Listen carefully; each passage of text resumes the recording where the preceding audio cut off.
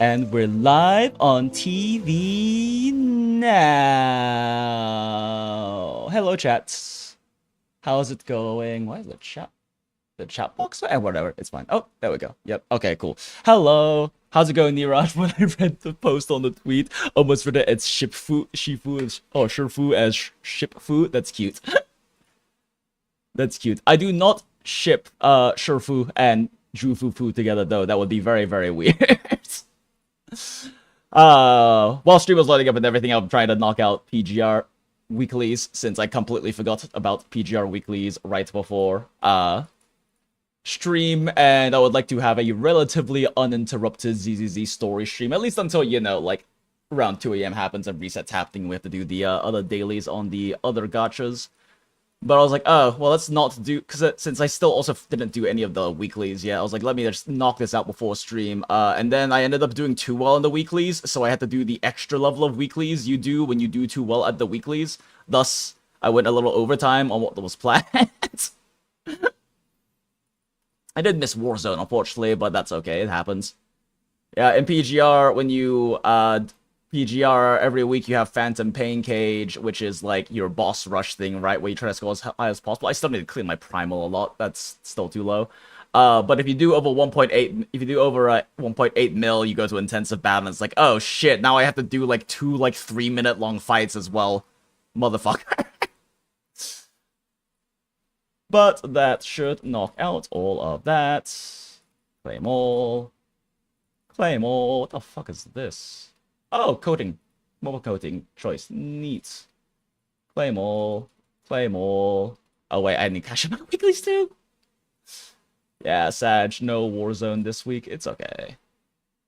Do it next time. Alright, ZZZ loading up. Suffering from success. Yeah, I mean, like, I don't normally hit intensive battle 1.8 mil unless I actually mauled, and I didn't really maul that much this time around, but there were also 2 like very easy bosses on rotation, so like scoring high on them is relatively easy. Since they're like last gen bosses, so they don't really have the HP to keep up with the newer units and teams. Shipfu is what we call waifus in Azure Lane. Oh, that makes sense, because they're ships. Yeah, that makes sense. There's ships that you ship, ha ha ha ha ha, with your MC, I assume. I don't know, I've heard that Azure Lane is very much like a goon waifu game. But I don't really know how deep in it goes. I don't know if it hits, like, Snowbreak tier or not. Alright. Ikuzo.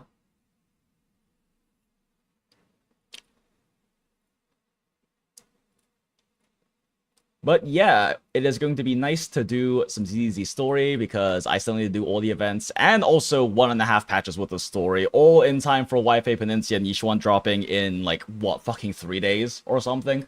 Like, how long is it? We've got another 3 days, but then there's also like an empty day. So yeah, 4 days from now. In 4 days, Yixuan's dropping and so is 2.0, and I want to be actually ready for that, but I have been slacking so fucking hard on ZZZ content. I did all the events of last patch, but I didn't do the story because it's not like, you know, patch time limited rewards. So now we gotta burn through and grind through all of this shit.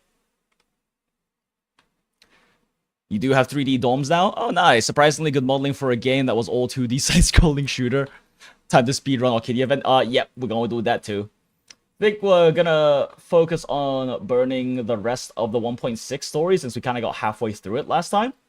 And then after that, before we hit up 1.7 story, we'll like knock out the events as well. But that's the current game plan for this bonus stream. I guess it is a bonus stream, huh? Since this wasn't actually on the schedule originally.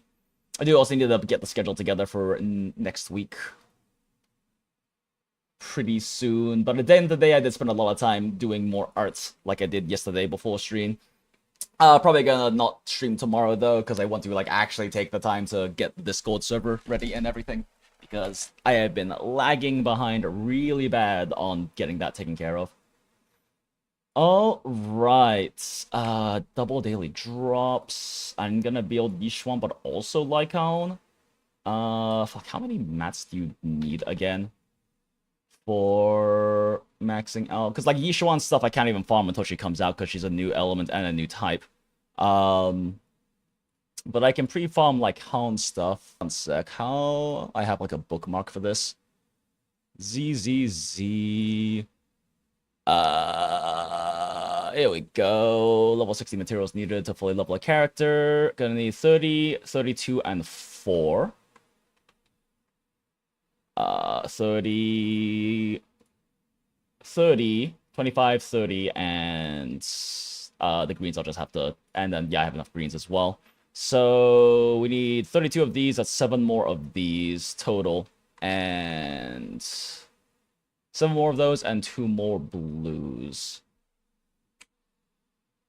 And that means, I think we get, what, 2 blues per? Roughly? I'm just gonna take a look real quick.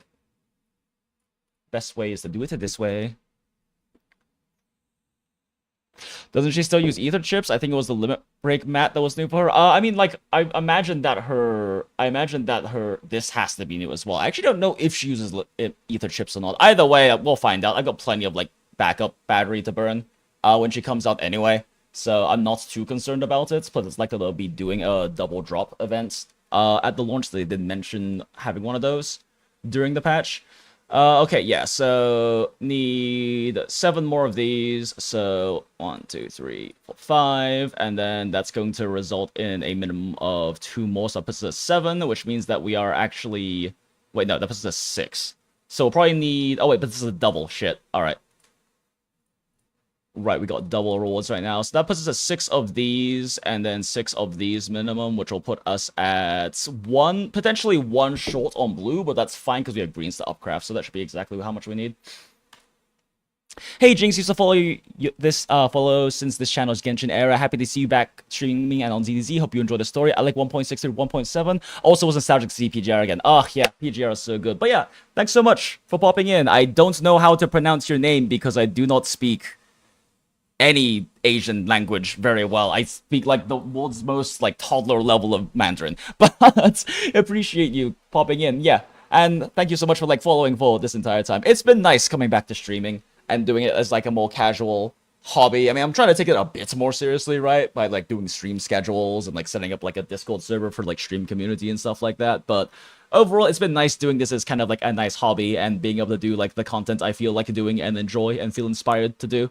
And be much more myself on stream, because like during the Monster Hunter and Genshin era, I was definitely kayfabing a lot, right? Like I definitely had a certain presentation self I was putting up in the videos and whatnot, and now I'm just being my fucking ADHD tangent yapping degenerate gotcha degenerate hag self on stream, and it's nice.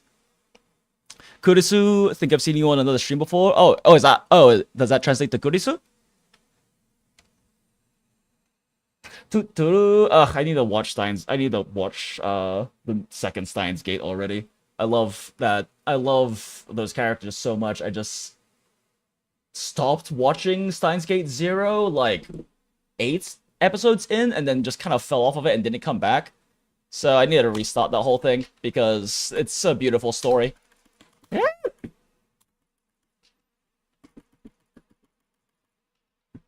Hey, thanks for the bonus. Wait, the bonus didn't mean anything. I used the fucking special during it. Okay. I didn't do the funny tech. It's fine.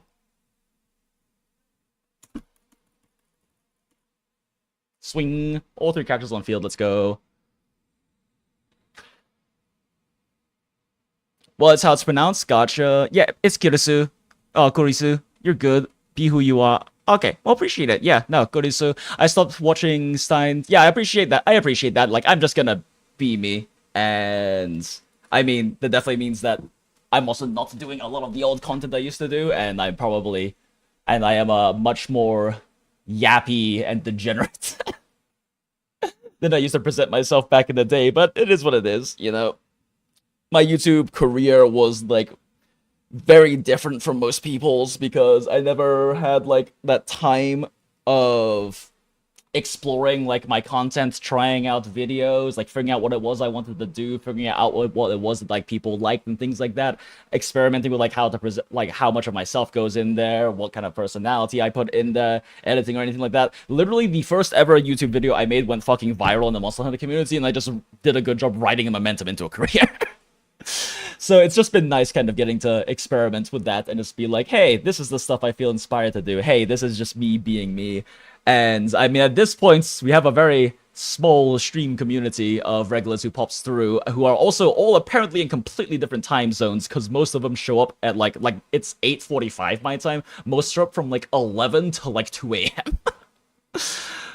But like, it's a fun crew of peeps, and we like to call ourselves the Gundala because of fun shit that happened during the ZZ, like the first Woo stream and everything.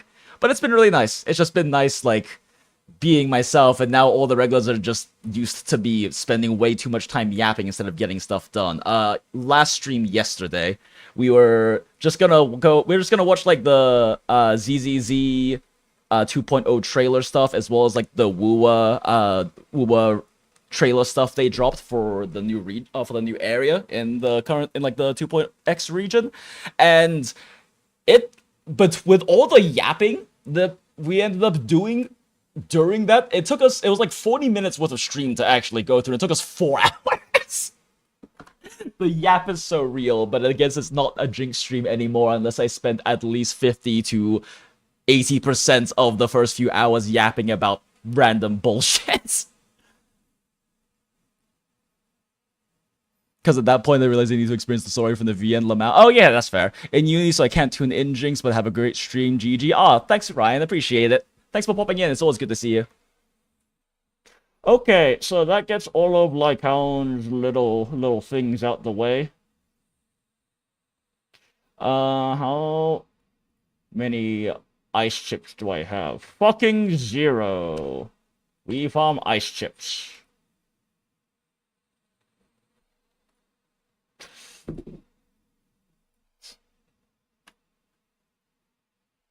Yeah, because since they announced the standard S selector, I was just gonna throw it into Soldier because I'm building up as many mindscapes of Soldier 11 as I can because I adore her. However, Mono Ice Miyabi looks like incredibly, like, so much fun to play, and it's such like a technical, high-skill team that I have to play it. Like, I've wanted to play it so badly. I mean, if I somehow manage to... Oh, that wasn't what I wanted to do there.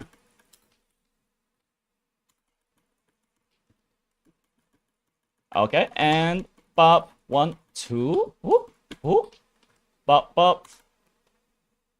And that should kill him. Wait, really? Huh. Okay. Weird. Kind of expected that defense shred chain attack to be able to kill them, but it was short on one of them.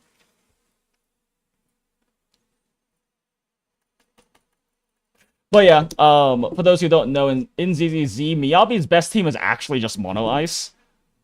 Like, even though her entire kit is built around disorders, and like, for most players, Yanagi Miyabi is going to be her strongest team. But her actual, like, highest ceiling team in the game is Mono Ice. It's just very hard to play right.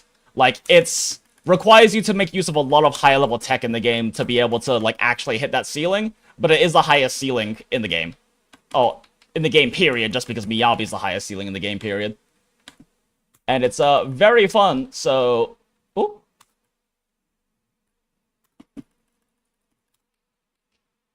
Okay, that's a little faster if I do the double swap. All right.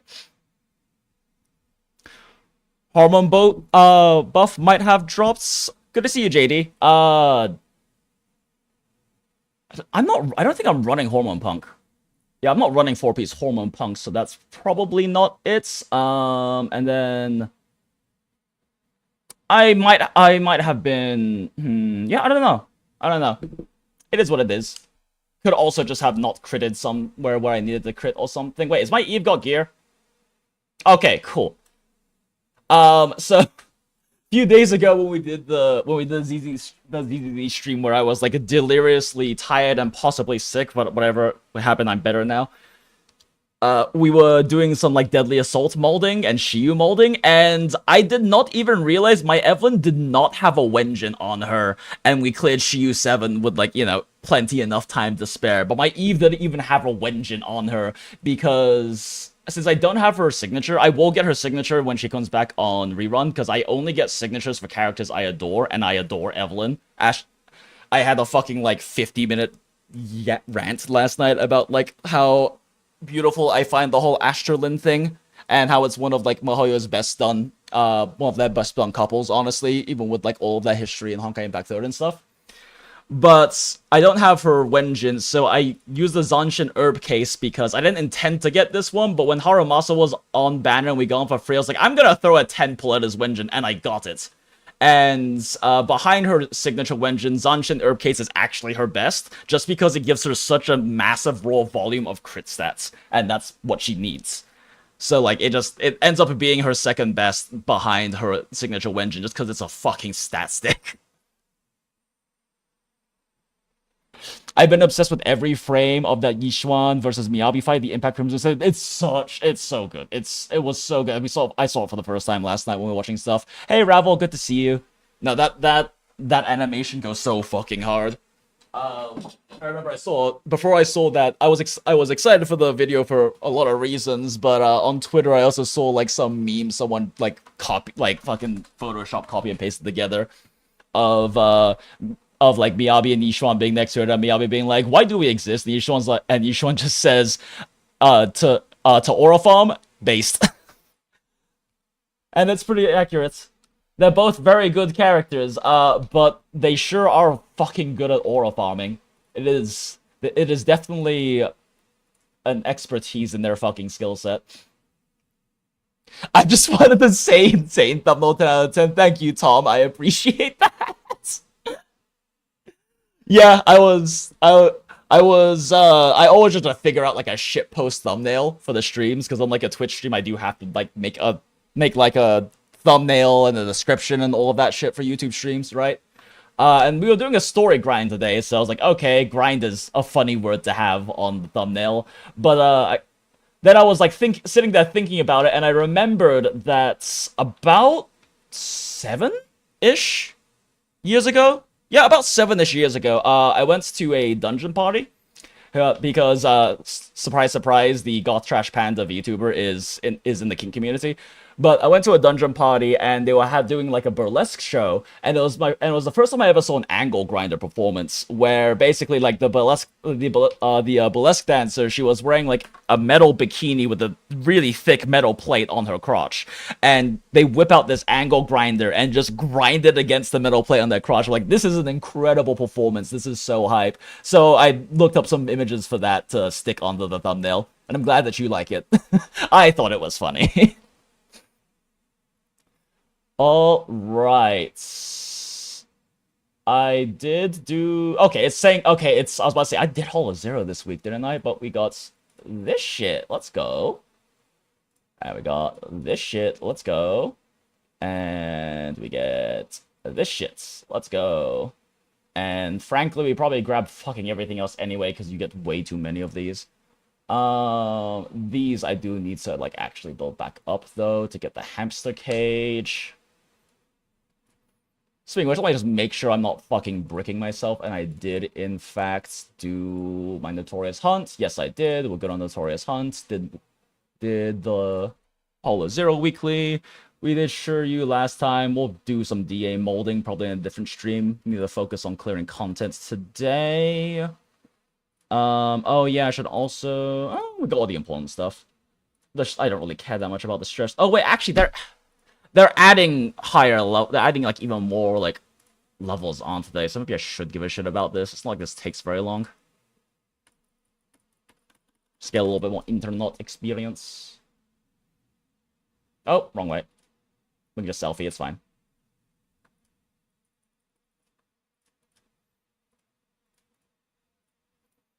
We love High Bell. She takes the best selfies. All right. That's that one. And then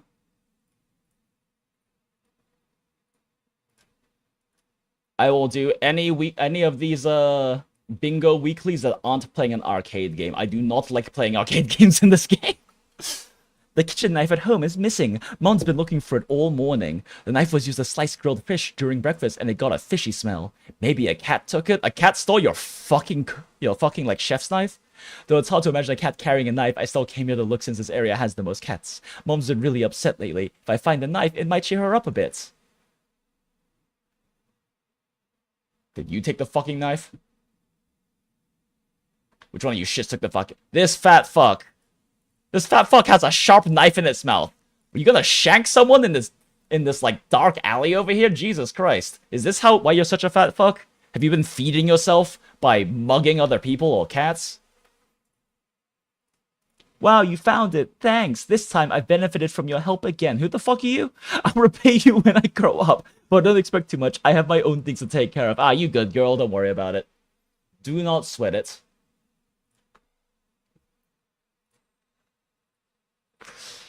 And complete wish events in quality time. Oh my god, quality time, right. Yeah, sure, yeah. No one look at my list of trust events that I haven't done. I am very good at doing all of the quality time events and shit with the characters in this game. Ha ha ha, ha ha ha, ha ha ha. Which fucking button is it again? Q, okay.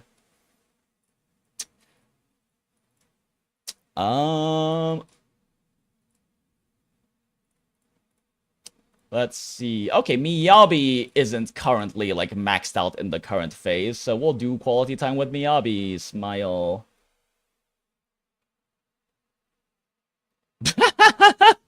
Miyabi's like, I'm only good at one thing. Oh, the wishlist set destination? Fine. I'm not gonna lie, I wish we could completely switch between Y/Bell so I can use Ys for all the simping moments, but I want to goof with Bell the rest of the time. Yeah, because that's right, because you can, like, swap between who you're running around is, but you can't swap who is, like, the main one in the story, right? Chunky car with a knife. Chunky cat with a knife, true. Girl, I'm literally right in front of you. Calm down. Chill. Girl, chill. Miyabi, are you doing closing your eyes training again today?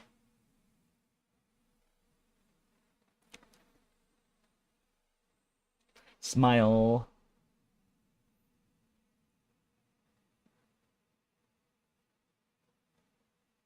Oh my. So you're saying that we should get Miyabi hot and bothered right now to increase her luck, right?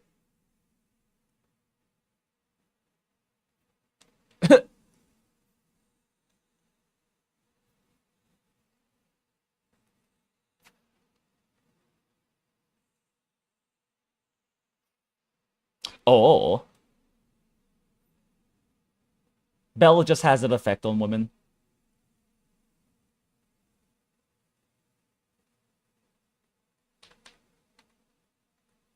They really could fix, like, the pacing of their speech in the quality time, though.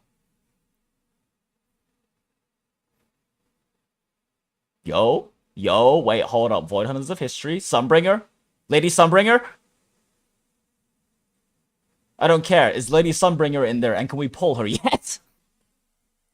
Give me Sunbringer, Hoyo.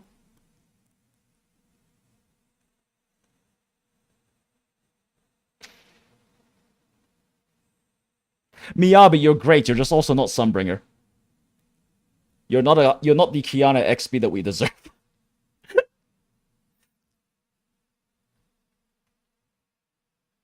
Girl, you've done plenty. It's fine.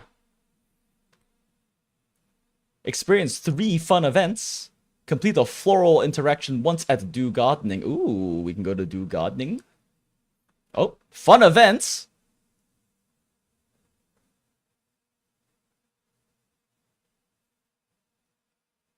Dude, the pauses between things happening in quality time.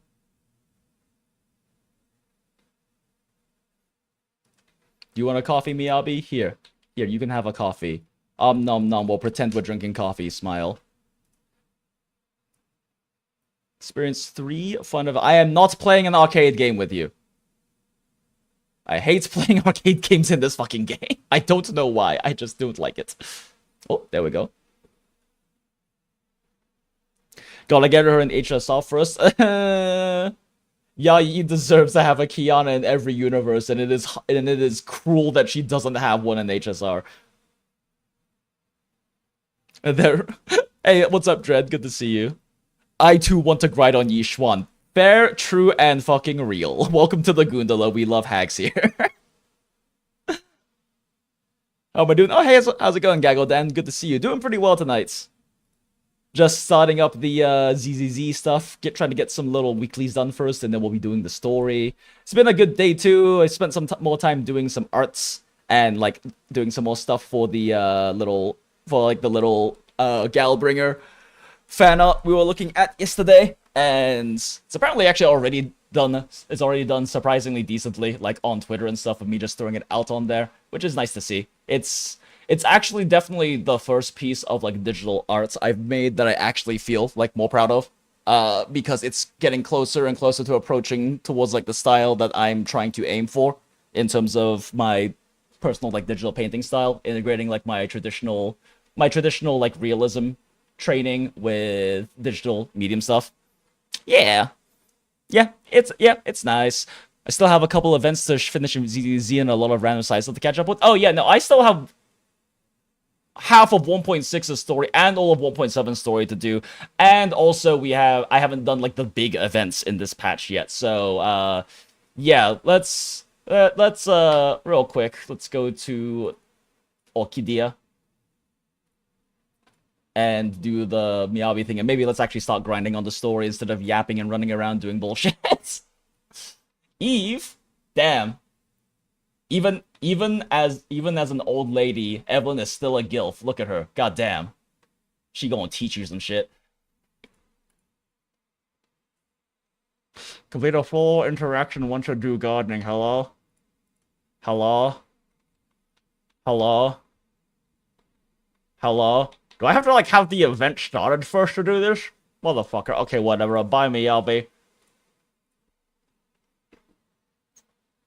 I don't understand the obsession for Chisa, not gonna lie. Oh, yeah, so we kind of, like... Oh, sorry. Who of the 6 are you excited for Omua?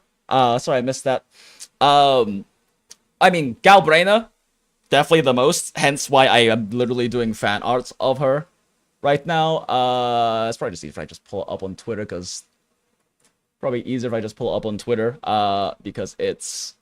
CSP, like, is a lot of computer load, and I want to not harm my computer with all the shit I already do on it. But yeah, I added, compared to the one we saw yesterday, where I just had, like, some of the hair done and stuff, like, I added in base colors, as well as some, like, main, like, base shadow, like a chiaroscuro shadow, basically.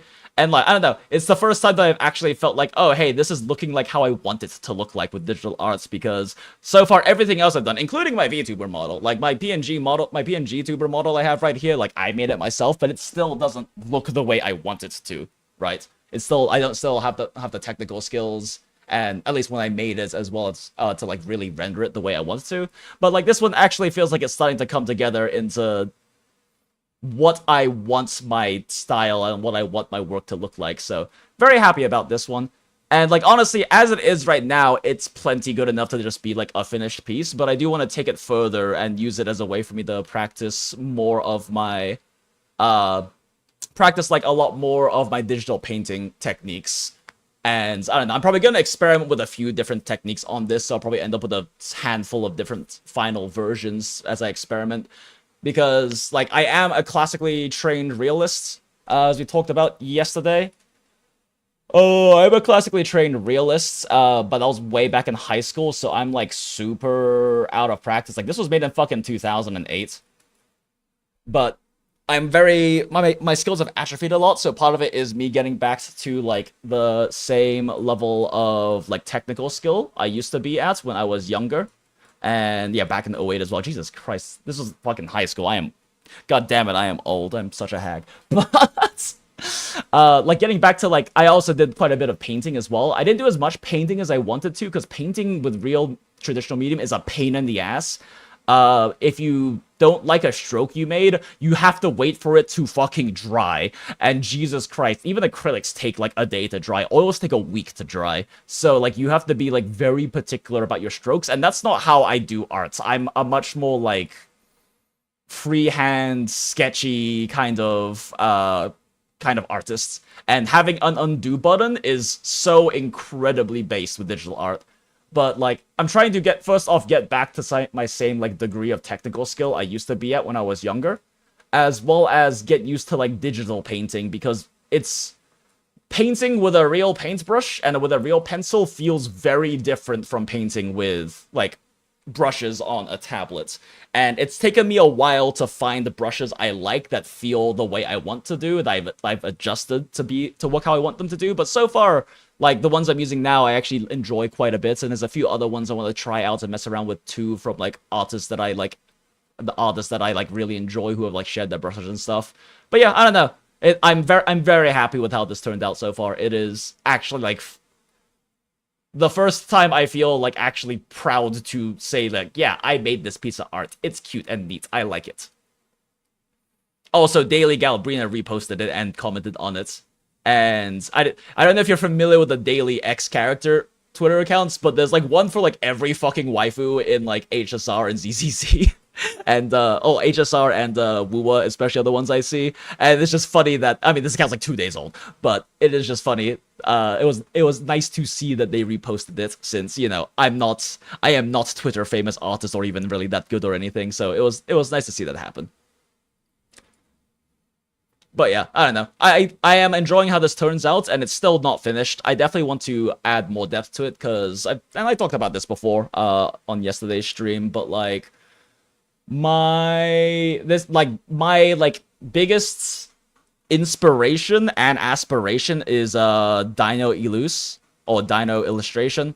Yuming Lee is also great. But I won't get that. I mean, this didn't get the VOD yesterday demonetized. Sure, will it be fine? This is like the definition of artistic nudity. But like Dino's style is like basically what I aspire towards, because he's like very clearly he's very clearly a very skilled traditional painter. Like, he's very clearly traditional. He's also stated before that was a painter before he got into digital medium, and like you can very much see that. I love how he does a thing that I personally like and that I've done in my own artwork in the past too, which is that he intentionally leaves a little bit of that messiness and that human touch, where like this all looks incredibly good and well rendered, but as you zoom in, you can see that the brush strokes are still noticeable. He's not blending and smudging them out to clean it up and give it a much more of that, like, you know, more classic anime rendered look. He's leaving in these, like, little bits of character and imperfection. You can even see that in some of the, like, line work he adds in. A lot of it's, like, original, like, sketch things that he's just allowing to remain over there and whatnot. And he's very intentionally not cleaning up all of those things, because I personally do the same thing. Like, I personally do the same thing with my arts, because I feel like it leaves more of that human touch and more character to it. And I don't know, I really admire Dino's skills a lot, and I've seen their art before, but I didn't really start, like, really observing and, like, studying their stuff until more recently, and I'm really glad that I found them and I'm able to, like, study them, because they're kind of the first artists I've run into where I go, this is what I want. This is, like, the direction I want to take my own personal style, right? It's someone that I can actually, like, do strong master studies of, because because they have, like, that very strong, like, traditional medium painter like realist fundamentals that they are doing a good job of also like transferring into, you know, the anime stylization while still keeping a lot of those like straw painting fundamentals down. Like, in particular, I mean, this Phoebe piece is hands down my favorite piece of Dinos, and I plan on doing like a full master study of this at some point. Which, if you aren't familiar, a master study is basically where you just copy someone else's arts to like practice and learn what they do. And like this Miyabi piece especially was kind of the one that made me go, oh wow, I like Dino is kind of the direction I want to go, because like I've done my training when I was younger for arts was as a human figure artist, like a human figure realism. So like this minus the Miyabi head is something I've done like 10 times, right? And like I want to get my painting skills back up to like this level. I don't really have any of my all of my like old paintings are in Atlanta. I don't really have photos of them. Maybe I should have my parents like take pictures of them at some point or something, so I can actually have like my actual portfolio to look at, other than just in the physical portfolio I have in my room. And like this Camellia piece and everything, right? Like these kinds of human figure studies are just what I am trained in doing, but also being able to use that and like transfer it into, you know, fan art of a character you adore, which is also what I want to do. I don't know. I find this piece particularly inspirational, I guess, because I go, oh, hey, like, this is what I want to reach for in terms of, like, melding my past experience and preferred, like, my past experience and training and my preferred, like, aspects with, like, the anime stylization fan art stuff I want to do.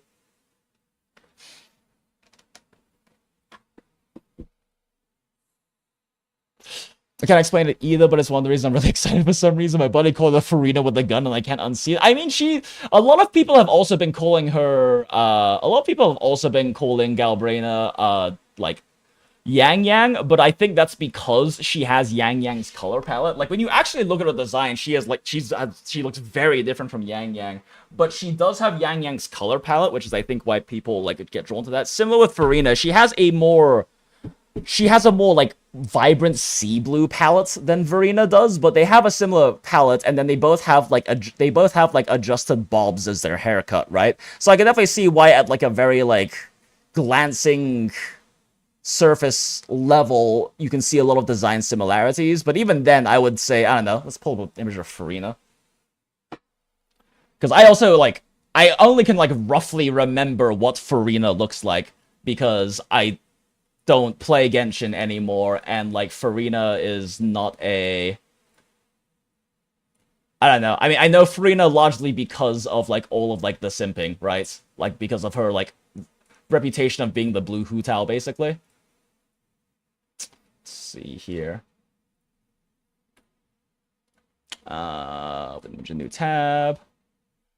But yeah, palette wise, like Galbraina, like I said, their main blues are more vibrant. They're much more like vibrant, saturated blues. Because if you look at all of Farina's blues in her outfit, especially, like they are on darker tones, but they have more gray tones in them. Like her palette leans a lot more into like vibrant French grays than it does like vibrant sharp blues. Even like the brighter blues they have are a bit more desaturated and pastel, while Galbraina's are like very saturated. They're almost like neon blue in how like saturated the colors are. So like they do have the blue thing going on, but like Galbraina's palette is mostly blue with like very desaturated gray leading towards black, while Farina just has like a whole bunch of blue going on. Like, Farina doesn't even have black in the outfit, actually. Like, other than the shoes, these gloves aren't even black. Like, these gloves, like, this glove is just a very dark tones, similar to saturated, like, blue leading French gray that she has on the rest of her outfit. So, like, there is, like, the palette similarity, and I also, like I said, both of their hairs are adjusted bob, like, based on a bob cut, right? Like, Farina's haircut is based on a bob cut, and Galbraina's is kind of based on a bob cut with fucking gigantic air vents and wing shit going on, but like I can understand and see why people can make the comparison, but I feel like once you like actually break down the design elements much more, they're very divergent. But at the same time, I can definitely understand the similarities. It's just, I guess, when I start, like, breaking them down a lot more, like, there is actually not that many similarities in terms of their design. Because even with their adjusted bob, the overall structure of it is very different. And even in that palette, the palette is... They both have blue palettes, that's about the only similarity. Like, all of the choices of the actual tones, saturation, and everything else is completely different, and especially, like, the range of tones used, because Galbraina basically has 2 tones of blue in her entire outfit. She has this vibrant, like, sea blue, and then she has a slightly darker, but still incredibly saturated, like, deeper neon blue as part of her palette. I guess she also has, like, this kind of slightly more purplish tinted blue for her gun and everything. While Furina has, like, 1, 2, 3, 4, 5, 6, 7, including 8, 9, at least 9 different tones of blue in her outfit. Like, she has just got the whole fucking spectrum of, like, the slightly desaturated, the pastel, dark blue through, like, maybe, like, light navy.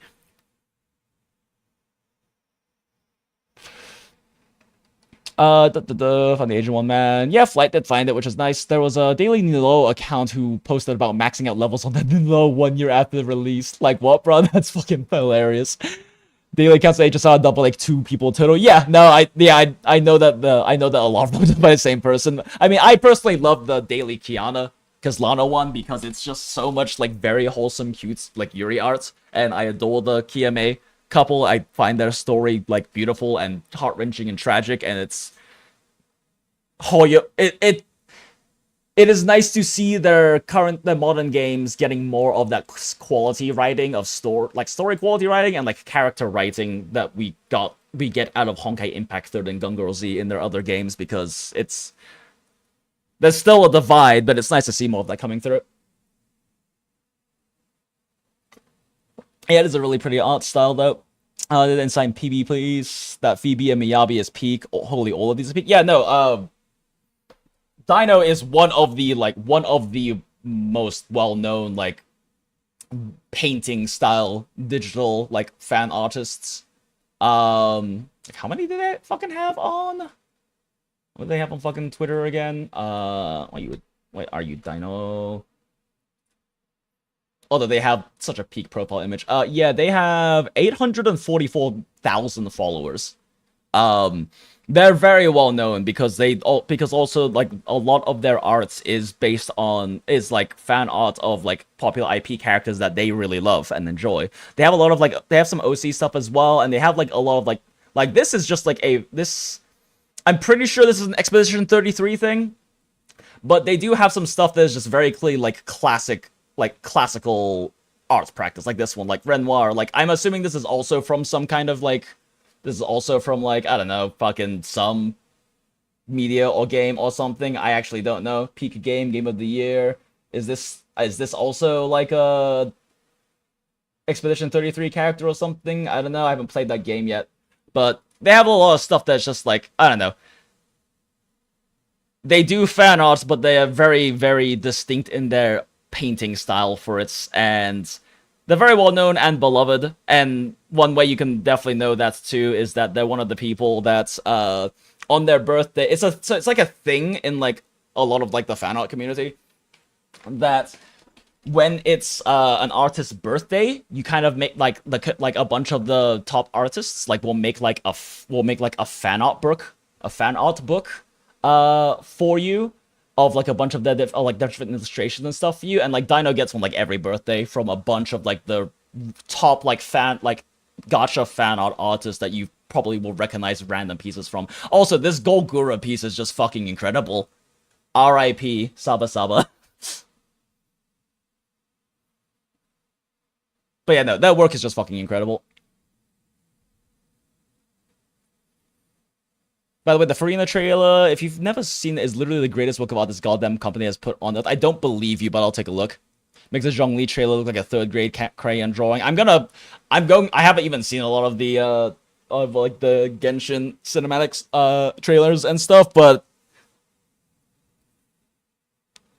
You're gonna have a hard time convincing me it's better than some of the more peak things from like Honkai Impact 3rd and GGZ, and also even from ZZZ. But I am a little curious now that you've mentioned it. I'm definitely curious to see it. Maybe Furina's Dark Mobile match better? Oh, maybe. I don't really know anything about her. Gal's Blue is American flag. That's why she is a gun user. True and fucking real. She even has a touch of the red in there. In like the leather, in like the pattern inline of her sleeve. I just noticed that Furina's her sleeves are crowns. She has like a lot of aristocrats theming in like the symbolism in her outfits, right? Like the most from what I'm seeing right now, the most consistent design language she has in there is she has the aristocrat theming. A lot of these embellishments are like look like they're based of like classic like Renaissance aristocrat designs. She has the crowns. She has a crown here. She has a crown here. She has even her little top hats, which is also aristocratic and has like the classic little fluffle on there. Also has a crown elements to it. She does seem to have like a little possibly sun and moon iconography here as well, but then otherwise it's like very largely gems and droplets, right? Really going into the water theme. Yeah. Very aristocratic, wet young lady, I guess.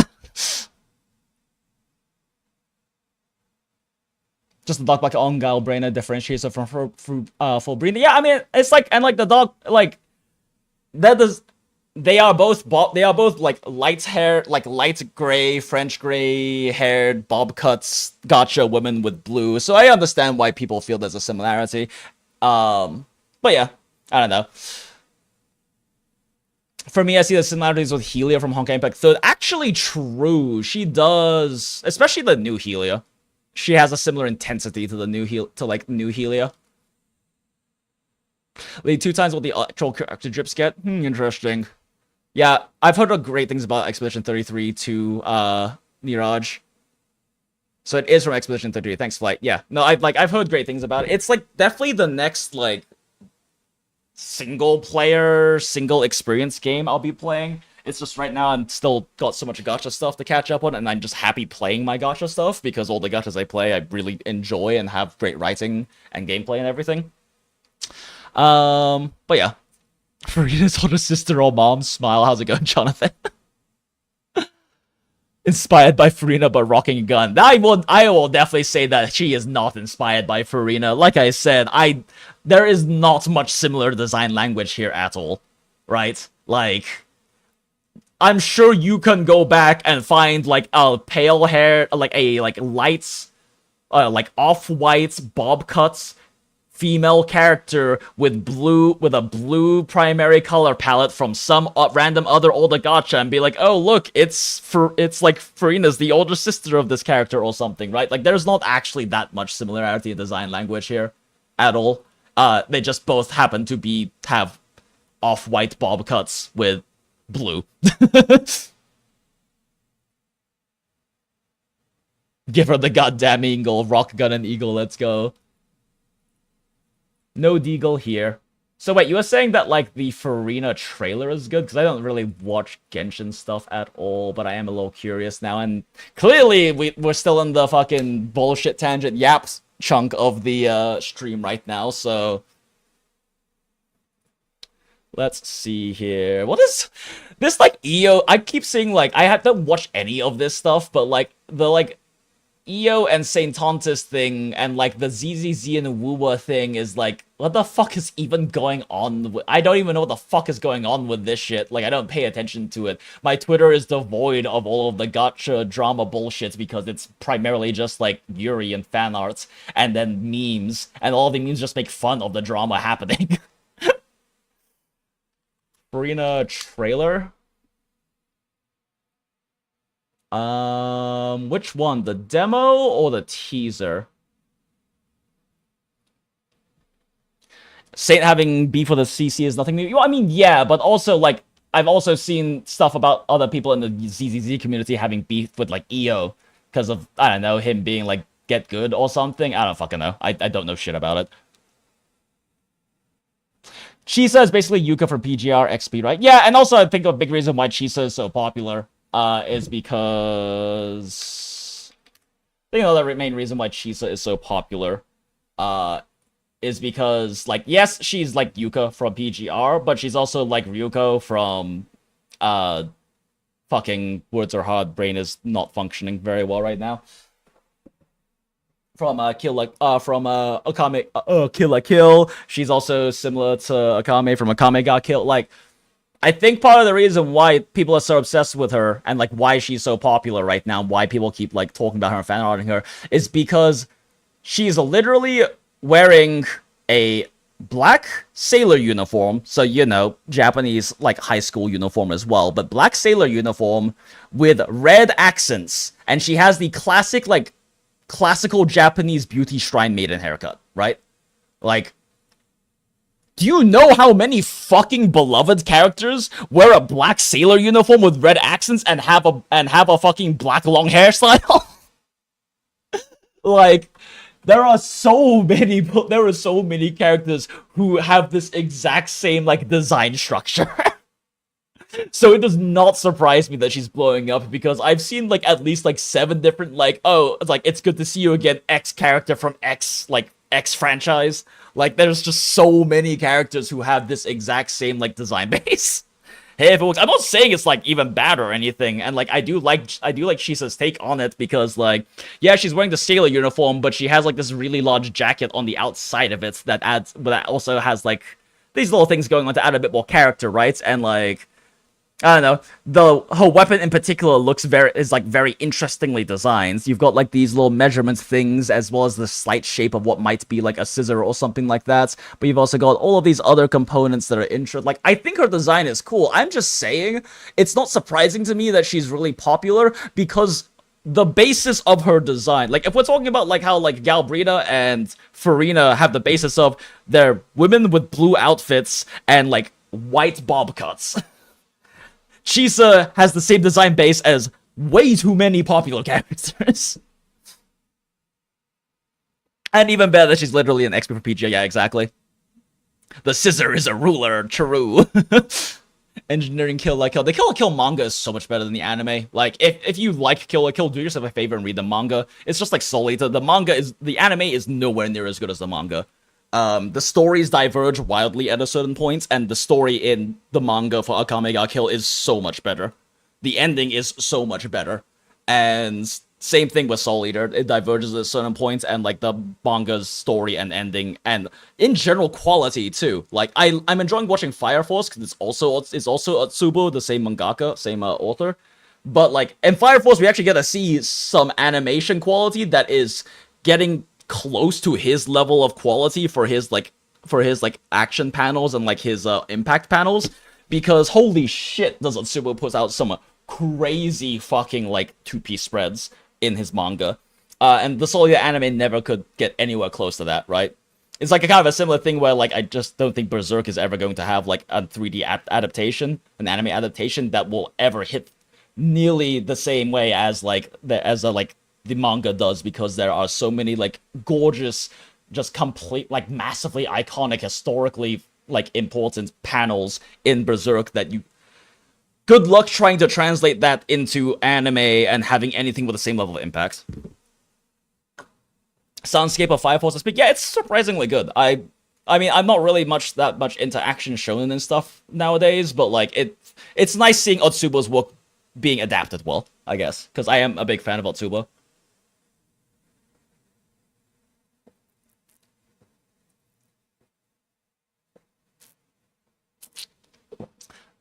I will never not misread for in the story teaser as La Baguette. So it's the one with the seahorse. Gotcha. Okay, so yeah, the one with the seahorse. Okay. I always like videos automatic immediately, but I'm not going to because it's Genshin.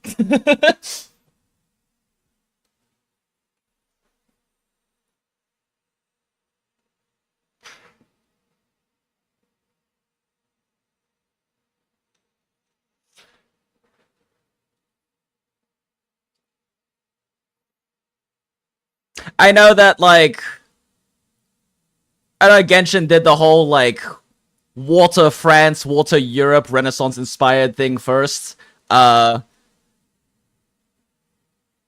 Renacita does it better. I'm gonna just throw that out there.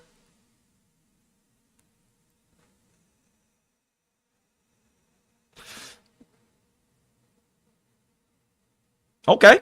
Okay. My dear vassal, this is not a foe you can lightly handle. Fret not for a design, blah blah blah blah blah.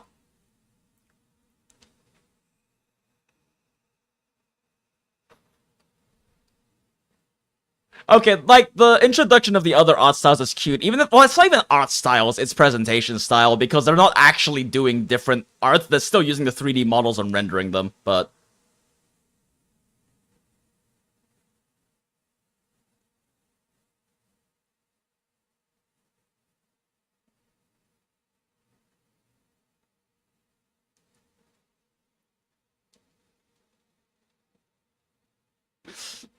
Girl, that is mean. Throwing rocks and rock, paper, scissors against a crab? Fuck you. That's so fucked up. Have money. I'm a rich woman.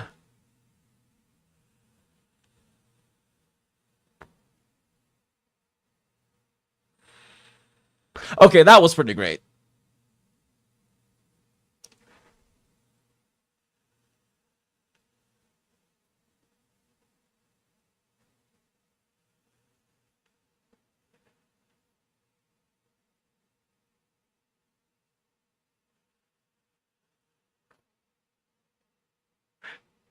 Wait, what's that? What? I don't know anything about Nuvolette other than the fact that he's funny Blastoise spin at max DPI to kill everything on the field character. Why is he being taken away?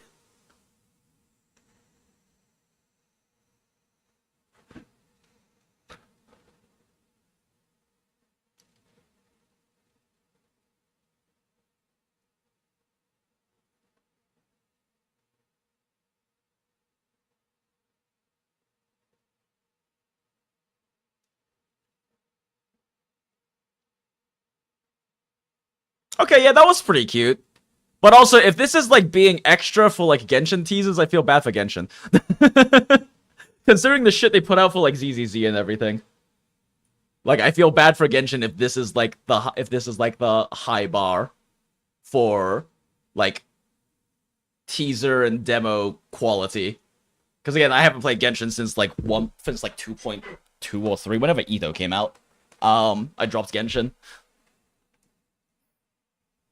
She's a theater kid. Yeah, I could tell. Wait, there's no sound? Oh my fucking god. How long have I had no sound? God damn it. I forgot to unmute the stream. Sound? Oh, where's the sound? Okay, yeah, my bad. Okay. Fine, we'll watch it. We'll fucking watch it again. God damn it. Hi there, I'm Jinjinx, very professional streamer person who did not have their entire desktop sound muted for the first hour of the goddamn stream. I think that Raiden Shayla is one of the best. Personally, it's the Arlecchino animation. I think I did see the Arlecchino one, because the only time I reinstalled Genshin and played again was to pull Arlecchino and, like, uninstall immediately afterwards. I played, like, one little bit of story and went, oh, right, I forgot I hate the writing in this game, and I just uninstalled. Wow, he likes it a lot to watch as well. I just feel bad that we didn't have sound for the entire first hour of the goddamn stream. Vocal cords ready. It's not a Jinx stream without a bunch of scuff. We live for the scuff and the yap, I guess.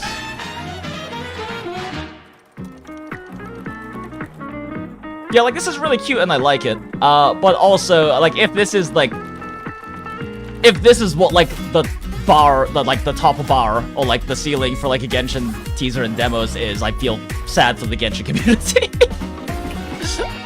It's good, but, like, some of the stuff they do in their other fucking games, like, especially the ZZZ stuff, and also a lot of the Honkai Impact, just general, like, animation work they do.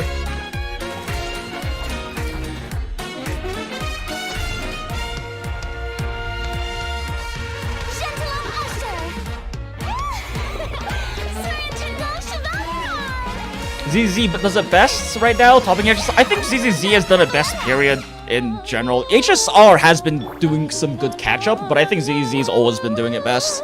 Out of the modern Mihoyos, Honkai Impact 3rd and GGZ are a different thing entirely, but...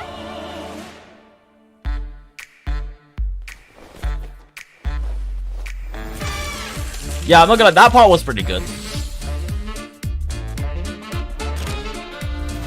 I can definitely see why people like this character a lot.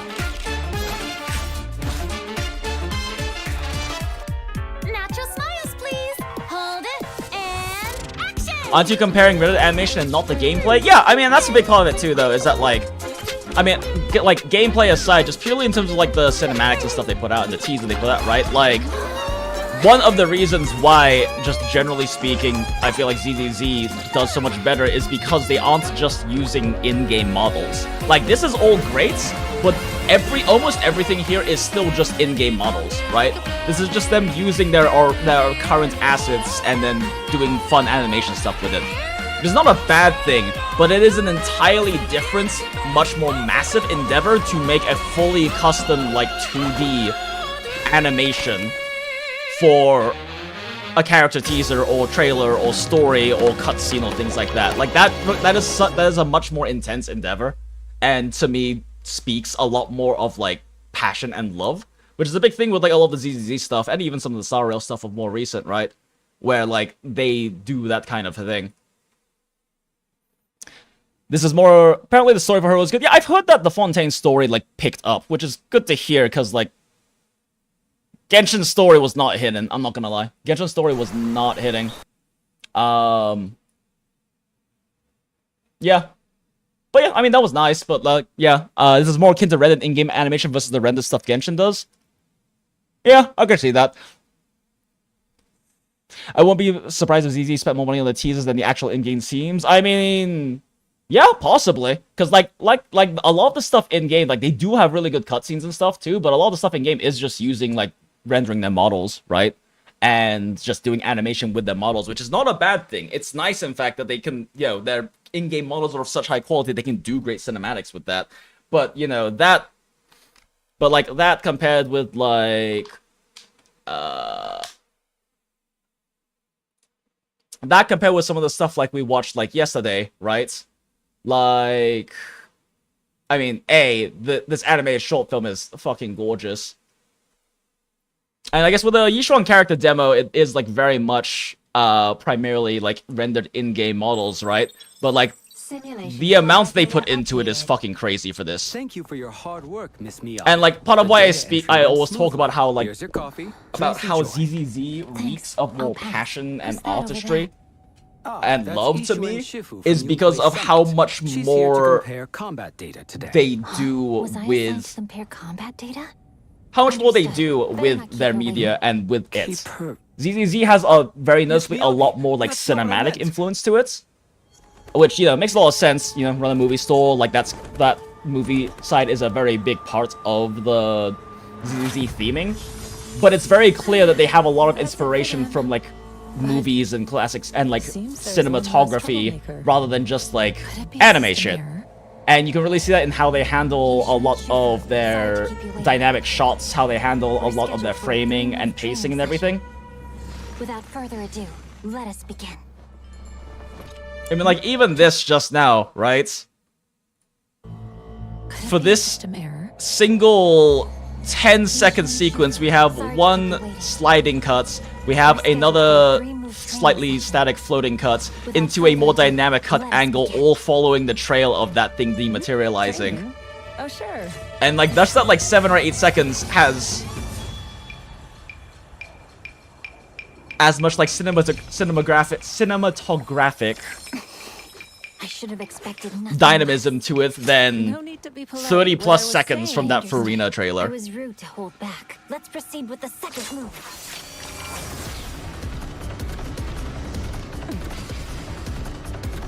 I mean, this is still also ultimately pretty much just like in-game rendered models, but also the models they've built and the rigging they've done in ZZZ is fucking crazy, and it makes it look much more impressive because they're using so many. There's so many traditional Western animation principles and techniques being used here. There's ZZZ has like a lot more squash and stretch, which is a really huge core fundamental animation principle in like Western animation, defined by like the OG Disney peeps basically. Where like right about here, like so right now it's like they're mostly just the normal models doing things. But you can even see here, like there is some stretch of Miyabi's model that this is not how the skeleton should normally allow it to happen, but they're doing a little bit of animation stretch there. And oh, whoops.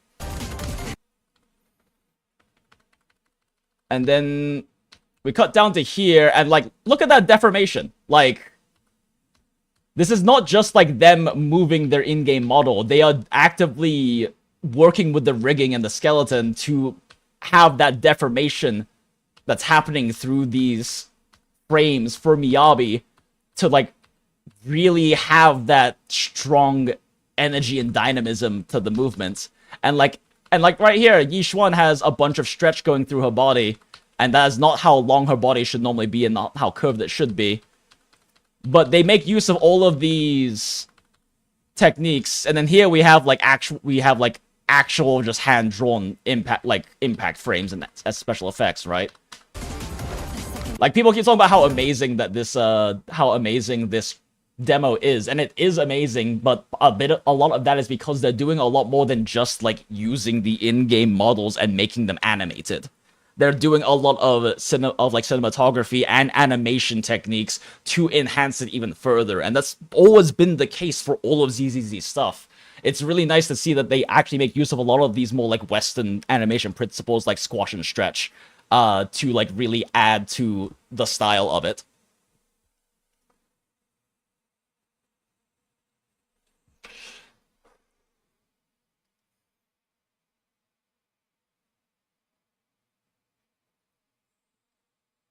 Sumeru also had better story, but Fontaine really sent it over the top. That's good to hear. Yeah, the writing had never been particularly impressive in Genshin, and it didn't really bother me until I played Honkai Impact 2 and went, wait, you motherfuckers can do this? What is going on with Genshin's story?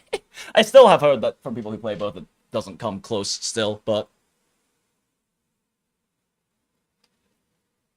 I feel like I'm the odd one out who doesn't watch trailers until after I do the stories. I mean, for a lot of the cases, I do. And if they're gonna be particularly plot relevant, like there's some like Hugo stuff we didn't watch yesterday because it's gonna come up in the story. Because they hired a better team for ZZ. Fortunately, it seems to not be doing as well. I don't know if they hired a better team. I think their team is just maybe it is the team that is more passionate, or maybe they're given more freedoms, but at least to me, from a completely outside consumer perspective, ZZZ is the one that it feels to me like they have the most passion and love for, because Genshin was an accident. They did not want to make a Genshin. Genshin was supposed to originally be a Honkaiverse game, and then they ended up making it into Genshin, which was based off of the fantasy setting from their very, very, very first game that was a college project before they actually officially became a company. So it's not actually one of their like true like quote unquote MiHoYo games, because MiHoYo didn't exist then.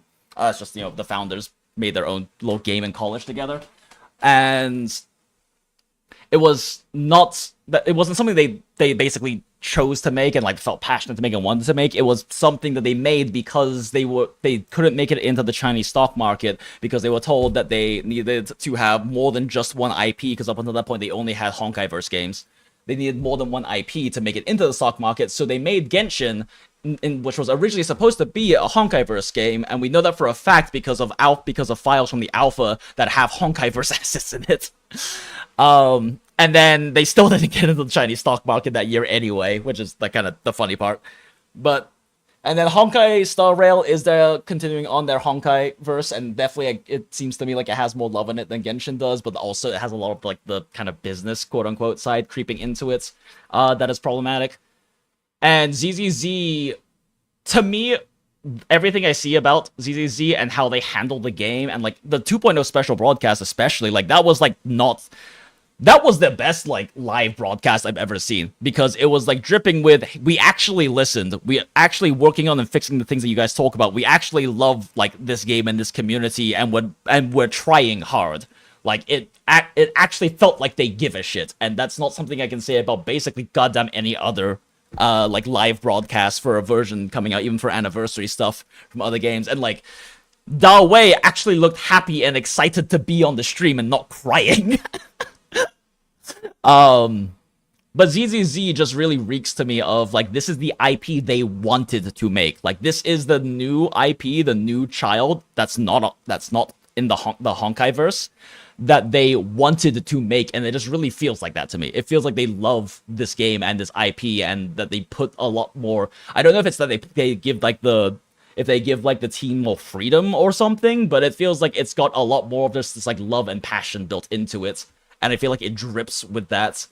And, I mean, I play Honkai Impact 3rd, so, like, Honkai Impact 3rd also has a lot of that in it as well. It's very much like a passion-love project, because the game does not make that much money, and holy shit, do they put a lot of resources into it since Genshin made a shitload of money. Like, Honkai Impact 3rd's, like, animation department is definitely just funded by, like, Genshin Star Rail money.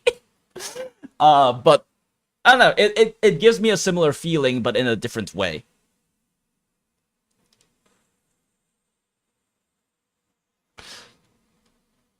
Let's see. Go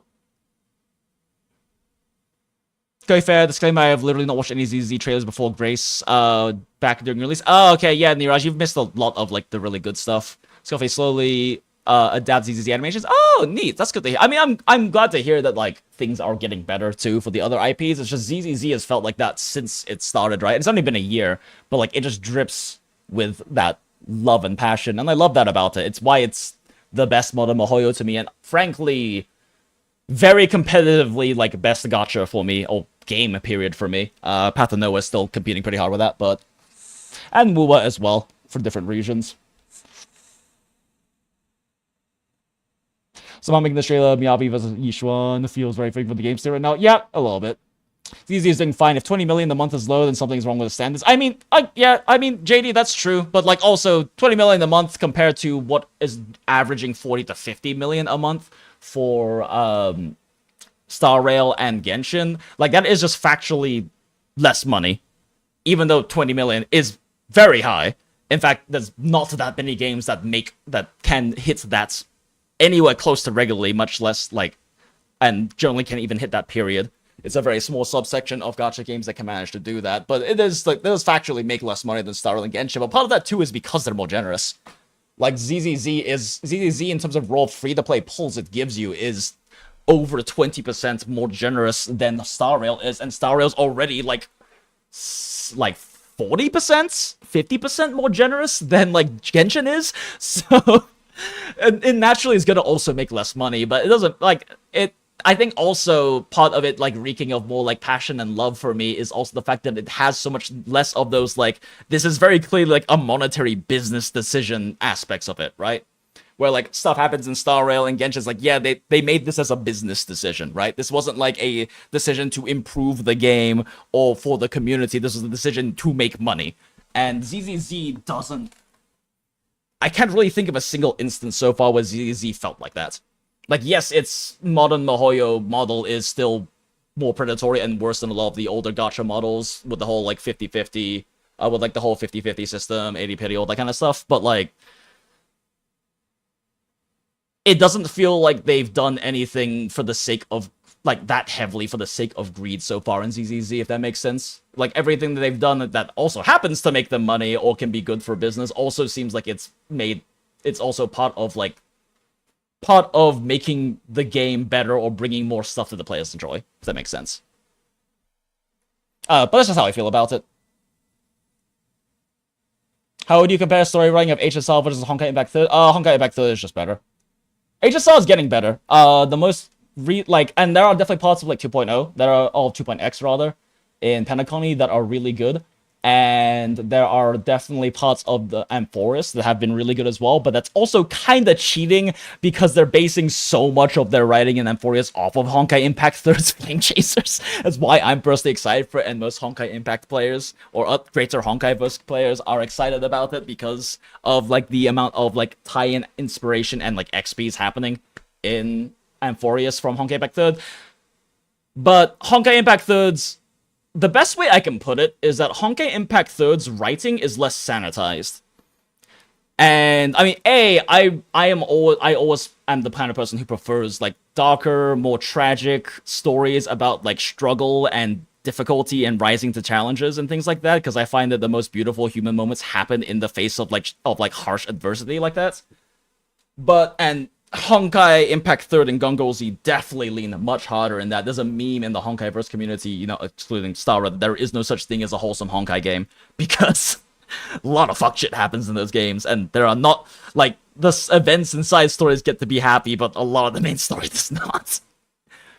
But Star Rail, and a lot of the, and this also contributes to it making a lot more money, Star Rail is definitely much more leaning towards, like, mainstream appeal in general, and that also means it's more sanitized. That also means that they can't go as dark or do as fucked things or do as experimental or artistic things as they do in some of their other games with Star Rail, because it's going to potentially hurt like mainstream appeal.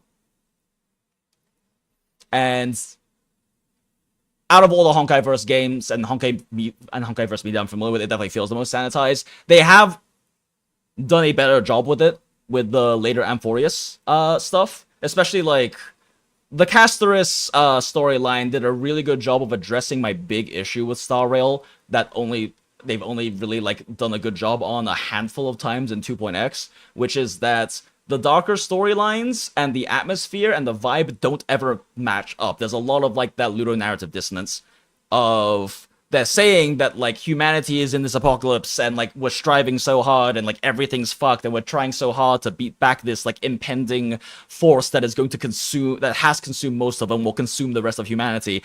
But then like all of the atmosphere, even when you're hanging out in fucking Kremnos, like all of the atmosphere is just way too like light and happy and doesn't have any of that going on.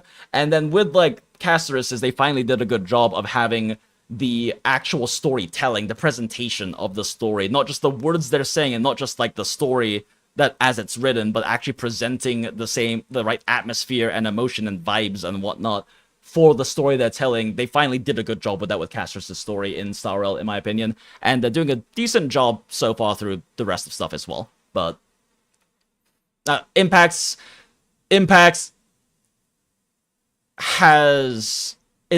does such a good job with incredibly intense emotional peaks in the story that are incredibly memorable and really like get nailed into the heart and soul of like the community and the players, that Star Rail and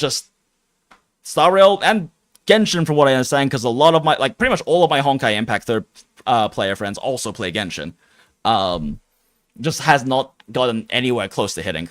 Like, there are like, and a big part of that too is also just there's a strict issue with the formula, making that more difficult, because Honkai Impact Third does the formula where they have basically the same primary cast of characters, and they very occasionally add new ones as story progresses, but instead of releasing brand new characters every patch, they're releasing new battle suits, like new gear or whatever versions of the characters in future patches. So you get a lot more of a chance to like build up affection and attachments towards the characters. You get to see them go through more storylines. You get to see them interact with people more. You get to see them build relationships, build character arcs, grow, change, all of these different things. And that can lead to much more powerful storytelling moments that you can have in a style where you get to have 1 or 2 patches of a character's story, and then they disappear so the next character can have their 1 or 2 patches of story. And ZZZ kind of has a bit of that problem too,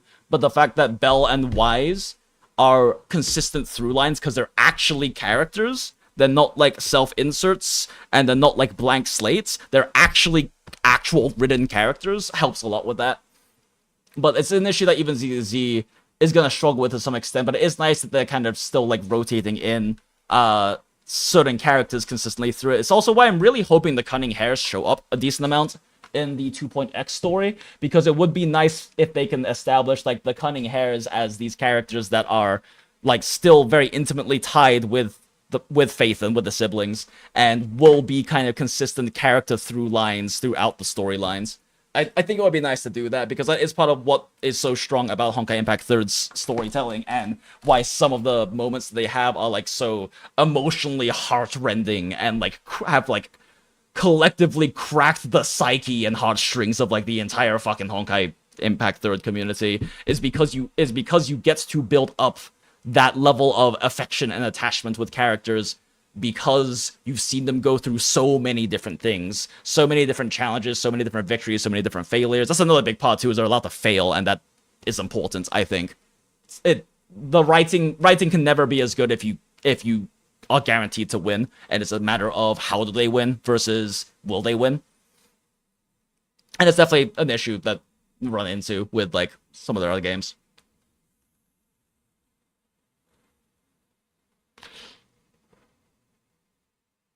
War Art was better than Pentagon for you? Fair. I understand Pentagon not really being for everyone, definitely. I'm yapping so hard and there's much chat and I'm doing a bad job keeping up with it. Smile. Each game has pros and cons and more purpose. Oh yeah, for sure. Like, each game has pros and cons, and like, a lot of people aren't going to enjoy the Honkai Impact story and story writing as much as, and like storytelling as I do, because they would rather have the more cinematic, open world kind of experience, and Honkai Impact 3 is an older model of stages. Your chapters are broken up into stages, and you do each stage at a time. I would personally argue that that kind of setup allows you to control pacing much better, which is a very powerful tool you can use in the storytelling. Versus, and also being able to go back and replay things. There's a thing I brought up in the Honkai Star Rail stream we did earlier this week. Sec water. But there's something I brought up in the Honkai Star Rail stream earlier this week, where a lot of the emotional impacts of like the later parts of the current story, probably don't want to spoil too much about it, but like of the current patch's story, a bunch of very important things and sad things happen to like very important characters. A lot of that emotional impact got blunted because of the fact that we took like a 4-day break in between finishing the story. So like we got to like a really important like rising action moment, and then took a break, and then continued on from that kind of blank state with that 4-day break, and then went into these like big climax things happening, and it lost a lot of the emotional impact because all of that emotional build-up through the story had been lost, and we couldn't go back and like do it from a scene or two earlier, right? You can't do that with Star Rail, and ZZZ having the option to actually replay character stories and stuff is nice for that reason. But because of that break, like all of these moments that should have been like incredibly like emotionally heartrending, that should have like really had these emotional peaks, was really numbed and like distilled down because of the fact that we couldn't go back and do it in the actual like intended pacing of the story, because we just ran out of time doing the story on the previous stream and everything, and same thing for just in general people. But with a stage style setup like Honkai Impact 3, you can go, okay, wait, I know like the past like two stages were really important build up to what seems like a climax, so I can go back and go 2 stages back, play that again, and then enjoy, and then like feel this like hours worth of like continual storyline at the intended pacing they have it, and actually experience it properly that way. And you can't do that with like Star Rail and Genshin and ZZZ. You can at least do with like character stories and stuff, which is nice. Having the ability to review those is nice, but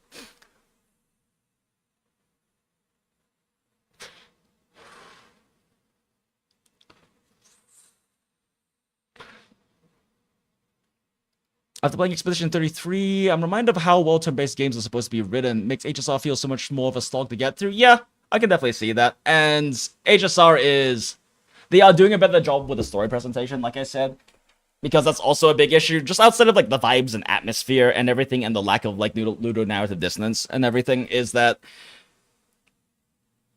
Amphorius 3.0 and a lot of 3.1 was just really boring because it was just kind of visual novel style with very static shots of one person talking for a few paragraphs and then cutting to a new one, and it didn't really do much in terms of like dynamic camera changes, of using camera angles or movement or techniques to really punctuate the cadence or emotion of like certain dialogue lines and things like that. It was just very it was a slog to get through. It wasn't an engaging experience. The writing itself, the actual story itself was great, but there was so much wasted opportunity with how they presented the story. The Nias, the moments in 3.0's story for Star Rail where Nias, you're like ending the Nias arc and everything with Castorus, and then he like looks at Castorus and says, despite knowing all of that, will you still weep for me? That should have been one of the most emotionally charged, like heartbreaking moments in Star Rail's story, but it was such a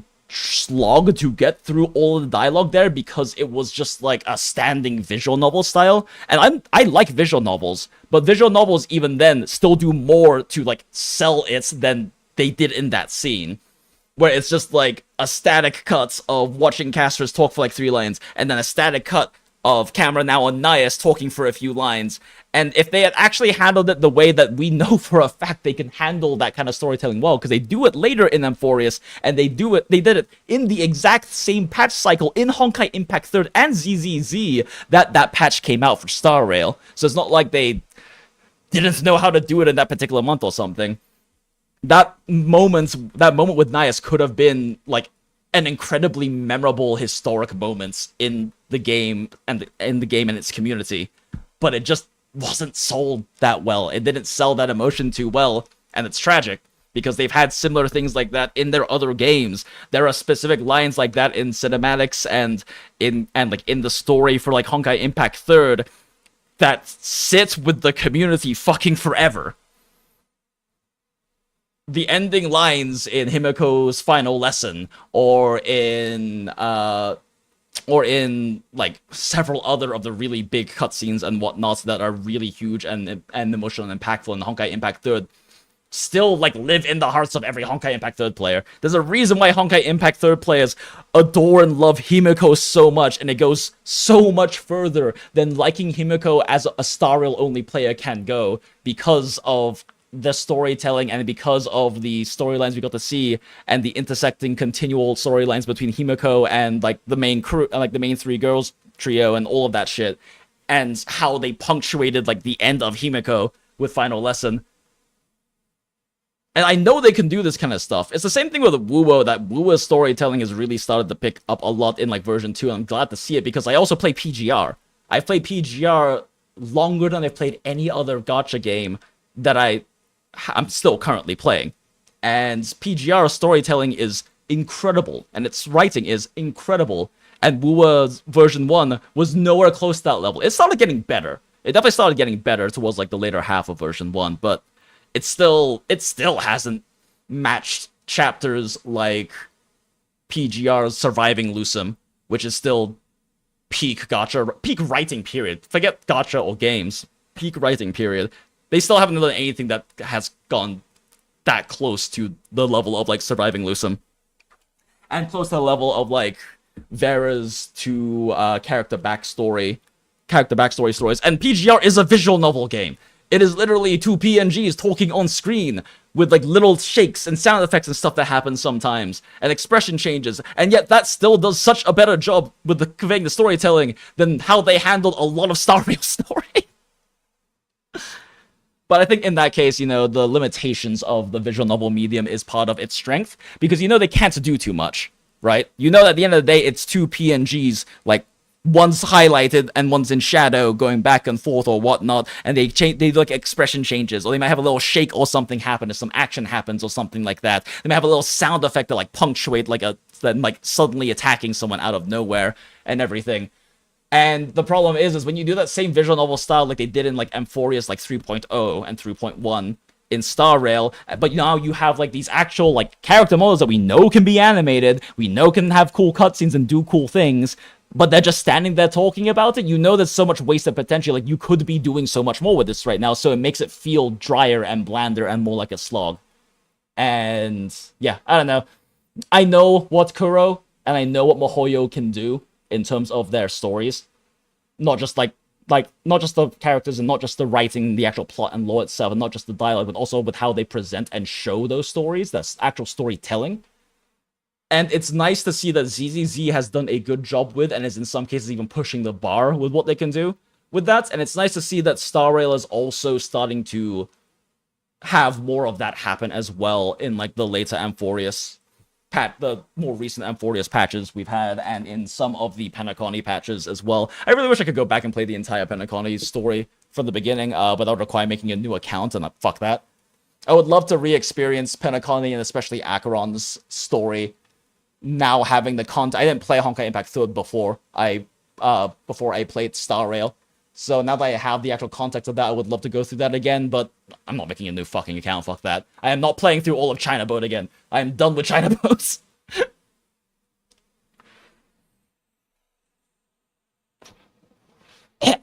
Vape. Dry. Gross. Ugh.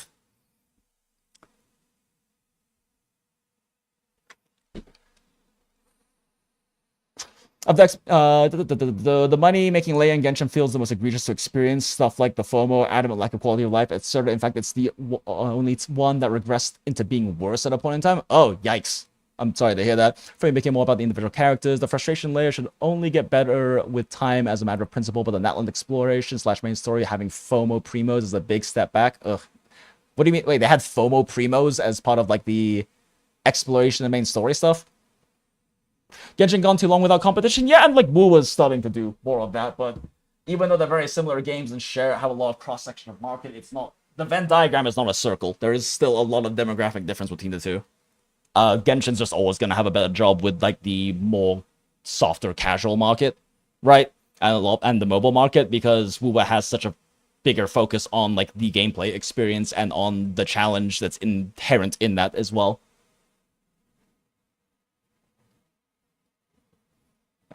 So lost on what to farm as ZZZ and basically just waiting for the shit to build anyone. I mean, fair. You can always just build up basic resources. I mean, when I'm now farming stuff for like Lycaon, because I decided I wanted to get Lycaon for Mono Ice team. But before that, I was literally just farming disk drive experience mats, because you know you're gonna have to reroll a bunch of disk drives to build a full new set for Yixuan, so... And doing, like, just the disk drive actual farming itself does not give you that much experience. So farming up specifically disk drive experience is kind of what I do when I just don't know what to farm in ZZZ. Remember, the Cunning Hairs still have a lot of debt with Python, so they will definitely eventually come back doing cameos and such. Oh, yeah. And I mean, it would be nice for them to do cameos, but it would be nice for them to be somewhat integrated with the plot lines too, you know? Actually become more of a recurring thing, not just cameos. Having like Ambi show up for a thing, having Billy show up for a thing, those kind of things.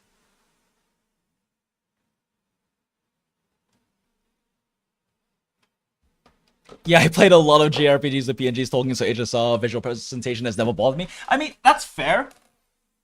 But I guess for me, it's different, right? Because I see what they can do in like Star Rail. I know it's the same company and the same IP, more importantly, right? Like, I don't know if it's fair to judge Genshin on the merits of Star Rail, because A, it was an accident. It's very likely, and honestly, in my opinion, probably the case that they just don't like Genshin as much as they like Honkai and Honkaiverse. Honkaiverse is their true baby. It's what they wanted it to be doing, and they made Genshin because they felt like they were forced to make it. So I don't think if it's necessarily fair to judge Genshin on the merits of like Honkai Impact 3 and of Gungo Z, but I think it's fair to judge Star Rail on it because it's literally it's the new Honkaiverse game for them. It's the new one of their baby, of their true baby. Yeah, you play Arknights, right? Yeah, I mean I play Arknights as well, and I love Arknights, and Path to Nowhere and Arknights are both that visuals, and PGR are all that like visual novel storytelling style. But I guess at least to me, when I know that the potential to push it further exists, that detracts from it. Like, with the fact that I know Honkai Star Rail can do so much more than just do, like, a visual novel presentation. Because, I mean, they can even just work in more interesting, more dynamic camera angles and cuts and things like that to really accentuate what's happening on screen. But when they don't, it's just... It really affects it a lot for me, I guess. Because... it feels lazy, and it feels like they're wasting the opportunity that they have, that if they really cared a lot more about the story, they would put that into it. Because it's not like it's a funding issue. Honkai Star Rail makes so much fucking money. And I know you can't just throw more money at the problem, right? Like, you can't just, oh, well, just hire more people. That's not how it works. I understand that. But if they can do that volume of content with that high level of quality of storytelling in Honkai Impact 3rd, in the same patch cycle as Star Rail did for that, and also with a smaller team, then I think it's fair to have those expectations, I guess.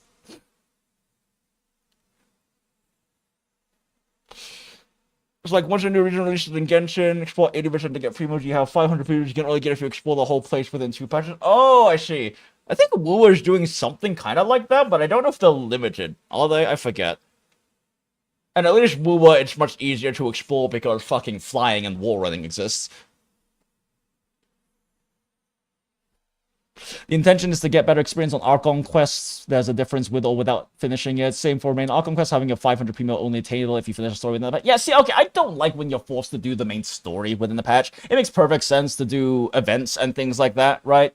Like, it makes perfect sense for, like, a temporary event to give you rewards. And it makes sense for, even if they're gonna add something as a permanent event, to give you extra rewards on the patch that comes out. But for main story, it's kind of fucked, especially considering that, you know, they want new players, and there are going to be new players, and forcing them to feel like they have to rush all the fucking story from the beginning through to that to get all of that stuff is just, it's just bad. I don't like that. I literally did not do the 5.0 and 5.1 Arkham quests. I missed out on 1,000 primos just so I could go do everything in one go. Yeah, and I mean, I'm the type to do that too, right? We're about to do all of fucking the rest of 1.6 and 1.7 story and event stuff tonight once I finish yapping, because Jesus fucking Christ, it's already an hour 40 of the stream.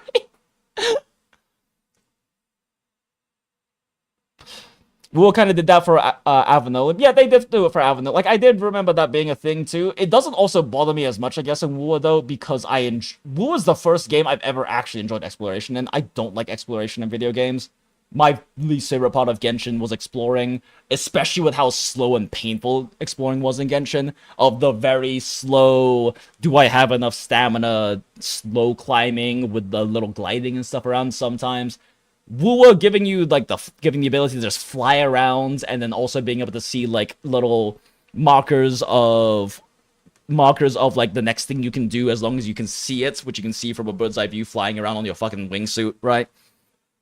And having, like, the little things you do be slightly engaging but quick, like fun little puzzles, or those little arenas where you have to do, like, certain things in the fight to get max points and max rewards and stuff. They're all fun and engaging. It's not just, even, like, the sensor chest things are more fun than just being like, ooh, there's a chest over there and picking it up, because it's like, oh, okay, there's these 4 or 5 chests. Let me try to figure out where they all are real quick. And it takes you, like, fucking, like, 50 seconds or something, but it's at least a bit engaging and more interesting. I'm not the type of person who enjoys just, like, finding every little thing on a map and, like, going around and searching for that stuff. It's not fun to me, and I'd rather spend my time doing something else. So at least in Woowa, with the wall running and with the little grapple and jump tech you can do, and with the flying around, it's at least enjoyable to do the exploration. Like, I've actually done 100% exploration in the majority, I think almost all of Renacita, actually, because I actually enjoyed doing it while just, like, playing podcasts in my second monitor and just chilling out and, like, clearing through each area one by one.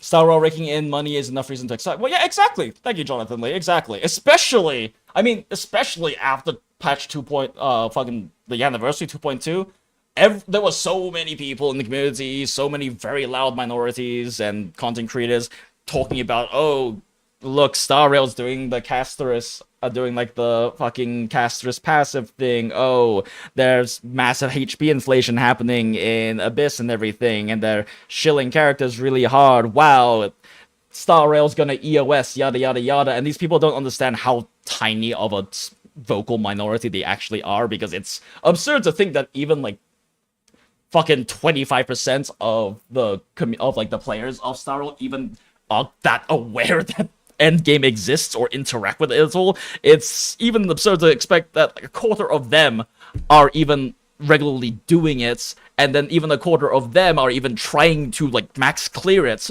if anything else.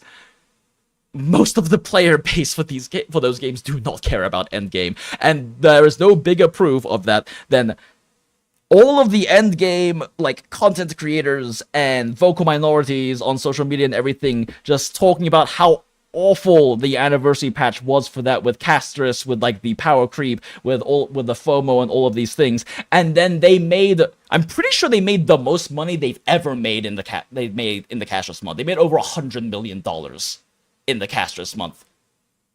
And Genshin made like I think 30 million that month. Like they literally did over 3 times the amount of money that Genshin did. Which just goes to show you that these vocal minorities are a very vocal minority. And frankly speaking, even if they are the minority, at the end of the day, of the people who complain about things like power creep and about HP inflation and all of this stuff are they're not whales. Hyper whales don't give a shit because they have fucking R6, S5, whatever versions of their favorite waifus, and they stomp endgame regardless of any kind of HP inflation or anything, right?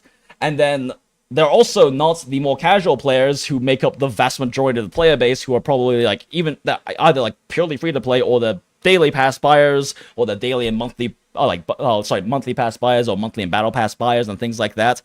And a lot of the people who really, really care about these things like HP inflation generally tend to be free to play because that's part of why they care so much about that stuff, is trying to be able to clear that kind of content and do that kind of stuff without spending money. So even if they were a decent portion of the player base, they're not the one that Toyo's gonna care that much about because they aren't the ones that pay their bills.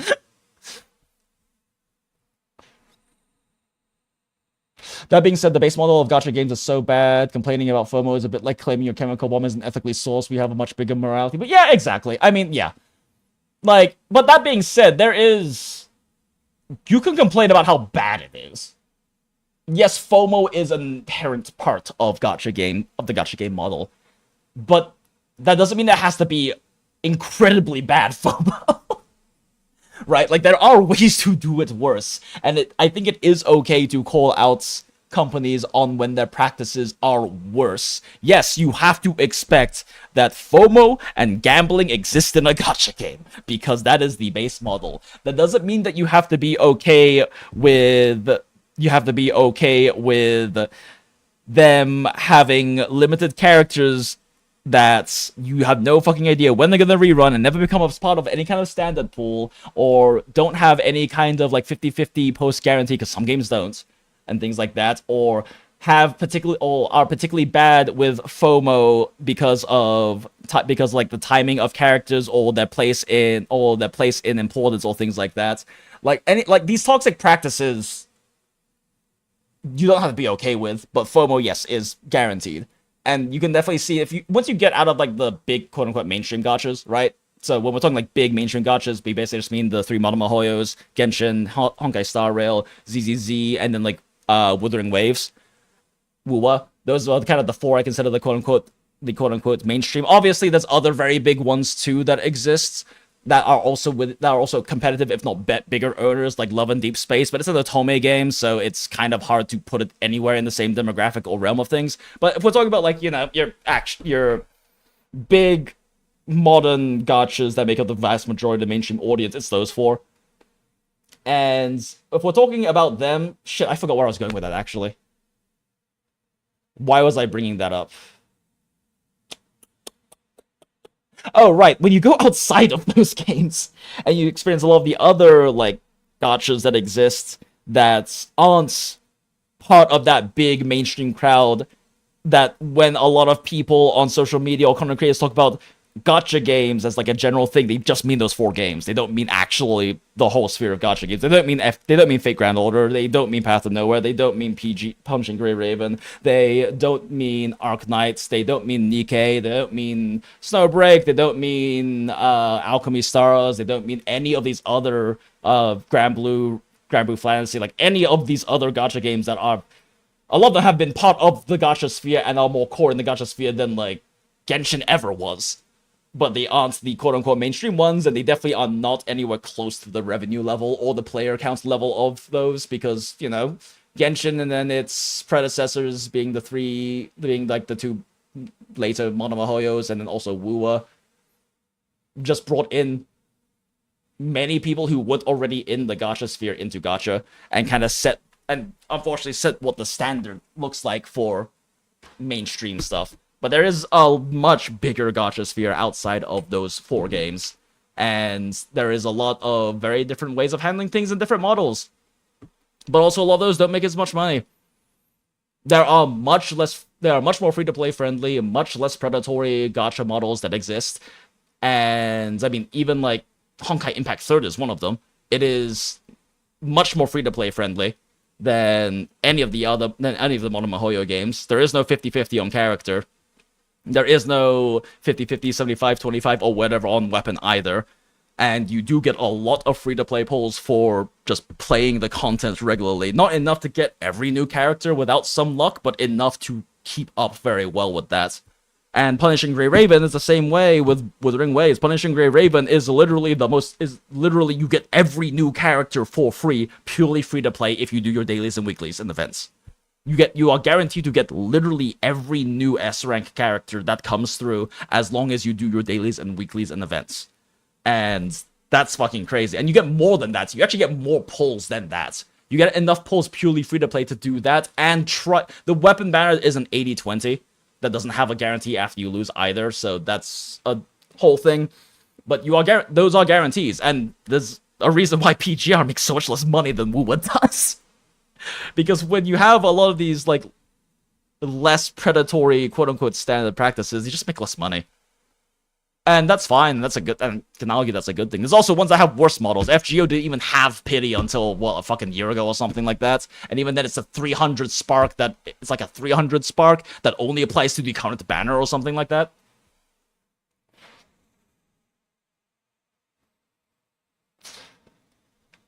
I wonder how many people really play MOC, Apocalyptic Shadow, and Pure Fiction. Not a lot, and I'm sure the ones that do probably just do, like, some auto-clears and then just go, okay, cool, and then log off, right?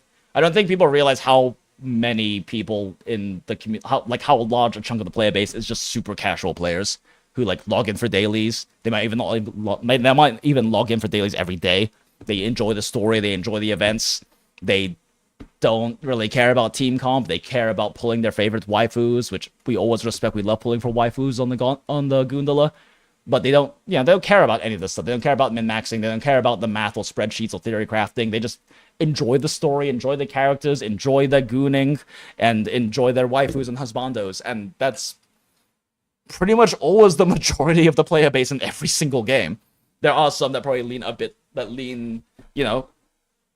more away from that. Like, Wuwa's probably got a more action gameplay-oriented audience compared to, like, say, Genshin or Star Rail in that sense, because of the nature of its combat being more deep, more intense, more challenging, and that being part of the appeal and everything. But, yeah. The Street Fighter and Monster Hunter looks cool. I need to do a Monster Hunter stream next week and do the Street Fighter. It's just been hard to kind of give enough of a shit about Monster Hunter lately. Wilds has just not been able to capture my attention. The end game loop is just noticeably worse than it was in, like, Iceborne and World and even in Rise, and it just doesn't really encourage me to, like, actually want to play the game as much as I love Monster Hunter. But I definitely do need to go and do the event stuff. Like, once they improve the end game in Monster Hunter Wilds, I'll definitely play more of it. It's just, right now, I feel like I have to force myself to play it, because the end game loop isn't particularly engaging or good.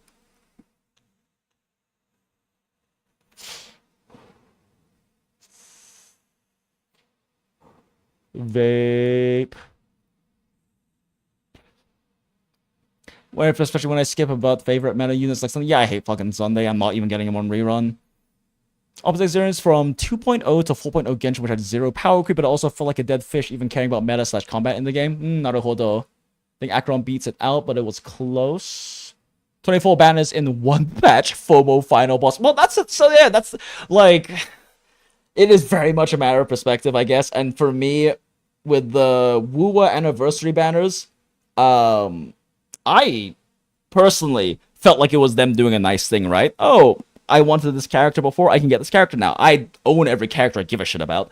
But if I didn't, it's like, oh, I can get Camellia now. Oh, not Camellia, she didn't end up on it. I can get Changli now. I can get another Zhongli Yao or something. I can get Jian, all this stuff, which is nice. But I definitely, when I actually like took a step back and really thought about it, I definitely understand the complaints about it because it does massively amplify FOMO, especially with like Zani also being on the same patch and everything, right?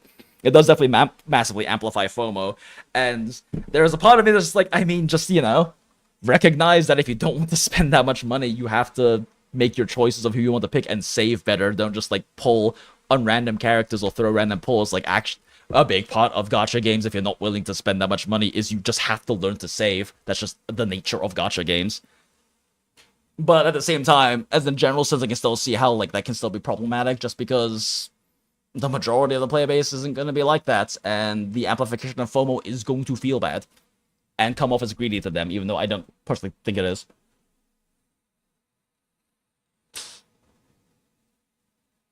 Got a friend recommending me Arknights, but getting to another gacha game always sounds like a thing. Yeah, fair. I mean, the nice thing about Arknights, at least, is that dailies and stuff are just auto, so you can just stick them on your phone and leave. And Arknights is the kind of game that you can really just enjoy at your own pace, because all you're doing is doing the visual novel story and then the fights and stuff, and the event stuff doesn't take that long to do.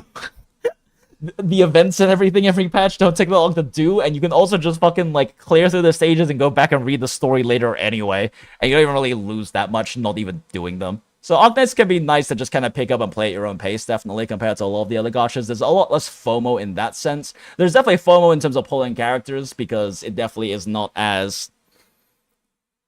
It's one of the much more variable gacha systems, I guess, because you're like pity for getting a character on standard, like character on the debut banner that isn't limited is at 120, which is really high, but you also have a 2% base chance of pulling like an SSR per...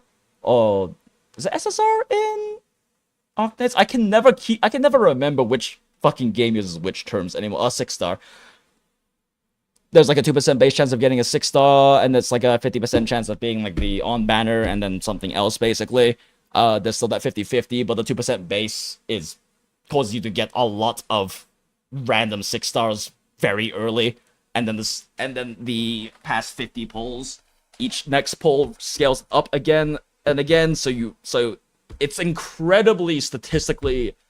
It's an incredible statistical anomaly to not get a 6-star by at least pull 65. I think 63, actually, is where it just becomes incredibly unlikely to have not pulled it, to pull a 6-star at that point. But there's definitely could be a lot of RNG to that. But if you just care about like enjoying the content, Arknights is a really good game to just kind of like pick up when you feel like it, and then you can drop whenever and not really care all that much. The stories are gonna be there. You may not have... You can access all the side stories and old events, I think, like a year after they come out. And if there's a new event up right now that you want to experience the story but you don't feel like doing right now, you can just clear the stages, and then you can always go back and read the story later. That's what I do 90% of the patches for Arknights. I will just clear all the story. I will just clear all of the events and the new story stuff, and then go back and read it later, because you don't have to do it right away. You can always go back and read the stuff again later, which is something really nice. And it's, you know, I would have already like just fucking like probably done a full skip through of like ZZZ story, and then come back to like sit down and enjoy playing through all of it if that was an option. But it's not, so instead I want to make sure I have like big chunks of time set out for like streams like this to watch the story, which we still haven't done, and it's almost 2 hours into stream now.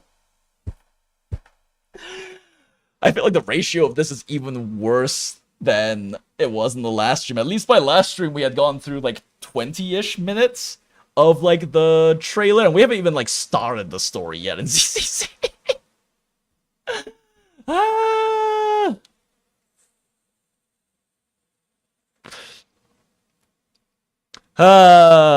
Also trying to keep up with chat because it's going quite a bit faster than normal today, but I don't have a problem with that. I enjoy chatting with you guys. I wish they reran everyone. Personally, I miss Shoalkeep again. Yeah, but she was literally the fucking rerun right before anniversary, Gaggle Dan. That's on you. That's on you. And she's probably gonna rerun again very soon, because they rerun so many characters during anniversary, so she should be coming back up soon. And yeah, if anyone cares about account power, in Wua. If you don't own Shorekeeper, get Shorekeeper. If you don't care about account power, don't worry about it, but Shorekeeper is the most important unit, limited unit to pull for in the entire game. Bar none.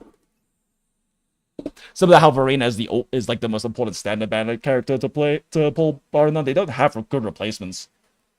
You need 2 to 3 teams for end game, and they're the only two good like healer supports in the entire game. They're not even good because they heal, but they also happen to be the 2 best healers in the game. They're good because they give massive global damage buffs to your entire team.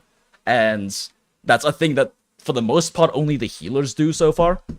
Brant doesn't even count. He doesn't do that. He's a sub DPS that also has a shield and healing. So you can actually do the classic hyper farm setup, or hyper carry, setup of your main DPS. Your sub DPS has an outro buff to buff your main DPS, and then your primary support, Verena or Shorekeeper, can buff both of them, because you can't have 2 outro buffs for the most part going on the same carry, because you lose it on swap, right? There are some exceptions, but Verena and Shorekeeper are so incredibly meta for the reason that they do that universally for every team.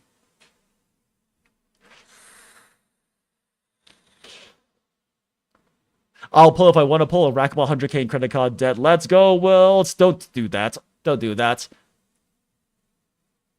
I don't know about your financial situation, but I know you shouldn't do that. As your friend, I will not let you do that. It's your money, spend your money, but do it responsibly. Don't sacrifice other aspects or parts of your life for fucking pulling waifus and shit and for FOMO. They'll come back and everything like that, right? But, like, it is your money at the end of the day. If you want to spend money, then spend the money. It's just, don't let it hamper other more important things in your life. Like, I am personally not really I don't really worry that much about spending the money on the game. If I want to, I'm still never going to be, like, a, multi-$100 in the patch, like, fucking C6 whatever whale kind of player or anything. But, like, if I get unlucky and I have to spend money, I don't mind doing it. But that's also all part of my gaming budget. Like, I have an entertainment budget, and it still fits within that. If I'm spending like $50 buying extra pulls, that's literally less money than I'll spend on a night going out to bars with friends anyway. So I can just not do that, or just pre-game better and bring a flask with me next time we do it, It still fits within my budget, and I do choose to do that with gacha sometimes, because I like these games, and I enjoy playing them, and it has nothing to do with the gambling. In fact, the gambling is the part I like the least about these games, but all of these gachas I play are just really well-written, fun to play, good mechanics, live service anime-style games that constantly update with new good content. And you can't find that outside of the gacha sphere, unfortunately. The only good live service anime-style games that frequently updates, that have, good characters and writing and all of these storylines and things like that are gacha games. It's the only model that exists for those kinds of games, and I enjoy those a lot. Every single gacha, I've had to cut down my gachas a lot and trim them down to like the 6 I play right now, and all the 6 I play are ones that I just adore the characters, I adore the writing, I enjoy the gameplay and all of these things, and also that treat my daily time well. I had to drop NIKKE, and I'll probably pick it up for like next anniversary, or if there's another really big important patch happens or something. But I love NIKKE. Gooning aside, it's actually genuinely one of the best written games out there, period, not just gacha games. They do a really interesting thing where they like pull you in with the goon and like the jiggling asses and titties and everything, right? And then they keep you with the story, the dialogue, and making you give a shit about the characters. Like, you come for the characters' ass and tits, and you stay for their heart and soul. It's fucking wild. It's actually wild how good the writing in NIKKE is. It's a reverse honeypot. It's so funny. I can never justify spending on these games $100. Can't even guarantee it. Yeah, fair. And for me, it's like a matter of like, I still always try to save and keep in mind statistical averages and stuff, right? But the reality is sometimes that doesn't work, and I'm willing to spend if that ends up being the case. It's whatever. But again, that's a personal choice, and just don't spend money you can't or shouldn't spend.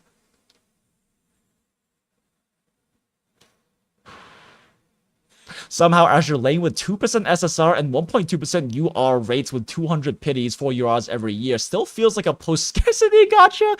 Not many baseline post. I mean, that's part of it too, right? Like, Path to Nowhere has a 2%, 50-50, 80 pity system. But they shit out so many pulls, and you get so many random S rank sinners for like just from fucking pulling randomly that it feels it's incredibly generous despite having the exact same system, just because they shit out so many pulls for you.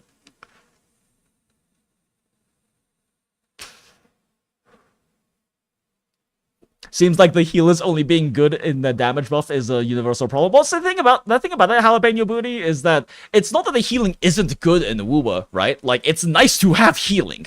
Don't get me wrong. The bosses in the Wuwa can hit fucking hard, so it's nice to have healing.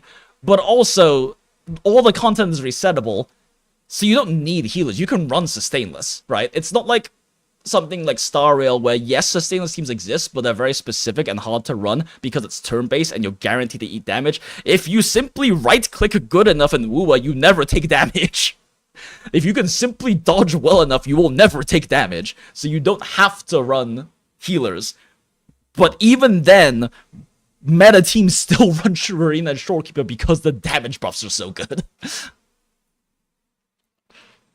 Genshin 5.6 added interlude where it brings the story about patch 2.3 and 4.8, which these two were limited and can no longer be accessed, but the game will give recap and it's very blank. Gotcha. I remember playing old gacha where every 5 levels a limited pack would pop up. Imagine that in any new gacha now, lol, smile. Imagine the Gathering takes most of your entertainment, but we'll see, Gaggle, Dan. That's your gacha. Magic is your gacha, because trading card games are the OG gacha. I will die on this hill.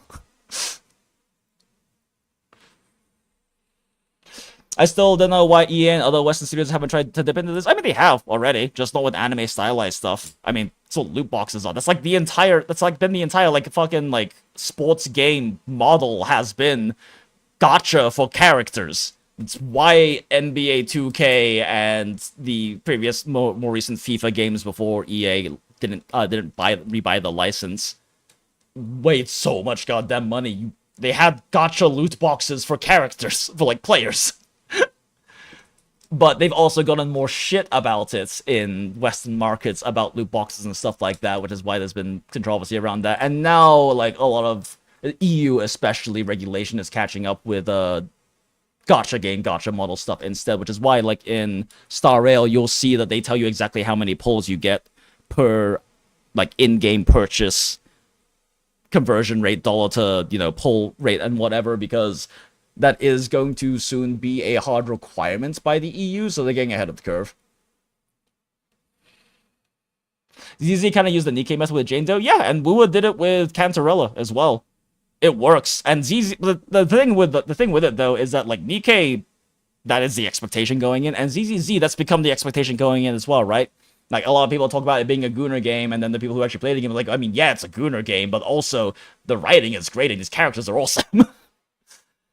And I think Wuwa had more problems with it because Wuwa's very much it was surprising for them to do Gunner bait marketing for Cantarella, and that's not really like the expectation with Wuwa, I guess, because I remember there being quite a bit of shit about people talking about it being Gunner bait and the Gunner game and stuff when Cantarella came out, and then I saw so many memes on my Twitter timeline being like they say that she's Gunner bait and then playing little montages of like the Cantarella character story and stuff and like how deep her writing is and all of these things, and it's just like, man, the pull you in with the goon and keep you with the heart and soul model just works so well.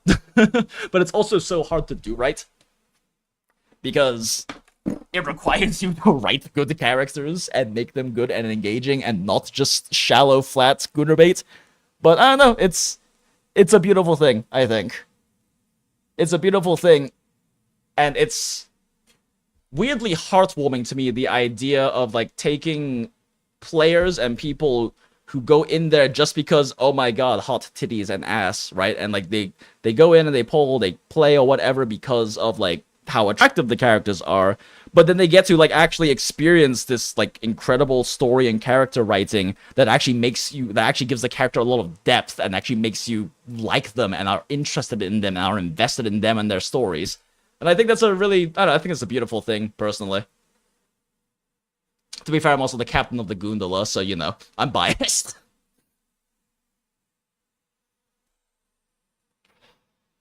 Cantarella really did make me do a 180 on my opinion on her character after doing the story. Yeah, I still haven't done her character story. We need to have another like Wua going through companion story stuff. It's just, there's bigger priorities like ZZZ story. Ha ha ha. Like this whole fucking stream is supposed to be ha ha ha ha smile.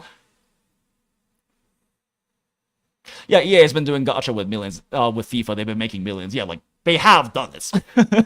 They have absolutely done it. Weird they never released another healer slash buffer in Wua. I mean, they have, but not in the level of Shorekeeper and Verena. Like, Cantarella heals, and they also are kind of a buffer, but they're also a weird sub-DPS. They don't really fit in, like, the current models of teams right now. Brant is also a healer and a shielder, but he is a strict sub-DPS and primarily for Changli, right? His primary purpose in the meta is to make Changli able to do hyper carry well, and his kit is entirely designed around that. But he's a healer, but he doesn't function the same way that... It's why I, like, strictly say that I am very, like, specific with my terminology when I say that they are supports. Because Morphe, Sanhua, Zhezhe, Brant, Cantarella, Rachia, all of these characters, they aren't supports, they're sub-DPSs, because their job is to A, put out a decent amount of DPS, and B, pass on specific good outro buffs to their main carry, right? Verena and Shorekeeper are supports, because they don't do that. They just apply really good global buffs, and also happen to heal as well. And they released Yuhu, who actually does do that as well, kind of, but specifically for coordinated attack buffs. She's just scuff and takes too much field time to do the stuff she needs to do, and is a little shit.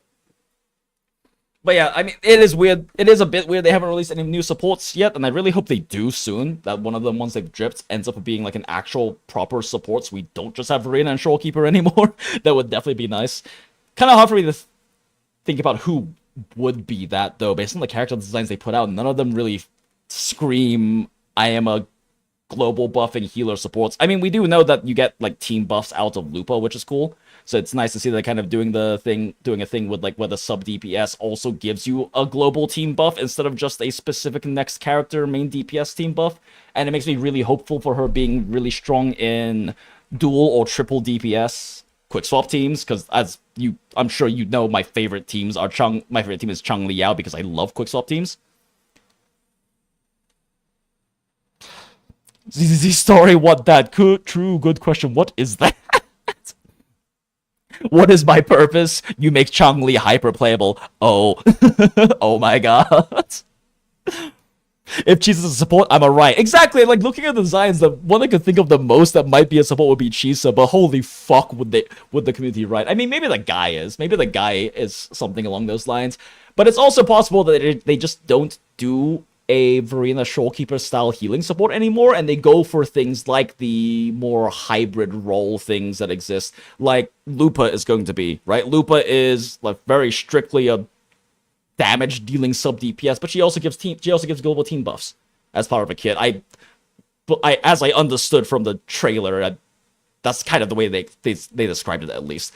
But then they also have characters like Brant, who is more of a strict sub DPS that buffs the next fusion character coming in, but he gives shields and healing. And I don't know, it can be nice for them to mix it up by having characters that are like, okay, no, they also do damage, but they also get this other supportive thing, because Verena and Shorekeeper are the two that are, like, very strictly all support in their role.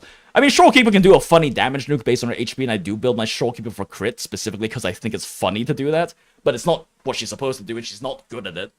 Even with my, like, very well-built crits, very high HP Shorekeeper, she still is only doing, like, maybe 50, 60k with her like, forte nuke when I swap back to her. I built a main DPS free because she's so good. Yeah, fair. I mean, I know, like, we're on the Gundala here. We love our waifus, we love our husbandos, and the most important thing to do is that you enjoy what you're doing and enjoy playing how you want to play. And games like ZZZ are nice because the skill ceiling is so high that you can basically run whatever the fuck you want. You can still clear content if you can play well enough. That is the hard part, though, definitely, is that ZZ is really shit at teaching you how to play better, but the skill ceiling is absurdly high in ZZ. I will still argue and die on the hill, and it's apparently a hot take that ZZZ has a higher skill ceiling than Wua does, because most of the Wua techs and mechanics exist in ZZZ, and then they have additional tech on top of that, and they also have even more adaptation based on, like, the dynamic nature of bosses than Wua does. It's just Wua has a much higher skill floor. It's a lot harder to survive and do well in a fight than it is in ZZZ, but the DPS ceiling, like, the DPS gap between, like, a decently played Miyabi and a perfectly played Mono Ice Miyabi team is absurd. The DPS gap between a normally played Evelyn team, and when I say normally played, I don't mean just, like, spamming buttons. I mean, like, you're doing, like, what you're supposed to do with Evelyn, where you're doing a 5 to 6 chain attack stun, and stunning a bunch, right? The DPS gap between that and a perfectly played Sugar Mama's team, I like to call it, it's Astralyn plus Nicole. An almost perfectly played Evelyn is not only getting more stuns because you're doing more defensive assists, but you're also doing special dodge defensive assist double action tech. So you're getting more stuns, and you're having more constant defense threat on basically all of your damage, and also Evelyn's doing 2 to 3 times as many chain attacks because you're able to work with the mechanics so well. That's why I'm so excited about Yixuan. Yixuan is also going to be similar in that sense, because if you make a good use of her parry and skill dodge tech, you get more offensive power out of it. You get more resources to build up towards your nukes and everything. Same thing with Evelyn. When you can always just perfect dodge with a right click, and it's easy to do that. But if you dodge with her special attack instead, then you get 6 or 7, I forget which it is, Burning Embers, which gives you almost another entire charge attack for another stack of Burning Tether. So if you can consistently use that to dodge every attack a boss is putting out, you are literally doubling or tripling the amount of chain attacks you can put out, and it's fucking insane, and it's so much fun to play Evelyn. She is my favorite character to play by a big margin because of that. And then you also add on top of that, you're also doing double action tech. So you're not just dodging with your skill, you're dodging with your skill and then also doing a swap onto Nicole to do a defensive assist parry in the exact same action. So you're getting that perfect dodge, you're getting that 6 extra burning embers, and you're also getting the Nicole parry off at the same time. It's such a good feeling. It's so clean when you can execute that, and if you can execute that on basically every attack a boss does, you're tripling your chain attacks. It's fucking crazy how high Evelyn's DPS ceiling is. And then also Harumasa is absurd too. His ceiling is insane, but it requires really calculated rotations. The new Asian Style Galactic Baseball event makes us do silly damage. Yeah, it was that. It's a really fun event. I'm glad they brought it back. When we were doing the event on stream, we ended up hitting an infinite loop where like the AV didn't move. It was pretty funny. The blue-haired chick, maybe she seems like a buffer to me at least. Yeah, the one with the giant chakram. Yeah, the one with the giant chakram who looks like Selena from PGR. And looks like Ishtar from Fate. Yeah, that one definitely I could see being in a bit more of a supportive role. But Galbringer just radiates like main DPS energy. There's no way she's not a main DPS.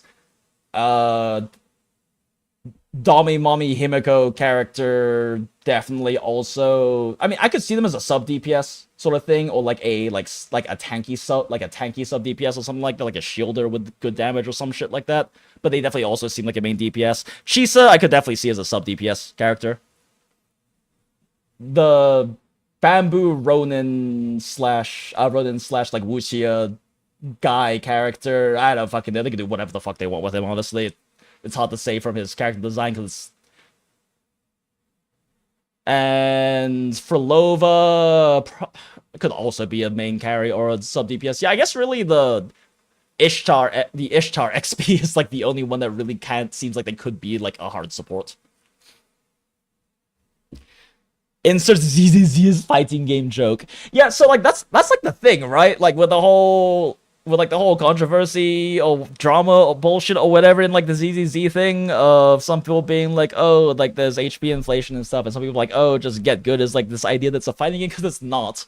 If you're talking about like an actual fighting game, like, you know, your Street Fighters, Tekken and whatnot, it's not that. It's very much not that. It has some similar mechanics in it. There are Kara cancels, but it's a very different game from those, and it's fundamentally very different, because fighting games are about predicting and reacting to your opponents with very set like best combo for X thing, right?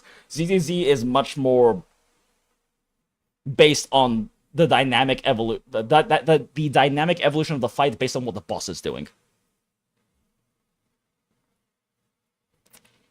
Whereas ZZZ doesn't really have much in terms of strict rotations and whatnot because they're constantly changing as a result of things like defensive assists, adding in extra variables and extra resources, and working around different mechanics like perfect dodging and whatnot for specific characters and comps, and how even a single character change in your team, just swapping a support from Nicole to Sokaku, completely changes how you play the team optimally and everything.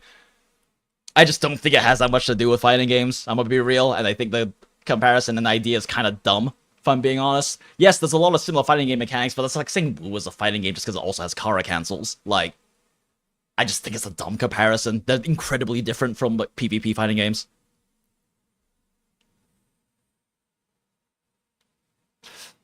If anything, it has a lot more to do with like a lot of the more like challenging third-person fighters, third-person like action games, like DMC games and Ninja Gaidens and whatnot. Even that's still a really rough comparison. Like, there really isn't any other game that's like ZZZ combat-wise, I'm gonna be real, that I'm aware of, at least. You can't really put it in any of the previous genres because it has too many facets of all of the other ones.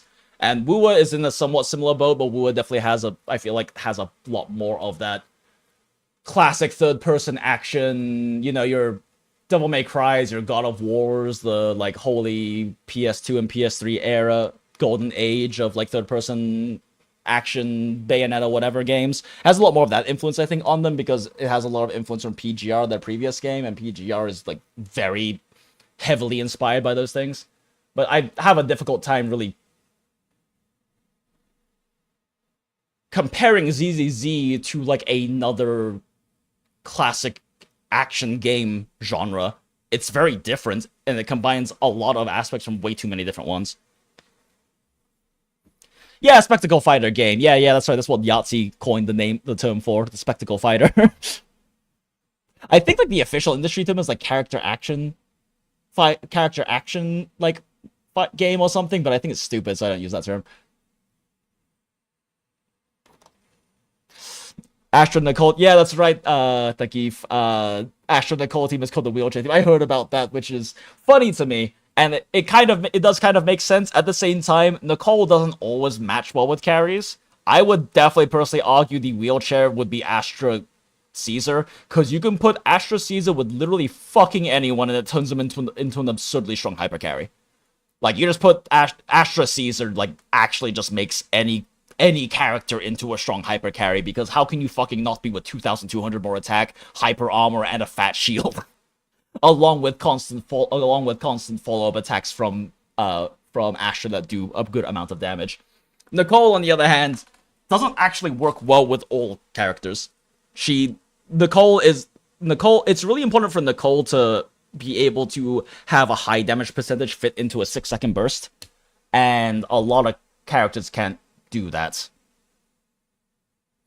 That's the premium team? Fair. Okay. That's like the gold, that's like the gold-rimmed wheelchair team is Caesar Astra. Yixuan has been floating midair with the sheer power of her booba for 30 minutes. True, with the squash and stretch smile. But yeah, I mean, ZZZ has aspects of like your spectacle fighter game, right?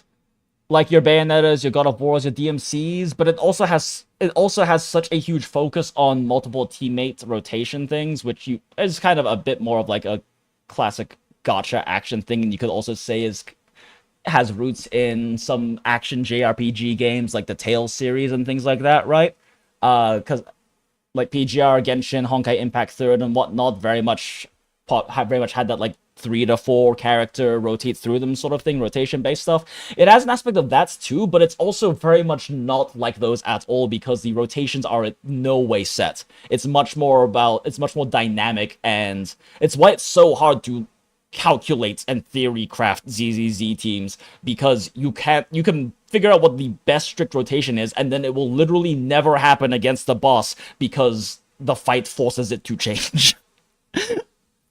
ZZZ is like such a dynamic game. If you want to like min-max and optimize it, it is such a massively dynamic game with variables constantly changing depending on the boss. And like Wua has that to a degree as well because you have to dodge and shit, right? You have to dodge and react to the boss attacks, but ZZZ adds another level to it because of the fact that with dodging you also have defensive assists. And defensive assists massively change up resource accrual. When you do defensive assists, you build up a bunch of extra stun, you do an extra chunk of damage, and you build up a chunk of energy for the character as well as additional potential mechanics, and that immediately can change how you need to handle things and your rotations and what to do next because you have this spike of resource accrual coming from defensive assists. Not to mention it has double and triple swap tech too that basically no one ever uses, but like double and triple swap tech does exist in ZZZ and is a big part of hitting skill ceiling.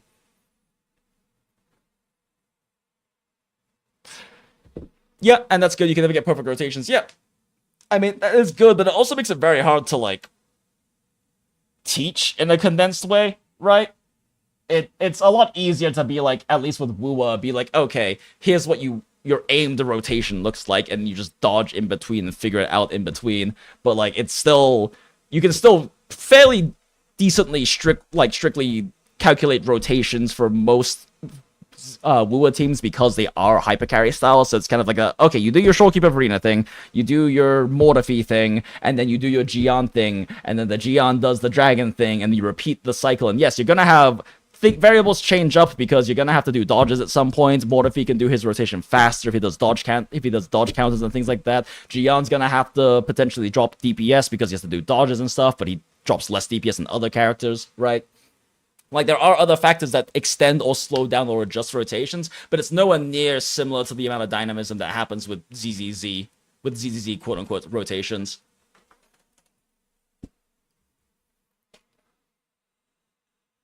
You read the rotation and you just reset till it works. I mean, that is an option.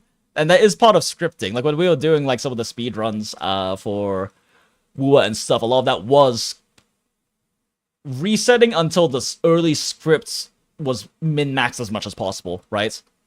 And sometimes you do simply have to reset for that on boss AI RNG because they may have like 2 to 3 different attacks they do at the start that can change things about that script.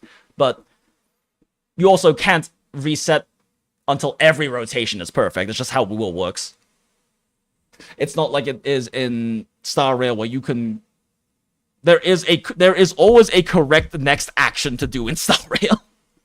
Whether you know what it is or not is a different story, because it's not also fixed. It does change up depending on things like enemy targeting RNG, because that builds up extra energy, right, for hitting different ult breakpoints, as well as crits happening, as well as damage distribution on random attacks like bounces and stuff existing, and all that kind of stuff. But Star Rail is much more strictly, yes, we know we can do a very good job simulating what the DPS in this amount of AV looks like, or this amount of cycles, or whatever looks like.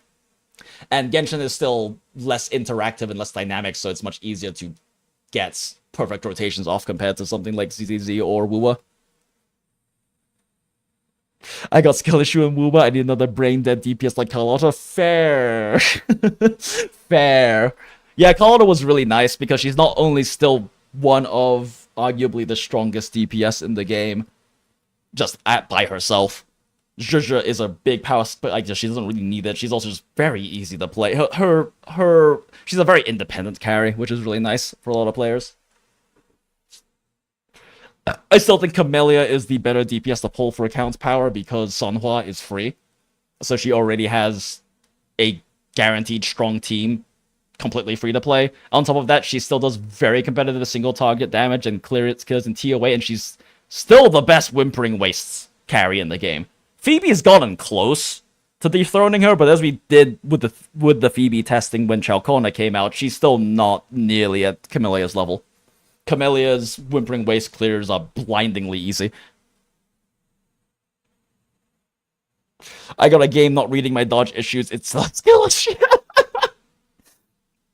PB is pretty free-to-play friendly. Oh, no, PB is pretty free-to-play friendly, but the big difference is that A, BB team is way more of a pain in the ass to play with Spectro Rover. Like, it just takes more skill to do it, because Spectro Rover cannot apply Spectro Frazzle super often, and super easily in a wide area. Rover, like, it does take a lot of skill to learn the rotations you need and how to, like, manage Spectro Rover's forte to keep consistent Spectrofrazzle application happening. And on top of that, it's very easy to whiff it because of how small the radius is. In, like, a single boss scenario, it's not a big deal. In, like, 3 enemy scenarios in Tower of Diversity, it's a pain in the ass. And in Whimpering Waste, it's awful. Phoebe needs, like, Shao Kona has made Phoebe blindingly easy to play because Shao Kona guarantees just constant massive AoE. Everyone always has Spectrofrazzle on them. But Spectro Rover free to play Phoebe does work. It's a lot harder to play than Sanhua Camellia because Sanhua Camellia is literally, okay, Sanhua does a few things on screen. Her forte is ready. Swap to Camellia. Now we stay on Camellia for the next 20 seconds and murder fucking everything on the screen. Like, there's min-maxing to do past that, obviously, but Camellia Sanhua is blindingly easy to play. It is the best AoE clearing in the entire game still. And Rachia is barely an upgrade, I'm gonna be real. Like, Sanhua is basically her best in slot. Rachia has extra grouping, which is nice. DPS output-wise, it's not that much better, because Sanhua does a shitload of damage when she's built. And Phoebe Srova is a very good free-to-play team, but it sucks ass in Whimpering Wastes.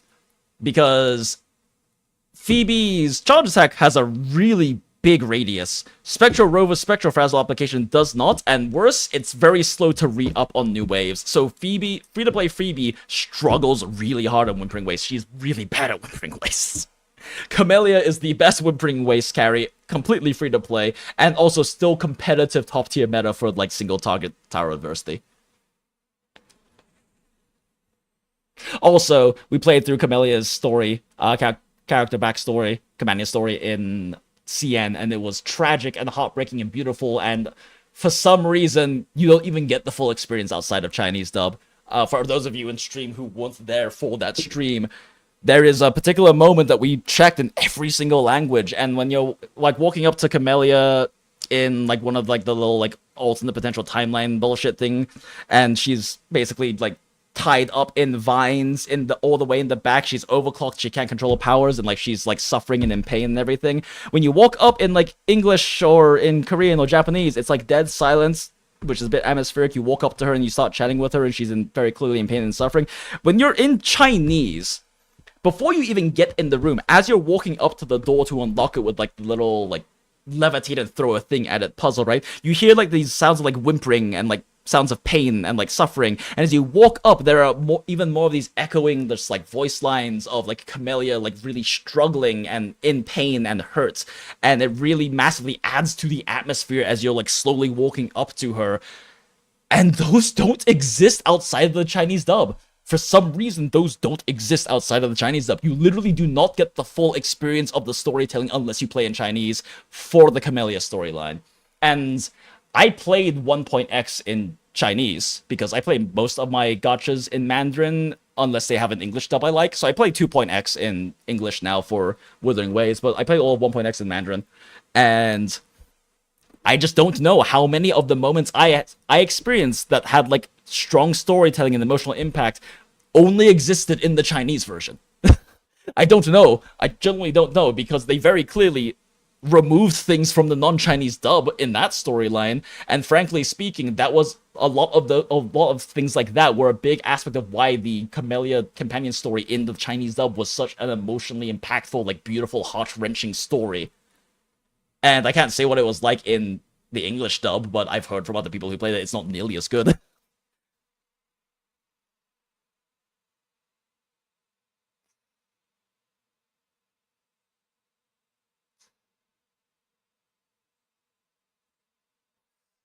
Oh, hey, look at premium character Shao Kona, how convenient, smile. You have, like, 1 second to ult before the game automatically advances the AV and lose that window to get max use of your DDD. Yeah, yeah, there is definitely, like, it's not like it's brain dead to min-max in Star Rail, and there are moments where it's not truly turn-based. Unless you play on controller, because you can literally pause anytime you want on controller. It's actually kind of funny. You can even pause during, like, animations of attacks happening, which is really nice for seeing, like, what the stills look like for that, but you can only do it on controller for some reason. But, like, there is definitely that aspect to it. That controller pause is hacked, true. Huh, weird. I always struggle using Camellia. So, like, Camellia... You need to know how Camelia's rotation works, and the big thing with Camellia is that she's a very static character, so if you don't learn how to position her well, or, like, at least when you need to, like, dodge around to, like, move your spin and everything, and you don't actively dodge attacks because she just stands there spinning, and you can eat shit while doing that, right? I can understand it being difficult, but at her core root, Camellia is very simple. You do your Showkeeper Verena or whatever support thing. You do Sanhua's thing until she has Forte. You press the Impermanence Heron thing so she gets an additional buff, and you swap to Camellia, and then you press Resonant Skill so you're hanging in the vines in the air, and you hold down M1. And then you slap them. And you press Alt when you have Alt. And then you build up your Forte, your Concerto all the way up, and then when you have your Concerto, you press Resonant Skill again, you drop a massive fucking nuke. Like, one of the biggest nukes in the game for some reason. And then you hold down M1. And then she spins around, and then she does a slap at the end. And you hold down M1 again. And then you do that, and now she's out of her points, and she has full, and she has max Concerto, you swap off of her again. Like, there is a lot of nuance to it. You do have to, like, dodge stuff. You do have it. To really optimize Camellia gameplay, you have to predict when the boss is gonna hit you, so that you can stop spinning about 2-ish seconds before and land the finisher, because there's an extra burst of damage before dodging. But ultimately, Camellia's gameplay comes down to you do all of the things that the other characters do to make her do more damage, and then you press Resonant Skill and you hold M1 until you can press Resonant Skill again, and you hold M1 and you swap off. Like, that is ultimately what Camellia boils down to, gameplay-wise. And because Sanhua is so simple, it also makes her team rotation simpler than, like Jian is also similar, right? He goes on field, he presses Alt, he presses Skill, and he holds down M1 until he runs out of things. He presses Skill when it's up. But his rotations can be a bit more complicated, because getting Morphe Concerto built up is a bit more complicated, and timing Morphe's ults with Jian and Jian being an ultimate dependent character also means that his energy regen is important as well, so you can also have times where you Morphe ult and outro buff onto Jian, and then Jian doesn't have ult up yet, and then by the time you finally ult Jian, you've lost a bunch of timer on your buffs and stuff, and that's less of an issue with Camellia, because her ult helps her get her enhanced resonance skill faster, but it's not strictly necessary, plus she just naturally gens ult more easily anyway. But she's, like, fundamentally, like, the core concept of how to play her is very fundamentally simple, but min-maxing her outside of that is definitely, she still definitely has a pretty high skill ceiling. The whip at the end, yeah, the whip at the end is an extra chunk of damage on her. The problem is that it takes a while for her to stop spinning and do the finishing whip, so you have to do it preemptively. You can't do it in response to a boss attacking you, because you'll just eat shit. And at that point, just dodge. It's just better to dodge. That is kind of where a lot of the skill ceiling with Camellia lies. And also, there's also a skill ceiling with Camellia of, like, actually mixing up her rotations to make it so that she's actually building up Concerto before Sanhua gives her buffs, so she has better uptime on the buffs in her enhanced phase. So you can do better, like, swap back rotations with her to min-max that a little bit more as well. But ultimately, you still clear all the content just fine, just doing her basic hyper carry rotation, which is very simple, at least in structure. It's been 2.5 hours. Let's play the story, Smile. God fucking damn it. We haven't even started the ZZZ story yet. Okay. Jinx, shut the fuck up. No more yapping. No more yapping. We do the story thing. Motherfucker. Smile. Belle, Vivian has contacted us. She said you'll be investigating the Hollow tomorrow. In addition to her, Hugo and Lycaon, Ambi, whom we recommended before, will also join this operation. She'll explain the details when she comes to pick you up at the video store tomorrow. But, are you still planning on heading straight into the Hollow like you did the last few times? I'm used to it. Alright, with so many friends around this time, there shouldn't be as much risk, Smile. We're here for the yap video. Yes, but we're also here to grind out story like the thumbnail says, so I can be ready for Yixuan, so we're doing that too.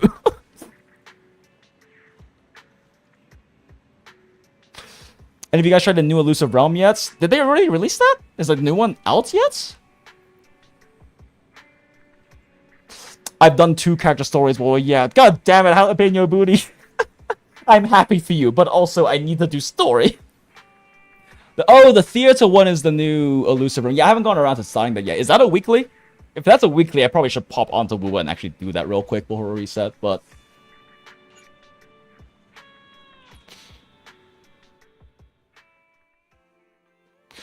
Not weekly? Okay, cool. It's a ZZZ TV merged with HSR Simulated Universe. Ooh, fun. Yeah, it's just an event? Okay, that's what I figured. I just wanted to make sure since Elusive Realm is a weekly and I didn't know if they were going to do something weird like that.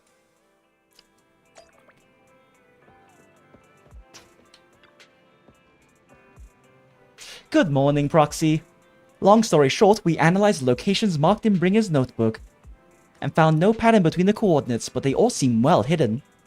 Hugo suspects that we might find something stashed at the coordinates, but it's unclear whether it will be pleasant or terrifying. In any case, we need to investigate. Our destination today is the Ballet Twins. Let's head there together. Aw, together.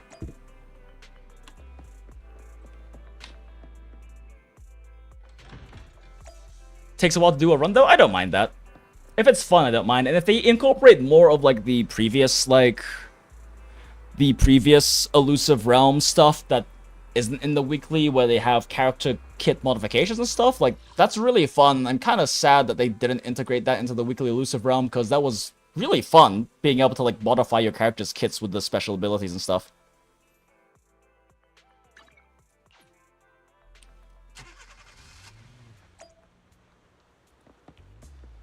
Wibble wobble, wibble wobble. Go forth, jellyfish girl. It appears we're the first to arrive. I thought we were running late. This might sound weird, but it's nice to think about getting to work with you from now on.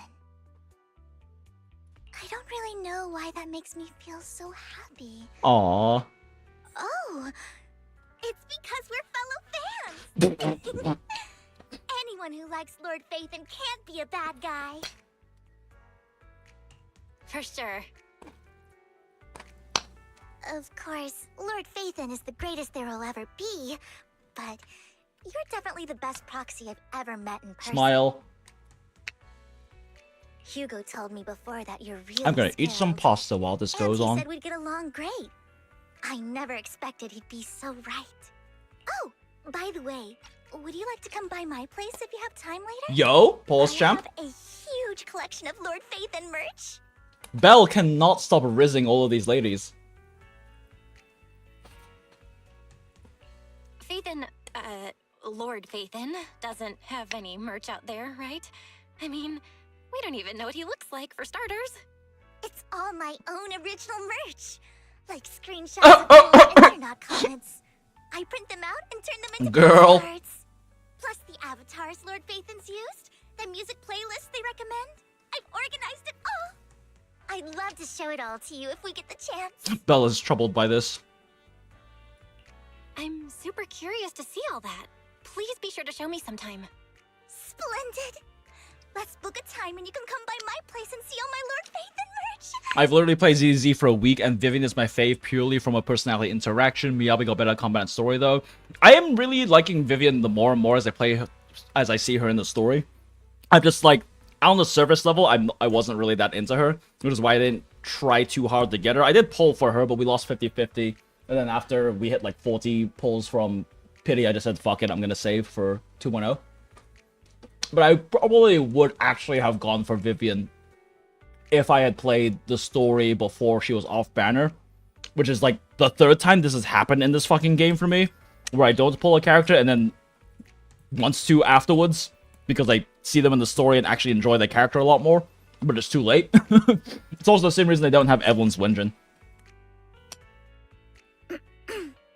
I don't want to get Wenjins for characters I adore, but I adore Evelyn. So long. Hugo said he had some preparations to do before entering the Hollow. I wonder how that's coming along.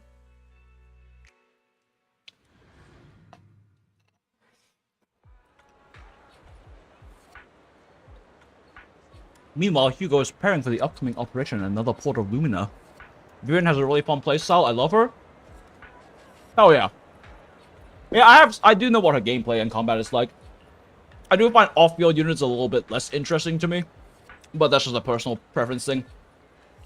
I mean, I still love using Bernice and everything like that, but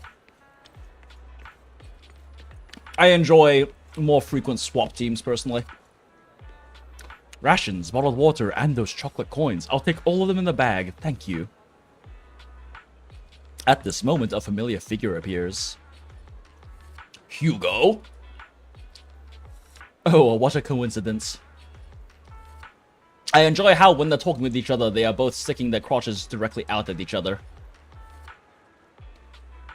They must present themselves to their exes. Evidently, I didn't expect it either. Otherwise, I would have chosen a different store. Damn. Are you preparing for the operation? Are you blind? I mean, in one eye. Oh, by the way, thank you for joining us this time and lending your combat prowess. If you can also refrain from revealing our secrets to your dear master, that would be perfect. The manager went over this with me. You have my word that as long as your actions do not cause harm, I will keep everything secret. So just don't murder everyone in the house again, like you did with your family. How awfully kind of you. Alright, in short, I'm short on time, so I'll be off now. Enjoy your shopping!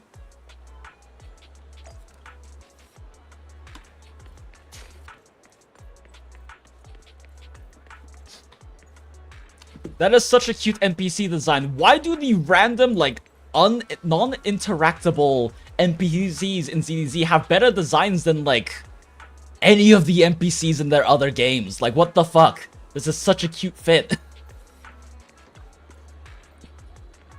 Emergency medications need restocking too. Guess I'll stick to the ones I'm used to. At this moment, a familiar figure appears once again. Boy. You know what, Lycaon? If I were in your shoes and foresaw an awkward encounter with a former partner, I'd choose to go away. Time is short and this is the only pharmacy around. Besides, I don't see any need to avoid you. Ooh.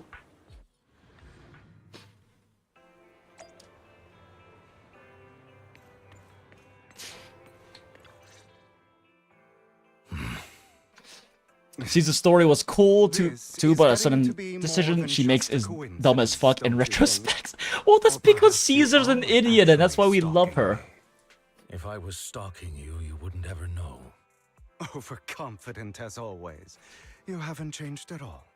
We just make it a habit to check the state of our weapons prior to combat. Being dripped out is a requirement in the era, dude. I mean, yes, but it also, again, is one of those things that, like, speaks to, like, how much love and passion the artistry is in this game, because that does take effort and resources to do. What else could I do? Master Proxy would have insisted on having you join us. I never expected for us to have a chance to enjoy some pleasant conversation like this, without our weapons drawn, that is. It really has been too long. I still remember when we first established Mockingbird. Indeed. That was a long time ago. Thankfully, Jack went in peace. Aww. He must have known about his condition for some time. He even left us with instructions. Young Hugo and Lycaon are so handsome. Passing peacefully in your sleep is the most natural way to go. I'm happy for him. Oh, that is nice. By the way, Lycaon, have you given it any thought yet? You mean about our guild for Phantom Thieves? Yeah. It's time for us to build an organization of our own. Jack always supported the idea, didn't he? I don't have any objections. But what should we call it then? How about Mockingbird? It's a bird known for mimicking the calls of others to blend in. The same way we don high society roles for ourselves when we're out on a mission. Oh, oops. I nearly forgot. You're a terrible actor, and you're always flubbing your Hugo's lines. just Klee, but a criminal mastermind instead of a terrorist. I don't really see the Klee connection. No, call it Mockingbird.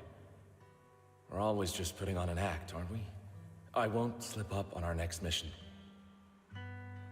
Besides, we still ran missions together even when we didn't have a name. Having one now won't really make a difference. Just the ears, actually, it's no connection. It does make a difference, Lycon. And I don't just want a name. So, Klee's mom playable when? I want Mockingbird to become a symbol. Like the sword of Damocles hanging over everyone's heads. Striking fear into the hearts of the rich and cruel whenever they hear the name. Just like Jack used to say, this world isn't fair. So that's why we have to influence it however we can, and change things in our own way. But on the basis of not causing harm to other people's lives. That's also what Jack used to say. You remember, don't you? Of course I remember. All right, I promise. That sounded pretty forced. Don't forget, things don't end well for people who break their oaths. Foreshadowing. Foreshadowing. I'm good for my word. You must trust your fellow companions. That's also something Jack would say.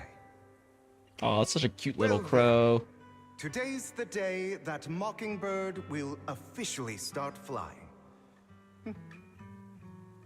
Our first order of business, deciding on our symbol.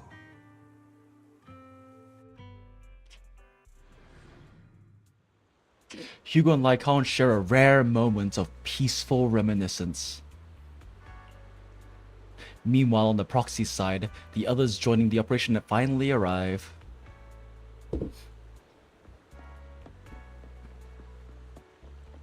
You guys get your angry X-Bang out of the way? Hugo, you're late again. Oh, he's late again. Is his hair a little tousled up too? It's like Hound's Do button undone. Forgive me. Someone was pestering me and wasting my precious time. They're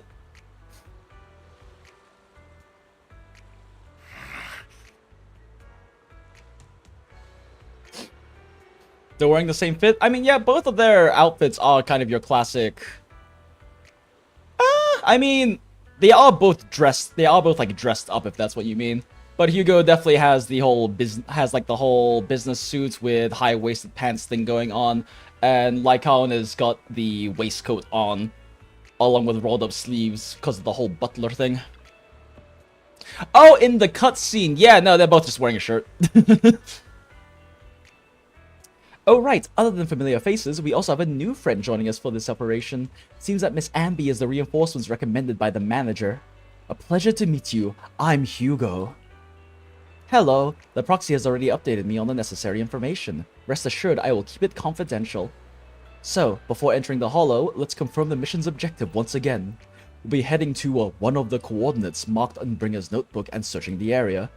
Based on relevant information, these coordinates may contain secrets related to the Exaltists. There could be these could be treasures or something awful. We'll have to explore and find out. If there are no further questions, let's begin now. Ikuzo.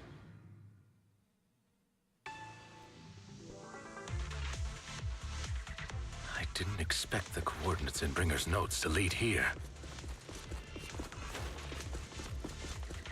Can't believe we get to play as Gay Furry. Let's go. Are you familiar with this place? Gotta wait for the dialogue lines to finish up More first. familiar than you, it seems. Proxy, if they're being too noisy. I don't trust this game. I don't trust this game to not cut off the dialogue short if I hit the next objective. Okay, cool, good now.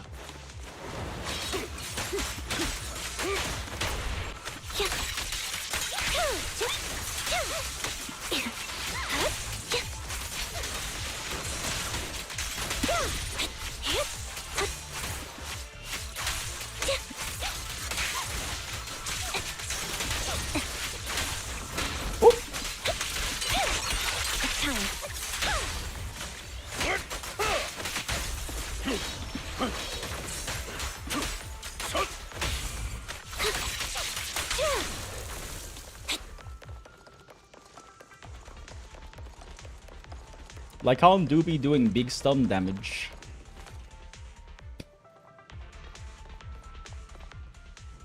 I don't enjoy obstacles in my path.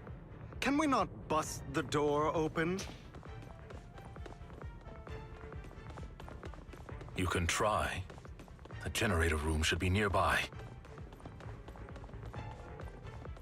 Wibble wobble, wibble Over here. wobble. Wow, you really know this place like the back of your paw. You do have to basically map out and clear out the whole place.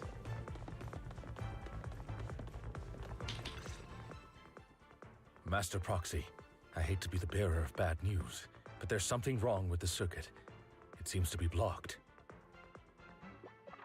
Don't tell me. Victoria Housekeeping's high and mighty attendants can't even fix a simple circuit.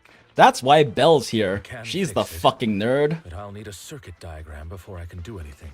I've seen diagrams for this type of circuit before. It's a pity that we're unable to connect to the outside world from inside the hollow. Just leave that problem to me. Belle, I just sent an image of a circuit diagram to your phone. Check if you received it. Communicating with outside the hollow, that's our Thank you specialty. very much, Master Proxy. Now then, let's start repairing this circuit. Master Proxy, I've organized the circuit-related modules. You just need to connect them the same way as you've done before. Woo, puzzle. Story puzzle. Wow, story puzzles are so challenging. The circuit is fixed. We should now be able to open that door. Wait up. Wait a second. Something just doesn't add up. It's all coming together now. Communicating with the outside world. Ha ha ha ha ha. Ha ha ha ha. Getting that circuit diagram. Ha ha ha ha ha. In theory, there's only one person who could ever do that. Ha ha ha ha ha. Could it be Ha ha ha ha ha. What do you mean? Ha ha. Smile, sweat, sweat, sweat. impossible? There's no way. But then again, only Phaethon could have done that. I mean, you're an incredible proxy, sure. And you're a good person. But could you really be Lord Phaethon? Ha ha ha ha ha ha. Ha ha ha ha. That's me. I'm Phaethon. Sorry, I just never had the chance to tell you. Unbelievable. Lord Phaethon, I've been your biggest fan for years now. Goodness me. Damn, she just accepts Lord it. Phaethon was right in front of me all along, and I had no idea. This is like a dream. Could you... I mean, if you're willing, could you please give me an autograph? Smile. And a group photo, and... Anything you want. We just gotta get out of the hollow first. Oh, okay. Sorry. Guess I got a little too excited. Cute. Anyone would be enraptured meeting someone they admire that much. After watching all these scenes in both proxy perspectives, I can't help but think that Belle is the canon choice / MC. All the interactions feel more natural with her. Oh, really? Oh, that's cool. It's nice to hear that. Yeah, I've never really gone through in any of the wise things, so I definitely wouldn't know. But I can definitely say that all of the Belle interactions always feel very natural. And I have kind of wondered how they handle that. Because the fact that they are both canonically, like, in the game, and also have, like, you know, differing personalities and things like that, definitely gives the opportunity for them to, like, actually use that as strong writing points and whatnot. But it's interesting to hear that the Belle side feels more natural. Yeah, if I ever met my favorite movie director, I'd be the same. It's also makes sense, though, considering how much Hoyo loves Yuri. We should keep moving. This isn't the best place for idle chit. They foreshadowed something happening to Wise with Yixuan trailer. Surely he recovers from the miasma corruption bullshit we see in the trailer, right? Surely they Hoyo would never erase a male MC from a game. Laughs in Honkai Impact 3rd. Ha ha ha ha ha. Why is this gay in my head? Kind of, why is this definitely gay? There is zero question about it. Every goddamn man we have met in this game is gay as fuck.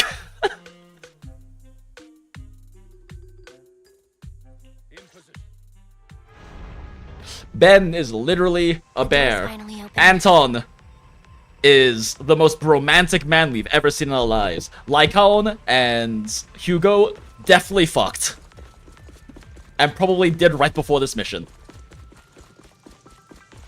The proxy is Phaethon. Harumasa is Is the proxy? probably ace, honestly. This is a dream. I never went to wake up. Roger. Oh, Understood. The fissure over there should lead to our destination. oh, I never realized that Ambi's neutral dodge looked like that. Oh, that's really cool. Huh. She swaps her forward blade into a backhand to block. Huh. Interesting. It's cute. Well, I've really only ever like noticed and paid attention to her forward dodges because that's what I normally use in combat. Cute. Wait, what's like Callan's back dodge look like? Ah, sleek, of course. Naturally. Harumasa just wants to slack off, exactly. They loved There are Doomed more Yuri. They heroes loved around. Doomed Yuri so much. Mihoyo loves Please be Yuri careful, Lord so Phaethon. much. like even Welt, who has a child, his child is adopted. And I'm not saying that Welt and Otto were fucking. And Otto definitely only ever has one person in his heart. But that being said, you know, you have a few scotches with the boys, with the homies, and you know, one thing leads to another. Lycaon, your fighting style wasn't so reserved in the past. I've matured. You call this mature? You're just being pretentious.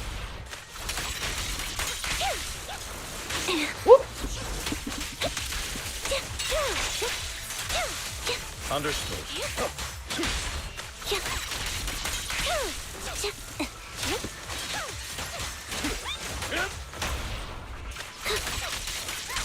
I love seeing Ambi breakdance.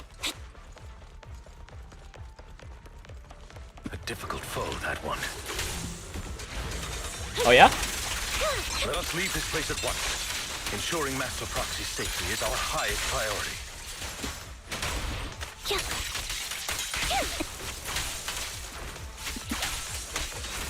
I won't let anything happen to you, Lord Phaethon.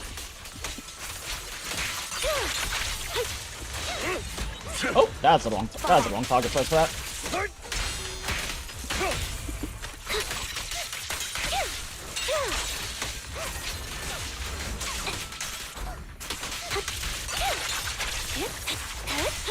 Understood. Lord Phaethon, how are you feeling?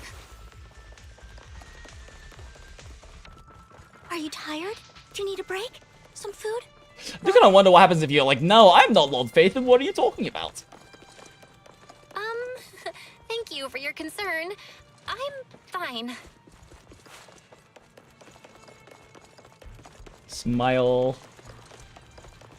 Yeah, like I said in the last stream, I'm not really the biggest fan of like the whole like idol worshiper character archetype, but it does make more sense and is kind of cuter in the case with Vivian, considering like how shit her life has been. Since that's definitely like an archetype I've seen, or like a character trait I've seen before in media, of the whole like a character being so devoted to like an idol or whatnot because they are the light in their dark life and whatnot, that they bring joy, happiness, and comfort in like a difficult life. And I am kind of glad that they went that direction with Vivian's character, and I very likely might have actually pulled her, or like gone for pulling her after losing 50-50 if I had actually played the story. Say Levy. Master, a complex mechanism has been detected ahead. To pass through, you need to activate all 3 smaller mechanisms. Suggestion: split up and handle them simultaneously to save time. So, we have to head to 3 different places to crack this thing. Huh? We're splitting into 3 groups? In that case, I'll protect you, Master Proxy. I can take care of one myself. Yup. That leaves the last one to me then. Smile. What, you mean you and Hugo smile? You should go with Hugo. What's that supposed to mean? We get along just fine. Abby's just like, I don't need your help. I don't know what's going on with you two, but you've been bickering the whole time. It's annoying.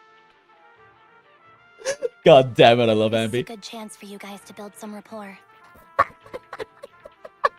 Anby's got a point. Hugo, just go with Lycon. God damn it. I love our silver-haired neurodivergent coded queen. You just want to be alone with your Lord Faithin, don't you, Vivian? I mean, yeah. But that has nothing to do with whether you're going with Lycon or Ambi. All right. Sounds like a plan. It's all decided then. Ambi just said fuck already. Get a room. There's several over there. Go by yourselves.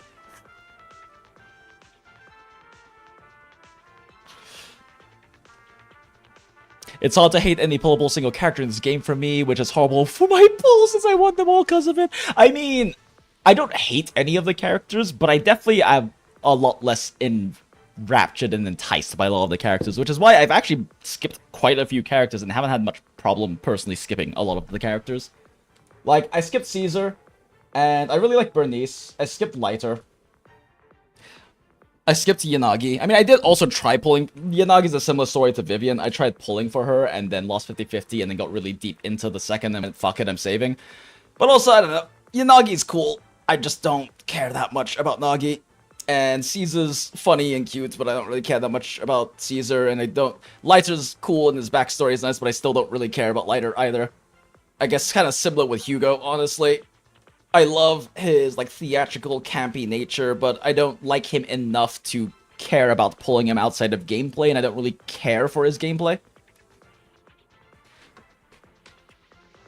Like, I like all of the characters they put out so far, but some I, like, truly adore, and then a lot of others I like a lot, but also I like their gameplay or what they can do for teams or things like that. Lycon, you better not slow me down. I really want to recommend you two some movies for a crash course on teamwork. Let's go, Ambi.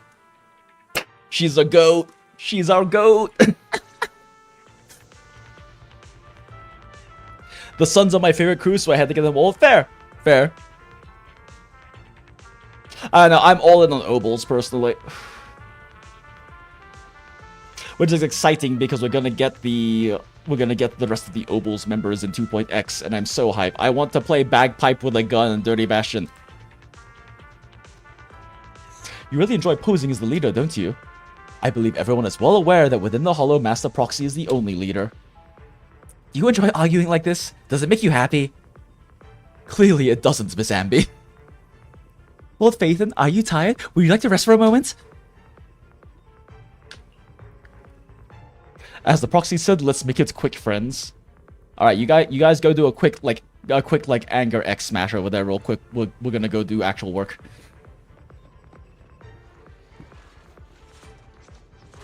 Lord Phaethon, there are too many ethereals here.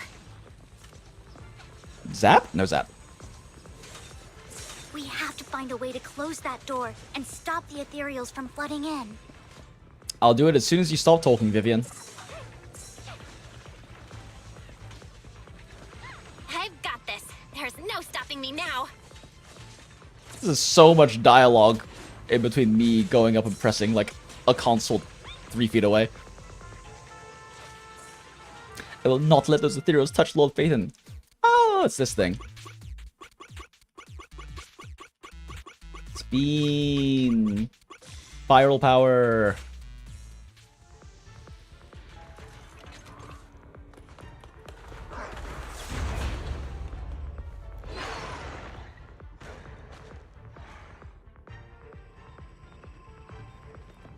Let's go, Viv.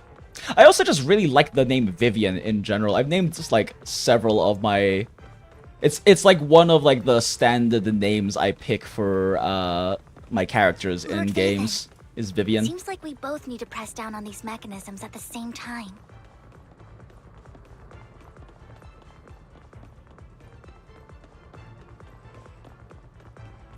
Okay, cool. We're gonna have to be in sync. Our bodies and minds must be one. Lord Phaethon and I share a deeper connection. Sorry. I hope I'm not being too forward. Goodness me. Somehow I'm fighting alongside Lord Phaethon.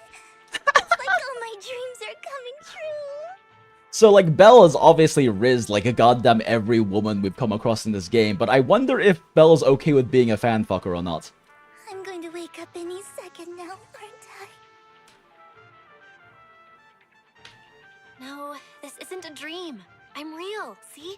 You can even hold my hand. Damn, Belle, stop rizzing her! Not only is Lord Phaethon incredible, but super kind. That's it. I pledge to be a die-hard Lord Phaethon fan until my very last breath. Drinking game, take a shot every time Vivian says Lord Phaethon. Oh no. Belle is truly a Rizzmaster. Gotta reward the groupie! I know some people are weird about the idea of like a fanfucker and everything. I don't know, consenting adults, you know, as long as everything's above board and they understand what's happening.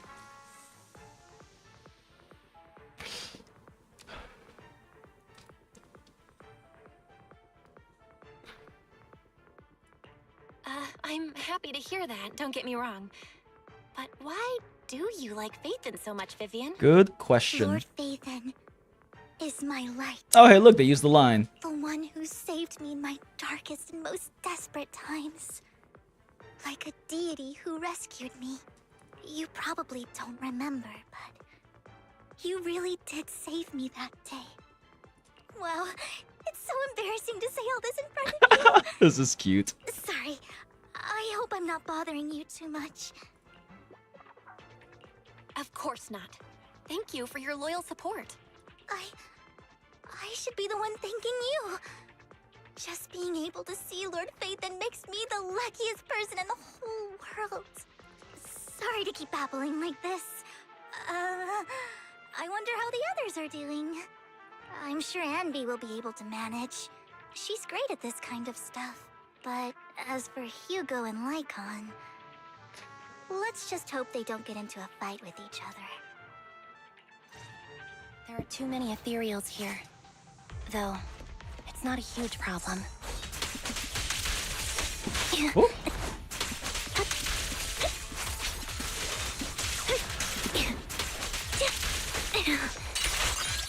It's time.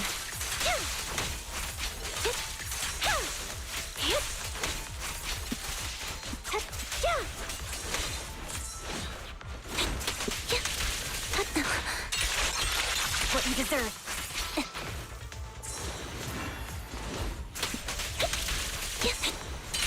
Off balance. Ah. Trying to group them all with that one, but it did not quite work out that way. Whoop, whoop, whoop. Huh. It just missed me, I guess?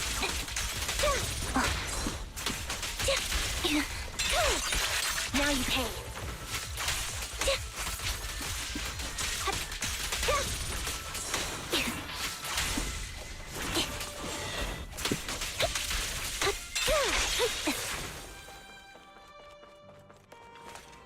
The final step is to operate this console, just like in the movies, bringing down the level with a decisive pull. Let's go. Great, no monsters. Let's go meet up with the others now. Meanwhile, okay, real quick before we get to the very manly gay furry vampire sex, I gotta go pee real quick. So BRB.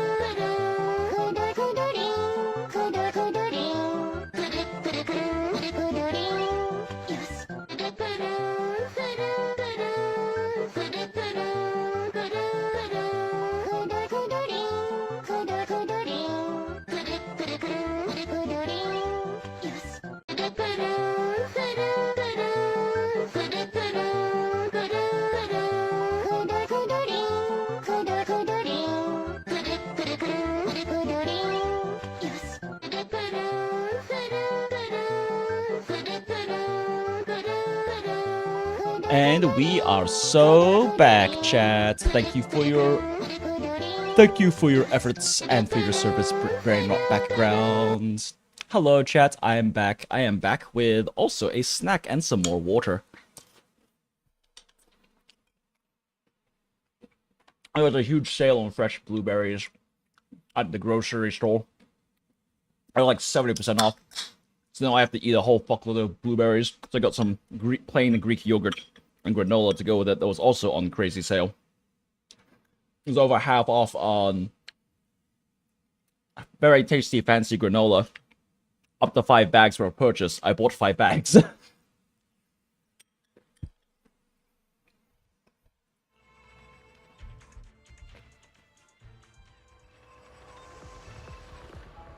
Smiles, they just happen to also get a roommate to press the same button at the same time. So, we have to cooperate to solve this problem. That's a real shame. I have no intention of arguing with you right now. Master Proxy and Miss Vivian are elsewhere, and we must rendezvous with them post-haste. I mean, the two consoles are like literally next to each other. Is it really that hard for you to press, like, just take your 2 hands and press both buttons at the same time? Even though they're a bit further apart, can you press like one with your hand and one with your foot at the same time? What a coincidence. They're not like That's across the room from each other or exactly anything. What I was thinking. Just this once, we should trust each other. For the proxy. I have no objections. Very well. Then you'd better keep your word. I know you've never fully trusted me, Lycon. Even before it all fell apart.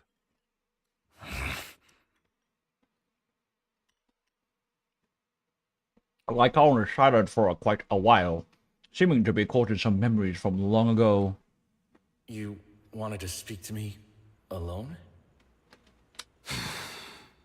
I know you and Hugo are as thick as thieves and don't hide anything from one another. But you can't tell him what I'm about to tell you. Did something happen with him?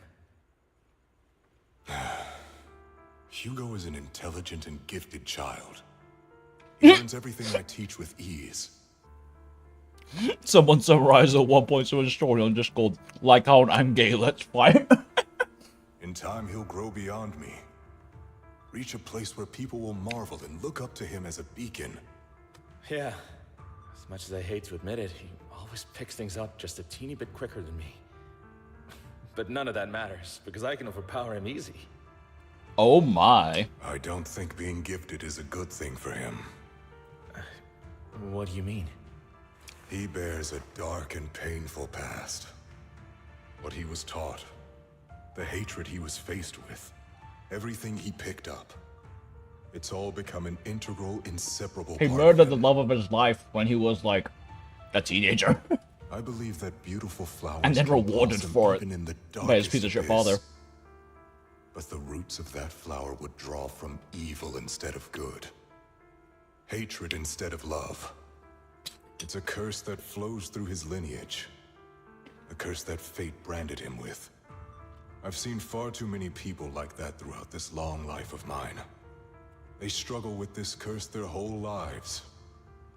But they all end up failing in the end. The path of light is narrow and fleeting. And the darkness is filled with such temptation that dropping your guard for even just a moment can send you spiraling straight into the abyss. Do you mean Hugo's going to be a bad guy? Oh no. I don't know. I hope he'll always stay true to his heart. That he won't give in to hatred and ambition. That he won't become the dragon that must be slain. But he has inherited the seed of evil. You cannot let it take root. I'm afraid I won't be there to help you. There's not much life left in this old body of mine. So then, Lycon, promise me now. Damn, it's adult Arlen. You must hold his chain tight. To restrain him. To stop him. Use the skill one too many times, he's drained too much of his HP. He's going to die now. And when necessary, to choke him. Oh, okay. Okay. Back to the present. After a bout of not-so-happy cooperation, Lycan and Hugo finally managed to deal with the mechanism. You've become or maybe you've been on guard against me this whole time. This illustration is great. Yonking that.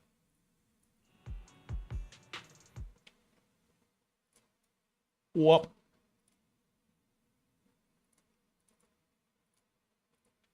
That's so good. Looks like I was right. I can't believe they're touching butts.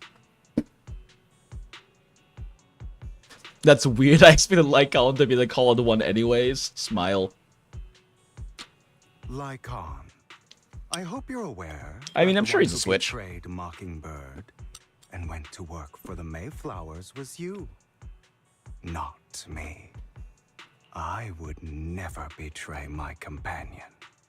I don't wish to repeat myself, but you should not break our oath. That's the path I've chosen, and I'm going to stick to it. But you know that path will lead you the wrong way. Who are you to lecture me about right and wrong? I believe any path that makes you feel pain must be the wrong one. Your disgusting sympathies make me sick, Lycan. There's only ever been one person who can kill me or save me, and that is me. Goddamn, man.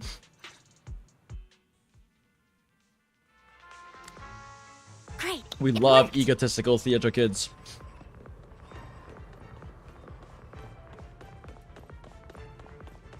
Wibble wobble, go jellyfish, go! After a while, the teams have completed their respective tasks. Everyone gathers again. I can't believe we're the last squad to arrive. Clearly, this is thanks to a certain somebody. ... You wouldn't have come in last place if you weren't so busy arguing. Tell him, Anby. Fucking drop those tooth bombs, girl. For perfectly coordinated partners such as Lord Phaethon and I, coming in first place is to be expected. Were we, like, actually the last ones to, like, walk over here, though? Shouldn't last place treat everyone else? Buy me a sandwich. Once we complete the mission, I'll treat the proxy to a meal. Since when did we agree to a race? Everyone, the location marked in Bringer's notebook is not far from here. Let's move out. You hear strange noises coming from ahead. That was loud. What's happening up ahead? Hold on, everyone. I'll go check it out. It's probably multiple ethereals attacking. Just in case, I'll go with you. Vivian, you should go with them too. Keep an eye on Lycan, will you? I'm worried he might sell us out to the mayor when he gets the chance. I'd never do that. But if Miss Vivian wishes to join us, she's more than welcome. Okay. Then I'll go with you. Why do you look so nervous? I've spent so much time by your side already. I need to get away from Lord Phaethon for a little bit, or I might die. Girl needs to come up to breathe. If that's the case, Miss Vivian, feel free to come along with me. Okay. All right. Her heart needs to stop beating at 300 beats per minute for a second. Vivian stumbles off with Lycan as if in a daze. So, how does it feel to be worshipped, Lord Phaethon? You had that figured out a while ago, didn't you? Sharp as always. But of course, I couldn't spoil it for her. She has to figure it out on her own. That's what makes it special.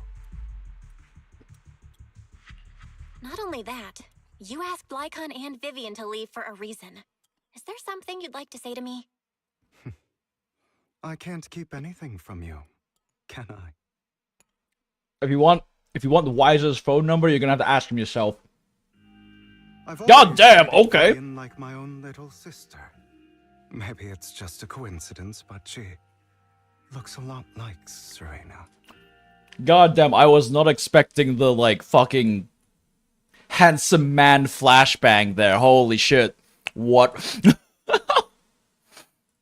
Where the fuck did that come from? I think I mentioned it before. Serena was my half-sister. She passed away. I love this album so long much. It's a time ago. gorgeous illustration. Like, I was not expecting that. Holy. And, like, the very, like, subtle twinge of emotion he has in here is really well done. Also, that's a really cool cuff, and I kind of want one. Vivian adores you. Whether you're Faith in or just Belle. Aw. Of course, I also have a lot of respect for someone like you. Strong, fair, and genuinely kind. So I hope... I beg you, please keep her safe. Hugo, stop fucking death flagging, you piece of shit. Hang on. What's that supposed to mean? Boy. Think of it as the last bit of conscience I have left. A kid as pure as her. She should stay alongside someone who walks in the light. Like you. Not even Vivian can agree with all my beliefs. One day we'll go our separate ways. Your beliefs? What do you mean exactly? You probably heard from LIEK. We swore an oath when we started Mockingbird. We swore to use our own hands to right the wrongs in this world. But never, under any circumstances, would we take another human life. I stayed true to my words. Until I murdered my entire family. My father, the man I hated, stood right before me. I could have ended his life easily. But I hesitated. I remembered that damned oath and their repeated attempts to convince me. I didn't do it. Because of that, innocent people died. All because of him. If I'd killed him first, then none of those tragedies would have happened. People like him don't deserve to live. After that, I realized sometimes taking one life really can save countless others. I understand where you're coming from. I knew you'd understand. Vivian has a good heart. I don't want her to get her hands dirty. But you know how it is. In this world, someone has to be the bad guy. So, I want to apologize to you. Why apologize all of a sudden? You're incredibly strong, kind, capable, and really, really lucky. Smile. Tell that to my fucking Vivian Pulse, Hugo. The world needs more people like you.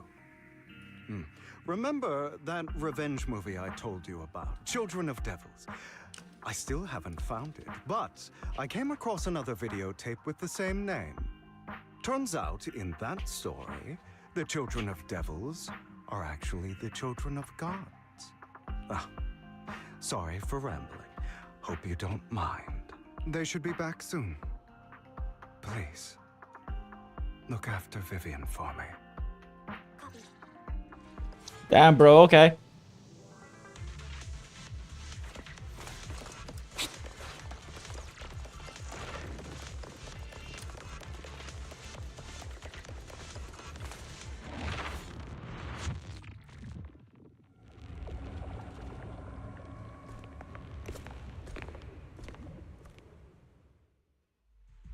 What is this?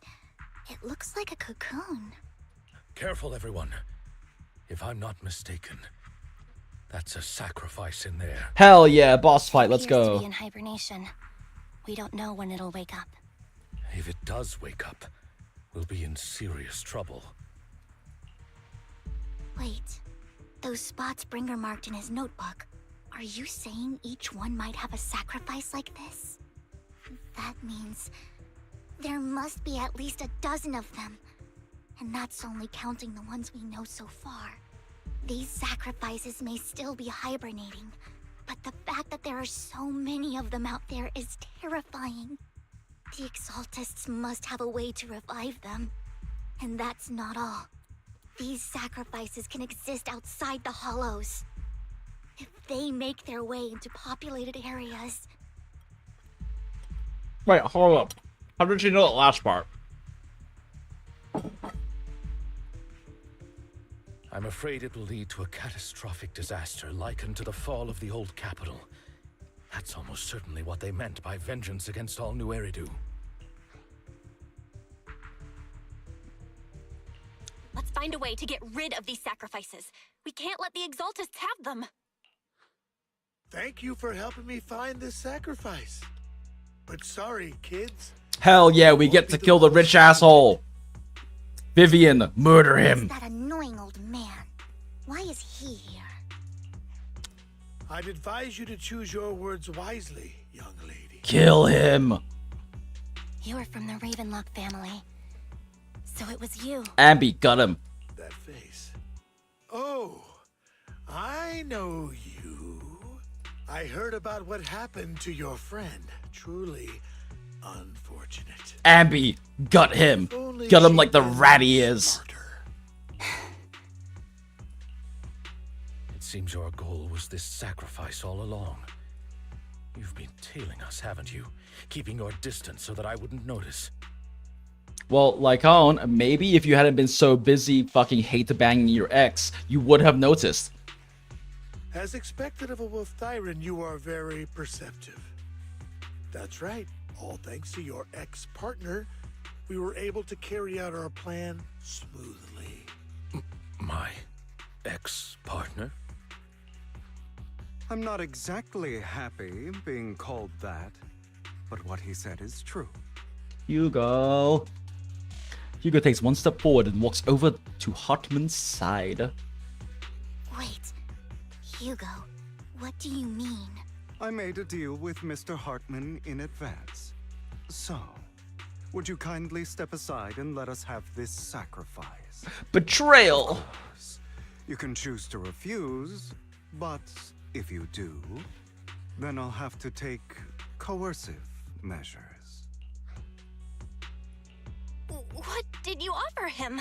Everything we know about the sacrifices plus the core itself. But... why? Vivian, It's no! simple. I want to climb higher. Mr. Hartman offered me a chance to join Tops. Who could say no to that? Hugo's gonna be the Rat King amongst the rats, and he's going to, fucking Inglorious Bastards all of the rats in Tops at the same time. Burn down the theater. No. Impossible. Damn. Damn, that's a good illustration though, but damn.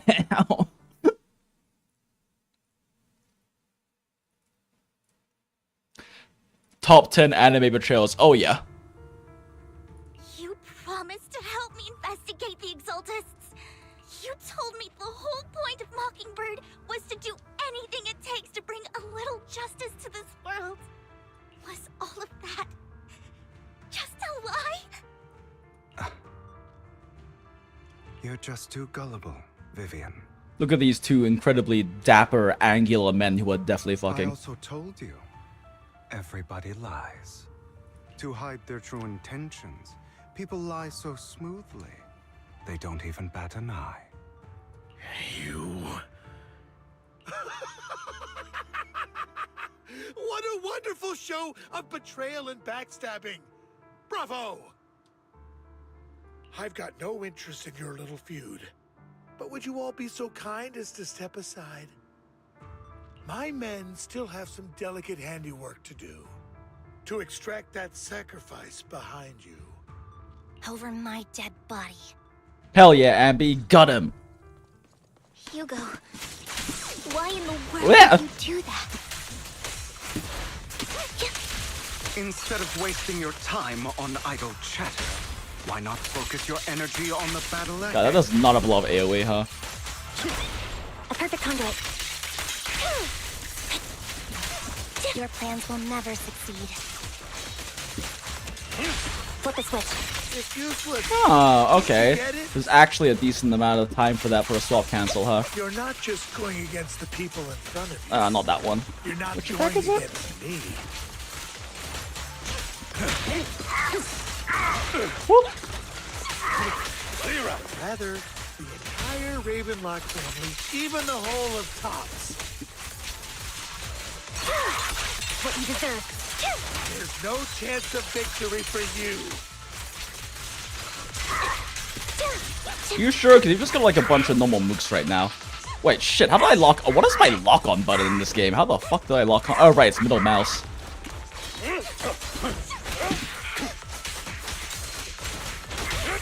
Flip a switch. Okay, he's done talking, right?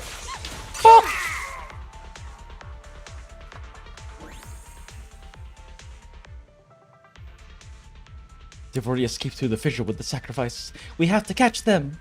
We can't let them have the sacrifice. Go team, go.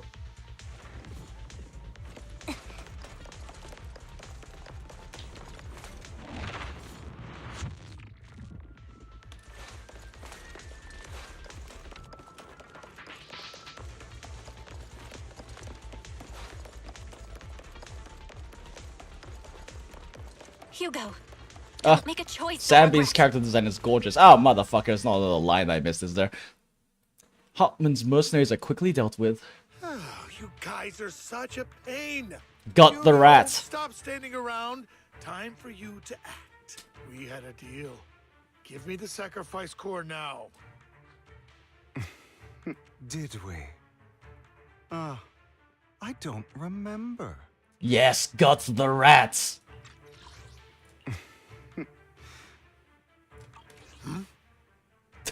Huh? I imagine this is your favorite kind of entertainment. Watching allies betray each other, suspicion festering until it all turns to bitter hatred. Hell yeah. Now use your scythe the way you're supposed to use a scythe and fucking decapitate this Seeing bastard. people tear each other apart like wild beasts, just like your decaying family. Does it comfort that dead conscience of yours? You. What's that supposed to mean? I am loving the look on your face right now. Hugo is incredibly erect right now. When you think you've succeeded. You can see it poking off I'm just here to slightly tell from you under the black bar. It was all fake. None of it was real. Let this pain sink in. It's karma for what you did to me back then. Oh my god, he is actually just having a very slow orgasm right now. Holy, that voice. You're insane. I have no idea what you're talking about. I fucked over so many people, I don't know what you mean. You still don't recognize me, do you? Let me give you a little hint. My full name is Hugo Vlad Ravenlock. Oh. That's impossible. You're part of our family? I may be an illegitimate child, but I have the same blood flowing in my veins. I may be half a vampire. I know you. You're that bastard of his. Damn it. I could have sworn you were already. My dear uncle, you were never worthy of your position. You have no claim to the Ravenlock lineage. You may have killed all of my father's other children, but sorry to disappoint. I'm still alive. Naruhodo. So he comes from the legitimate heir lineage. I am the true heir to the Ravenlock family. You're a bastard. You're a You bastard. have no right to inherit the family. I love that they're using bastards correctly here. It's not for you to decide. Master Edmund is very supportive of my claim. Edmund, that's impossible. You weaseled your way into Top's inner circle? Master Edmund doesn't care who achieves his goal. In other words, he'd happily let me take over the Ravenlock family, as long as I'm more competent than you. This can't be! You don't know the family's real secret! I know a lot more than you think, including everything that you've done. Just give up. You never even stood a chance. Damn it. Got the rat. This was all fake, right? You were just putting on an act to fool this old man, right? Oh no, Vivian. I'm so sorry, sweet child. I actually fell for it. Don't do that again. At least give us a heads up next time. Vivian, everything I did was to rightfully inherit the Ravenlock family. That part is true. Now, I'm going to kill this man who stole what was never his. I'll make sure he can never be a threat again. You can't kill him. We still need information from him on the sacrifices and the Exaltists. You must be misunderstanding something, Lycon. Just like you chose the mayor, I chose Tops. At least for now, Tops has the same interests as me. I'm not going to harm my own self-interests. Be it intel on the sacrifices or the core itself. I'm handing everything over to Master Edmund. Why? I just want to take back what's mine. If fate is not willing to give me justice, then I'll just have to seize it with my own hands. Stealing, robbing, lying, or betraying. I'll do whatever it takes. He fights for justice. His own justice. Even if it means selling your soul to the devil? You know about the power struggle between Tops and City Hall. Those elites at Tops would be only too happy to see the Exaltists plotting a grand attack on New Eridu using sacrifices. That would severely harm the Mayflower's reputation and approval rating in New Eridu. And that's exactly what Tops wants to see. If that happens, countless people will die. I'm sorry it has to be this way. But I have to do this. I'm going to get everything Master Edmund wants. Inherit the Ravenlock name, climb to the top. And then I'll be able to change everything for good. For a permanent and absolute victory. We must endure the pain of cutting away rotten flesh. And persevere through the darkest hour before dawn. Someone has to do it. Damn, Hugo. I don't really agree. Sounds like some twisted logic to me. This is the path I've chosen. Without power, resources, or strength, we can't do anything. Mockingbird is the perfect example.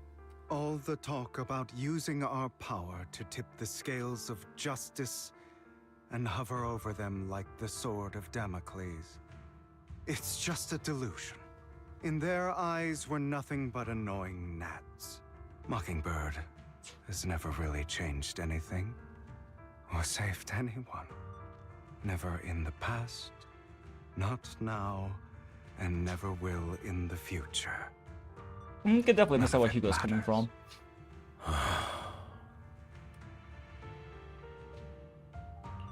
But even so, you shouldn't become the kind of person you hate. Sorry, Proxy. I know what you're trying to say. But this isn't some children's story of a dragon slayer becoming an evil dragon.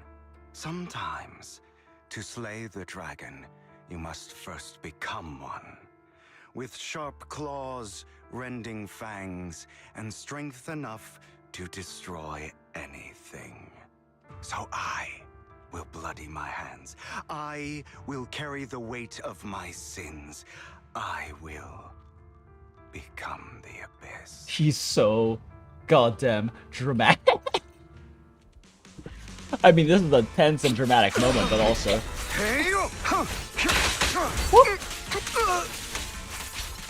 It's about time you kneel.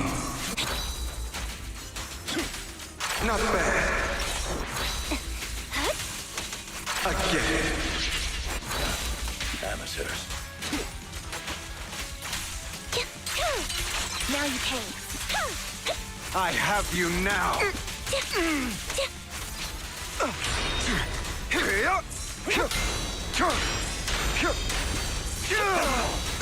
Not bad. A perfect conduit. Everything you just said. Is that what you truly believe?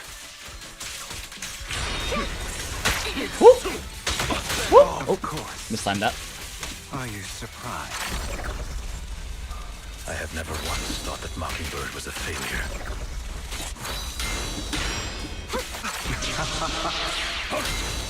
Our actions, no matter how childish or flawed, must have made their mark on the world. Beg for mercy. Take this. Flip the switch. I don't want it to end like this. Truth be told, Proxy, I envy you. The world needs people like you.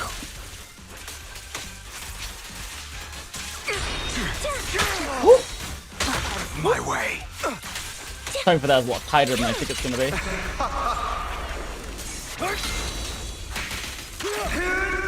Oh, you Fuck you, Hugo. eliminate any obstacles.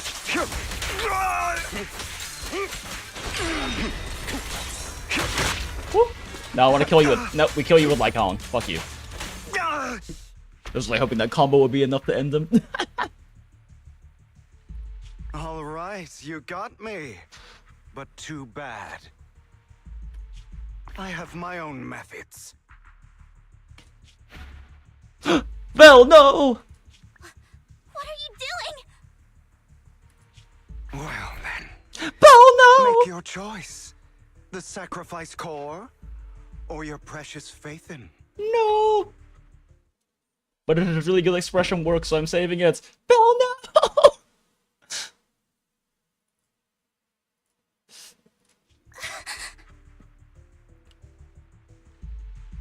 Have I tried quick dispatch yet? No, I have not yet, Acid. I will definitely need to. I need to remember to try that out. Will we do some dailies later? I know you took it. Don't forget, I'm the one who taught you that. If Flair for the dramatic was a person, hella like it though. Hell yeah. This comic book style is so cool. Yeah, no, that's part of what I was talking about before with ZZZ having like such interesting and like strong storytelling is that they do a lot of this where they'll have like this sliding comic book style presentation for story moments, and I think I really like it a lot.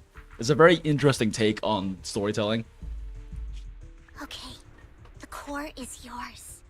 Just leave Lord Phaethon alone. Yeah, yeech. What a shame. Damn, Belle's fucking face. She is gonna bite your goddamn balls off. That is not an expression I ever expected to see from Belle, but holy shit, this girl is gonna bite your balls off and kick you off the skyscraper. Did you really think I'd keep my promise? Each of the comic book style wall pages can be a wallpaper on its own. Oh yeah, no, each of the illustrations too for them are great. Yeah, it's one of the best things in ZZZ is the comic book style presentation, the expressive visual novel yapping. Yeah, no, like they do a very good job with the whole visual novel storytelling format when they're just doing the dialogue because they have like the full expressive 3D models happening. It's really nice to see it. Although, to be fair, that's nothing new for MiHoYo because that's also how they handle a lot of Honkai Impact 3rd dialogue, is in that visual novel style with like full 3D models actively expressing and moving with the dialogue. Which again is part of why like the whole Star Rail like static deadpan shot on the 3D model, like faux VN style storytelling they did in a lot of like 1.x, 2.x, and then like 3.0 and 3.1 is like so disappointing because in Honkai Impact 3rd when they do that, it's still visual novel style, but they have fully expressive character models on screen. It's like, Hoyo, I know you can do so much better. Yeah, exactly. It feels like HSR could splash these in instead of those static images we get. Yeah, and like even just like the same visual novel style of earlier with the dialogue going on screen, but you have the full character model making expressions, doing movements, like reacting and like acting like they would in those dialogue moments.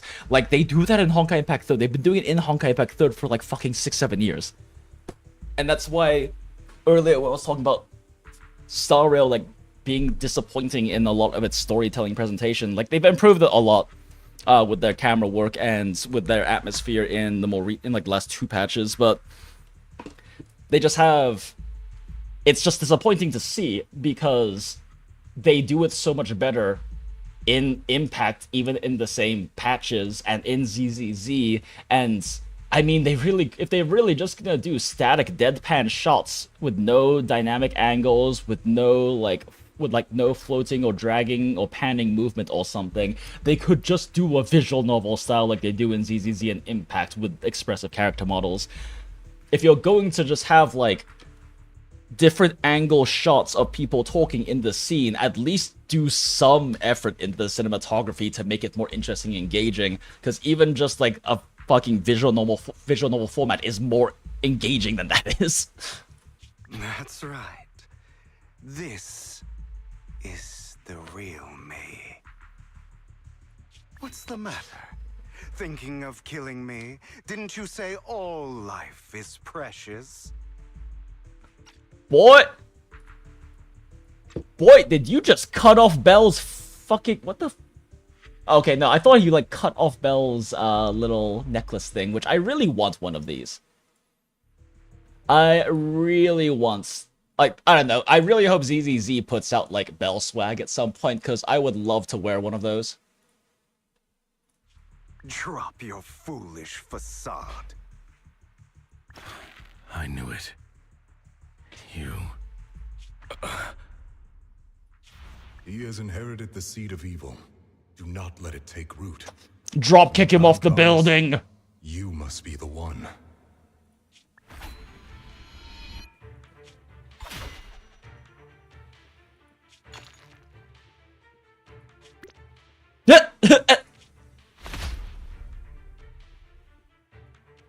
Go on, kill me. If you've got the guts. Need a beanbag-sized bamboo, yes!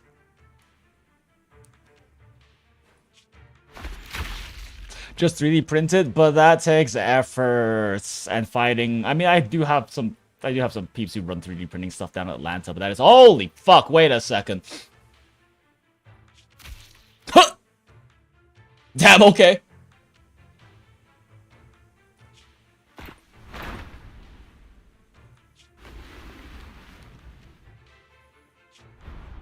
Oh, Vivian. No. Aw, Vivian.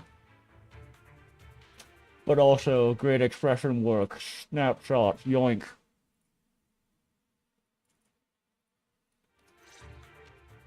Master Proxy, are you okay? Are you hurt? Don't worry, I'm fine. I just never thought things would turn out like this. What a twist. Lord Phaethon, I'm sorry. I had no idea Hugo would do that to you. I'm so sorry. But that takes effort. Let me just throw money at it. Truly a gotcha well mindset. Let's go. I'm not saying throw money at it. It would take me effort and money to have someone custom 3D print me one of those.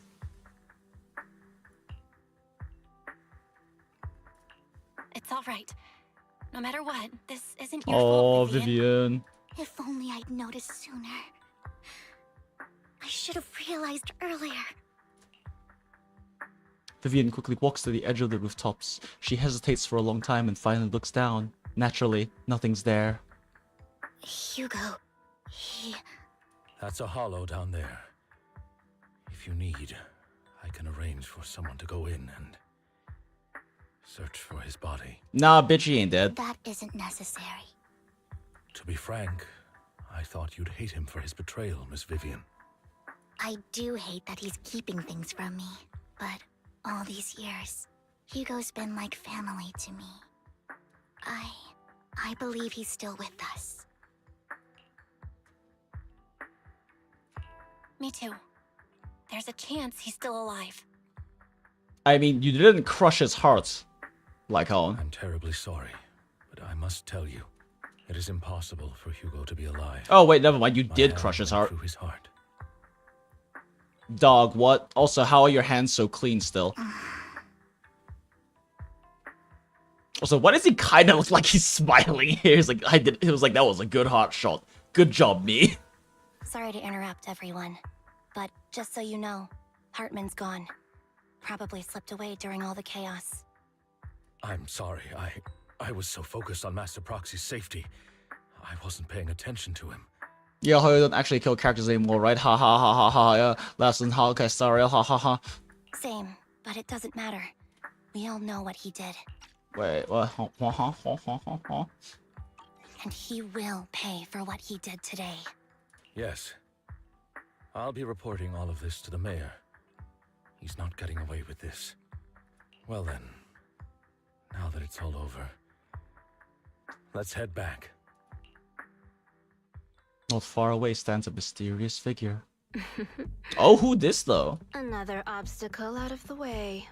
She's going to be pleased about this. Ugh, I love the way she May talks. the creator guide us. For fuck's sake, women in suits. Oh my god, that is gorgeous. What?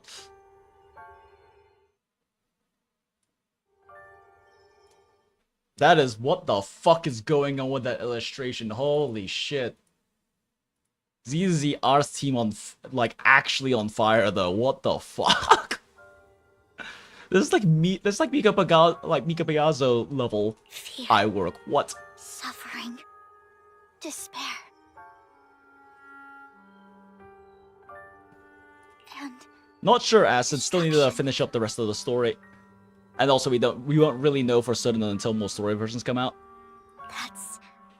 that's the future I see. Lord Vathan.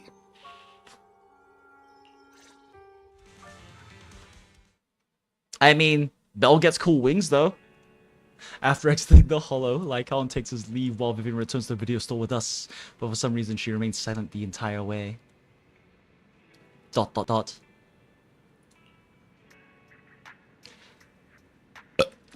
Lord Phaethon, I'm fine. Just a little distracted.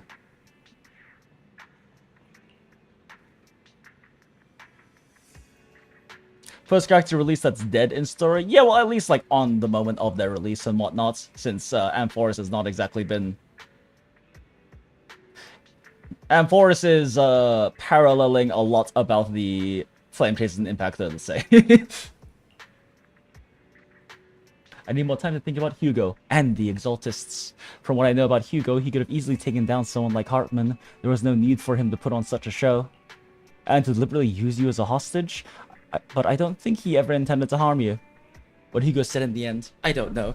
Something feels off, and that business with the sacrifice core. Maybe there's some deeper, more terrible secret behind all this. I have a small request. It might sound a bit strange, but can I sleep here tonight? Oh, yo, wait a second. The bell riz can't stop. Yeah, we're not comfortable leaving you alone like this anyway. You're gonna have to share a room with Jane, though.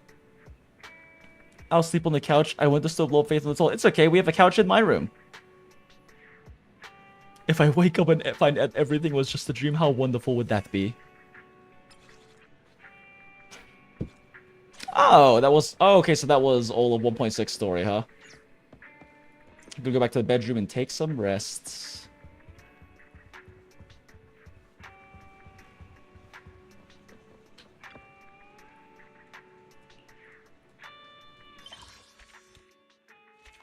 The couch is another word for my face, Vivian. Rest easy, boy.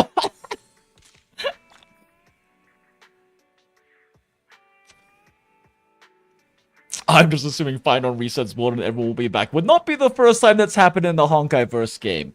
Would not be the 6th time that's happened in the Honkai-verse game.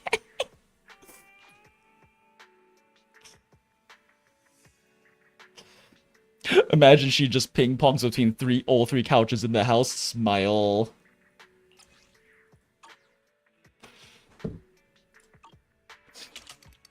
You rest comfortably, and now your mind feels exceptionally clear. Let's go. I wonder, though. Oh, no, she's still there. Hi, Jane. What's up? Jane lives in my room, by the way. She's been living in my room since she got released. So if you don't complete her trust quest past this, I think it's like level 2 or something, she spends the night in your bed, right? Like you basically find her and she's like fucking exhausted and collapses, so you take her to the video store and then she crashes in your bedroom. And I just never advanced the quest, so now Jane lives here. I'll live in rat girlfriend. Smile.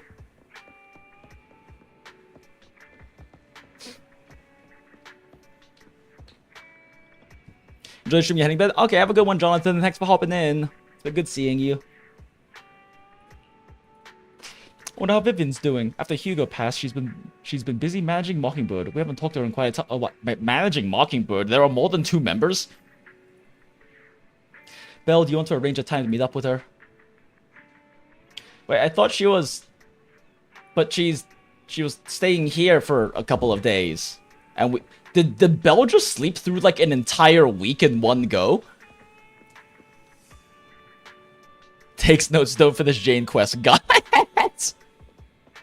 Is that her story quest? No, it's her trust quest. Like when you own a character, you can like build up trust level with them, right? And like go on like little dates and stuff together.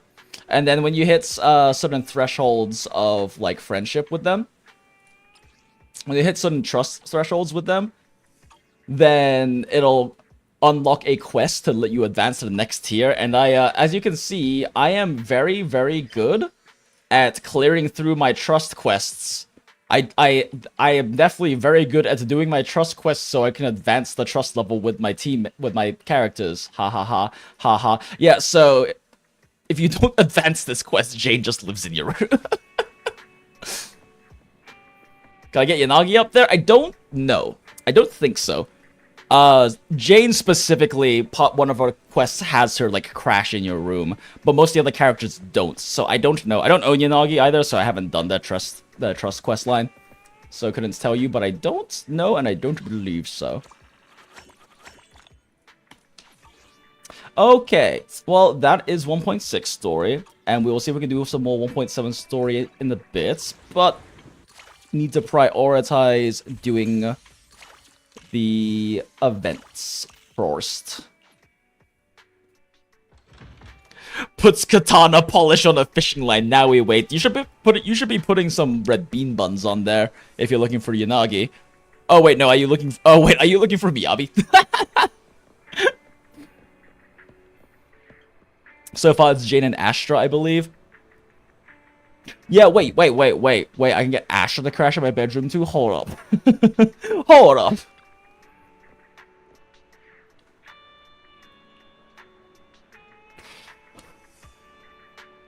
A girl in uniform, on tiptoes, light on her feet. Is she excited because she's about to go see her lover? Will they appear in a classic scene from a coming-of-age film, biking side by side at sunset, the boy playfully putting a bread wrapper on her head, both laughing all the way? A video store owner strutting around in a huff? Is she... Well, keep going. Because your presence has given me a new idea. Movies can really highlight the stories of ordinary people, and what I see will end up on film. I believe you must have a knack for film, or maybe even for directing, being the owner of Random Play and all. My job does require a knack for film.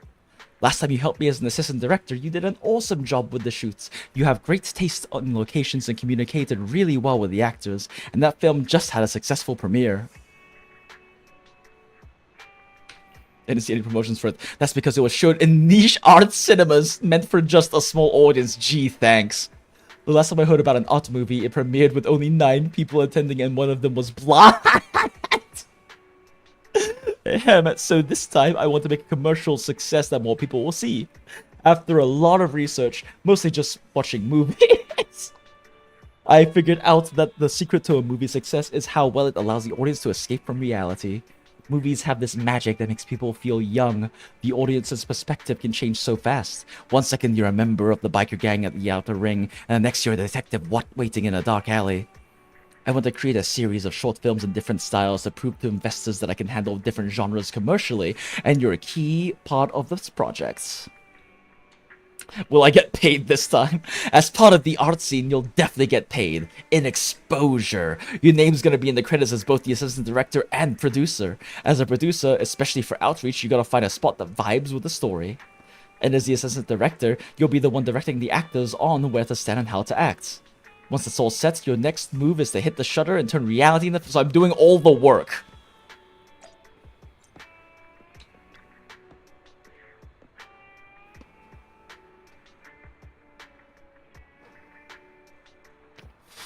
I do like just seeing some of the characters around, like I have randomly ran into Vivian's 3 times a day. Yeah, it is cute that they do that. Basically kidnapping a celebrity, keeping her here. Before we kick off filming, let me walk you through the story for the first short film. On the gravel road in this wild town, 2 tall cowboys duel, revolvers in hand. Tumbleweeds roll by, and the spectators see 2 hats fall to the ground, their owners looking at one another with admiration. Soon enough, to a chill tune, the cowboys are at the bar, drinking and swapping stories.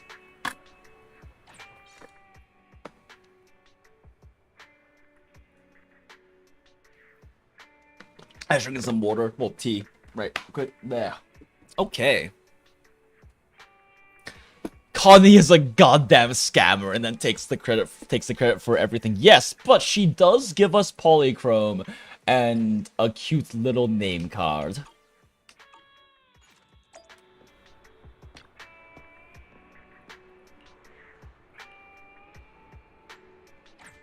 So, challenge now. Teleport now.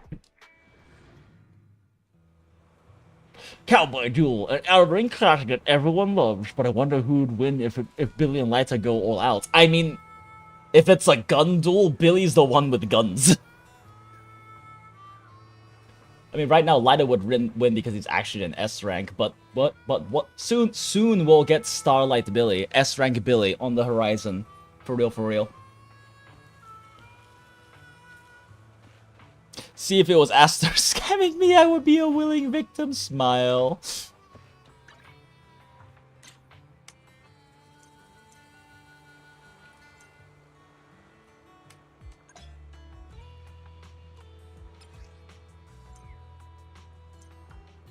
No way. No way. Can I chat with them first?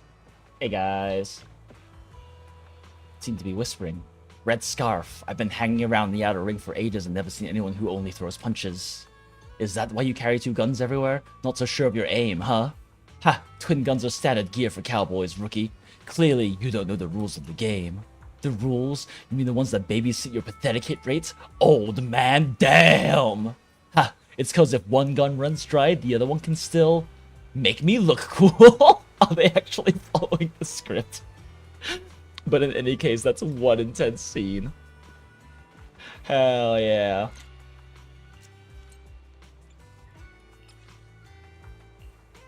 If Belle's the assistant director, she's gonna be in every goddamn shot.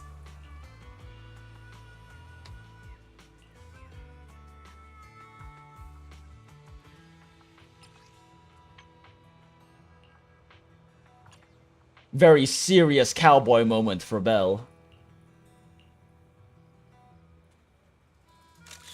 Hell yeah, let's go. Make it only Belle's face. Now let's at least try as assistant director. The outer ring sun is melting my face off. Finally, some indoor scenes. Let me grab a special first and put it on Connie's tab. Yo, let's go. Hell yeah. Free food.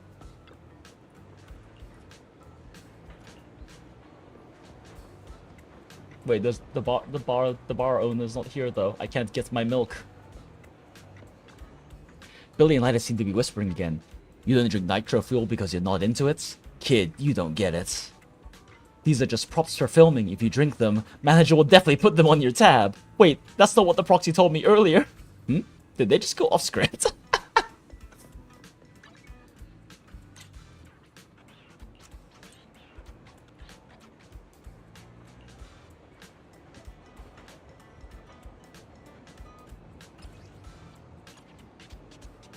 Take a photo of the signboard. Oh, okay, the drink signboard. See, rule of thirds. There we go.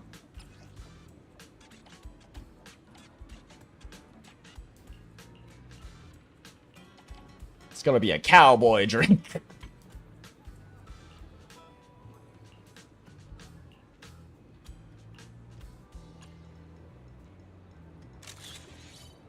Hell yeah. I didn't save the other one. It's okay. I'm so good at shooting movies, guys. This is what payment and exposure gets you. Exactly. You've got to expose Belle's face as much as possible. We love exposing Belle. Awesome shots and rich visuals. I knew it. You really have what it takes to be a great director.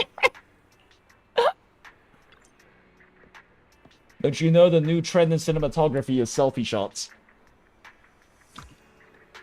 A girl switches schools and ends up sitting next to a short-haired girl by the window. Their story begins with a chance meeting at the metro after school. Graduation rolls around, and the girls lean against the rail by the river one last time, wind ruffling their hair, both lost in their thoughts. Okay.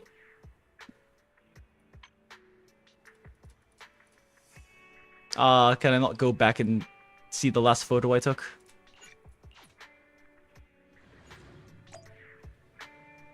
Ellen and Vivian side by side. What a beautiful shot. Now I just need to catch the moment when their eyes meet. Yo, hold up. Actual Yuri plot? Sometimes I feel like time moves even slower while waiting for the metro than during school.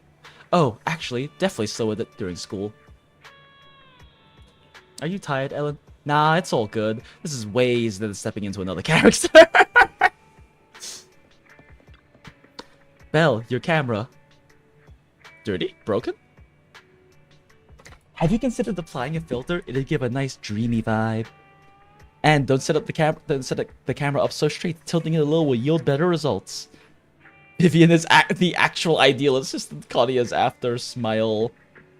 Plus Vivian can just fund the movie. She can also just be an investor.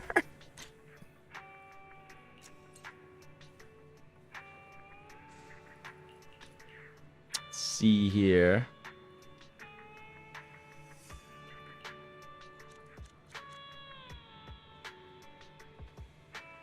No, so we gotta catch the moments their eyes meet. But that means we have to be able to see their eyes. Vivian, I know that you're so hot a mother. Please stare at Ellen and not Belle. That's the entire point of the scene. Am I gonna have to like move Belle behind Ellen for Vivian to be staring at her?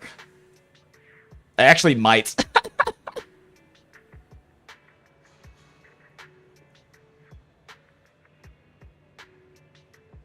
There we go. Now it kind of looks like Vivian is staring at Ellen.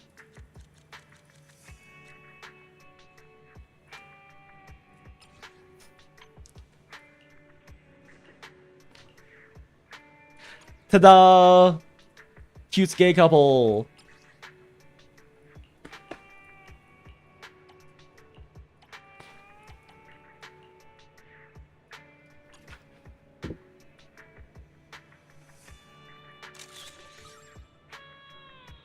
Oh shit, I have to take a photo of the metro sign. What the fuck is the metro sign? Oh, okay.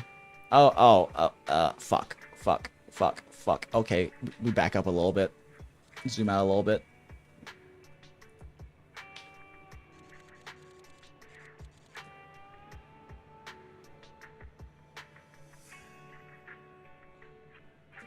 Good enough.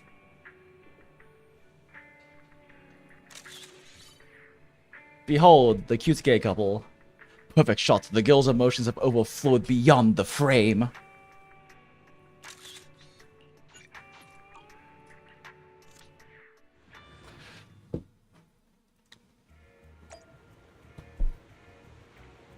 I've been in this dingy hole like 4 times so far doing events, but I still have no clue where this is. We call this a first-person, third-person meta-narrative that takes itself serious. You wouldn't get it. Click on the stream to see what was happening. Can't believe you are actually putting effort into the event. What do you mean? This is a very serious assistant director job that's gonna lead us places, okay, main? Okay, we're gonna be the next brilliant indie film director. We're gonna win so many awards. And Vivian's gonna fund all of the projects because she's fucking rich as shit. ZZZ events are so random. Like, they are contractually obligated to create any type of event just to give us free polychromes. I love it, though. They have so many fun different styles of events and cute little mini games they work on.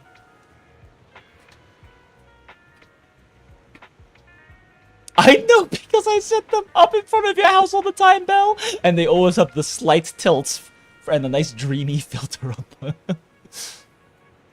Did I do all my weeklies? In ZZZ, yes. In Star Rail, yes? Question? Yeah, I think so. What time is it? We'll worry about weeklies later. It's fine. It's fine. We're fine. Pictures in ZZ aren't as good as Nikki, but they are pretty good. Oh yeah, I imagine Infinite Nikki must have. Oh, Infinity Nikki must have like great camera settings. Might be too close to us. Did we just spend ages putting on makeup for a close-up like this? Smile. The proxy still can't nail it. I'd rather she delete it. Damn.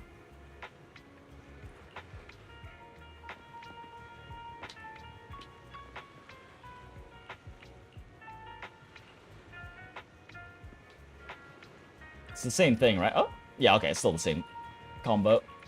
It's just you could select either of them, so I wanted to make sure.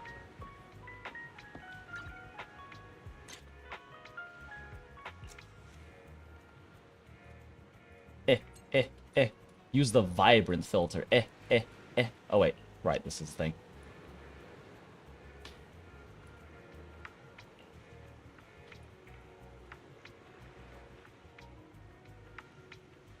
Selfie with friends.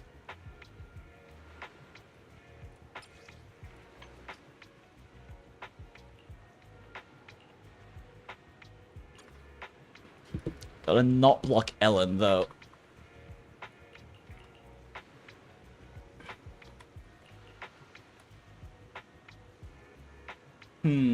Yeah, this one might not. That one might not work.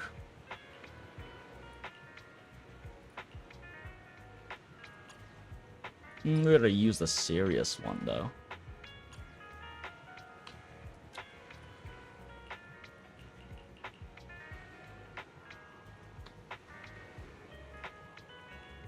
Oh, there we go. Hell yeah, okay.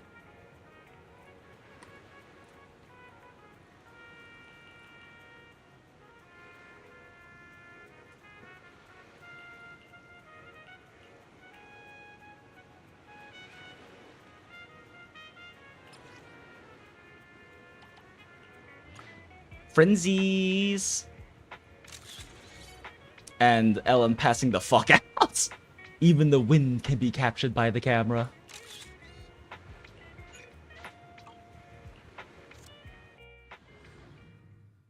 I'm doing my weeklies early for once. Good job, main. Proud of you.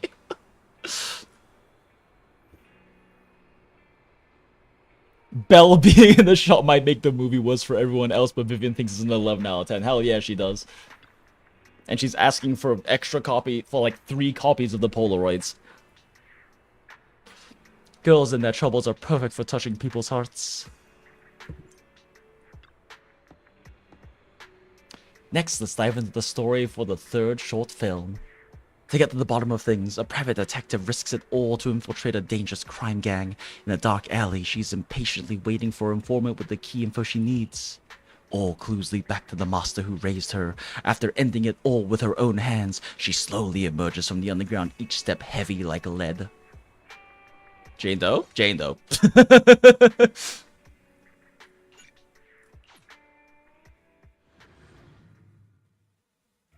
She needs extra copies in case they get dirty. High chance they get covered in liquid. That's what the umbrella's for, smile. A detective going undercover in the crime gang. Perfect plot for Jane. What's she gonna dress up as this time? I mean, is it perfect for the actual undercover cop to be playing an undercover cop in a movie? Seems like that might affect her work a bit.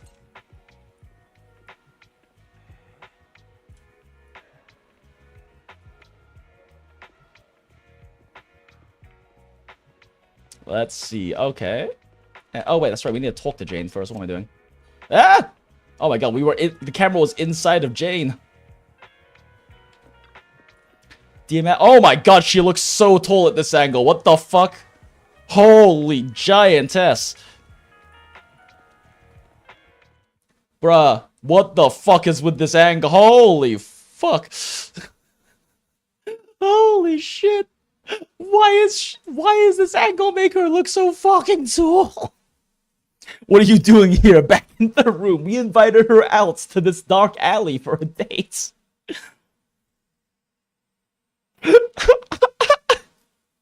Sometimes master thieves commit petty crimes to get caught because it makes you think they can't be good enough to be a real mastermind. Oh, maybe. If a real bad guy showed up to meet me, what would you? I'll keep filming. Holy camera angle. Actual giantess Jane.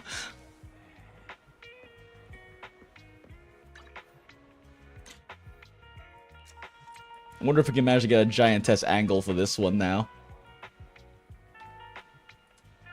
Ah, probably not. It's only so far we can zoom out of the camera. Take a photo of the black cat graffiti behind my head.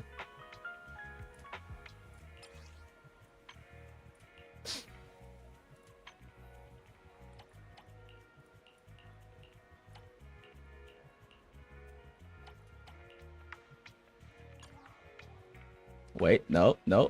Oh, and... Oh.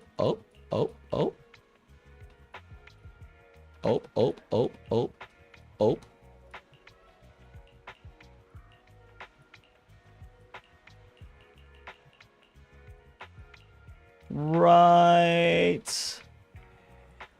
Let's like try to turn it this way, maybe. Right. There. Yeah. Right about there. Okay. Perfect shot. Pay no attention to where Belle's hands are. Danger silently spreads within the frame.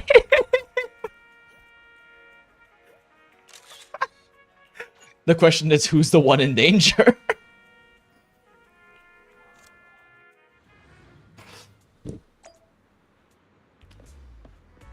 So that's the twist. The criminal is actually the detective's mentor. Aw, the detective must be so heartbroken. Late night hours are preferable. Well, good thing it's late night. To get my body in peak condition, I've already walked up and down these stairs 12 times. Wow, gotta keep that ass tight. If you keep walking up and down, you definitely turn some heads. Oh yeah, that little boy rushed over to check on me, saying, Are you lost and can't find your way home? Does that mean my acting is pretty solid, manager? After all, you're Jane. Smile. Oh wait, this is even better for our purposes.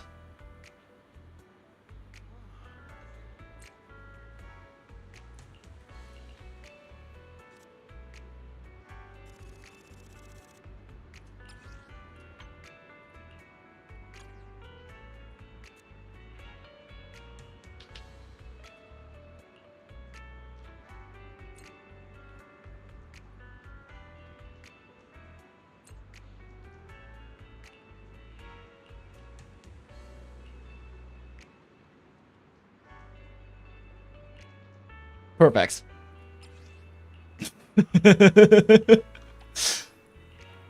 Perverted old man, lesbian Belle is the best timeline. I think the classic creates more striking contrast. Cool or classic? I actually like cool's pretty good. Have to make sure we catch the thigh bulge. Beautiful. Perfect shot. Wait. Does not count as her being in frame. Okay. Okay. We can make this work. We can make this work.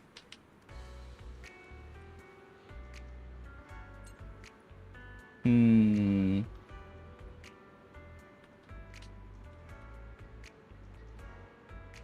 Have to zoom out a little bit. Oh, okay, yeah, yeah.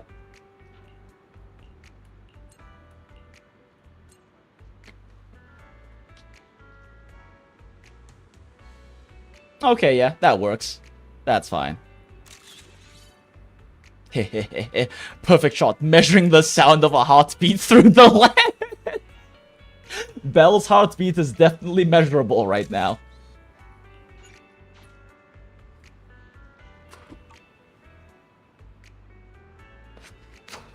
That's one for the scrapbook.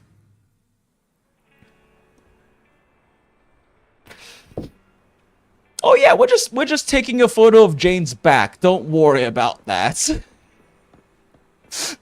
Don't worry about it. Look at this smug gremlin, true and real. In the light or the dark, she seems to have nowhere to go. Your knack for creating a vibe with film is seriously impressive. The next short film will be something different, and I hope you're as stoked as I am.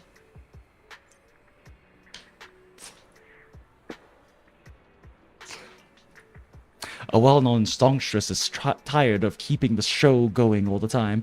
During a fan meetup, she encounters a stranger who sends ripples across her still life.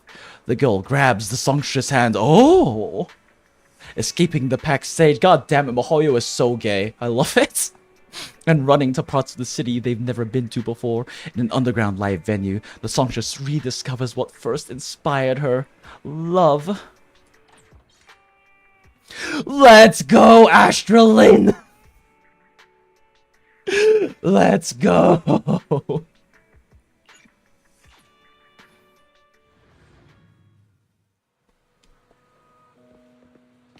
Two totally different people spot each other in the crowd. How romantic. How do I shoot this to make it beautiful? Yoshi even calls it romantic. Hold up. Can you get more shots of Eve? I've got way more camera opportunities than her. Plus, Eve's the more important character for this story. Belle, don't forget to focus on her. As for me, I'll just take a back seat this time. Aw, cute. Please, correct the camera more at Astra. I need to keep an eye on the crowd. Can't have any surprises. Besides, my face in this state isn't exactly camera ready. Aw, Eve, you're always camera ready. Oh, look, it's Angie.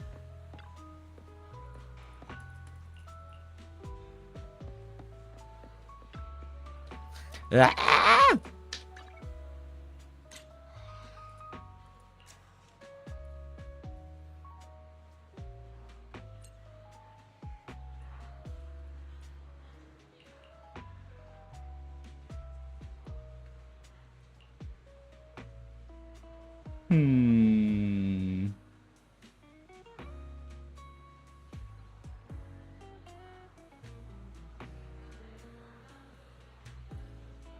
Want to make sure Eve is looking directly at Astra.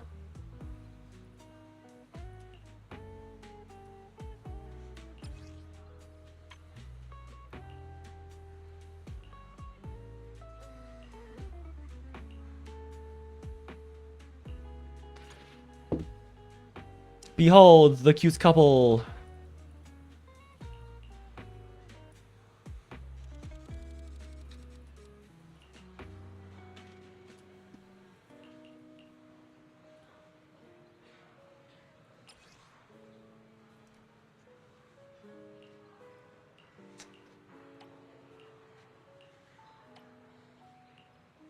I think I'm like nostalgic for this one.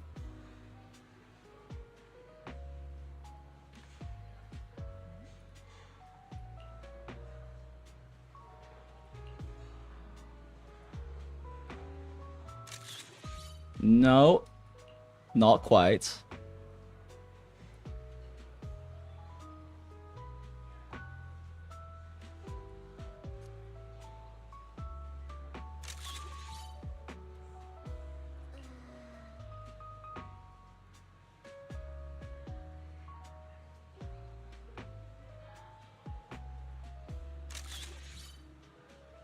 There we go. Tranquility gave way to a surge of motion.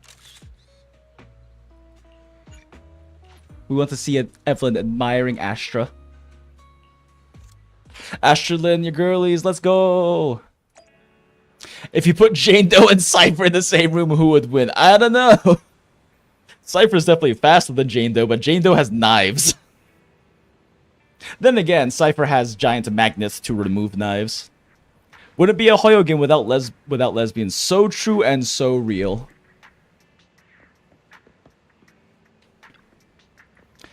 Astra and Evelyn seem a bit off from their usual selves.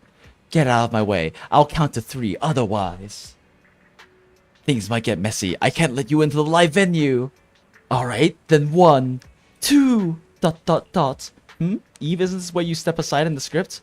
Miss Astra, you're still a starting edge.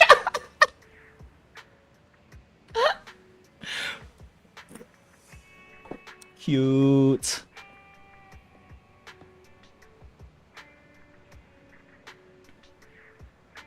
They're so cute. Gotta get, oh, we gotta get the sign in there too.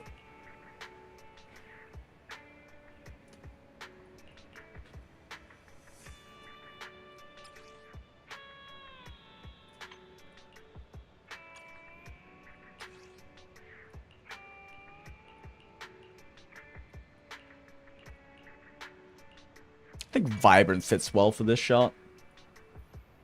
Alright, how do we do this shot though is the question.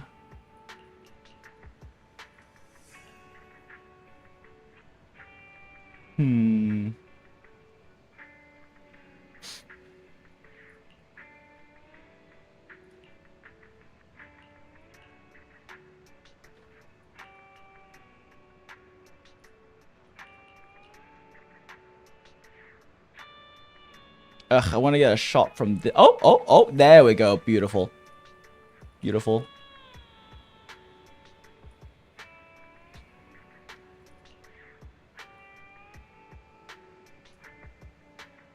Ugh, I want an up angle shot like this, but we can't get the sign.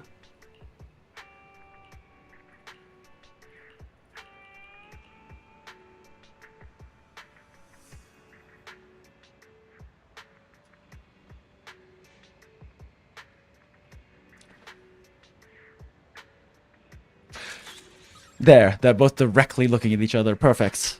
The sprout emerges in the corner of the lens.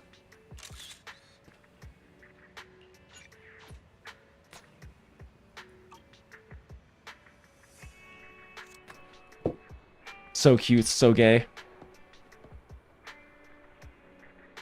Wait, I didn't get the bonus? Fuck. Next time we meet will be for the final short film. I'm still figuring out the details, but feelings of loneliness and farewells keep creeping into my mind. As we near the end of the shoot, let's kick off the story for the last short film. Following their master's teachings, a young swordsman travels from way out east to challenge the strongest warrior around. After 3 days and nights locked in the sword duel, the swordsman disappears without a trace, and Yixuan isn't out yet. Only the port remains with someone staring out at the sea. Fuck. Yeah, I didn't catch the sign.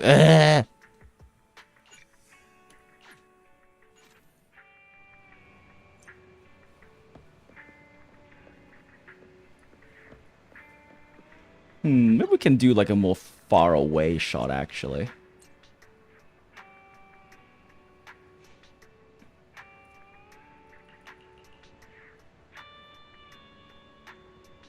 If I don't stand up... Oh, yeah, no, they will look directly at each other.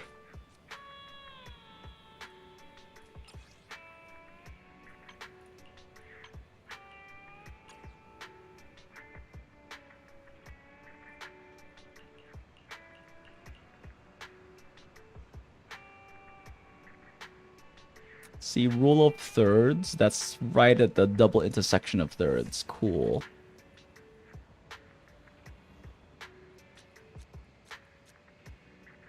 Fuck, the sign's not in there anymore, is it? Fine. There. Right there. Right there, they glance at each other. Perfect. Beautiful. Gorgeous. Pristine.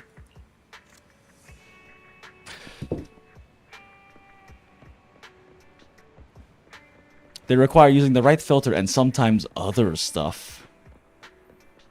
Oh, they're still hanging out here. Oh, it's so cute. Guys, let's go into this empty venue. Just the three of us. It'll be fine. We can have our own private show. Smile. Ha ha ha ha.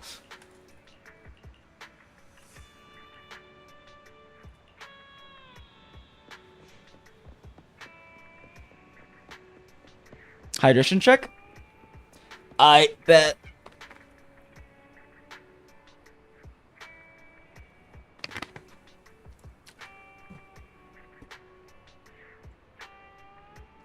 Also, how's it going, Nana? Good to see you in your upside down face as always.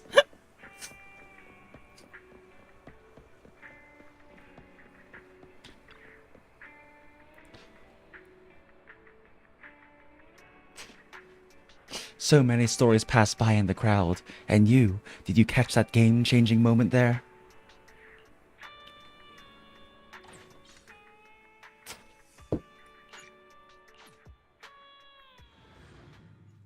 Fine, ... It's fine now. You don't have to do the face.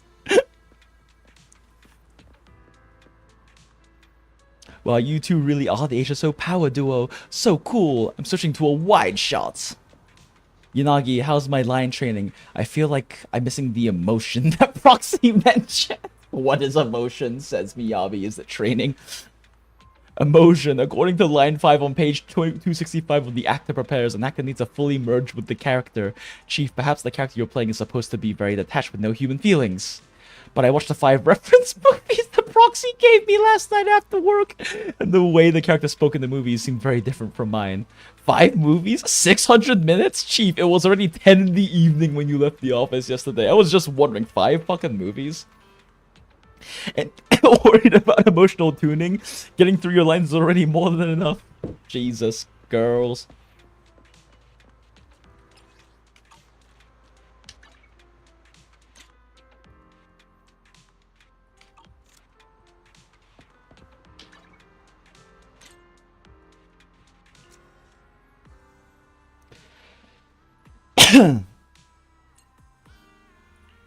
Use the retro filter.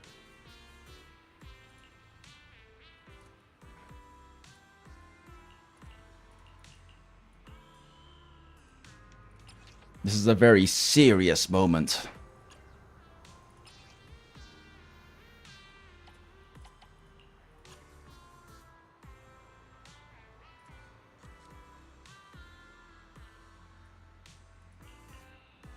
Nah, blocking too much of Miyabi like that.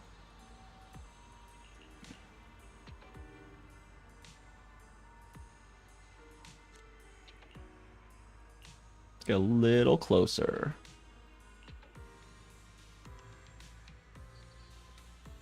Oh my god, Miyabi looks so tiny like this.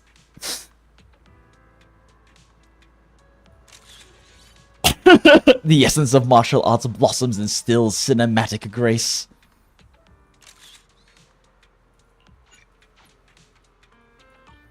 Well, maybe I should wait until they turn and look at each other.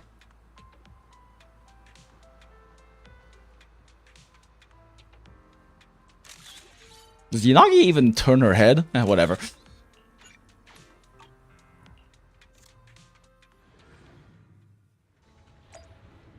When I went through this, I didn't even think about them having unique dialogue. I just kind of took the picture really quick and moved on, lol. Well, Maine, you missed out. Connie said this is the last scene. It's about farewells. I guess I'm saying goodbye to my short stint as director, too. Yanagi, how's my film training looking? They don't really fit in the scene, but those red bean cakes and the sound of the waves is always distracting.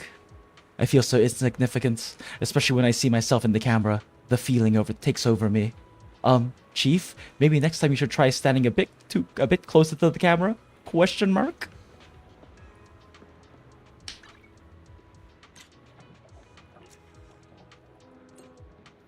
I'm gonna use a classic filter for this one. Aw, it's about saying goodbyes. Should do a really wide out panned shot capturing the horizon in that case.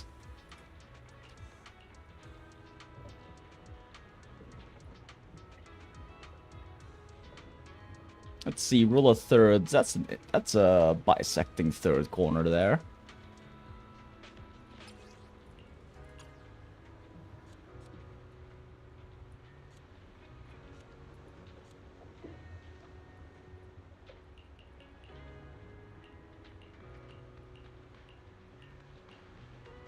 Hmm.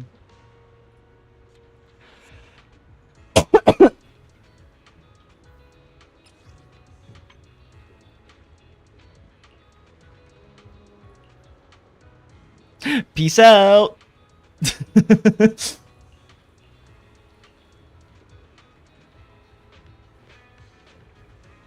Yeah, it's about a bisecting third, right? Yeah, just about.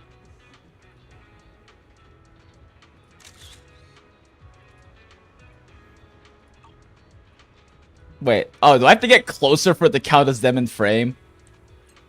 Motherfucker, fine. Okay, that's still a third, whatever. Oh, wait, no, I can still zoom out from here. I just have to be physically closer to them. In that case, let's do like this. Ah, but that's kind of a boring angle on the pier, but this is gonna, like, block them. Oh, yeah, maybe like that works. I don't like the pier being there. I don't like the little orange thing being there.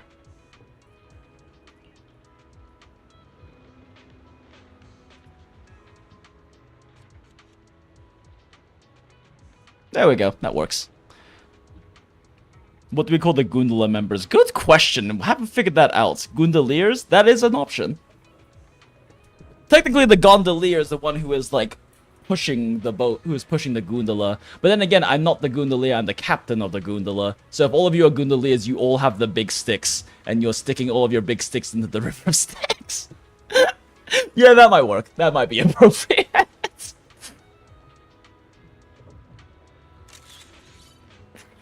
Perfect shots. The rusted blade with tidal patterns. Gaze stretching far, seeking 1,000 masts. 1,000 masts? Miyabi, what are you gonna do with those 1,000 masts? Please don't cut them down.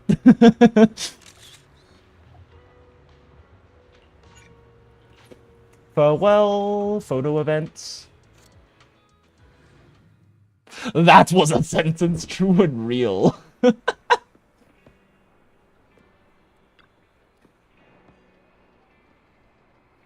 Just remember that when you dunk your sticks respectfully. Where does this patch of training lead? Will my film journey also have an end? Ah, sorry, it's just wild seeing all those scenes, stories, and ideas in my head come to life, thanks to you. Just feeling a bit wistful. Those alleys on 6th Street, the seaside, the locations you've captured in your shots not only show how much you love this city, but it's also shown me how close you are with your friends. I'm kinda jealous, to be honest. I spend all of my time watching movies and scamming people to make movies for me. I don't have any actual friends. From the impressions I'm getting, I think your life's got endless possibilities ahead, and not just in random play. Maybe next time, I'll make a movie inspired by you. Better be ready for that. Oh, yo, wait, is Connie gonna show up in 2.x and make a martial arts movie about us? Because we are about to go through some rigorous training. With our Shifu. Our beloved, glorious Shifu. Well, that was very cute. I enjoyed that. And I'm sure chat especially enjoyed the Jane scenes. Ah, that's a really cute name card. Your assistant director trial card has arrived. Clapperboard? Check. Megaphone? Charge. Monitor in position. With the spring breeze in the air and the sunlight just right, friends are stepping into the spotlight. Action! Cute. That was a fun little event. Right? One sec, gotta grab something.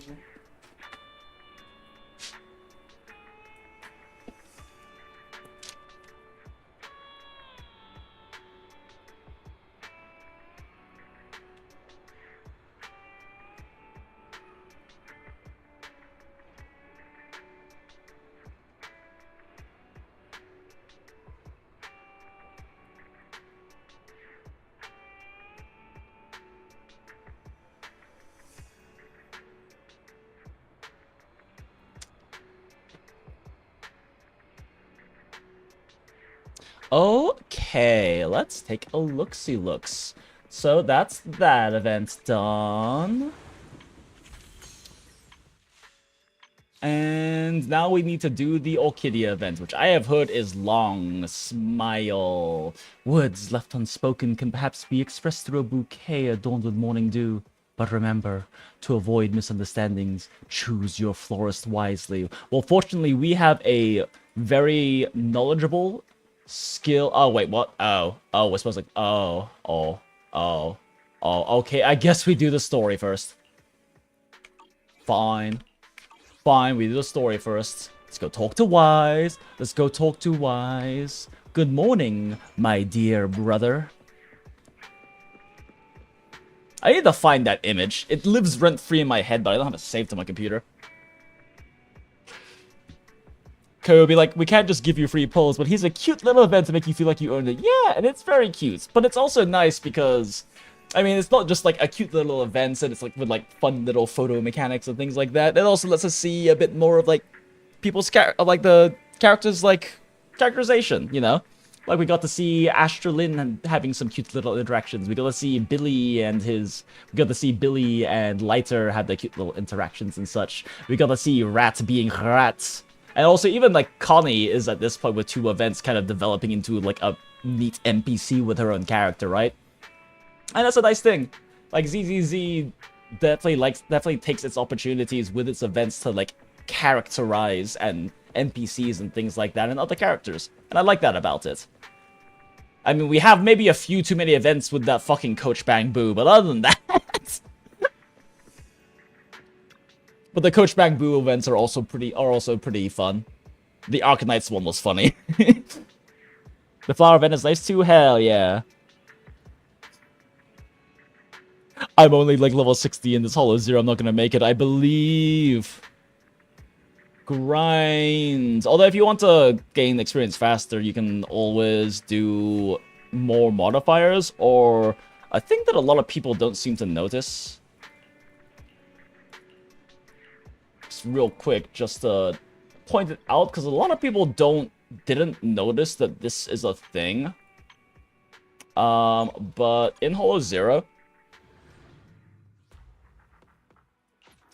oh, we got 38 minutes left remaining. Okay, I should probably check to make sure dailies and other things are done in the other gachas real quick. But so over here in like Trial, they have all of these really neat little ones that have like basically like it's pre-seeded. They give you specific gear and stuff to start with, as well as various other things to them. And doing a single clear of these gives you all 8,000 you need for a single weekly clear without having to add difficulty modifiers. And on top of that, some of these you clear like stupid fast. Like, so at the cost of dear life, I believe is the one. Is it this one? Yeah. Oh, no, it's Avengers Hospitality. Yeah, so this one in particular can be super fast to clear because it's literally a boss rush. Avengers Hospitality I actually really enjoy because it's literally just a boss rush. You just kill like 4 bosses and that's it. So you can clear through very quickly on it, and it's fun because you're just not dealing with a lot of like the mook bullshit.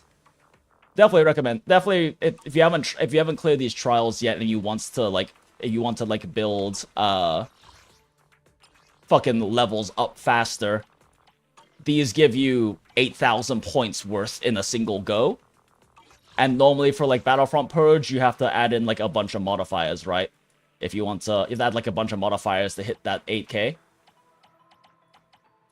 Oh wow, did I never max out the intensity? Yeah, I guess not, because I started doing these every week instead. So like the past 1, 2, 3, 4, 5, 6, 7, 8 weeks, I've been doing the trials instead. So I actually never got around to doing a max modifier clear on here. I did like, yeah, because it's been like 10 weeks, right? So I did like, first week I did the first 3 mods, and then the next 3 mods after that, because you only unlock 3 extra mods each time you do a clear with the previous ones. And then after that I started working on these, and there's 8 of them. I was just doing 1 per week for my clears. Damn, I didn't realize I never actually got around to doing max clears. I always do max difficulty clear mods of this because it's more challenging, but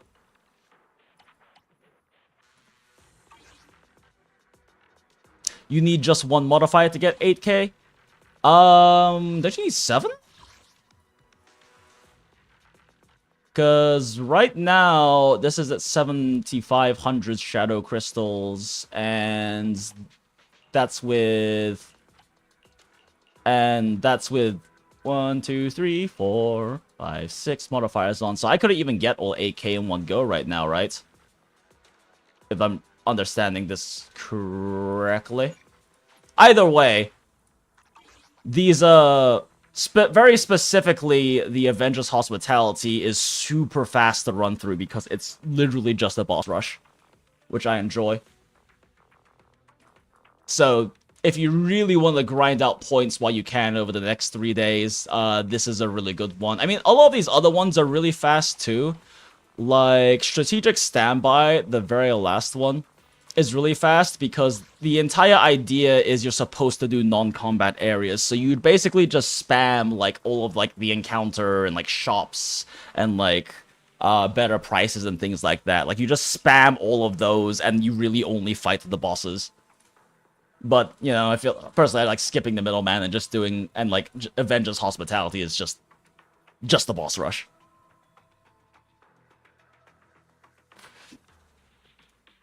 You don't really add anything and do one run, so you don't really understand. I always try to do the non-combat normally. Yeah, makes sense. Boss rush. Yeah, boss rush and non-combat events are probably the fastest. So if you really want to grind it for levels, it's probably the better choices for it. I mean, honestly, I don't know. Maybe you do get all 8,000 in, like, a single normal one. I haven't done them in 10 weeks, so I don't know. Because I've been clearing through all of these one by one over the course of the past few weeks. So I can't remember anymore. You might very well be right, though. You know, I very well be right that you only need the one to clear even without high-intensity modifiers.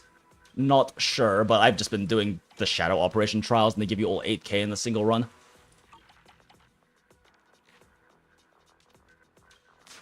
Is it just one run? Okay.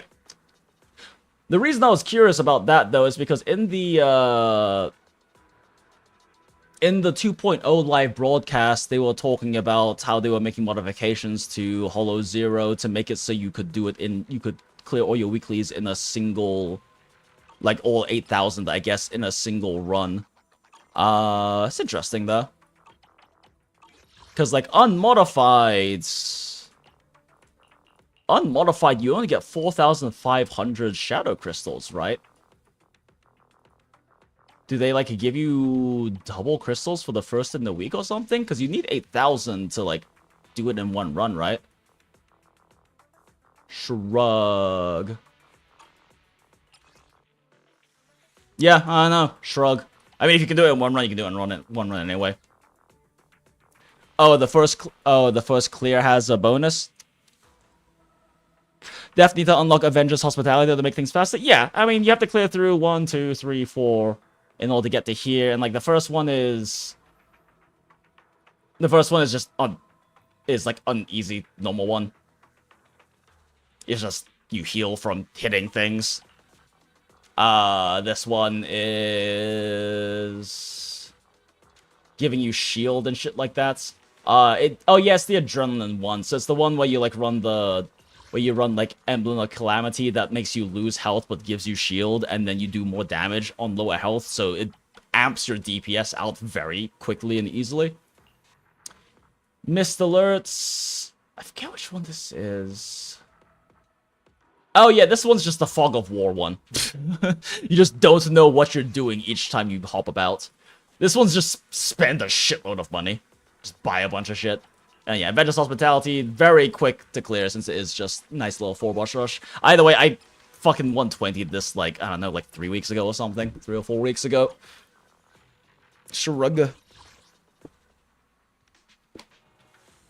I think I did like 3 of those before I hit max level and then just kept doing the Fault Lost Void after. Yeah, fair. I just personally wanted to just, like, try out all the trials, right? It just happened to be it gave you single clears, so shrug. Avengers Hospitality is definitely my favorite out of all of them, though, because I much prefer just a hard boss rush.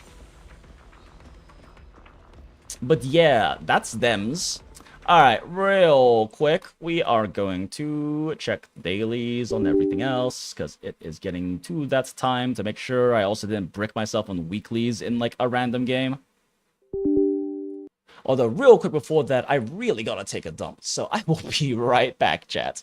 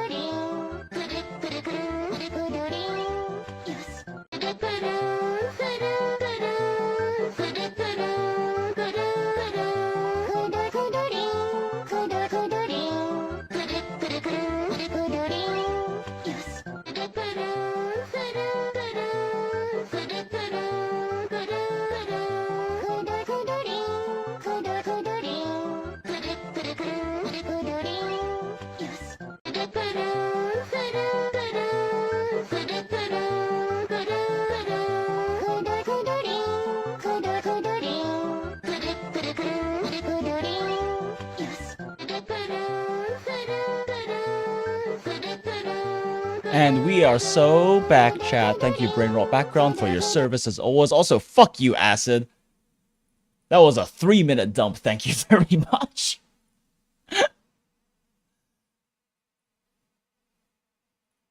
I mean, it could have been a 30-minute dump. I am definitely one of those peeps who is really bad about, like, sitting down at the toilet and then being on my phone and, like, playing Arknights for half an hour or something.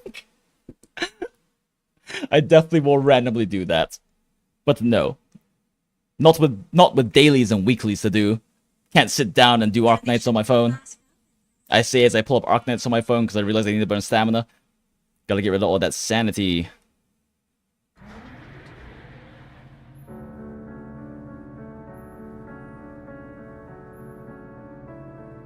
I love farming 1-7. Okay, close that one, pull that up. Star rail, tap, tap, tap, tap.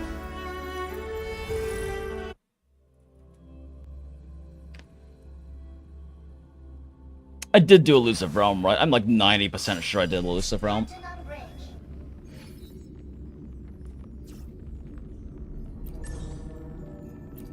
Surely I did Elusive Realm. Okay, cool.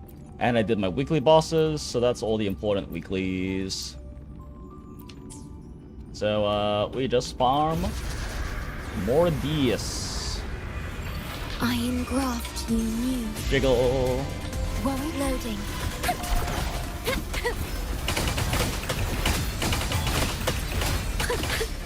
Oh shit, I canceled too early. A perfect chord. Sentinel, protect me. Together we stand. Crystals, give me strength. Whoop! I saw you there, you motherfucker. A name Imperator.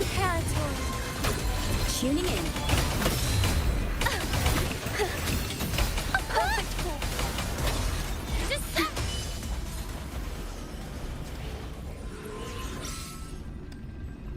Wait, oh, okay, let me get all of these properly tabbed up first. There we go.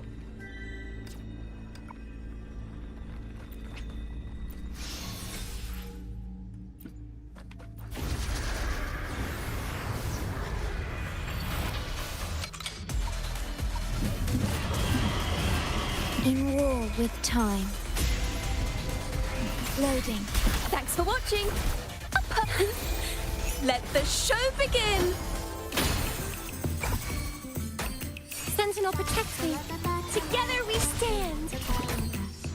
What? Oh, come on, game.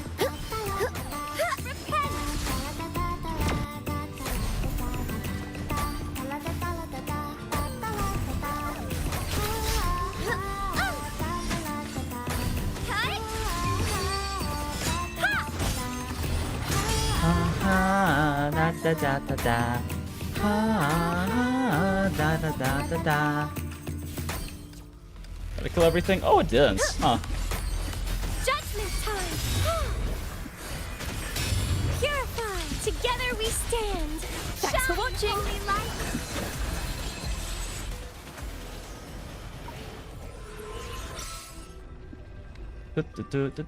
Commissions. Alright, I need to get this autoing real quick. Did I do my weekly simu? Surely I did my weekly simu.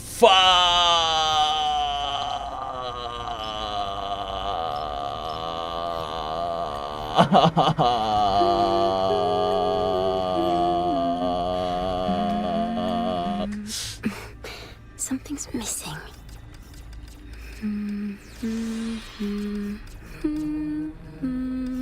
Yes. Take a look. This is your genius in action.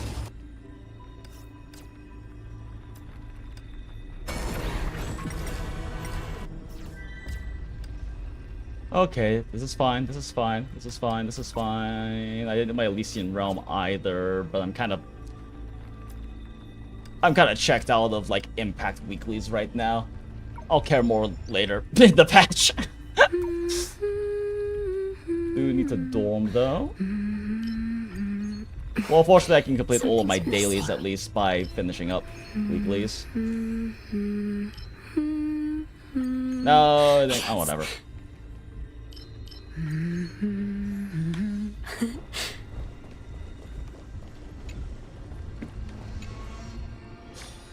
Take a look. This is your genius. Quick expedition, claim, bop, bop, bop, back, back. Missions, BP. There's more to. Claim, grab that. Can I fit like an Elysian in right now? I mean, I have LITE, so it'd be really fast, right? Bow fist pistols.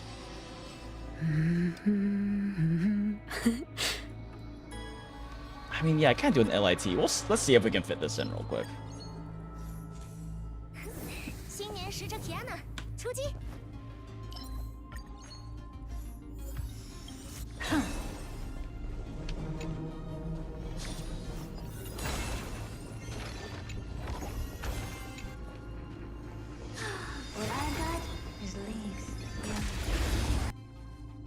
Okay, we'll do drums. 牙医姐姐给我讲了你的吃。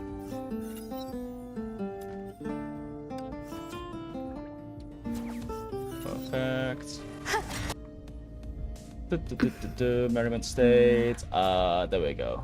Blessing Grand Fortune. Realistic weapon buffs. They are fucking massive. And core charge attack is good. We'll take SP. Take. Ugh, none of these are good. Probably should have grabbed ults though. It's fine. 你想我了，对不对？ Grab Alicia buffs. For those who have not met her before, this is Alicia. Absolutely beloved character that everyone who plays Impact is so excited to see showing up in Zariel. Something's missing. Okay, I mean, this is what, 6 floors? That's not too bad. Yes. 新年时这天呢，出击！早晨除秽，正当其时。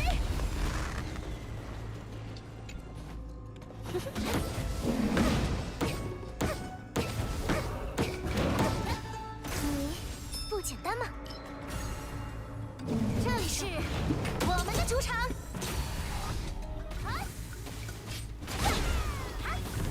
以此烈火，送教天心。 just dual wield daily, that's fine. Or dual wield weekly, that's fine. 想看舞蛇吗？以此烈火，送教天心。This is your team.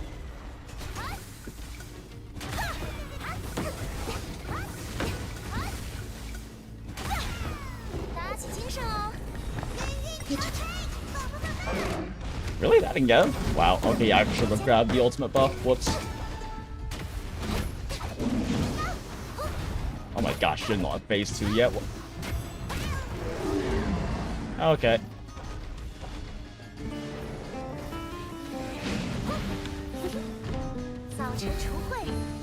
I never cashed in my fucking dailies on here, did I? Oh no, why? Oh god, why? Oh shit. Oh shit. I forgot to spend. No, I didn't spend. I'm fucking throwing.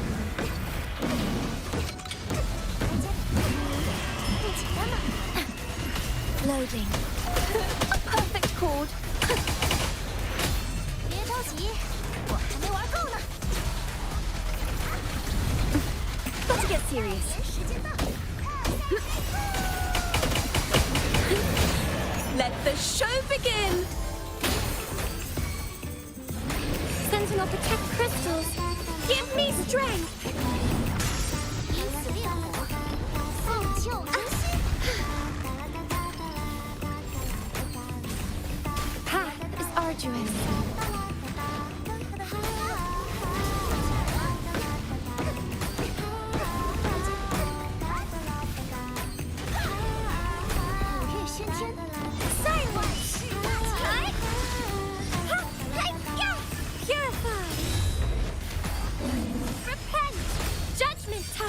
Dark forces of in war with time. To the sentinel. The feeling of pain. Stay calm. A perfect chord.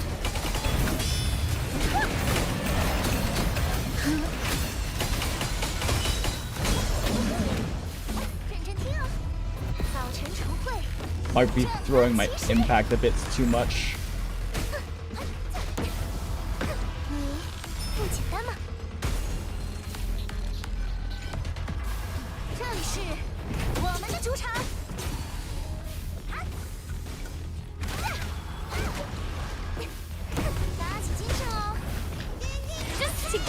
One of you is alive? Fuck you.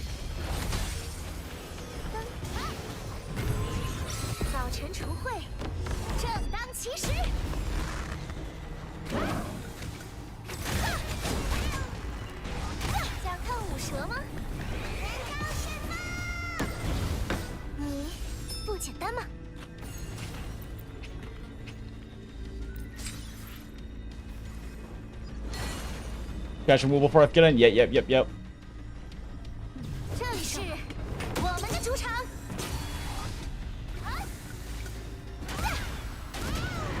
Okay, there we go.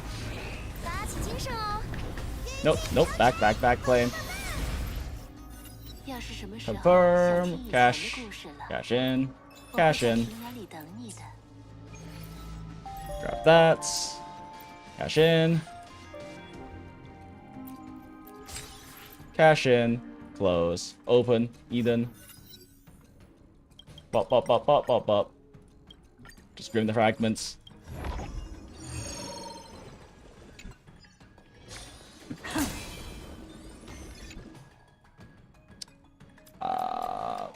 Damage boost from SP. Is there a shop? Yep, that skips a fight. 新年时这天呢，出击！要比谁更快吗？ Actually, fuck, it's not worth swapping.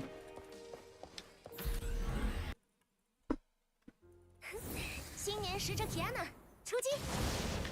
你不简单吗？ Boss fight, cool. 这里是我们的主场。早晨除秽，正当其时。 Okay, pop this, pop that. 拜年时间到，特赛飞扑。 How are you not dead, you piece of shit? 想看舞蛇吗？不简单吗？ Okay, yeah, that's good. 这里是我们的主场。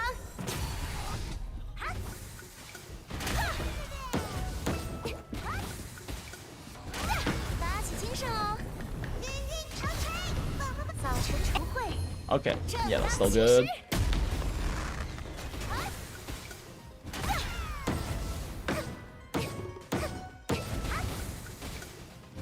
拜年时间到，特赛飞扑。 Yeah, I'm definitely missing some big damage modifiers right now. These early floors should not take so long to kill. Ugh, it's 17. I have to do. That's a lot of floors. Yeah, I don't know if Elysian Realm is happening. Not with it. Oh, wait. This Mobius might save the run. 新年使者提安娜，出击！ Ah! Game, why? 要比你不简单吗？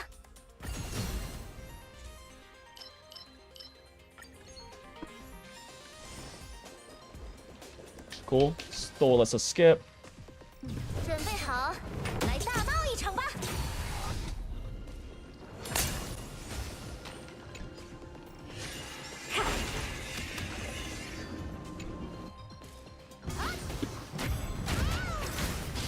想看舞蛇吗？年糕释放！灯，五月喧天，万事大吉！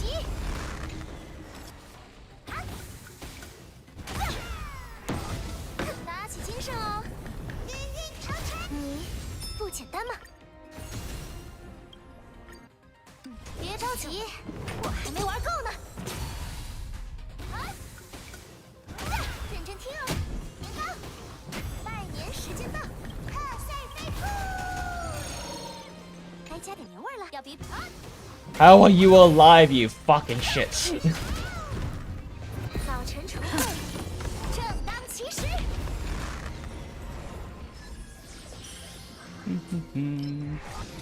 Take a look. This is pure genius. 想看舞蛇吗？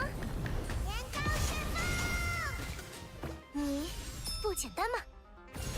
这里是我们的主场。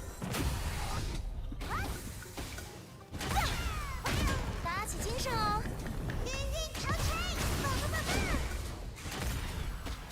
年糕。想看舞蛇吗？年糕释放！你不简单吗？ 这里是我们的主场。 Okay, that's all going cool.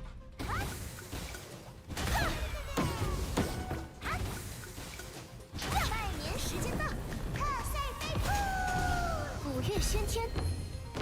Yeah, not grabbing any alts signets is kind of hurting my clear time. Maybe Mobius can save this though.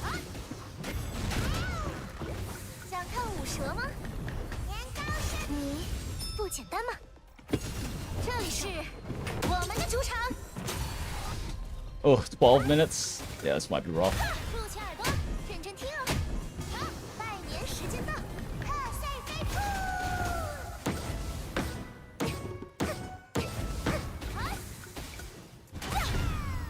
早晨除秽，正当其时。一鼓作气，来一点节奏。想看舞蛇吗？年糕释放！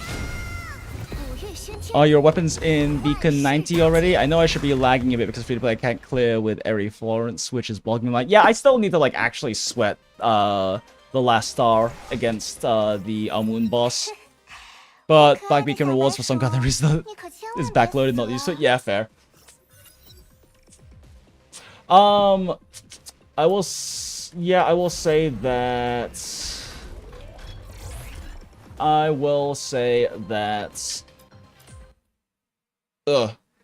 full maxing a character helps a lot, but it definitely seems I'm also running Airy Florence, and it is not.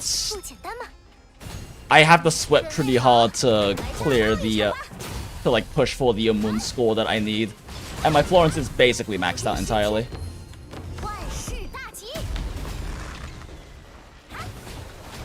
Like, looking more like actually into, you know, team comping and like theory crafting and stuff, it definitely seems like it's much more intended for don't need to save.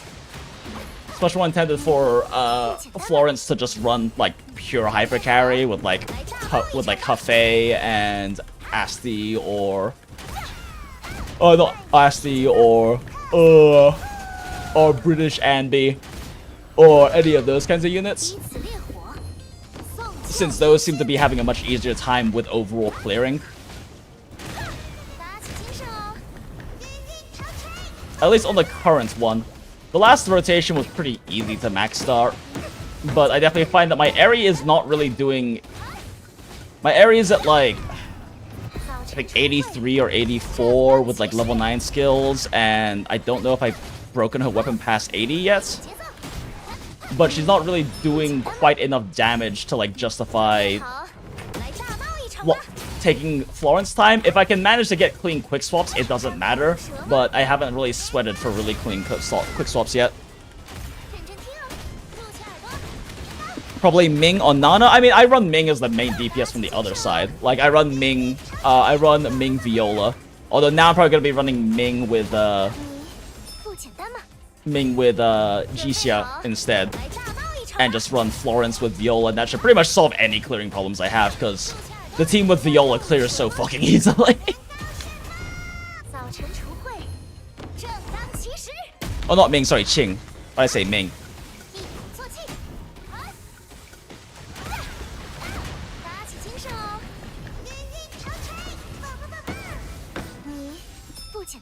Yeah, Airy isn't doing too much damage, I've noticed. I mean, I also know that there are people who are still clearing with Airy hyper carry on just fine, so it's probably just a thing where like supports are probably a lot more valuable than we gave them credit for.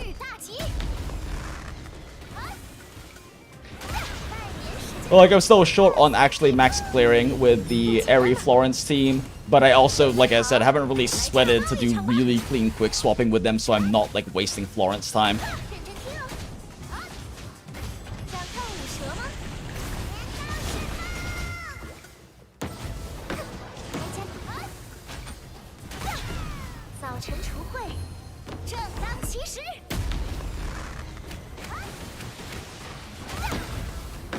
But I also think the right side is probably the harder side, because Amun also has, like, invulnerability moments. So I think running Florence on that side is probably also part of the... Or not running Viola on that side for me is a big part of the problem. It's definitely the side that needs more damage than the other side. Like, Wuxi is a pain in the ass to fight, but he's pretty quick to kill. It's just annoying trying to make sure you're getting full DPS uptime on him because he bounces around so much.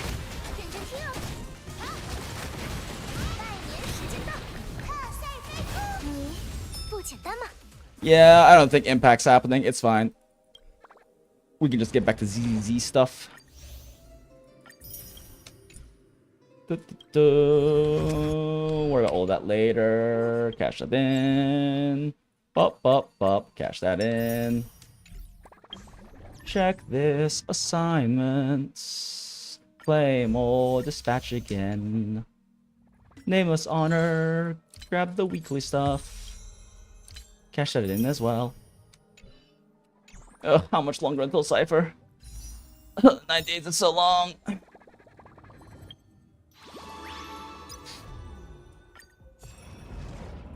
Yonkers. Yonkers. Goodbye. Alright. Then quick black beacon check. And I guess also quick path to nowhere check while we're at it.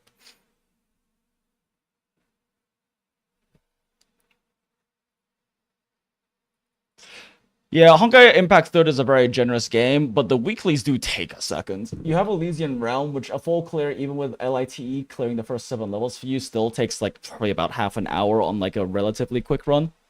And then you have Abyss twice a week to deal with as well. That can definitely also take a second, probably about 50 minutes per time per week. And it's not like that much overall, but it is quite a bit.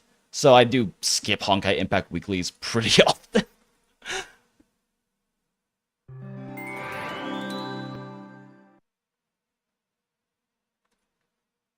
Hey, BlueStack's not opening? Did it crash? Did I close my BlueStack? Oh, I think I closed my BlueStacks. Yay.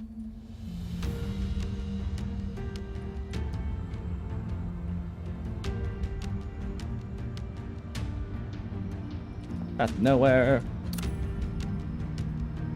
Third-rate GPG launcher already? That requires me setting up, like, BlueStacks properly for Black Beacon, and that's more of a pain in the ass.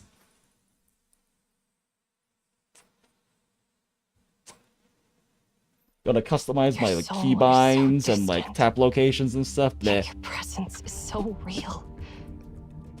What exactly Arishan, chill. Chill, girl. Chill.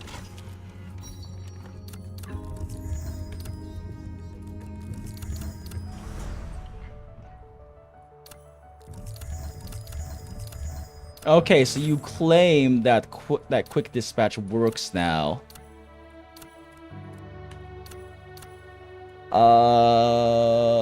Let's see. Scholarly Land. This is not correct. One of you is. That one is not correct. This one is correct. Everything except for this one is correct. Which means that dry purchase grain I'll have to do manually.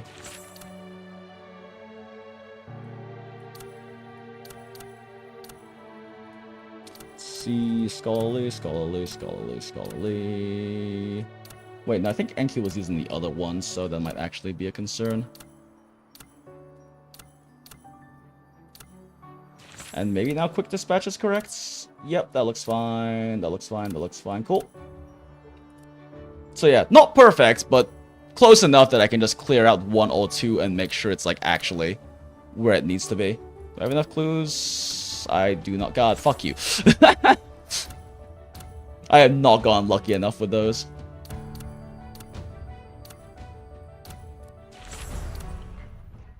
And wait, no, not PE bonus. Oh yeah. This reset didn't it? Ugh, got 2 days left on this. Just the real question is, do I bother? I don't think I can build my G-Shot up in time to like actually run them on that side, so I probably just need to like actually get my Arishan more built up. Yeah, because Florence is like literally maxed out. I think I'm short like 1 skill. Yeah, her basics, the only thing that's not leveled, so he's not at the 1200 yet. Arishan's ancient marks are okay enough. Her weapon needs upgrading. Most importantly, she needs to break through though for higher stats. And probably some skill 1 levels, but they aren't that significant. This isn't a huge part of her damage. Oh, not that one. Well, actually, probably also that one. Actually, I can't afford to spend on it, but Moonlit Secret Realm.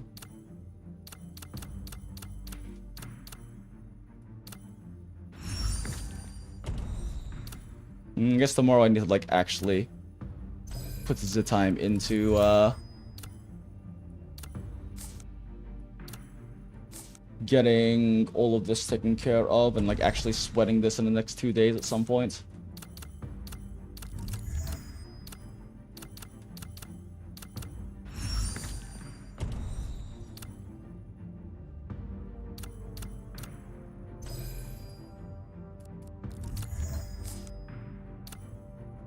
Okay. That store, gift pack store. I also should buy the new monthly items.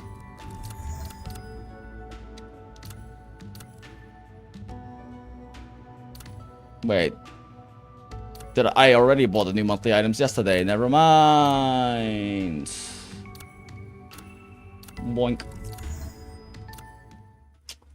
Let's see. PE bonus. Quests. Claim all. Yonkers. More shits. Okay. Might as well burn these standard pulls real quick. Oh, I have 8. Maybe I should have waited for 2 more, actually. I almost have a 10 pull. Alright, fuck it. We wait for the 10 pull. Since the current week of the current, like, 7-day lock-in events will get us there. Out of nowhere.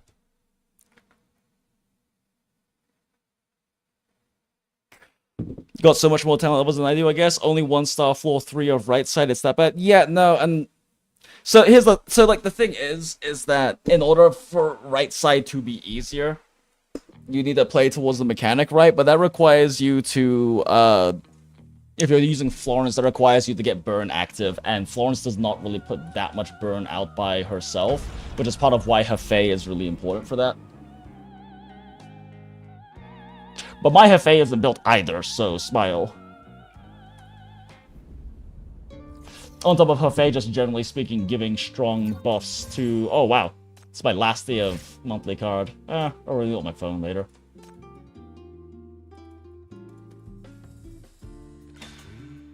Fuck you, Pepper. The ebony moon rises from the crimson sea.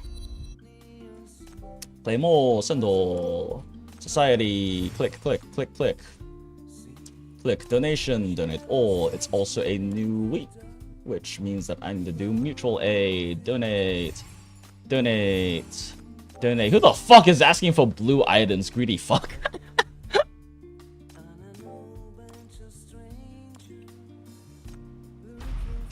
Collect all. I guess I missed yesterday if I'm full on that.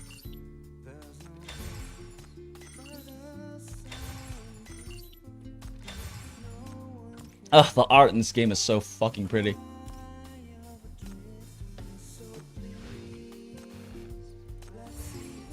Flame, flame. Click here, dispatch. Flame all. Dispatch all. Back, back. Oh, wait, actually, I should probably make sure that I'm running Grave on one of these. Where are you? There you are.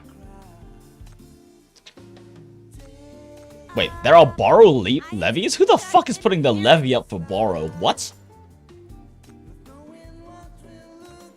Ooh, new surveillance is starting. Not yet. Soon, apparently. Soon, TM. Smile. Mic check. Mic check. Testing. Oh, 20 stamina. Thanks, I guess. Oh, are you here to see Michi? Not what I tried to click. Not what I meant to click. Time to look at the new supplies too.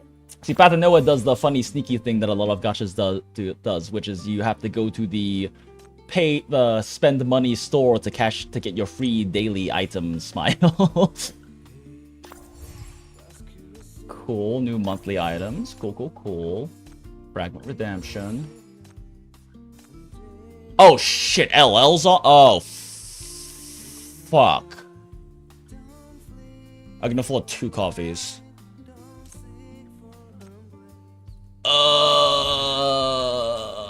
Can I get S4? Or I don't think I can.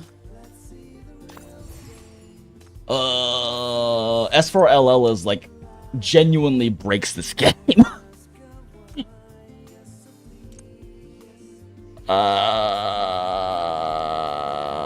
Let's just buy all the monthly stuff first, and I'll think about it later.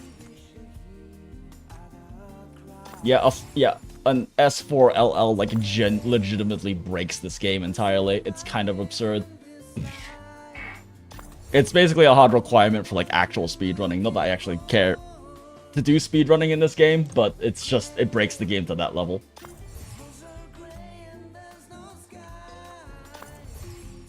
Get that.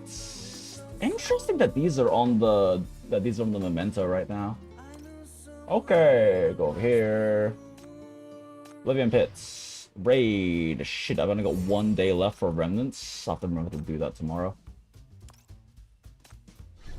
New BFL. Oh, I guess I already grabbed my BFL from... Yeah, that's right, because it resets early, so it was yesterday. Oh, are you here to see me, What Chi? do you mean? Feel free to take the time to look at the new supplies, too. Oh, wait, these are the actual Graves ones. That makes more sense.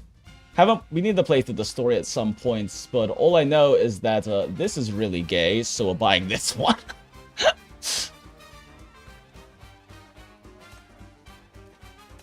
And this one is also really gay, so let's get this one.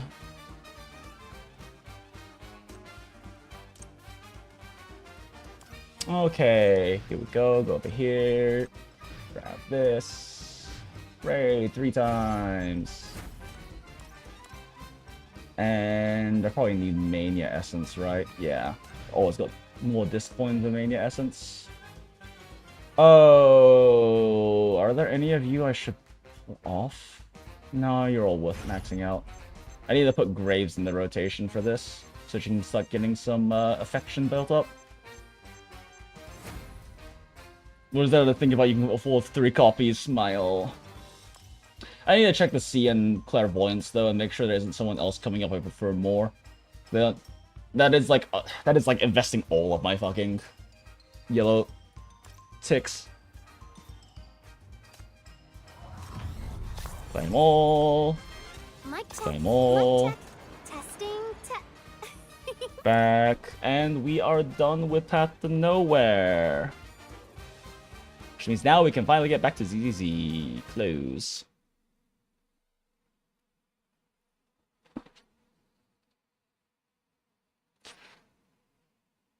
I wanted to go carry Nana, but I got her late, so probably next month when they're all irrelevant, I guess. Yeah, like, I definitely think Amun on the, or Amon, rather, on the right-hand side of the Black Beacon endgame is definitely the harder one, which is why I kind of regret putting Ching on, putting Viola on my left side one. Because, like, once I actually played to Wushi's movement well and, like, kept, like, staggering him out of the air and keeping him in one place, I cleared with over a minute left. I did not need Viola damage on that side. But Amon's definitely tighter because they have the invincibility phase that wastes like a solid 15-20 seconds. Which, definitely important. Oh, that's right, the battle pass ended.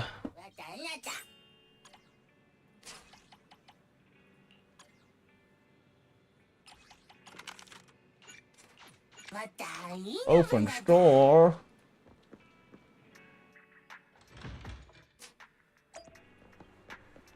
Wibble wobble. Wibble wobble. Hal is sleeping soundly. Wake up! Need my shit. I can't wait to wake up Chinese Hal late at night and him just death glare me because I want my fortune told.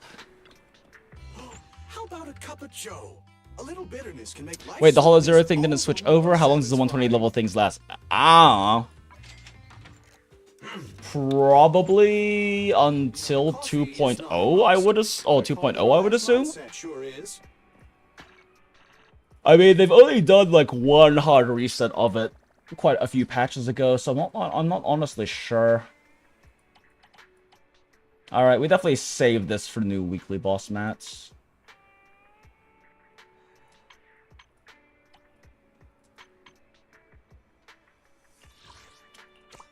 Grab that.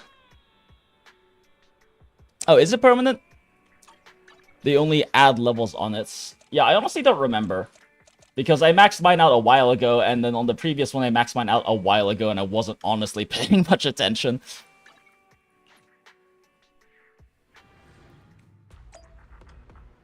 I mean, either way, doing a bunch of it for building levels is not a bad thing. Did they add levels to it? Because, like... No. So, like, they had this separate one, but it looks like you can still do this one. So, yeah, I don't think it goes away. Because this still exists here.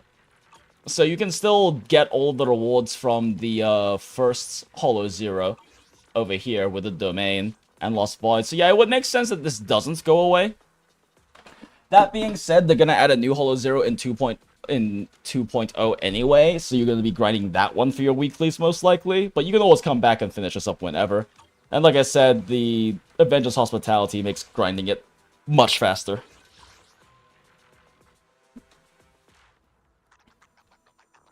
Lost Void started with 80 and then they upped it to 120 like 2 patches ago or something. Yeah, that sounds about right. Alright. We've knocked out all of that. Yonkers. I did drink my coffee though, so I should probably go burn that real quick. Since we still need lots of ice chippers.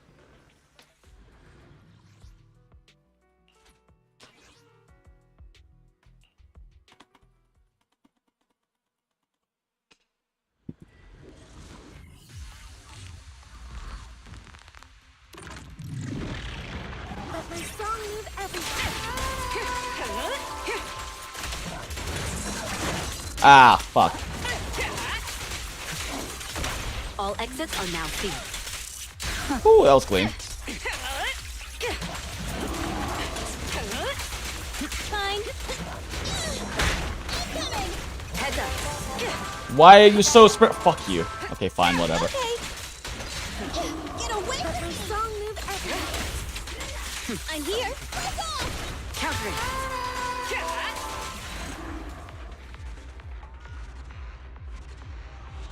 Oh, when the god-awful Arpeggio Fault event was released. Still fuck that event. I don't care if there's wasted polys there, even this free-to-play waterways. I enjoyed Arpeggio Fault, personally, but I thought it was cute. But it definitely was a lot to grind out. But I enjoyed it personally.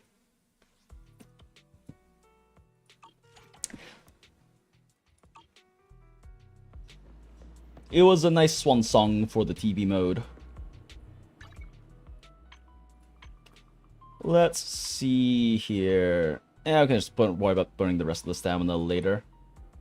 So, yeah. Back to story.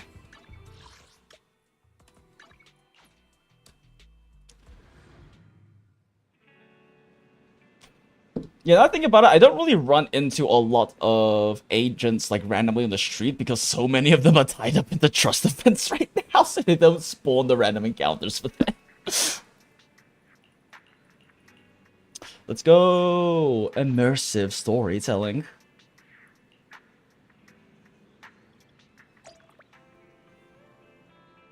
For sea levels, I was excited. I was like, oh, this event is cute. Then I see like 4 to 5 more floors with even more rooms each, and I just literally flipped the table. Like I said, I enjoyed it, but it's also because I really enjoyed TV mode. So it was a really nice swan song for TV mode.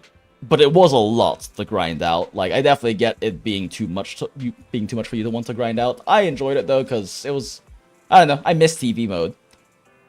I miss TV mode. They got to do some really interesting things with it, because since it like distilled down and simplified things so much, they could do a lot of really fun things with the mechanics in it. And I don't know if you ever did the Prophecy Acid, but it was an optional TV mode event that was infamous because it was literally just a fucking JRPG. It was like a JRPG with leveling mechanics and everything, and it took like over an hour to clear, and it gave you regular rewards, but it was so fun. It was so good. You were still playing when that game came out, when that event came out? Yeah.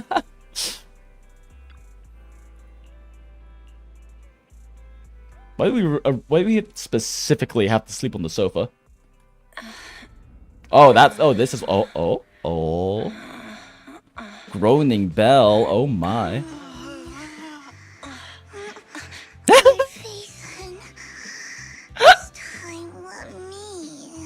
Vivian? Vivian? Cute. I didn't disturb your sleep, did I? Adorable. It's okay, Viv. You can disturb Belle's sleep anytime. She's more than happy to accommodate.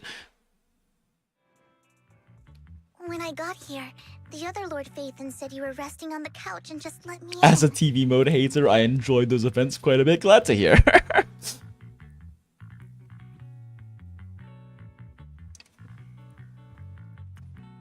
Don't like that they force certain mechanics on certain floors, like floor 1 through 2, normal, floors 3 through 4, bombs, chests, etc.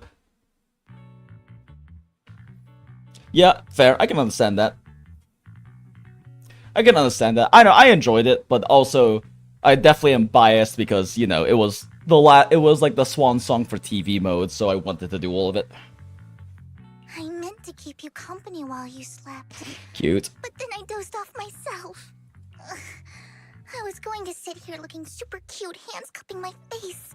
You know, like the #1 sleepy face I want to wake up to pose. I can't believe I ended up falling asleep myself. Good morning, my dear brother.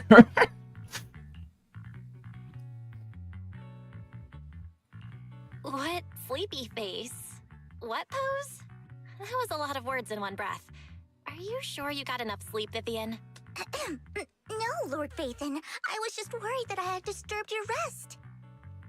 Just being able to see you sleeping peacefully is already the highlight of my day. No, my entire month. Girl, chill. Though it is a bit late, but good morning, Lord Phaethon.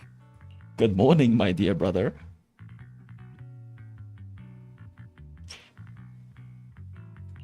That was so formal. Feels like you're about to drop some big news after a greeting. Oh my fucking god, Bernice and Pulchra are gay everywhere. Oh yeah, no, that shit was great. That shit was fantastic. Mihoyo loves Yuri. Mockingbird's death has stirred up quite the storm. I took some time to gather intel. It seems someone deliberately leaked the story that Hugo is an illegitimate child of the Ravenlock family, but I haven't found the source yet. Could it be Hugo's uncle, Hartman? Maybe he's trying to turn people against Hugo and Mockingbird by playing the illegitimate child card. I suspected that too. He could be using Hugo's background to make people believe Mockingbird is just another Top's pawn. To the upper class, Mockingbird may be insignificant, but it has a loyal following among regular folks. But after some digging, I was surprised to find that the public isn't turning on Hugo. They're actually starting to see him in a better light. Some people feel bad for him, some relate to his struggles, and Hartman's the one getting all the heat. Pulchra the Sundage, don't forget the Loose Caesar ships. Also a thing, yes. Although I do think it's really cute and sweet that Caesar has the whole, like, really likes shoujo thing and has, like, the very strong girly side to her. Even though like, there were a bunch of people angry about it when that came out, in, like, her character trailer and stuff like that. But I thought it was sweet. Public outcry against Hartman is growing, with many believing he murdered Hugo for his own selfish gain. Tops is hosting an industry summit this week, a responsibility usually handled by the Ravenlocks. But my sources tell me another family has taken over this year at the last minute. If I'm not mistaken, Just crying my eyes out when Lucy broke down crying, I swear to god. Aw. Ravenlock family due to the current public sentiment. ZZZ definitely can have those, like, nice emotional peaks that tug at your heartstrings. Which, you know, I really enjoy because that's definitely also a thing that, like I've talked about, Honkai Impact 3rd is so good about. It's nice to see that ZZZ can hit some of those peaks too.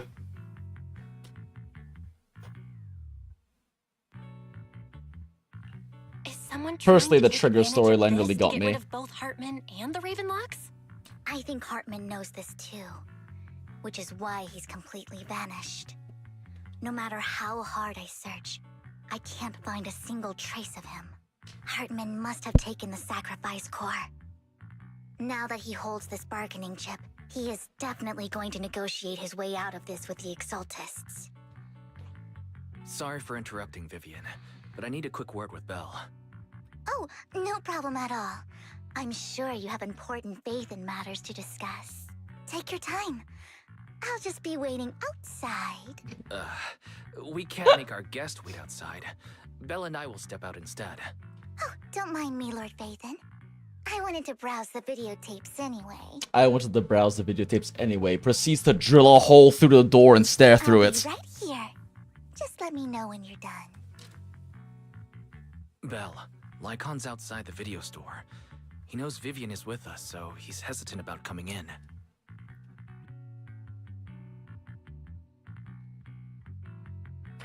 If you look at it in hindsight, it's terrible writing the tour, but storytelling-wise, they just knock it off the park with that shit. Yeah. I don't know if I would agree that that the writing itself for the tour was necessarily terrible, but it wasn't anything particularly special. He's stressing over what he did to Hugo in front of Vivian, but he really needs to Like, it was a pretty clean and simple storyline, I would say. But yeah, the story presentation was fantastic. ZZZ's been very consistently good about that, though. Neither he nor Vivian is at fault. Which makes me really excited for like the like wuxia and like Daoist influenced and like Cantonese and like Canton like Gong Fu movie influenced stuff we're gonna be getting in 2.x. Cause I grew up on a lot of that stuff, so it'll be fun to see.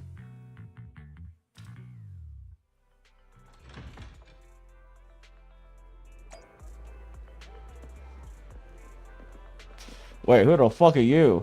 Young man on the streets, Mockingbird are the true heroes.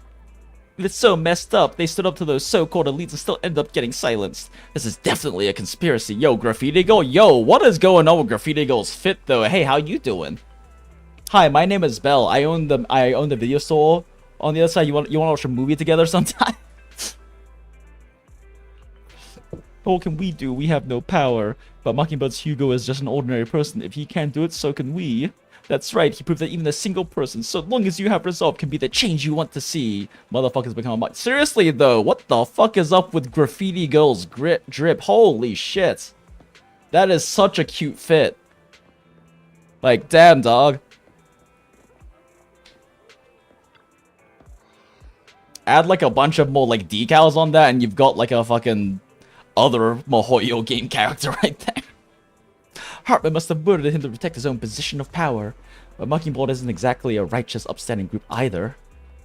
Mockingbird steals from the rich and gives to the poor. Hartman was just afraid Hugo would gain traction and he'd lose his power. That's why he did what he did. I still think there's more to this.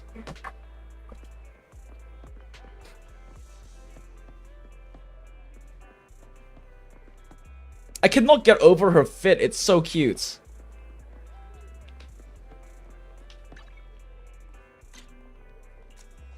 It's moments like this that camera mode exists.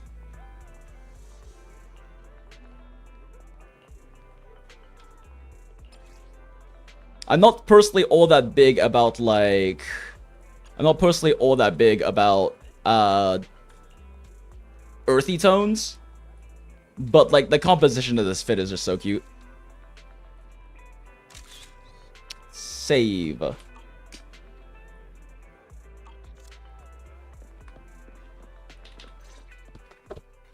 Good morning, Master Proxy. I love how the male NPCs have like no style, meanwhile the average female NPCs are just... I mean, that's not exclusively true. There are also, like, you'll randomly see some male NPCs that aren't even like interactively, just like, damn, bro decided he wanted to have drip when he woke up this morning. But they definitely have a lot more like plain clothes random male NPCs in this game.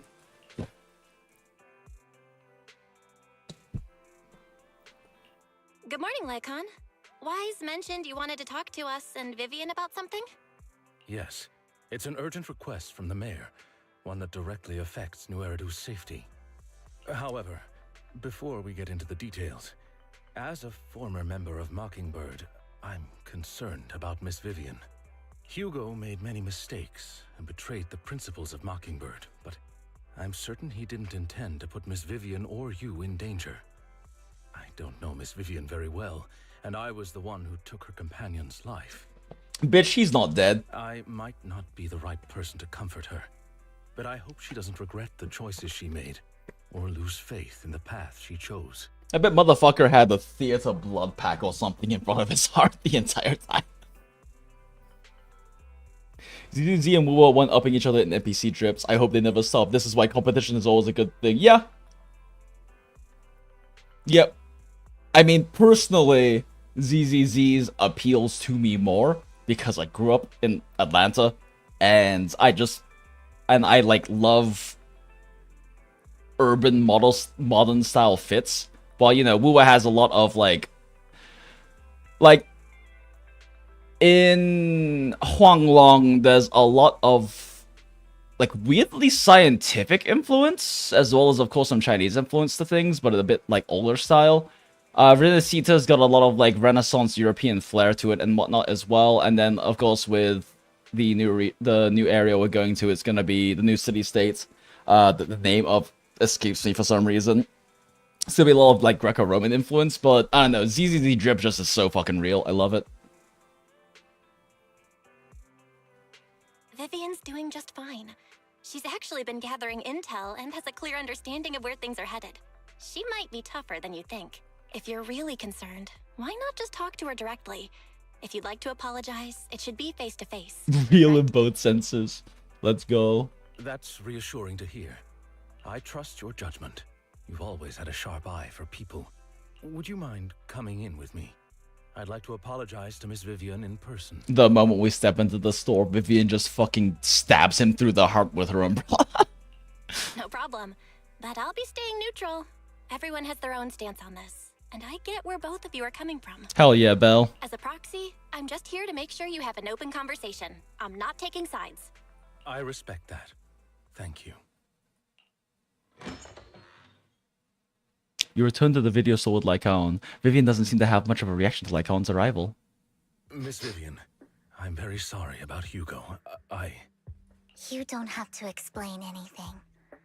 I'm also part of Mockingbird. Mockingbird stands on more than just gain, so it won't fall when fortunes shift. Hugo had his fixations and ambitions. I also have things I must see through. Enlightened centrist, Belle. ZZ Drip is closer to real life, which is why it appeals to you. Yeah, pretty much same. I'm determined to get to the bottom of the Exaltists and the sacrifices. And honestly, I just really want Belle's necklace. Miss Vivian, as a former member of Mockingbird, you have my deepest respect. You have my word, whatever comes next. I would never harm you or Master Proxy. As for Hugo, please accept my condolences. Condolences? That's not necessary. Mockingbird has plenty of tricks up its sleeves. This isn't the kind of act that ends so easily. Wouldn't you agree?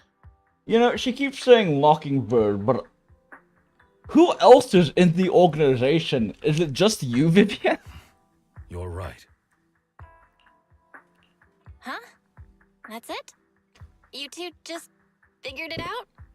Oh, that was fast. Belle being very surprised at both being mature adults about the situation. Master Proxy, I believe we all share the same goal.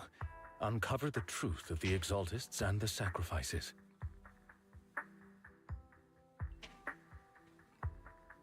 Huh?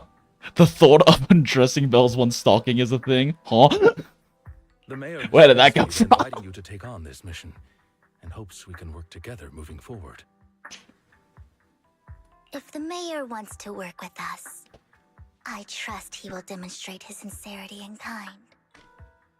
Mockingbird will not serve as a pawn for the powerful. That will never change. Hell yeah, Vivian. Of course. While the mayor cannot handle this personally, he will make sure we have all the intel and support we need. Miss Vivian, I know you have your own intelligence network, but for some high-profile shady dealings, perhaps the mayor can provide you a different perspective. Please, take your time to discuss. If you're open to collaborating, I'll set up a call with the mayor so he can speak with you both directly. I need to discuss this with Wise and Vivian. With so many people involved in this, we need to be very careful. Of course, I completely understand. When you've made up your minds, you can find me at the Ballet Twins. Ask the doctor to read Belle's necklace and they'll just say paracetamol. Huh? Is that the, what's it? The, like, chemical chain? Is the, what is it? The name of the thing that shows what like a compound looks like for paracetamol. I cannot remember any of the terminology for that stuff. But I know that people like to have like little like tchotchkes and whatnot with things like serotonin and dopamine and whatnot. Oh, I just things like you think it looks like doctor handwriting.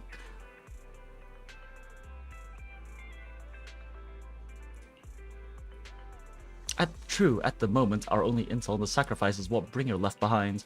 We can get someone to help investigate, but it'll take a significant amount of time, and time is something we can't afford to waste, so working with the mayor is a good option.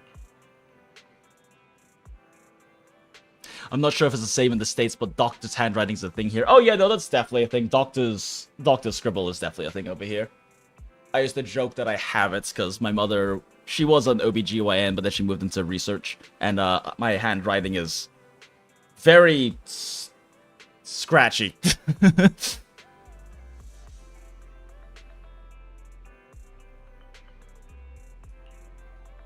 Mockingbird has always gone against authority. Would it be against your values to work with the mayor?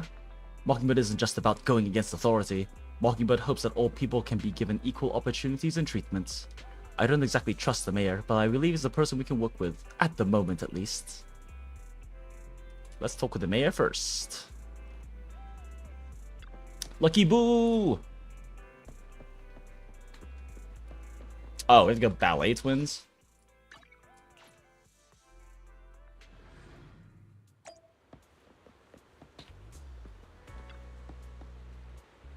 It seems you and Miss Vivian have made your decision. Of course, please rest assured, when it comes to sacrifices, the mayor's interests align with yours. Or rather, we both want to protect the people of New Eridu. I'll connect the call to the mayor now. My dear friends, I'm glad you're willing to keep working with me. I'm truly sorry about what happened to Mr. Hugo Vlad. I didn't anticipate things would turn out this way. As mayor, I can't fully condone Mockingbird's actions, but personally, I had a lot of respect for Mr. Hugo Vlad. I looked further into Bringer's map. The sacrifices were created by an exaltist named Landon, who was active in Janus Quarter. Mr. Landon passed away in an accident a few years ago. Okay, some of them say Janus Quarter and some say Janus Quarter. Before he died, he was researching sacrifices and was said to have created a batch of serum that could turn living people into sacrifices. Oh. The problem was, the serum wasn't stable, and after his death, the recipe was lost. No one knows what happened to the Exaltist in Janus Quarter back then. But it's clear that after the leader died, there haven't been major Exaltist activities in the area. Bringer's map marks the locations where the Exaltist's most successful attempts at creating sacrifices were. Since this person has already passed away, and the Exaltists haven't been active around here for a while, then could it be that this is just Hartman acting on his own? Unfortunately, that's not the case. My sources confirmed that Hartman had been secretly in contact with someone, and they only meet inside the Hollow. Is it possible it's someone from TOPS? TOPS is a huge alliance of corporations. They wouldn't bother getting their hands dirty. Instead, everything Hartman is doing is to secure his place in TOPS. TOPS is a huge alliance of corporations. They wouldn't bother getting their hands dirty. Instead, they just sit back and reap the rewards. Or hire people to do things for them. Strengthen his power within the Ravenlock family. If my guess is correct, Hartman has gotten in touch with the remaining members of the Exaltists that used to follow Landon, helping them create new sacrifices.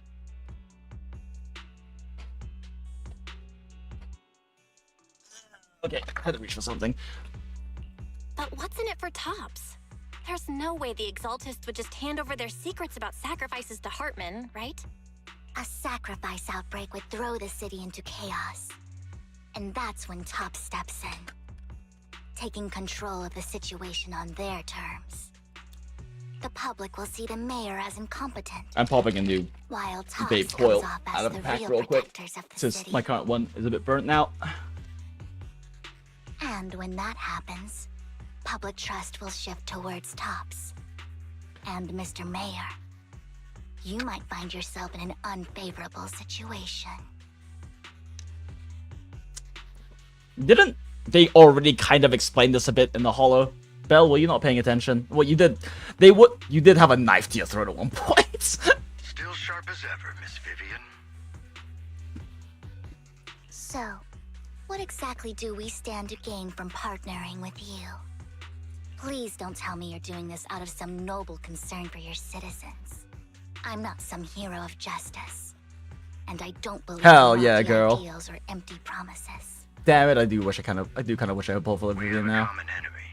While our ideologies may differ, we can work together on this. And as proof of good faith, I may not know exactly where Hartman is, but I can fan the flames over Mockingbird's death and escalate conflicts within the Ravenlock family. Hell yeah, control the media. So it was you behind the rumors. No wonder I couldn't trace the source of the public outcry. I'm not the one who started the rumors. I just helped them spread faster after they leaked. And I pulled a few strings to make sure the story painted Mr. Hugo Vlad as a heroic figure who was unfairly persecuted. As I said before, I had a lot of respect for him, and I'd be happy to clear his name. Now let me lay out my terms for collaboration. After looking into it, I found that the dormant sacrifice you discovered wasn't the only one. There are more places where sacrifices might be lying dormant. Too many eyes are on me right now, so I can't send my own men to deal with it. I'd like to ask you to retrieve the sacrifices from those locations. I'll make sure to dispose of them once you do, so no one will be able to use them again. On top of that, I've asked a friend to help monitor your physical condition, and maybe even uncover more of your potential. Oh. Your research overlaps with your teacher's work. You don't need to worry about her capabilities. She's a Void Hunter rank special investigator. Lady Sunbringer? Really? A Void Hunter rank special investigator is going to be assisting us? And she's involved in our teacher's research? Oh wait, fuck, it's Yixuan, isn't it? That's right. She's heading to Janus Quarter for some business. I wanted to set up a formal meeting, but she declined. She prefers to assess things on her own, and will reach out when the time is right. She'll let you know the details then. So it looks like you both are on board with this commission and ready to help recover the sacrifices? Okay. We don't want new Eridu falling into chaos either. We'll do what we can. I know you won't let me down. Given our positions, we might not be friends, but we're definitely not enemies. I'll leave the rest to you then. I've got to go. Goodbye. I'm glad the two of you have decided to continue working with us. With your help, we are sure to successfully recover the sacrifice. I have other business to deal with, so please excuse me. If you require anything, please feel free to contact me anytime. Lycon leaves thereafter. Lord Phaethon, shall we head out now? Let's go. Oh, hell yeah, I was about to say, we get to use Vivian, right? Good day, Lord Phaethon. Cute.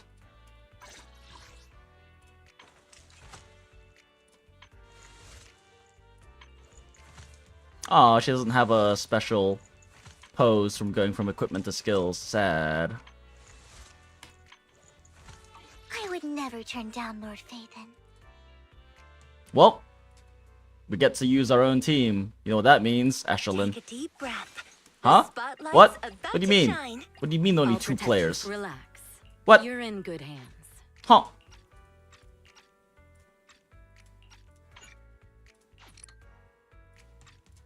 You want to test my hammer?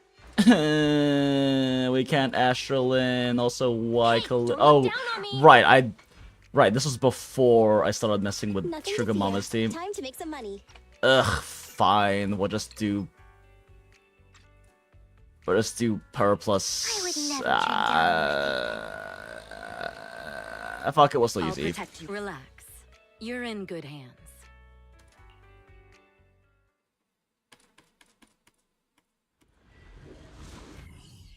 Wish you didn't miss the Vivian banner. Yeah, now that I'm actually seeing more of her character, I do kind of wish I had actually gone for pulling. I did try to pull her, but I lost 50-50, and I just didn't want to commit all of my pulls to getting her, but EX, tap basic afterwards, and then she'll do follow-ups. Yeah, can't you also do it off of defensive assist?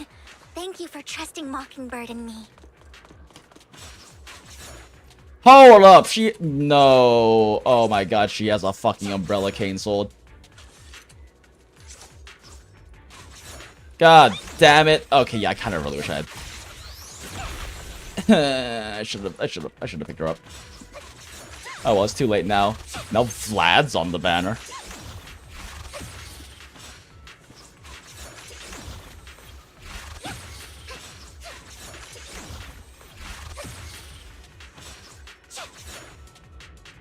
She has a cane sword! Don't touch me. Don't touch me. Only Belle can touch me. I'll take over now.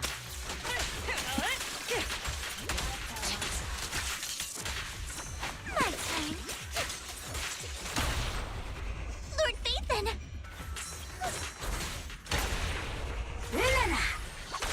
Yo, okay, okay, Robin, that was pretty cool.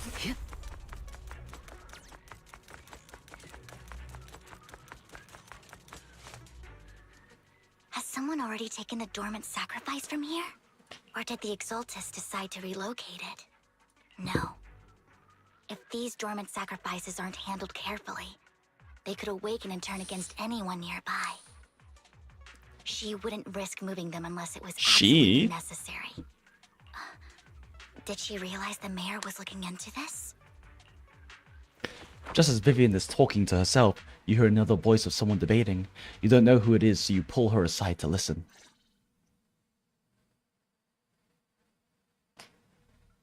Did Hartman just make up this intel to get a shot working with us at Tops? I didn't know how much I needed Megasimp as a character.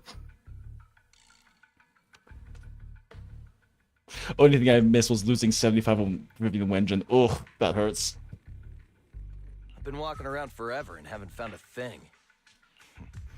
The Ravenlocks have always been a shady bunch. No surprise they've gone downhill over the years. I heard they were pretty loaded back in the day. What kind of business did they run? No clue. On the surface, their businesses seemed legit, but who knows what was happening behind the curtain. Probably something with the sacrifices. I mean, how else would he know about the dormant ones left around here for years? And he was so sure that even if those original sacrifices didn't work Sorry, out, I bumped my mic.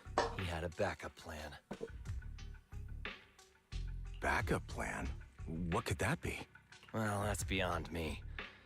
I just happened to overhear something while I was next to Mr. Edmund one day. What's Tops planning to do with all these sacrifices, huh? For research? Do you think we'll ever have a normal life in the Hollows? Don't ask questions you shouldn't be asking. All right. There's nothing here anyway. Let's leave. That's how a Tops employee ends up fucking dead. And we'll make it just in time to clock out for the fieldwork shift. Let's go. Let's get out of here first. After the two Tops employees left, Vivian appears visibly unsettled. Hartman, that fool. He'll do anything to get into Tops, even if it means playing with fire. She's an Exaltist. Human lives have never mattered to her. The more people get dragged in, the greater the danger. Vivian, I've been dying to know. Who's this she you keep mentioning? My mother. I apologize for losing my composure. Please don't mind me. The she I'm referring to is with the Exaltists. Someone I have a history with. Been wanting to snap a little snapshot of Vivian in her despondent pose. I like the expressive work they do in ZZZ and like to say various things for That's why the moment I heard about the research materials for other I things. felt compelled to uncover the truth. And Vivian's the first one to have like this level of like deflated despondence. I never meant to hide anything from you. It's just that, for me, The Exaltists bring back painful memories. Aw, Vivian. And I'm not ready to face them yet. So, Lord Phaethon, please give me a little more time. Once I've gathered my thoughts, I promise I'll tell you everything. Sure, I won't pry anymore. Everyone's got a past, and you don't have to dig up old wounds if you don't want to. I can see the Vivian I know now is super brave and kind. I believe you've really put in the work. Lord Phaethon, if we weren't in such a hurry, I'd spend 3 whole hours singing your praises. I'll make note of this and Smile. make sure to get it done before bedtime. Smile. First things first, let's track down those dormant sacrifices. The Exaltists have probably realized someone's after them by now. I wish we knew what Hartman's backup plan is. I just can't shake the feeling that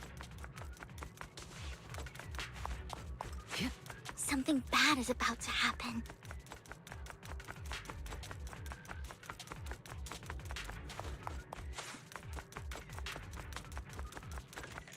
I love free shit.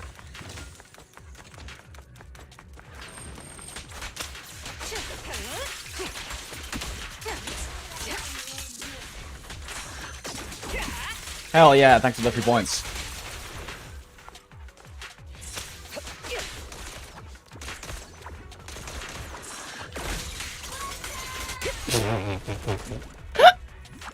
Vivian, Eve is fun. Who could it be, and how do they know the locations of these dormant sacrifices? Let's check the next location. I hope this doesn't become a nightmare for New Eridu. Hugo may have done terrible things, but he had his reasons. Mockingbird might be seen as the bad guys by a lot of people, but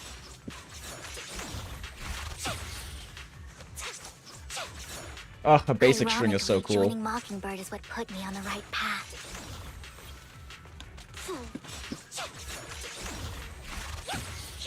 For the first time, I'm needed for more than just my curse. You're also needed for your wallets.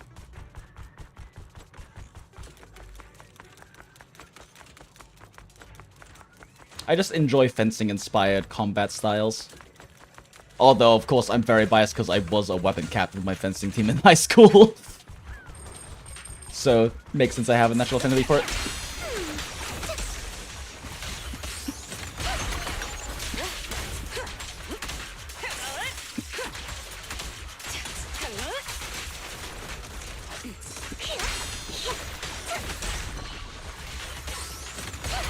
Yeah, so she builds up flower. Okay, so she can save on EX. Nothing She here. can save on her energy by building up her little flowers with defensive assist instead. Nice. I enjoy characters that reward like higher skill gameplay. Whoops. Oh, hello, Evelyn Hip. How are you doing?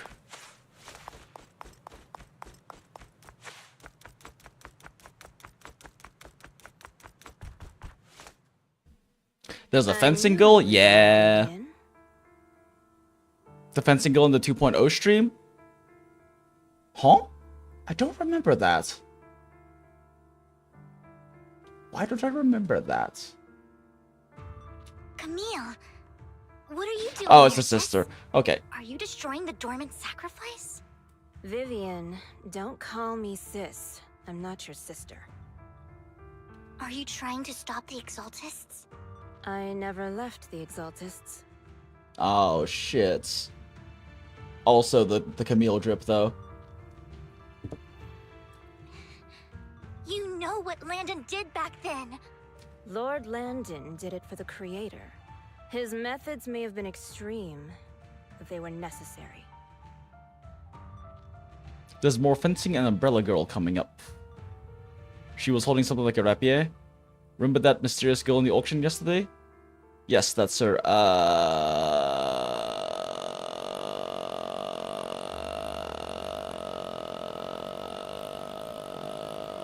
Back then, you walked away. None of this is ringing a bell. My memory is generally speaking terrible. We didn't meet today. Take your friends and leave. What's wrong? Are you being forced into this? I can help you. She's from a cult. She's brainwashed. Help me? Like how you helped her? Aww. Every time Vivian's in that despondent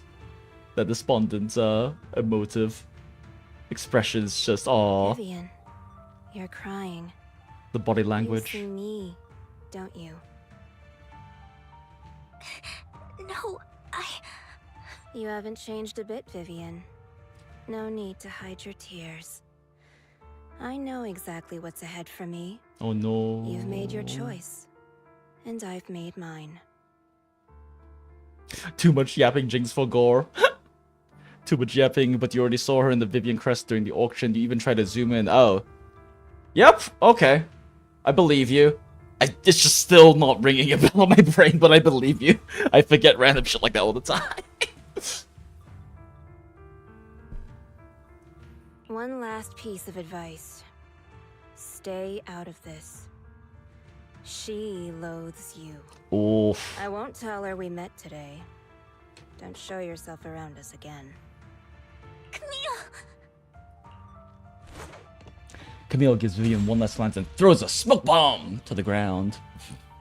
The noise attracts some ethereals. Even though you have many questions, dealing with the imminent threat feels like the right choice right now. Lord Nathan, watch out! Oh no. Hell yeah, did the thing. Tell you what that was about later. Let's take care of the ethereals first. Oh, interesting. We did the parry off there.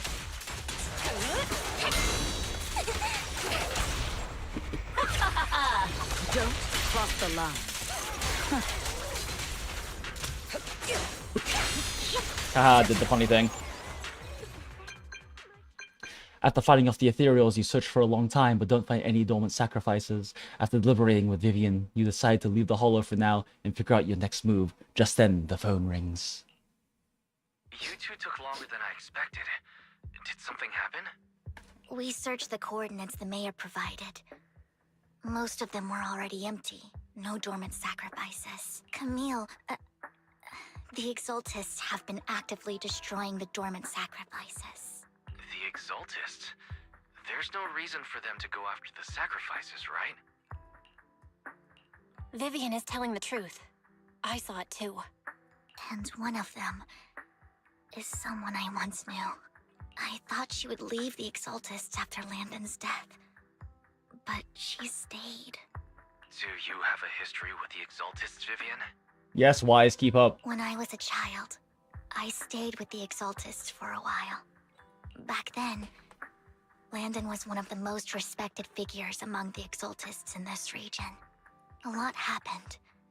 And after Landon died, I left. I can't turn a blind eye to the sacrifices. I know all too well how many lives have been lost bringing them into existence. Ever since I learned a sacrifice had appeared in Janus Quarter, I haven't been able to stop worrying. I won't let history repeat itself. That's why I asked Hugo to investigate. Starting with the Imagine being this broken up about a motherfucker named Landon. Vivian. Please stop. I'm not looking for comfort. I'm just recounting the story for you to understand the situation. We've got bigger things to focus on. But when I do need comforting, I'll come straight to you. Bella's more than happy to I comfort hope you. you'll make time for me, Lord Vathan. Just so you know, I'm not the easiest to console. Belle will work very hard to console you, Vivian. No worries. I'll totally have your back until you're feeling better. Okay. She'll be right behind your Matter back at hand. until you're feeling better. That conversation between those two TOPS employees back in the Hollow is still bothering me. They said Hartman had a backup plan, and that got me thinking about some news that was quietly swept under the rug. Lately, there have been mining accidents in Ravenlock-controlled areas. Many workers have died. The families were paid off with huge settlements, way more than usual. No protests, no controversy, and the issue was buried. But considering the Ravenlock's financial position, why would they be so generous with payouts? When she's not doing her fucking Lord Phaethon idol fan worship bullshit, she's such a competent and intelligent woman. That sounds sketchy. I should have pulled Vivian. Are you saying they made up the accidents and the workers' deaths? Precisely. I don't think those workers died in mining accidents. I'm planning to reach out to some old friends, see if they've heard anything about this. Do you have time, Lord Phaethon? My contacts are just near 6th Street. Care to join me? I'm in. Let's go together.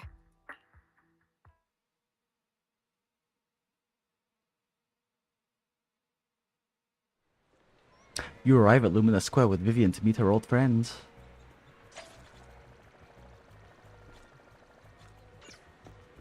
It's honestly so real. The smartest motherfuckers I know are the most down bad gacha sims. That's so funny. I wasn't yesterday, but when you were doing the auction, sent timestamp for Link just because I didn't know she was there till you pointed her out in your stream. Oh, okay, I appreciate it. Let me take a look real quick. Once I...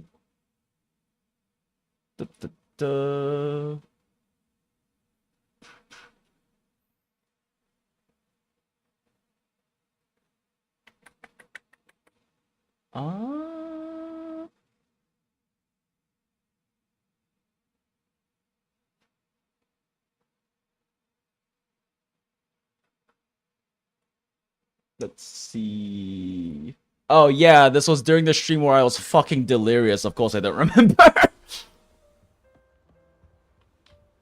Mysterious guest? Who that though? Oh yeah, I see. Yeah. White-haired sarcasm woman. Yep. Okay, yeah. Thumbs up. Okay, yeah, nah.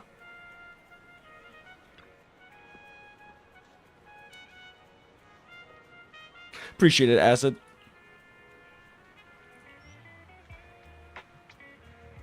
An old friend of mine said she has some new intel.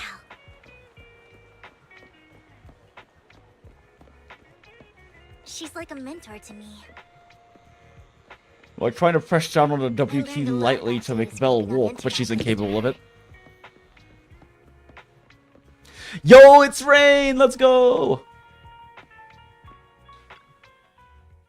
Rain! Long time no see. Yeah, it's been a while. Rain? You two knew each other? Yeah, Phaethon. Long time no see. Rain! You actually know that Lord Phaethon is Lord Phaethon? Yeah, Rain, what the fuck? If Vivian hadn't known, you just fucking doxed us. No, I mean, you actually know Belle is Lord Phaethon. I didn't know right away. One time, I needed a favor from Nicole. I only found out after meeting them. A favor? We fucking saved your ass. Legendary proxy to be running a video store for a living. Oh, by the way, your idol... Rain, let's not bring up old stuff. Lord Phaethon wouldn't be interested in that. She doesn't need to see my fucking shrine. Why are you all tense? Right. Lord Phaethon lives on 6th Street too, and might know your idol. Remember when you traced that post on Internaut to 6th Street and actually went to check it out? And you came back all bummed, spouting nonsense. Like there was only a black cat at the location, and maybe your idol is actually a talking cat. Or something like that.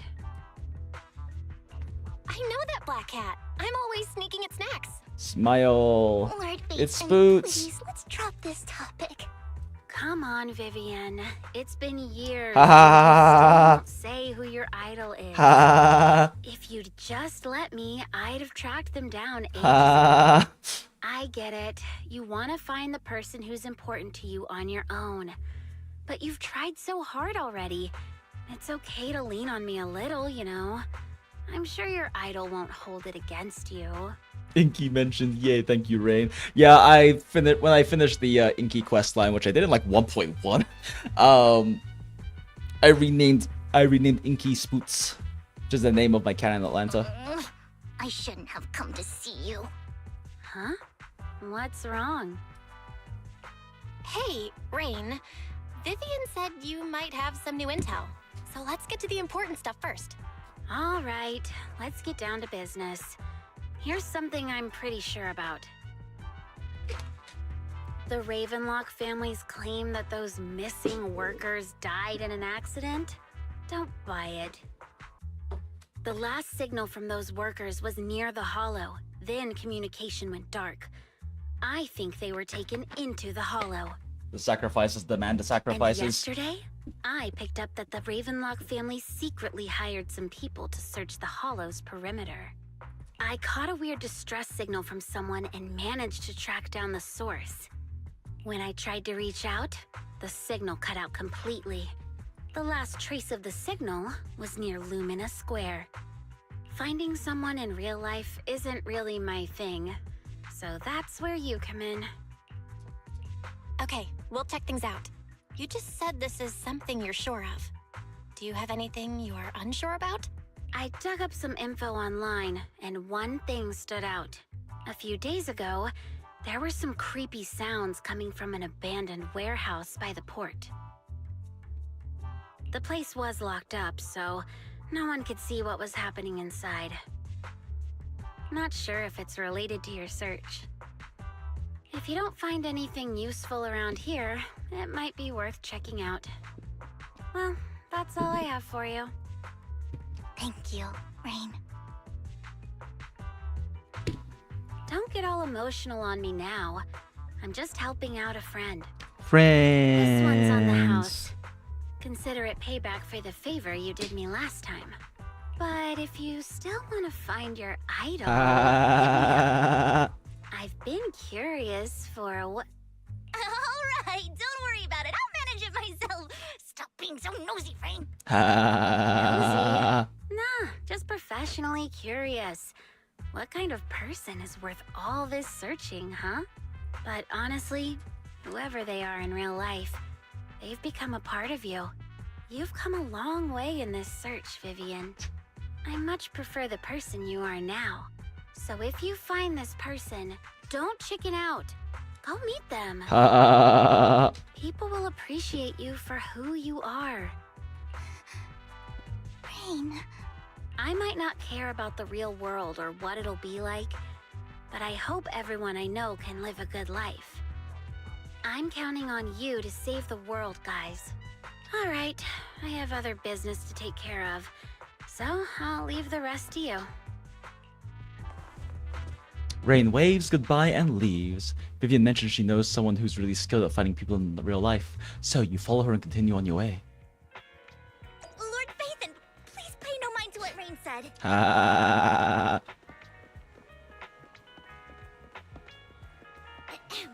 That big guy's up ahead. Let's hurry. No way, it's one Denny Boo! Let's go! He's such a good boy! Enne. Long time no see. You seem to be doing well, little one. Nune. Yup, I made an awesome friend since the last time we met. Enne. My friend got ill before, and it was the manager who helped heal them.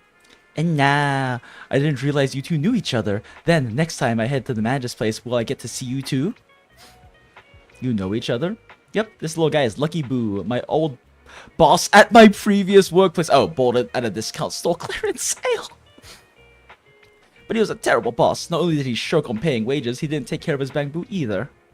And yeah, that guy, really terrible. Then his little guy had a malfunction and the boss threw it out because he didn't want to spend the money on repairs. Wow. Really, it could have just been fixed with just a simple battery change? And Vivian is the best. Vivian changed my battery. The bestest ever.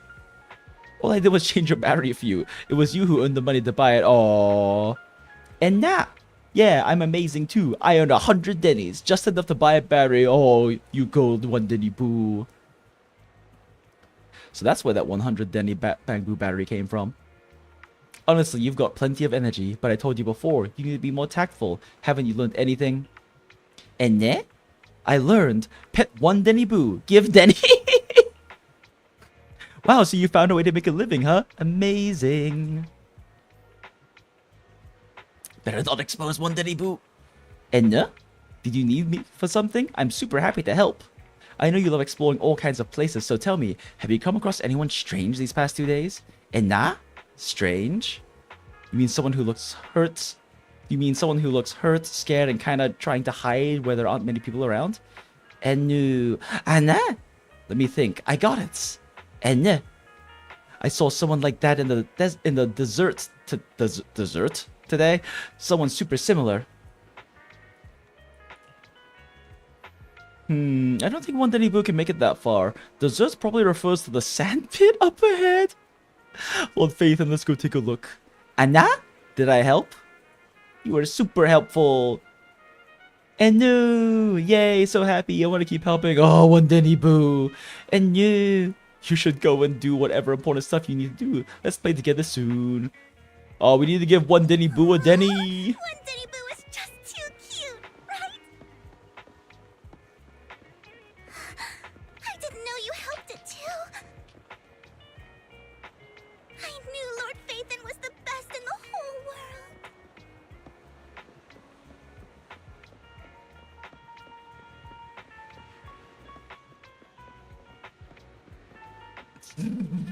I'd never noticed this fucking melting ice cream cone kiddie ride before. What the fuck?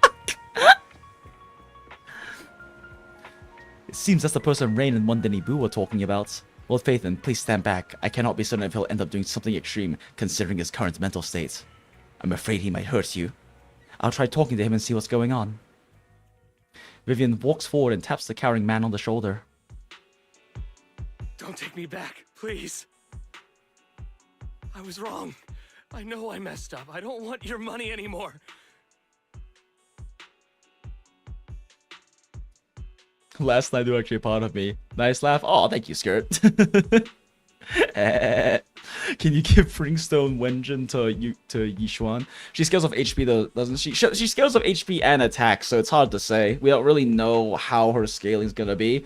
That being said, she is a new specialty, so she's not gonna be able to use the actual effect from it. They're releasing her Wenjin as well as new Battle Pass and Battle Pass free to play and A rank gacha Wenjins for what were they called again? What was the name of the new class? Not Disruptors. Rupture units. Yeah. Deciding if to pull her engine or Astra. Astra. If you're a new player, Sharky, Astra. 100%. Like, yes, her Wenjin will be good, and the issue is that Brimstone's effect won't even work on her because she's a Rupture unit, but there'll be a Battle Pass and a free-to-play option for her Wenjin, and Astra is so much more valuable for your account. Yeah, no, definitely Astra brings a lot more value to accounts, because you'll only be able to increase the damage of just Yixuan through having that Wenjin, but Astra will increase Yixuan's damage most likely even more, despite being like, she just gives so much attack, and she'll increase the attack of any unit on her team. She's just the best general support in the entire game. She's way too valuable to not get if you don't have already. She's honestly the most valuable limited character to have on your accounts. Also, Astra Lyn is great, and she's a great character, and we love Astra. Please, no. Calm down. Who are you? I won't say anything. Just let me go. Yep, she works with literally everyone. She is just an incredibly strong support. The only thing about Astra is that she's not... You press E on her and then don't really ever swap back to her. So if you care about having like all three of your teammates be actively playable, Astra's not the right character for that. But if you're talking purely about like account power and team power, right, and account health, then yeah, Astra's the most important character to own in your account. I don't know anything. I swear, I know nothing. We're not PubSec, the HIA, or the Ravenlock family. We won't force you into anything. There's no need to be afraid. What do you want from me then? That all being said too, Shock, we don't really know how good Yixuan's gonna be with like the free-to-play Rupture Wenjin or the Battle Pass one or anything like that, because until, or actually no, we probably do actually, because the content creator experience embargo is dropped, so there are already like YouTube guides and stuff talking about have calculated her power with different Wenjins. I know my friend Rivenus has already made one. In fact, actually, I'm well curious now. Let's take a quick look-see. We'll just skip ahead to the Wenjin part of it. I really want to get smashed by Varessa's war drums. Huh? Huh?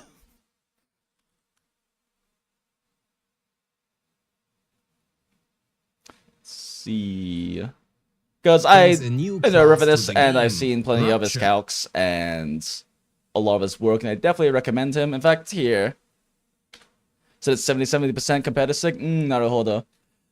But yeah, everyone in chat, do me a favor. The link I just put up in chat, go click on that link and go send Rivenus a thumbs up and a subscription, because he makes incredibly good ZZZ theory crafting videos. Highly recommend. And I definitely trust his numbers, because I've seen his calcs and seen his numbers and the assumptions he runs and everything, and I do like them. He is essentially doing what I used to do for Monster Hunter and Genshin back in the day. Notice necessarily a significant drop in score compared to completely optimizing her gameplay to the maximum. All of this is mainly to provide you with a diverse view on how you can optimize specific parts of her combat if you choose to do so. And with that said, let's get to the weapons. Smile, you mean mold the fuck out of the perfect runs with her? I would love to. With Yixuan being a Rupture class agent and Rupture being a new class at that, her choice of weapons are, well, very limited. In fact, there are currently only 4 weapons for Rupture agents as of right now, and one of them is a B rank, which is worse than the craftable A rank. So we will not talk about the B rank. But also because the others are new, let's talk about what they do. The Puzzle Sphere is a craftable A-rank Rupture Vengeance which provides 594 attack and 25% attack percent. Using an EX special will increase the crit damage by 25.6%, and if the target's HP is below 50% of its max HP, the damage dealt by EX specials is also increased by 32%. But because this W engine requires the enemy to have less than 50% max HP for an optimal damage output, it is much worse in Deadly Assault, and even more so if you cannot aim for a 60k clear. Radio Wave Journey is the Battle Pass Vengeance and provides 25% HP and 594 base attack. When using a chain attack or ultimate, it will then grant 1 stack of a buff, up to 3, and each stack grants up to 128 cheer force, or in other words 384 in total. And lastly, we have Yixuan's signature. It provides a massive 743 base attack, 30% HP, 20% crit rate, and using an EX special grants 1 stack of Qingming Companion, with each stack increasing ether damage and ether sheer damage from ultimate and EX special. Oh, no wonder he uses MB in his videos. I didn't know he played. I was like, he doesn't play Monster Hunter. So there's not a lot of things I feel comfortable taking claim of in terms of the gacha theory crafting and things like that. However, one thing I do know for a fact is that the reason why so many gacha theory crafters in global and in EN use motion value is because it is a Monster Hunter term. It's actually a fighting game term, specifically a Capcom Street Fighter fighting game term. But it's also an official term used in Monster Hunter to define the percentage of effective attack that a specific motion or attack does. And then when I started doing Genshin theory crafting on day 2 of Genshin coming out in global, I just basically used that as a stand-in because there is not official terminology in game for what that is. Right, and I just also brought over I used a bunch of my old spreadsheets and calculations from Monster Hunter as bases for building up Genshin spreadsheets and theory crafting. And then the first few months of Genshin were wild and crazy. It's literally the Wild West because there were no established standards. Everyone had different ideas on how to do calculations. I personally went with doing rotations and whatnot because I had already done those kinds of combos and rotation based calculations before with Monster Hunter to figure out effective DPS and whatnot. And so I just brought MV over with that. And then pretty much all the other TCs, especially because a lot of them were using my spreadsheets as bases, because I made all of my spreadsheets completely publicly available and copyable, right? Just started using MV as well, and it kind of just became like the standard nomenclature in Genshin. And then that, as I understand, transferred over to Honkai Star Rail as well as Genshin Impact, because motion value is not a MiHoYo term, it's not a gacha term. They don't use motion value in China or Japan for theory crafting. I just dragged it over from Monster Hunter. Yeah, basically everyone's misusing MV because I originally misused it in Genshin. I've actually like, since like I've like chatted with some of like the newer theory crafters, right, in like the newer generation of theory crafters doing like, you know, Star Rail or later Genshin stuff, or like Honkai, like Star Rail or like ZZZ things, and yeah, like some of them have been like, I don't know why we use motion value, it makes no sense. I'm like, that's my bad. MV stands for motion value. I heard some TCs were claiming the MV acronym by calling it multiplier value to not be technically incorrect. I mean, fair. Yeah, if they want to change it to multiplier value, they can, but it comes from the term motion value, which is a fighting game term to basically describe like the percentage of like attack or whatnot an attack does, and it's the official Monster Hunter term for that too, because that's the term they use in their official guidebooks for that stat. MV misuse value, smile. Yeah. Oh no, yeah, exactly. Like, yeah, he doesn't play Monster Hunter as far as I know, and it's just apparently standard now in TC spreadsheets, and it's very funny to me. I get a little like chuckle out of it every time I see someone's calculations and they use MV in there. It's like, ha ha ha, that shouldn't be there. I fucked up the standard nomenclature. Haha. Misconstrued verbiage. Smile.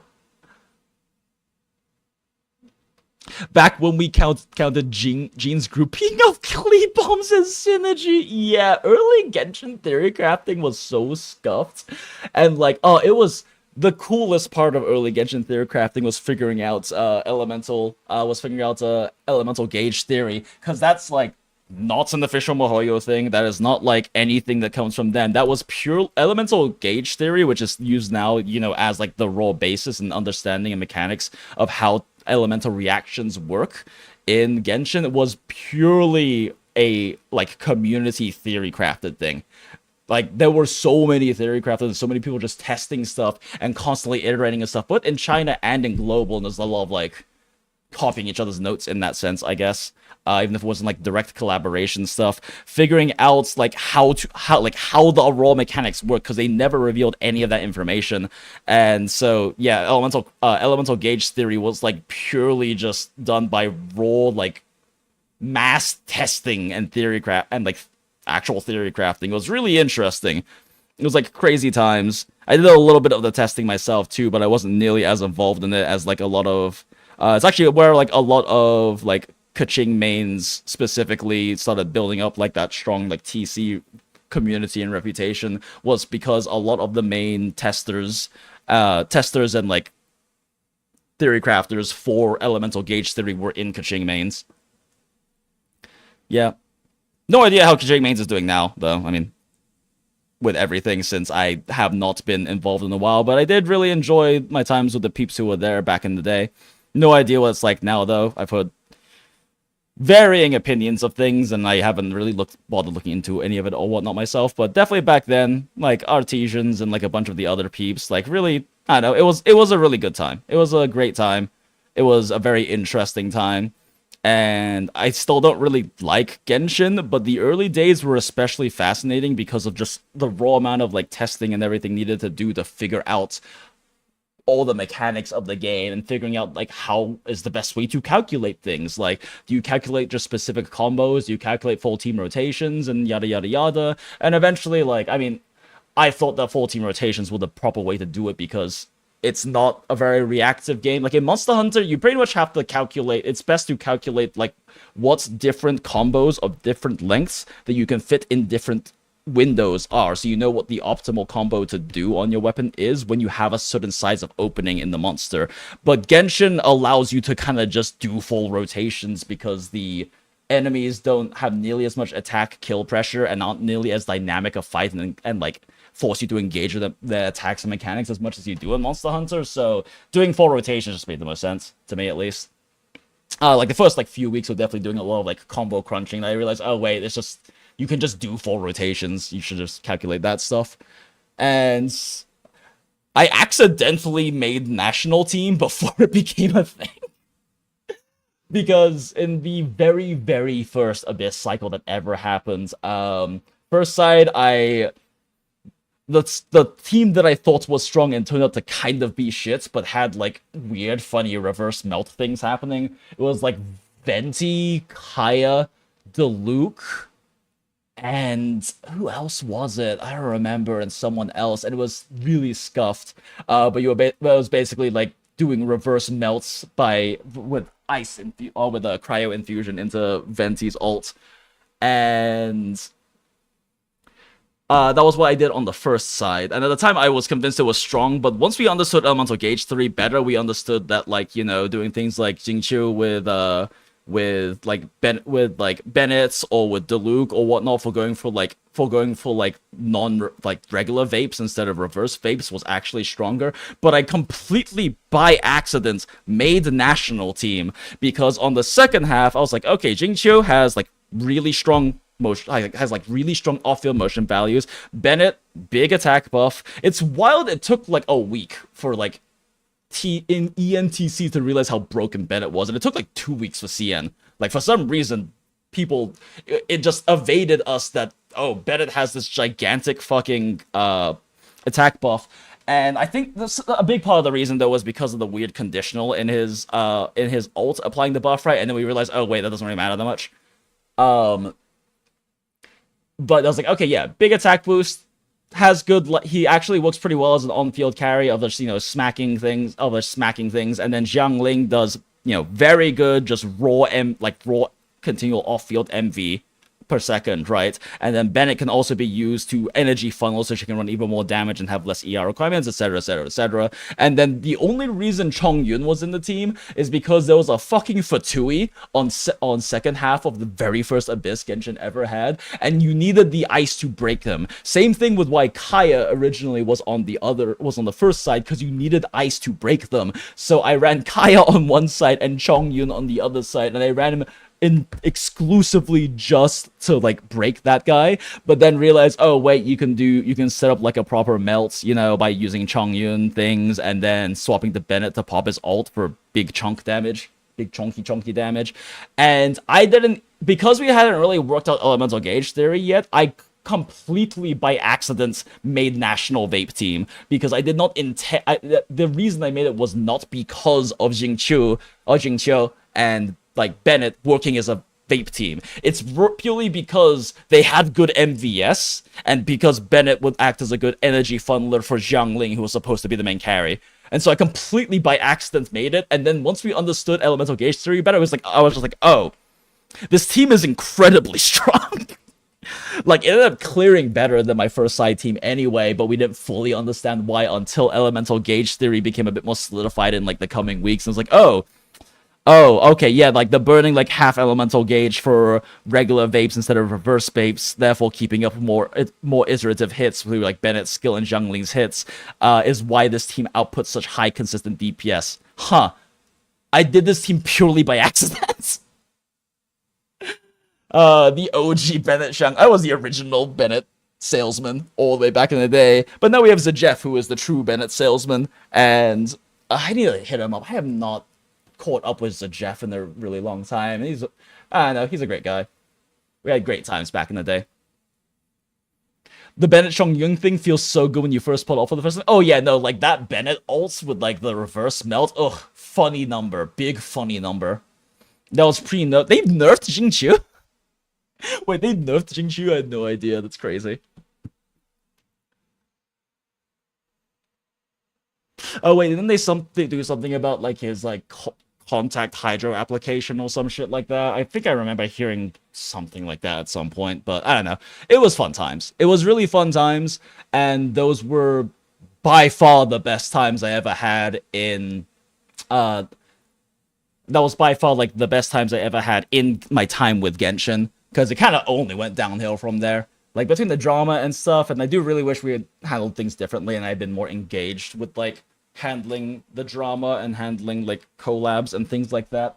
Because not being engaged with it, like I very intentionally, like Tuna and I very intentionally had like a strong separation of responsibilities because I didn't want to deal with that stuff. And in retrospect, I should have been more involved with that stuff.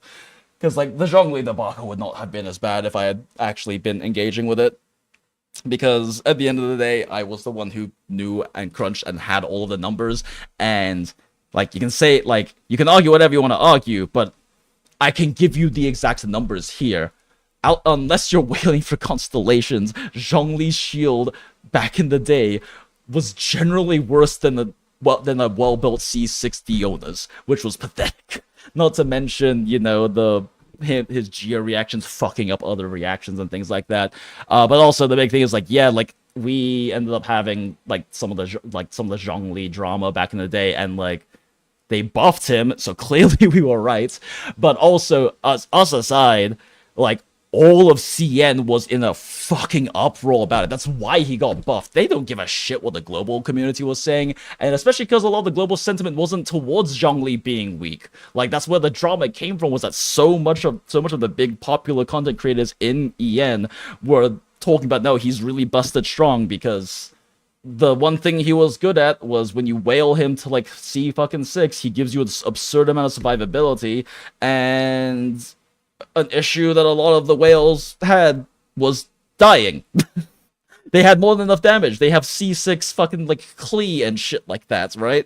Like they don't give a fuck, but their issue was they died because they got hit or didn't use ults didn't use like rotations for their ults well, so they didn't have the iframes from ults coming up properly and things like that. And you know what? Zhongli, you remove one of your 3 fucking C6 5-star DPS motherfuckers and replace them with Zhongli, that makes you basically fucking immortal between like how often he's ulting and the strength of his shield at C6, R5 and everything. And yeah, that he seemed incredibly strong from that perspective. And that's stuff I could have actually discussed and like argued properly and debated. But I wasn't involved with it, and it's unfortunate. But it is what it is. I've learned lessons from that. And it's definitely, that's part of why, like, with this whole doing streaming and content as a hobby thing, I learned a lot of lessons and figured out a lot of ways I would have dealt with things differently. And moving forward, that's, you know, how I'm going to do things anyway. But yeah, like, Mihoyo didn't give a shit about Global's opinion with Zhongli, especially because it wasn't even that strongly anti-Zhongli. But CN was in a fucking uproar, because CN has a much stronger, more established theory crafting community than Global did. Like the reason why motion value was used in Sheets is because I used it in Sheets, because that's what I did with the Monster Hunter theory crafting I did for like 2 years full-time, or a year and a half full-time, right? But in CN, they already had strong established theory crafters for gachas and things like that. Like, they had people who did it for Honkai Impact 3rd, for Fate Grand Order, for all of these different games, right, in China, because gacha games were always big there. But gacha games being big over here, and especially, like, the Genshin crowd is very new to gacha games, so there weren't already established standards and already trusted names who crunch the numbers. But the CN theory crafters who did crunch stuff were like, oh my god, this character is supposed to be the god of China, right? Like, Li Wei was very obviously supposed to be China, but he's numerically shit. They were so mad. And that's why he got buffed, because CN was in fucking uproar about how weak Zhongli was, because when you actually crunched his numbers on release, he was shit.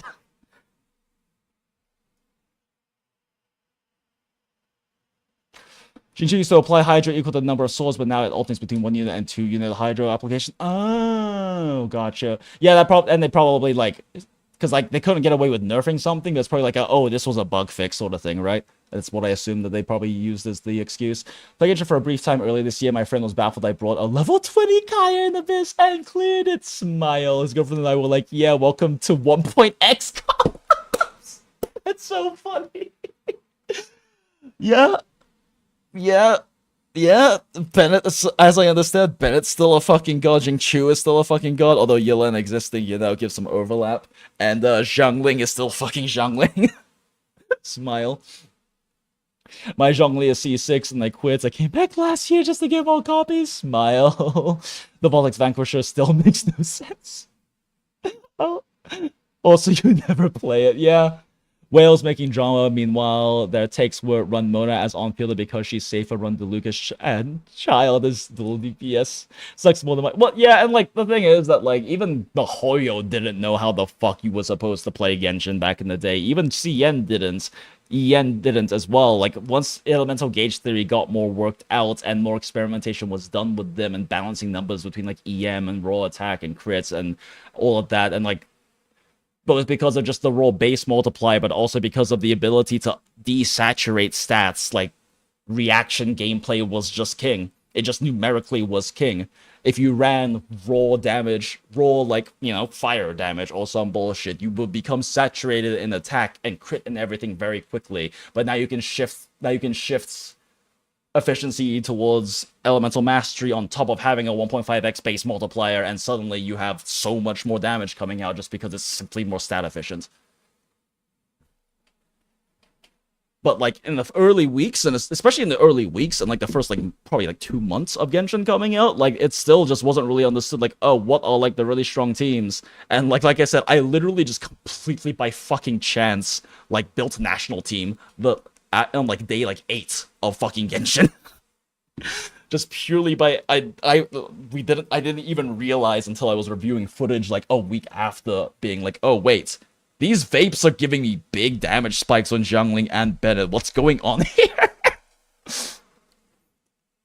I really miss those days. You had no clue what kits could be because Mihoyo had no clue how people play. Yeah, exactly. They had no fucking idea. Now, like, they have a better understanding of, like, okay, yeah, no, like, elemental gauge theory is a big part of how people play, and it's kind of the intended play style and everything. Because, I mean, I think they just put together elemental system as, like, a fun system to work with. That was kind of a natural extension of how their Honkai Impact third elements work, right?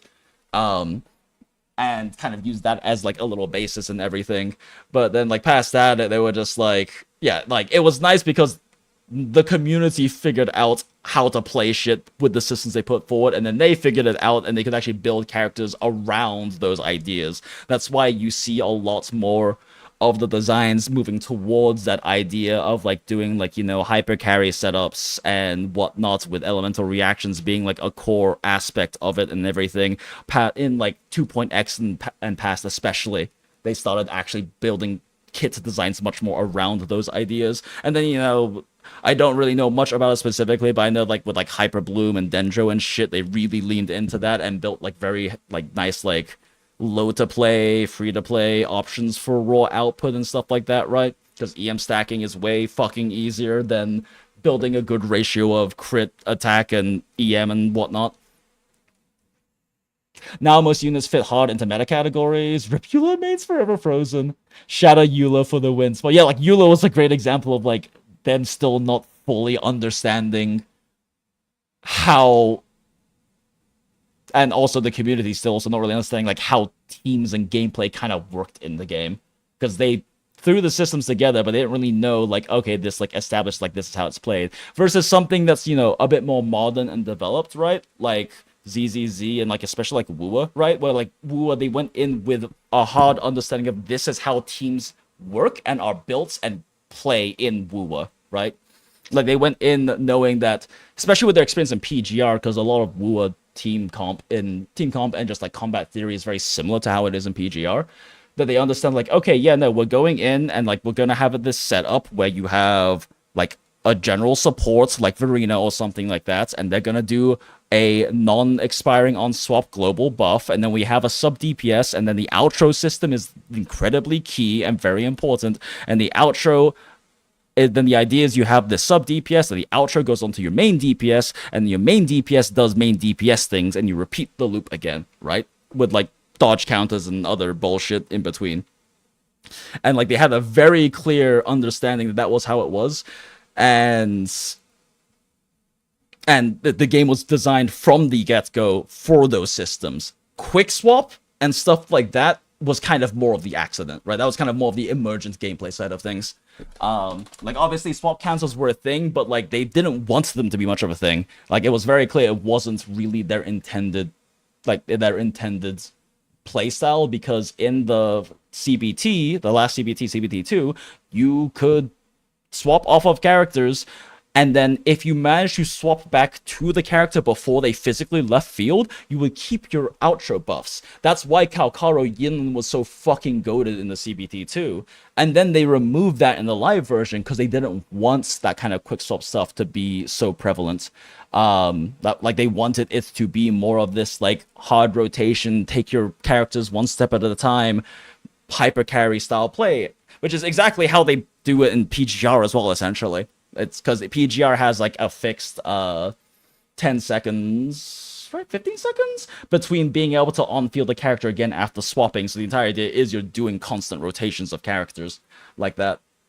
And then like, yeah, like things like, it's very clear from the fact that the best quick swap team in the game makes zero fucking sense together. It's just they happen to both be good at quick swap and line up with each other's timings and like on-field requirements and everything well, which is Chun-Li Yao. Chun-Li and Zhang Liao should not be in the same team together. They're very much not intended to play together. But they're still the best quick swap team and arguably the best team in the game because their kits just happen to work out well together. But it does look like with Lupa, judging from how they've like described Lupa's kit, and obviously actual testing will need to happen. Like actual testing will need to happen. We'll need to like actually mess around with it, experiment with things, figure out like proper quick swap timings, rotations, line up cooldowns, figuring out what is ideal. But since as I understand, she seems like they said she has like an outro buff that doesn't expire on swap, and then on top of that, wait, no, she has an outro buff. I think it's normal, but she has like that buff from her ult that is just for general team damage, kind of similar to how like the Verena thing will work. And boosts, I think she boosts like fusion or resonance, I think they said, or something like that. So which is like designed for like Chun-Li anyway, and Chun-Li can just dump a bunch of resonance skill damage in a single burst of like being on second for like 3 seconds, on field for like 3 seconds. That they might be leaning hopefully a bit more in towards making specifically designed quick swap teams, because like Brandt's Chun-Li isn't the quick swap team. A lot of people seem to think they are, but Brandt's not well designed for quick swap. Brandt's kit is not well built for quick swap. His Forte Anchor is the only move he has that's good for quick swap, because his combos for building up Forte require constant inputs. You can't just like do like one input with a long animation and swap off and then swap back to him like you're supposed to do with Chun-Li. Like he requires things like charge attacks or full basic combos. The like only part of his like charge combo that is good for quick swap is the very final hit, and he already has to be on field for over 4 seconds to even do that attack. And then his Forte Anchor as well, but like that's just one thing you quick swap on him basically. He's like very specifically designed to make Chun-Li play hyper carry, because Chun-Li has some core issues with hyper carry. One, she didn't have any outro buff actually designed for her damage types. And then B, Chun-Li has really long animations, which is what makes her so good for quick swap, but makes you eat shit constantly if you're staying on field and not swapping off of her. So Brandt has a shield that also gives you that he has a big fat shield he puts on you. He also heals, and it also gives you like stagger resistance, right?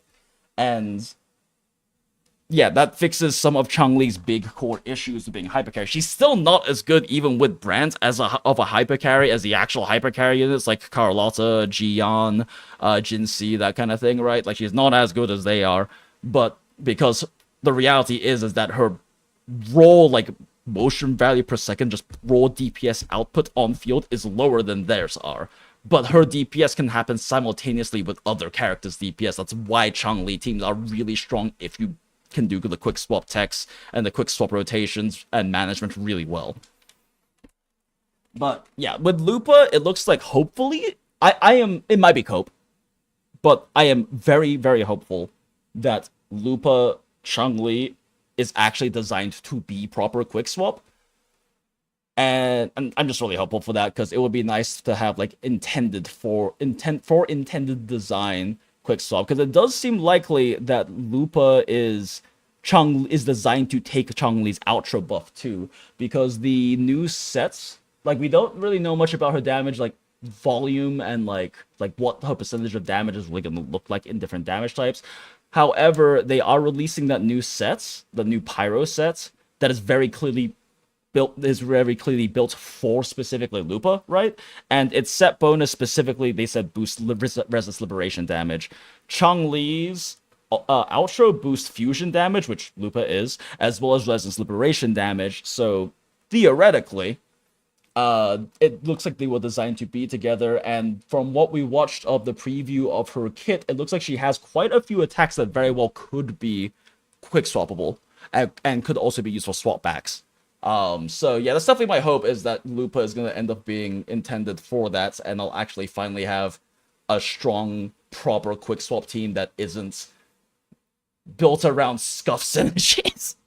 Don't get me wrong, I love Chong-Li Yao. It's very fun to play, but it's also very hard to play, and it's not intended to be played, right? It's not, the game wasn't, they weren't designed to do that.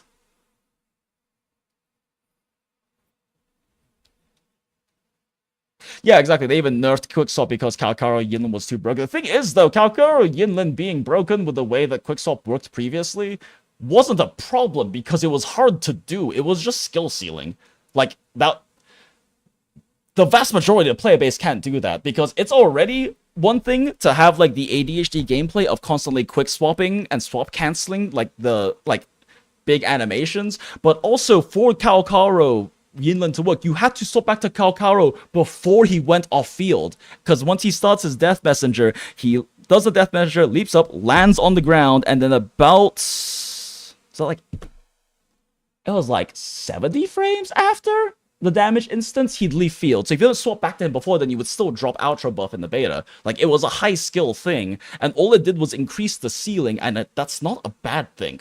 Like, I don't think that they were doing that specifically to nerf that synergy. I think that that's like in that CBT, that synergy was not intended, and they saw that and went, we don't want to do that in this game. That's not what we want to do design wise. So they removed the ability for that.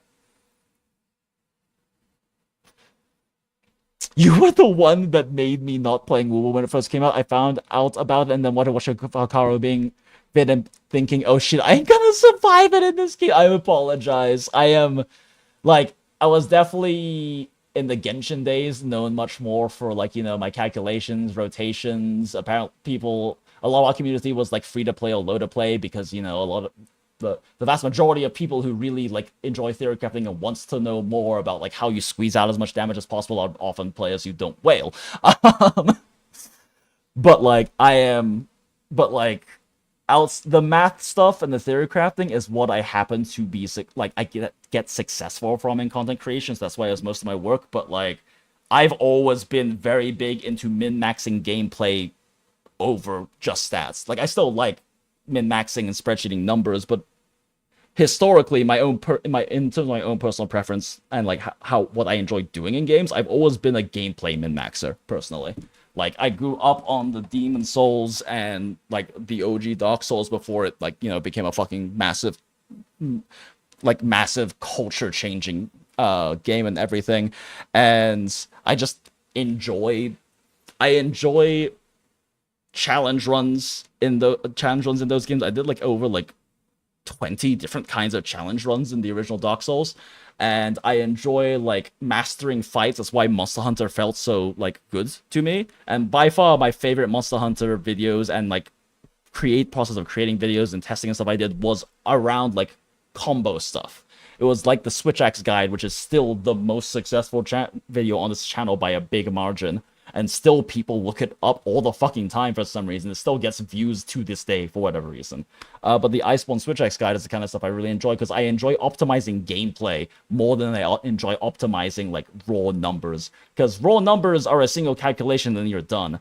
But optimizing gameplay gives you a thing to constantly strive towards, because you go like, okay, yeah, I know now that this is optimal combos, I know this is the optimal rotation, and I should do it this way, but now you have to execute it. And that's so much more fun to me personally. Figuring out like what is the best way to, like, knowing what are the ideal things you try to execute and then trying to execute them is more fun for me. That's why I enjoy ZZZ and Woowa so much, because that is... And that's why I enjoy Quickswap so much, is that, like, okay, yeah, no, like, I can calculate and figure out the exact perfect combo pathing, right, for Quickswap, but executing it's a whole different story, and I enjoyed the challenge of trying to push for that. Same thing of why I like ZZZ high skill teams so much, because it's, you know, you can very much like know this is the best thing to do, this like chunk of combo or part of rotation to do right here, but executing it's a whole different story, right? Like, it's why I like Evelyn so much, because Evelyn, Yixuan is also probably going to be similar, but I don't think she's going to be as high skill ceiling because she's kind of more designed to stay on field. But like Evelyn is the highest skill ceiling character in the game, and I will still argue that Harumasa is very, very close. And Harumasa has a much higher skill floor. It's much harder to make Harumasa do good damage to start with, but Harumasa is a bit less interactive with the boss. It's more so that his rotations are really fucking complicated. So like getting his setup done is difficult. But his skill ceiling isn't based on reacting to how the boss dynamically changes during the fight, right? How they like swap up their attacks or what attacks they choose to do, that kind of a thing. While Eve's is. Min-maxing Eve largely comes down to being able to use her special to dodge basically every attack a boss puts out, as well as do that and also double action that with defensive assist every time it's a yellow flash. Like, that's how you truly min-max Eve, and then also getting resources built up so you can drop continual nukes during Nicole's defense shred windows.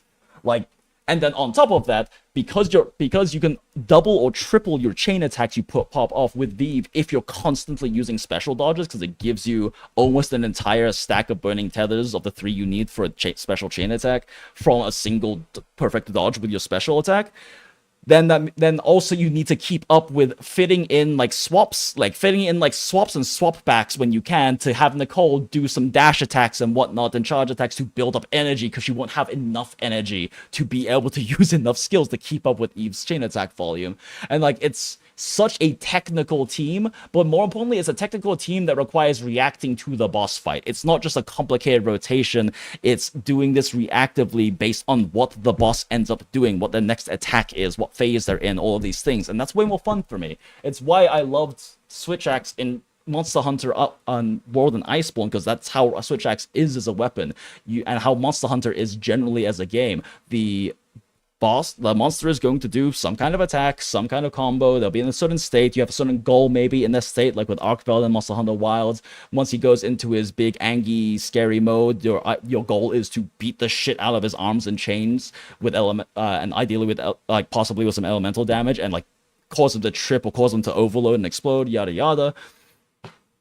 Like, and that's what was so fun for me with Monster Hunter, was that it wasn't a matter of figuring out, oh, this is the best Switch Axe rotation, because there was that for when a monster's on the floor, right? Like, you have like your best, this is the best raw damage output I can put in the course of like a 9 seconds monster standing still. But realistically, it's more so, okay, I have this, which is ideal for 2 seconds. I have this, which is ideal for 3, 4. This is for 6, etc., etc. This is only good for like 7 seconds, but because it has a fade slash built in, I can theoretically use the attack on second 3 to dodge backward, to like move backwards out of the way of a hitbox. So I can land the other 4 seconds of combo, right?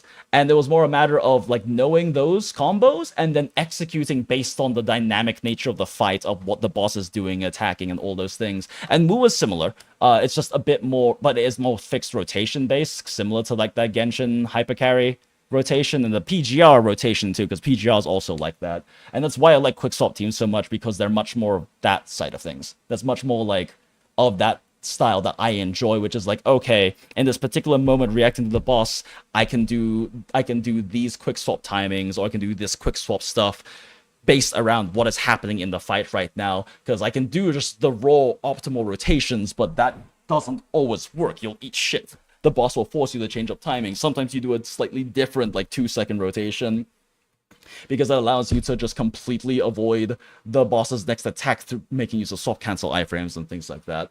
It's a lot more fun to me. It's also, but that's why ZZZ is still my favorite, because ZZZ is exactly that. It is very much reactive gameplay based on what the boss is doing. And I enjoy that a lot more, because it means that that's why also ZZZ is infamously hard to calculate in Theorycraft. Is that water? But it's why ZZZ is infamously hard to Theorycraft. Like Wuwa, you can still calculate rotations for most teams, and it's kind of like, okay, this is the optimal rotation. Realistically, you're gonna have to do this over a longer period of time because you have to dodge shit. But like this is like, you know, optimal rotation. But with the ZZZ, it's so hard to calculate because it's like, okay, this is what optimal rotation for this looks like, but unless an enemy's stunned, you can't do it. Right? And it's more of a matter of like, okay, what goal am I trying to hit right now with this team, and how do I do it, and how big are the wins I have to do it, and like, can I be fitting in defensive assists and like the parries during this, and if I do, how does that change things, because now the stun's going to be coming back faster, or now this character has more energy so I can EX with them sooner. Like, it's much more dynamic, and like, even if you know what like, the big part of the team theory crafting in ZZZ is about figuring out what does the team want to do to put out as much damage as possible, right?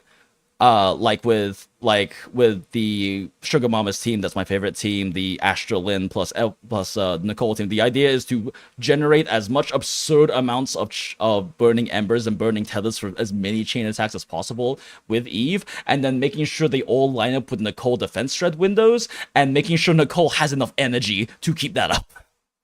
But the way you do that from second to second and every 5 seconds and in each different boss fight is different, right? It's different because in boss fights with a lot of yellow flash defensive assist parries, then what you are trying to do is you're trying to always make sure that Eve is able to do her special perfect dodge into a defensive parry double action, and that allows you to keep up more energy on Nicole, build up stun, and then you're basically, every time that Eve has like fully built up resources and then not super close to a stun, you can then, you know, be using Nicole EX with her chain attack or her ult to do chunks of damage. But if you're close towards a stun and like another parry or something will kind of push you past that limit, then that's when you need to make sure you're conserving resources so Eve can do her like 5 chain, 6 chain attack bullshit during stun window, right?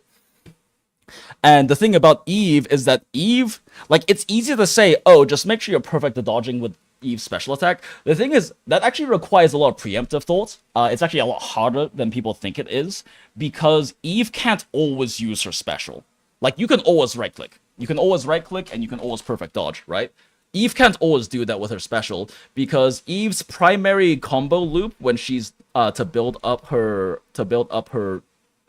burning embers is to use her special into the basic 3, I think it is, basic 3, I want to say it is, or 4 combo skip, and basically do like the full mashing M1 combo afterwards. But during that entire combo, you can't use special again.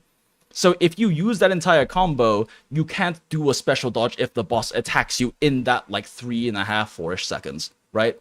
So if you think a boss is about to attack you soon, instead you just need to do regular basic attacks until the boss attacks you, right? Or even you can just stand there and wait a second or two to make sure you land it, like I was doing for fucking shits and giggles in the story quest early, because I didn't want the thing to die too quickly.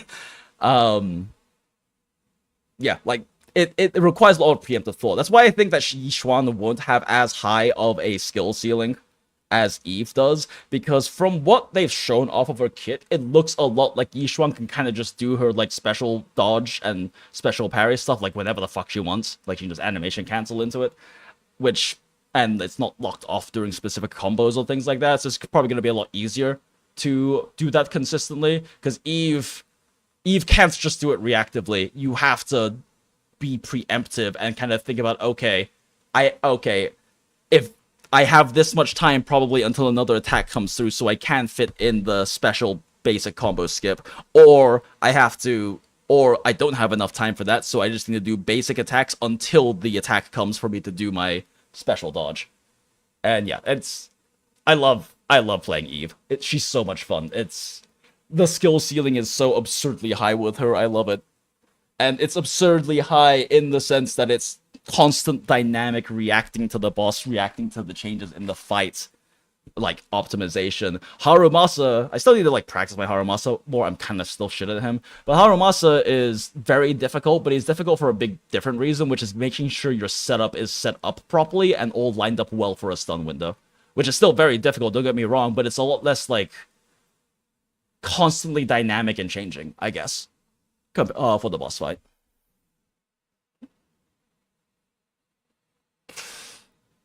Cool. Lamau, you don't actually need to play that sweaty to beat endgame. Well, yeah, you don't. it does depend on your teams, because like if you have strong meta teams, it's not that hard to clear max star TOA. They haven't really HP inflated it much or anything. You could with equivalents with 4-star teams with no quick stop shenanigans. Yeah, had we were downloaded gonna start tonight? Hell yeah. Yeah, it was a lot of fun. Definitely recommend checking it out. I strive for a ground pound SNS play. Oh, gotcha. Classic SNS, yeah. I sucks at paying attention to bars and stuff. Fair. Nergi gets angry, I get angry. It is hilarious how Unga Bunga's SNS was back in the day. It's still kind of Unga Bunga in Wilds, because it's kind of just using slashing fucking combos with Corrupt the Mental, but sometimes you want to parry, but the enemy says no. True and fucking real.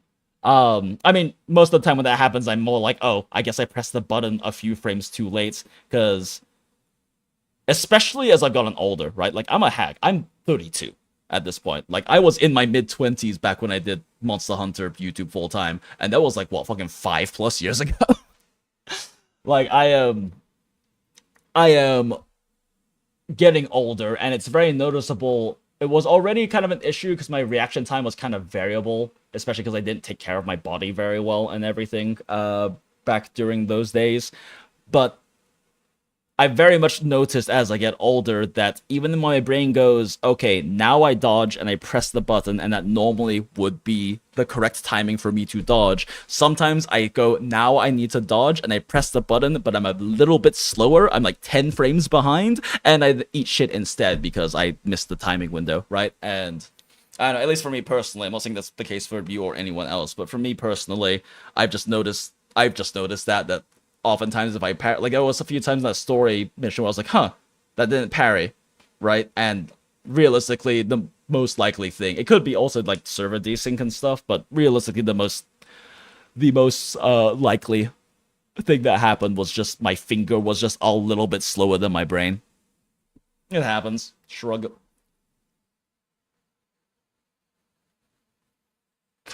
Vape. Oh. Okay. Well, that was a fun random yap sesh. I hope that y'all enjoyed it, because it's been a second since we had a long yap sesh, because we've been pushing fucking stories so much.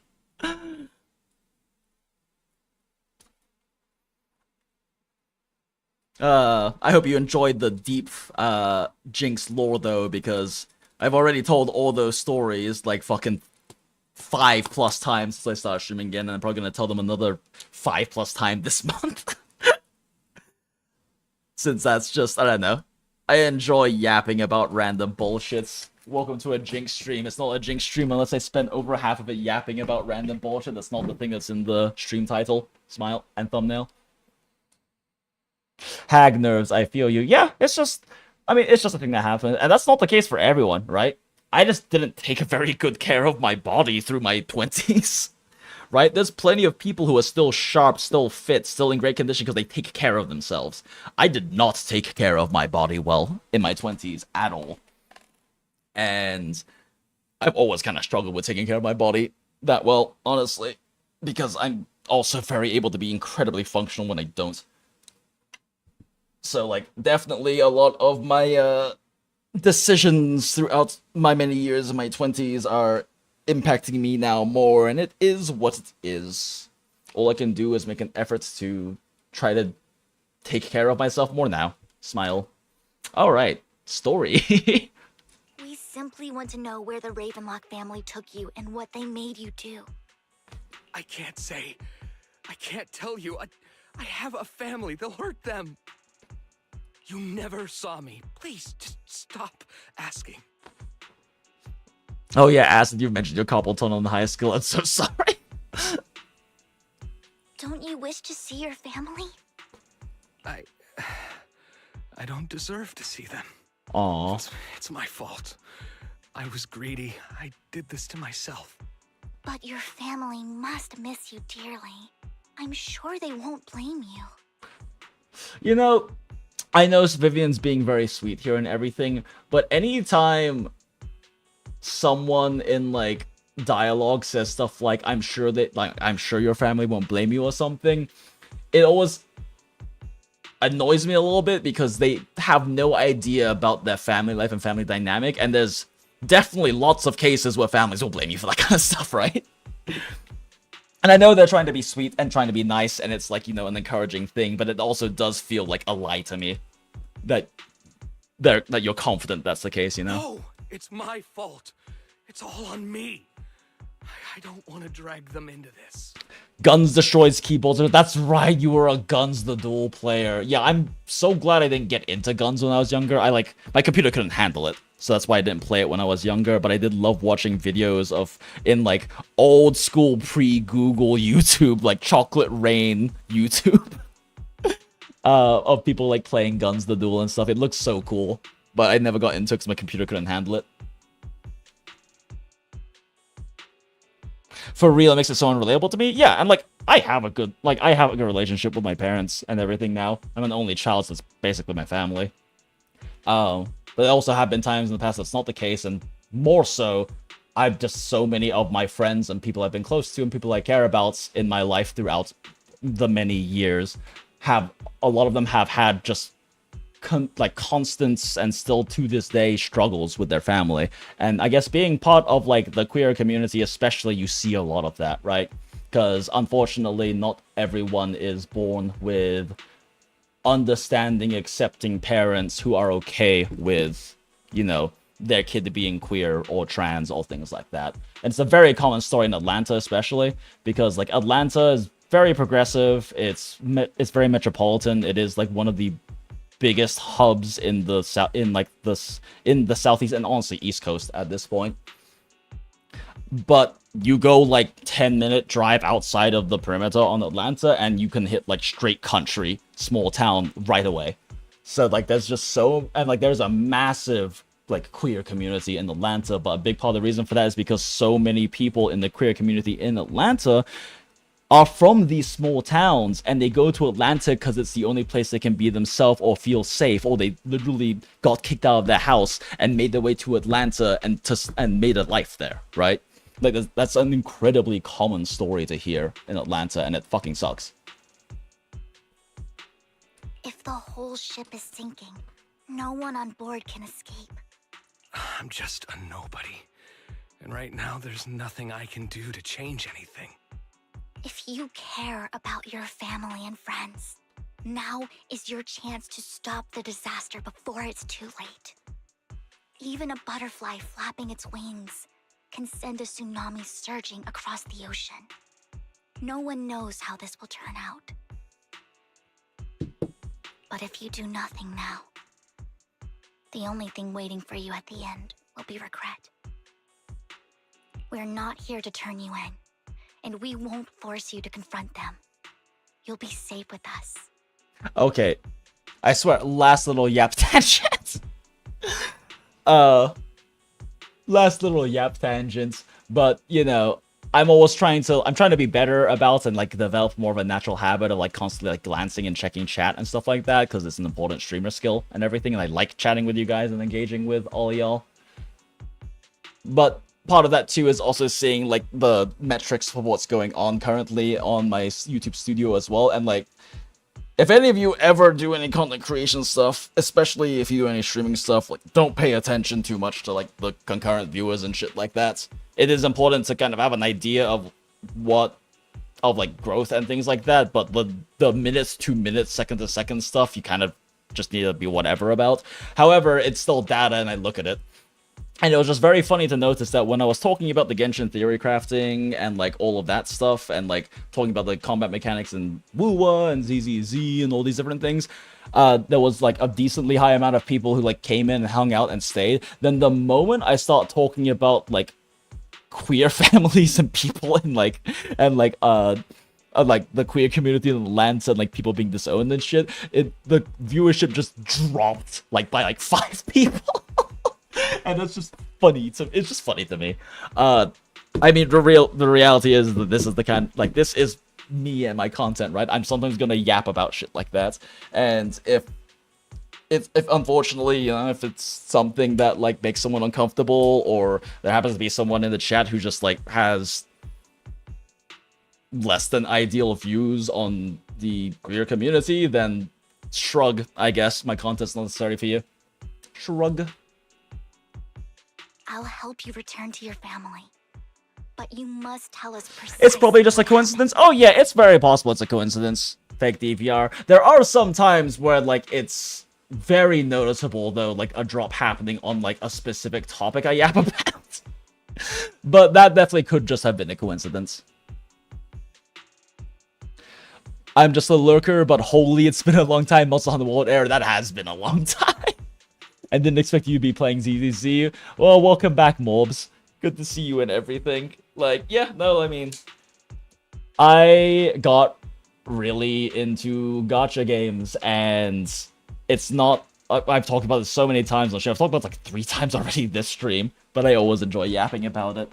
But the gambling by far is the part I dislike the least about... I dislike the most, sorry. I like the least about gacha games. If you could just tell me, oh, I could just spend like fucking like $40 and buy Vivian right now and spend $20 and get her win, I would just do that. But the gachas I play are all well written, with good character designs and interesting characters, with gameplay mechanics I enjoy, and they are really the only actual really solid, consistently updating live service anime style games that exist in the market. And I really enjoy the stories. I really enjoy analyzing and dissecting like the story presentation, the plot lines and the characters and things like that. I really enjoy playing the game mechanics and stuff. And I just really enjoy all of these different gacha games I play, so they've been kind of my main focus. I enjoy ZZZ so much because the combat has such a high level of depth that the vast majority of people don't know exists, because the game does a shit job of teaching you these things exist. I don't even know if all of the devs are aware that a lot of these things exist. In terms of like all of the advanced techs and like double swaps and like double actions and things like that. But also just the story and writing is really good. It really hits, and it's really nice to see MiHoYo hitting this stride with their writing, because I also play Honkai Impact 3rd and they nail it in that game. Past like the first few chapters, as goes with older gachas. But compared to like what I experienced in Genshin early in the day, and also sometimes what I still experience in like Star Rail and stuff, it's just really nice to see these great storylines and characters. And the gameplay is fun too, and I enjoy doing the weeklies, and the dailies don't take that much effort. In fact, even though the dailies are very simple and repetitive, I still get to have the enjoyment of, since I play so many gachas, I can if you're ever here when I like around 2 o'clock or like 1:30 my time, and right now it's 4 o'clock, so like 2.5 hours ago, you'll get to see me doing, okay, it's dailies time, and I will be opening up 4 or 5 gachas at the same time and constantly alt-tabbing during long animations and stuff to multitask, because it's fun to me. I've made a game out of min-maxing multitasking in my gacha dailies, which makes it much less boring to do them, I guess. Well written, which is why you don't think Genshin anymore, Lamau. I mean, I've heard it's improved. But also, like, I did reinstall Genshin. It's the only time I've reinstalled Genshin for Arlecchino, because her design is gorgeous, right? And the idea of this beautiful, strong, sexy woman being called father is incredible to me. I pulled Arlecchino. I still had over 400 fucking pulls on my account. But I pulled Arlecchino, pulled a weapon, fucked up pulling her weapon, because apparently with the charting destiny thing, you have to actually click the confirm button and not just click on the weapon. So I managed to somehow lose 50-50 3 times before getting it. And then I was like, okay, I've got Arlecchino, it's pretty cool. Okay, I have enough resources to just full max build her right away, basically with a tiny bit of like stamina farming. And I still have so many stamina items and everything. And then I was like, okay, I'm gonna go do a little bit of the story. Played it for 50 minutes, went, I am so fucking bored, and uninstalled Genshin. I don't know, like, I've heard it gets better, I've heard there's good story, I've heard that kind of stuff. Actually, that's a lie, I did spend like an extra hour on there because I wanted to get to Fontaine, but instead of doing the smart thing what you're supposed to, like take the train, I swam there and did a bunch of climbing bullshit to get up the, like, side wall of the city and get inside of it. Which was funny. A little woo moment for me, I guess. But, I don't know. Star Rail definitely has its moments. ZZZ is fucking killer about it. Arknight's story is fucking great in general. Path to Noah's story is still the best. Some of the best in media I've ever experienced. I dropped Nikkei because the daily grind takes too long. It's like fucking 15 minutes to do dailies, and that's just too much for me because I can't multitask it very well either. But I do love the writing in Nikkei. It is weirdly, surprisingly good and like heartbreaking, and the characters are so well written and make you give a shit about them. Black Beacon's also really well written. And then, yeah, I don't know. Wuwa's getting much better with its writing, but the gameplay is just so fantastic. The story is good in Fontaine, or if I just really love Furina that much, fair. No, fair. I mean, I know she's a very beloved character. And, like, I know that, like my friend Maine is really into Hu Tao and really into Furina, and I know there's quite a bit of crossover of fans for Furina and Hu Tao. And I used to be a Hu Tao simp, right? Like, I loved Hu Tao, and part of that was because she had the most fun gameplay for me in Genshin, because doing her jump cancel and animation cancels to really min-max her piercing but not very wide, like, hitbox, right, was really fun to me. She was the first, like, mechanically interesting character to me in Genshin. I didn't really like playing Klee that much. Klee also definitely had a lot of, like, really, like, good cancel tech and stuff like that, but hers wasn't as interesting to me. Like, Hu Tao was that very kind of dynamic style character where you were trying to use your dash if you had C1, which I did have but never activated. I still have never activated a single 5-star constellation on Genshin. I have like a C4 gene on my account that is still C0 because they're just sitting there as red exclamation marks. But I don't know. I enjoyed Hu Tao's gameplay a lot. But then, like, I started playing other better written gacha games and went, oh my god, these characters are so much better. So I really fell off the Hu Tao thing because, like, Hu Tao's cute, the companion story is cute, and, like, they're, like, a nicely designed character and everything. But then I started playing playing gacha games with, like, characters with really well-written, like, character depth and personalities, with their own values, their own goals, their own weaknesses, their own strengths, with really interesting relationship dynamics that can evolve with other characters. Like, just really solid writing, right? And really solid, well-written, nuanced characters. I went, Jesus fucking Christ. Every Genshin character is so boring to me compared to this. And I know it's probably not fair because, like, you know, the writing has improved since then, and I stopped playing in, like, 2.4, I think? Whenever the fuck Ito came out. It was, like, the last patch I ever played. So it's not fair to necessarily characterize all of Genshin like that, right? I've just heard the writing's gone better, but also every friend I have that plays Genshin and also plays or has played Honkai Impact 3 still just says it doesn't hold a candle. And Impact 3 and ZZZ is kind of like my expectation, I guess. Like, it's not necessarily, like, Star Rail doesn't always hit that level, but it's kind of my expectation of, like, Hoyo quality writing because of what they can do. But yeah, shrug. I came back to Genshin for a little bit, just briefly on the Arlecchino's launch, and I was like, nah, I'm good. And in retrospect, like, all the other characters that I used to really enjoy in Genshin, just in retrospect, I mean, especially after experiencing Path to Nowhere, it's really hard for me to relate with my enjoyment of any of the characters in Genshin from my time theory crafting it and doing it as a job, right? Like, for that, like, year and a half or so. It's really hard for me to relate to a lot of that anymore, because Path to Nowhere is so good at writing interesting, nuanced characters and storylines that fucking, like, destroy you emotionally. I used to have all maps at 100%. It ended when Fontaine was released. Smile. Yep, same experience with Genshin for me. 3 units I want in Genshin. Jianyun, Jing, Furina, and... oh yeah, right, makes sense, Jing. And Arlecchino. It's just playing Genshin reminds me of why I quit in the first place. Yeah, that's what happened to me the moment I, like, started playing it again. It was fun, like, pulling and building Arlecchino, and it was fun, like, me just fucking around with their animations and their combos and stuff, and looking up, like, ZZZ's, like, calculations and stuff like that. and like seeing like, you know, kind of figuring out how to play her and whatnot, and doing like a little bit of fucking around with her in the Abyss and stuff, that was like, okay, time to go do story things. Did story things. Oh my fucking god, this is awful. I'm out. I uninstalled. And like, I'm not trying to shit on anyone who likes Genshin, right? Like I said, I'm not an unbiased person when it comes to that, and I definitely didn't give it a fair chance, right? Like if I really wanted to, or if I really wanted to have like a better, more like, what's the word I'm thinking of here? If I wanted my take to be taken more seriously, because it's not even a take, it's just what my experience was, I would have actually given it a fair shake of like playing a few hours and trying to experience all the new things, right? But I didn't want to. I started playing again, it reminded me of why I stopped playing it.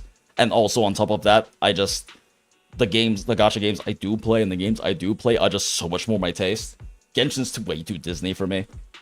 I've always kind of felt like Genshin is like very much like anime Disney in terms of like the tone and the characters and the designs and the vibrancy, and I enjoy how they handle their other properties where they have a lot more like dark elements and they make things a little less happy and bouncy. Like ZZZ does a really interesting job with contrast for that, because there's a lot of really fucked serious shit that happens, and there's also a lot of those kind of more zoomer bouncy moments. Honkai Impact 3 is just fucking depressing. Which I love about it, but yeah, Genshin units are very shallow, and they also basically disappear after their arc finishes. Yeah, and I feel like Star Rail does a good job with at least involving them a lot in the current story and the story arcs, right?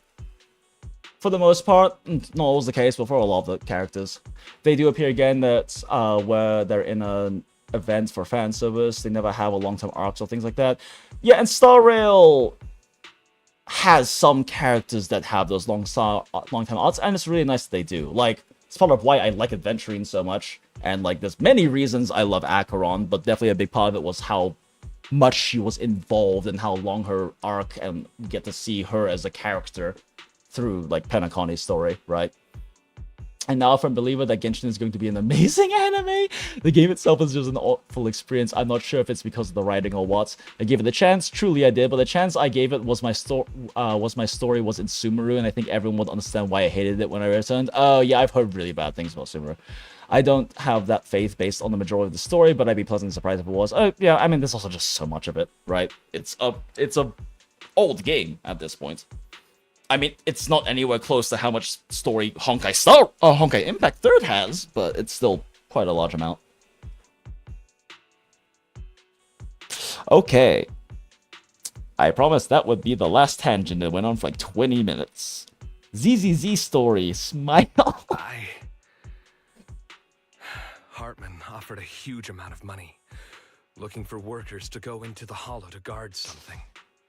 The money was way too good. We all kind of figured something wasn't right.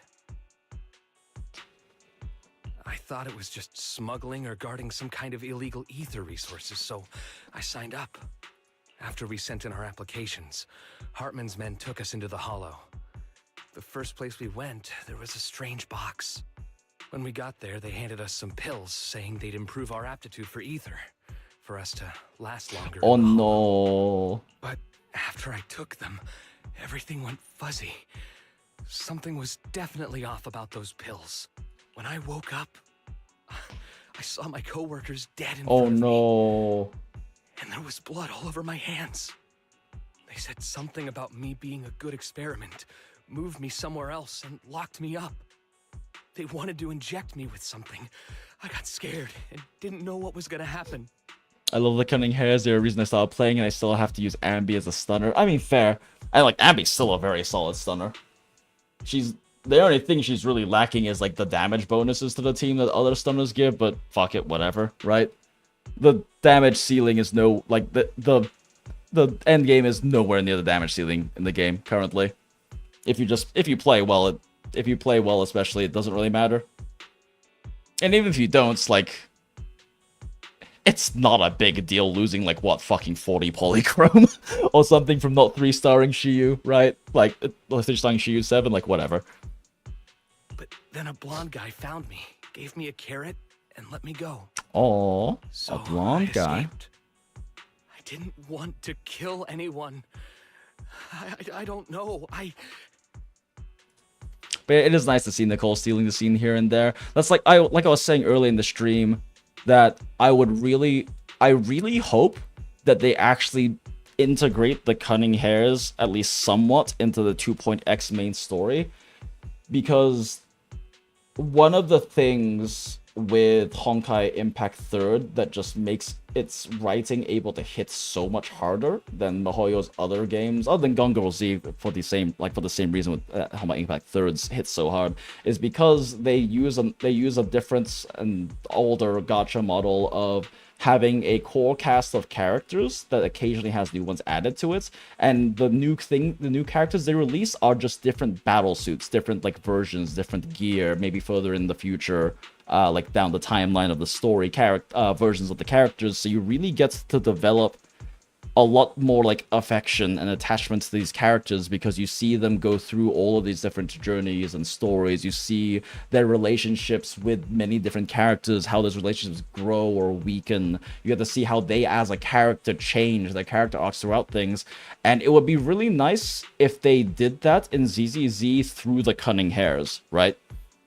It would be really nice if, because fortunately we have Wise and Bell, so we'll always get to see like them, and Wise and Bell are actual characters. They're actual characters. They like have writing. They're not a blank slate. They're not a self-insert. They are actual characters, and the fact that they're both canonically in there is great too, because they actually have a sibling relationship and dynamic. But it would be really cool if in like the future with ZZZ, the cunning hairs could remain a continual like character through line through the story. And I don't know, I just enjoy to see that a lot. It would be nice to have these characters that we know will be there for the long run, and we can see how they react in different situations. We can see how they grow and change. Like we can, and also still what stays the same, what still stays really core to them as people, right? Part of what was so nice about Honkai Impact 3rd, and that's because of that, you know, that model. And PGR does the same thing too, which is why the PGR characters are incredible, and I have a lot of attachment to a lot of them, which is part of why like potential XPs are exciting in WoWa. Lupa is especially exciting because of potential for like Vera or just general Cerberus squad XP in general. Same thing with why like so many of the Amphorius characters are so exciting, because XPs from Honkai Impact 3rd characters. But it's just nice to see that, to just have those kinds of characters to experience. And we've already seen some degree of that, right, through like Ambi, where Ambi is, you know, going back to her roots, Soldier Zero stuff. There's zero chance in hell we don't get an S-rank Billy at some point, right? Who might be like going back to his Sons of Caledon roots when he was their champion and things like that. Maybe swapping back out to some of his old body parts or upgrades or something that he got rid of because he fucking killed a man with it or something, I don't know. Yeah, Billy has so much aura, and I really want they have already like very blatantly dropped these like seeds of his past background that we're going to explore in the future, right? With the Sons of Caledon being like their champion and stuff like that, and like he like jokes around so much. He's like almost a comic relief character because he's just like, you know, the himbo of the group. But it'll be really interesting to see what they do with his backstory and everything, because you know there's gonna be some fuck shit in there. Like, you know there's gonna be some fuck shit in there, right? They've already shown how willing and how well they do having fucked up backstory things for characters. I mean, look at Sambi, look at Trigger, etc., etc. Last tangent, I promise. Sorry. It wasn't your fault that your co-workers died. You were just a tool in their hands. Do you remember the place they first took you? Do you know what was in that box? I only remember the first place was like a rooftop. I think it was on top of a tall building. What exactly was in that box? I can't remember. I'm not lying. Those pills they gave us, they make you hallucinate. I took just one and my mind felt like it wasn't my own. My memories turned into a blur. I'm telling the truth. I'm not trying to run from my mistakes. I I just really can't remember what happened. I know you're not lying. We'll arrange for your protection. You can rest easy and recover, and your family won't be dragged into this. Once this is all over, you will be able to reunite with them. You and Vivian contact Lycon. The mayor, representing Victoria Housekeeping, agrees to protect the worker and will keep his identity confidential. Soon, Rena arrives and takes the man away, mentioning that the mayor will confirm the location based on his description. Alright, I yapped so much and drank so much water to deal with the dehydration of the yapping. I gotta pee again, so PRB chat.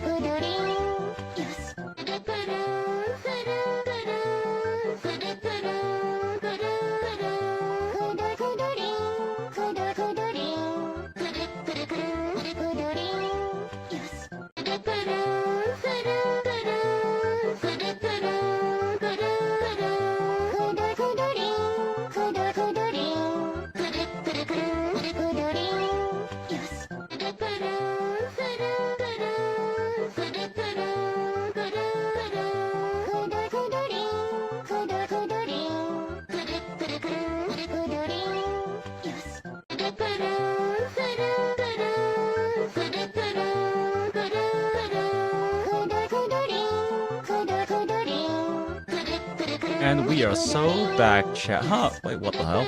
I just realized that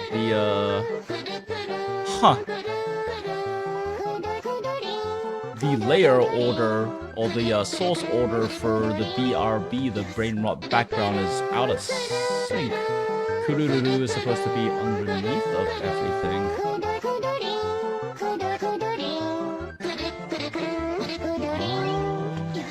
Weird. Like all the other little gifts are supposed to be on top of Kururin. Okay. It won't let me drag it down all the way in one go, but now we're good. Okay, yeah, there we go. Yeah, it's supposed to be like that. It's not supposed to be cutting off the other little gifts. I just realized that when I talk during the BRB screen, I'm eating Stell's head. Nom nom nom nom nom nom. Alright, well, thank you as always for your service, brain rot background. Alright. Got a favorite Bang Boo? Yo, you outright Shark Boo? Nice. I mean, out of all of them so far, I don't know. None of them have really hit me that much. I love One Denny Boo. I think One Denny Boo is based as fuck. But none of the like actual playable Bang Boos have really hit me all that much. Like I like Snap mechanically because Snap gives you a fucking damage buff. But so far none of them have really like resonated with me that much other than One Denny Boo. However, I have so many Boo Pawns saved up, and the moment the Obal's Bang Boo comes out, I am fucking I'm throwing all of them at it. I'm throwing every fucking Boo Pawn I have at the Obal's Bang Boo. Overtime Boo will always be number one in my heart. I forgot about Overtime Boo. So fucking real.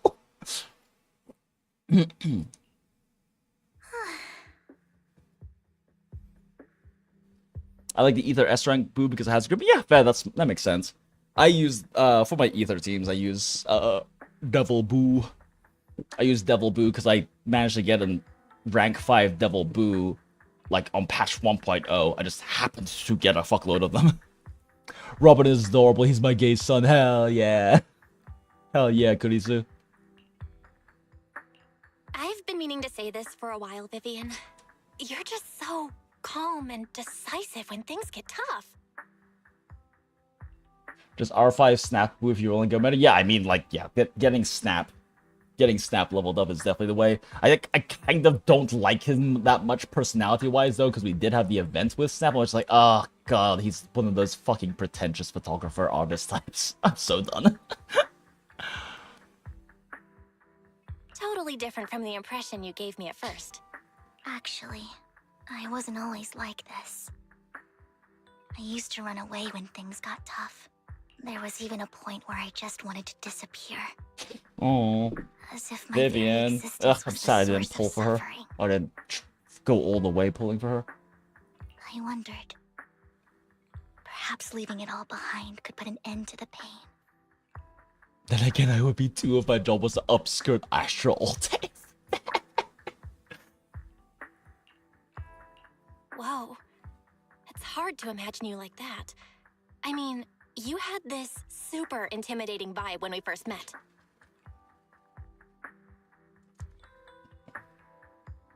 Like, don't get me wrong. I love artists, obviously. I am an artist. And I love artistry. And I mean, it's probably why I like ZZ so much. It drips of like passion, love, and artistry. But Snap in his little event quests is like the kind of artist I hate, because I don't mind avant-garde shits. I don't mind like, you know, artists dripping with like passion and wanting to make really like out there creative stuff. The problem is he was doing fucking commissions. And when you're doing commissions, you're supposed to care about what the client's goals are. But he just kept doing weird avant-garde shit instead, which is why like our photos always end up being like the more wanted choice by the clients. Like that's the thing that pisses me off about him. Well, I was on a mission at the auction when we first met. And just as Rain said, I've come a long way from who I used to be.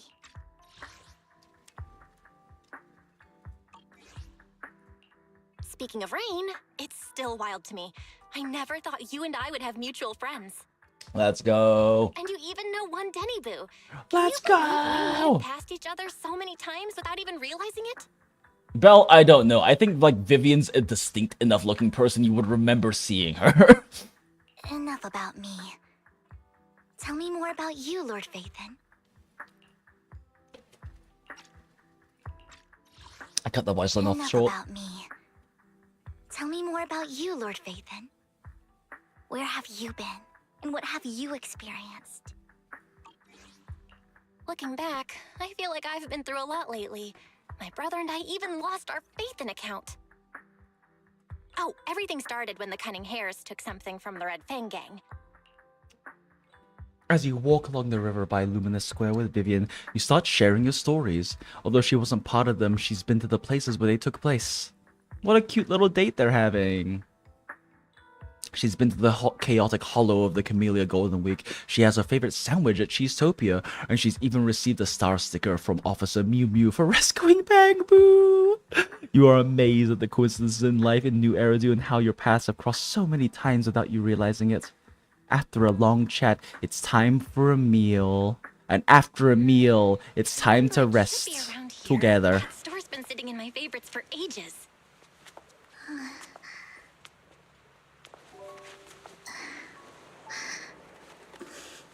Oh. Lord Phaethon. What's up? Oh. I've seen that black cat on 6th Street. That harmonica in the outer ring you mentioned. I've heard it before too. I've even been to the monument outside Hollow Zero. But none of that was a coincidence. Okay, the monument outside of Hollow Zero sounds like the most likely one to like cross up by, though. It's a famous landmark.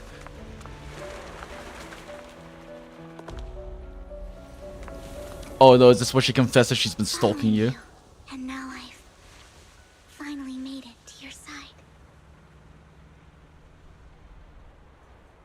Ever since I was little, I had been seen as the bringer of bad fortune. I had traveled to many places and witnessed far too much misfortune. Every tear I shed brought disaster. I've heard too many curses to count. Jesus, that's a beautiful illustration. Yoink. I love their use of film grain and other like textures and filters in their illustrations. Like the inspiration from cinematography and film is so real in this game. Oh, we weren't going to even pretend.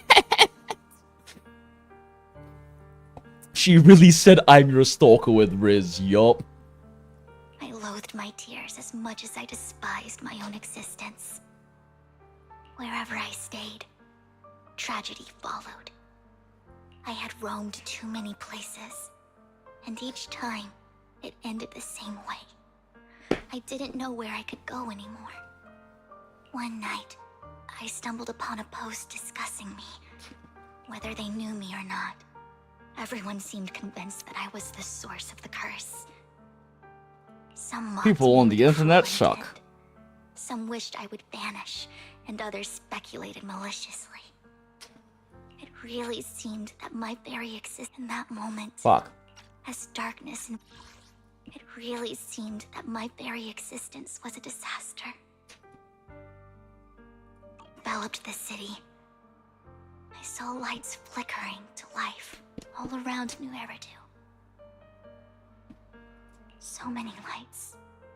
And not knowing where to go, I thought, if only I made up my mind. I keep accidentally double clicking. In that moment, as darkness enveloped the city, I saw lights flickering to life all around New Eridu. So many lights. And not knowing where to go, I thought, if only I could disappear into those lights. And right then, my phone rang. That's why they let you remove the UI, they know full well, lol. But also, like, the ability to remove the UI for, like, the illustration and stuff is just, like, a massive, like, standard for gacha games. It's weird when a gacha game doesn't let you do that. Also, though, hold up a second. So many lights.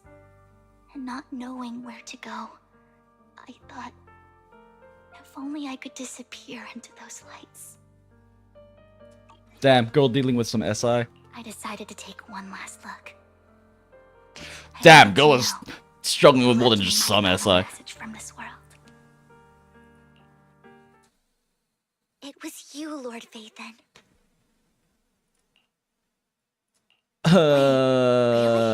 Why didn't I pull Vivian? Yes. And I checked with the other Lord Phaethon.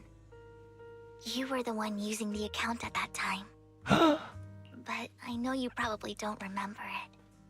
After all, it was just an ordinary day with an ordinary post and meaningless comments online.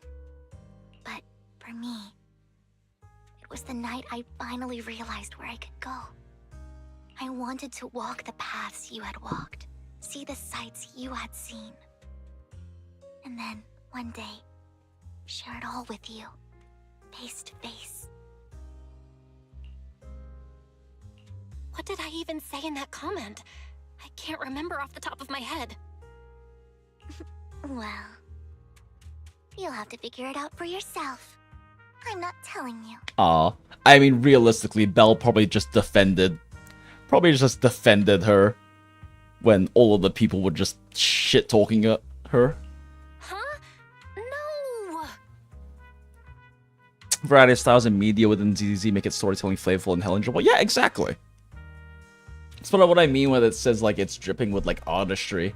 Because, like, they do a good job with handling their storytelling devices. And there are other games have moments like that too, but they also use so many of them. They have so many different ways that they choose to do storytelling. It's like when you're watching an anime, right? And then you see them transition into a different art style entirely. It just those kinds of moments just drip with like artistry and passion. And I love those kinds of moments. And ZZZ does stuff like that all the time. So, Lord Phaethon, thank you. Not only for that comment you made that day, which was a silver lining for me, but also maybe it's just because of the attachment of it to like all the other gachas I really like love and adore the characters I'm writing in. But that choice to actually do this visual, like this much more common, almost you could say traditional gacha visual novel style, I just like it. I love its definitely attachments to the incredible stories in a lot of the other ones I've played that have this visual novel style, but I just love it. I love that they still make use of their nice character models. They keep them kind of engaging and moving and breathing like real people do. They me the courage to become who I am fully today. animates their expressive emotions and everything. In front of you now. I don't know, I love it. Lord Phaethon, I truly like who I've become. Let's go. Love yourself, girl. What time is it there? 4:41, smile. It's really good to know that the writers and artists are taking inspiration from various sources. Oh yeah, 100%. And the wind skims across the surface of the water, lifting Vivian's hair and brushing it against her cheek. The lights reflected in her eyes dance and flicker, as if eager to share the stories of the past, both the good and the bad, the happy and the sad. Emotions intertwine with the narratives, and you feel as though you're witnessing the path she has traveled. Lycon just sent a message. That was so cute. Why didn't I pull for Vivian? Okay, when 2.0 comes out, I'm gonna have to like actually do the story a bit earlier. Cause oh god damn it. Yeah, god damn it. This is very much not the first time this has happened where a first half character I don't really care that much about and they play the story and like, okay, I love this character now.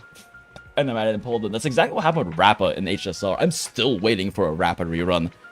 I did not care about Rappa purely from like a surface and marketing level. I'm like, oh great, Chunibyo, fucking ninja character, wow, how cool and funny. And then I played the stories, so I was kind of like, oh wow, funny Chunibyo character who thinks she's a ninja. And then we got her back, so I'm like, oh my god, I adore this woman, please.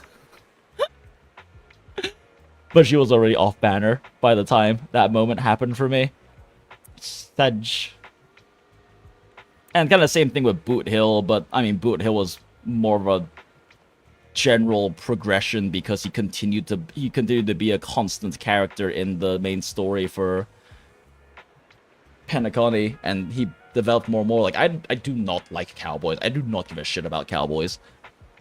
I like Arthur Morgan in Red Dead Redemption 2 despite the fact that he's a cowboy, but holy shit do I love Boot Hill. I love that gay JoJo cowboy so much. And then Belle and Vivian kissed, right? And then they kissed? Oh, 100% off camera. Remember, MiHoYo can't show those kinds of things.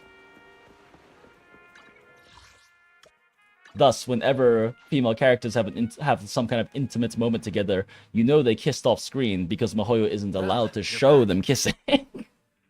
As we discussed in great depth last night. Lycon told me he wanted For to those meet who up weren't with us there online last to night or discuss aren't things when he aware, returned. MiHoYo has always had so much Yuri in their games, and they did a confirmed canonical Yuri, quote-unquote, right? Like, I would still argue that so many of the Yuri pairings are hard canonical, but the only time they had, like, actual kissing canonically happening, right, was in a side manga to Honkai Impact 3rd, because they have so many side manga they go to complement chapters in Honkai Impact 3rd for reasons, and they had Bronya and Sela actually kiss in one of the side manga. And they got in a lot of trouble and got a lot of shit for it because the CCP in China, the government, does not have the best opinion on homosexuality. I mean, that's why I still hold, and I spent like fucking, I don't know, 50 minutes ranting about and yapping about last night about how I do consider Astralin to be hard canonical and how their relationship and story is so beautiful to me because I make no secret that I'm a big fan of Yuri. I love sapphic love in general. I love love in general, but especially there's just something for me at least particularly beautiful about like sapphic love. And the Yuri I love though is always about like mature adult women who are independent and have their own lives, but they choose to share it with each other. And so much Yuri is just like all like so much like general like slice of life, whatever anime related content is very much focused in high school, which I just don't really care that much for that kind of Yuri. Or those kinds of slice of life in general. I love slice of life. It's just kind of rare to find slice of life that is about adults. But yeah, I'm not gonna get into another 50-minute rant about that. If you really care, just watch like the last hour of yesterday's stream, father. If you really want to hear more of that. I was thinking about cutting that out actually and making a video on the channel. I don't know. It also led into a lot of very personal moments, I guess, because I'm more than happy to like actually be real and talk about my own personal experiences and shit like that. But yeah. I'm not saying that I think that Belle and I'm not saying that I think that Belle and Vivian are actually like canonically together in any way or have like smashed or something, but I do think it's an important point to point out that Hoyo has always been very big about heavily implying relationships in their games, and the one time they made it like actually canonical on-screen kissing happening, basically, they got in a lot of trouble. So they're very, I'm sure, very, very cautious and wary of ever doing it again. I hope that they do, because now that they've made so much money and they've invested so much money into like Chinese nuclear and fusion technology and everything like that, that the CCP has like outwardly given their full support behind Hoyo's endeavors. So it would be cool if they actually did something more canonical, right? Like not even necessarily having characters kiss on screen, but having them canonically establish that yes, they are in a relationship would be really cool. But I'm not holding out hope for that because it's very difficult for Chinese games and media to do that.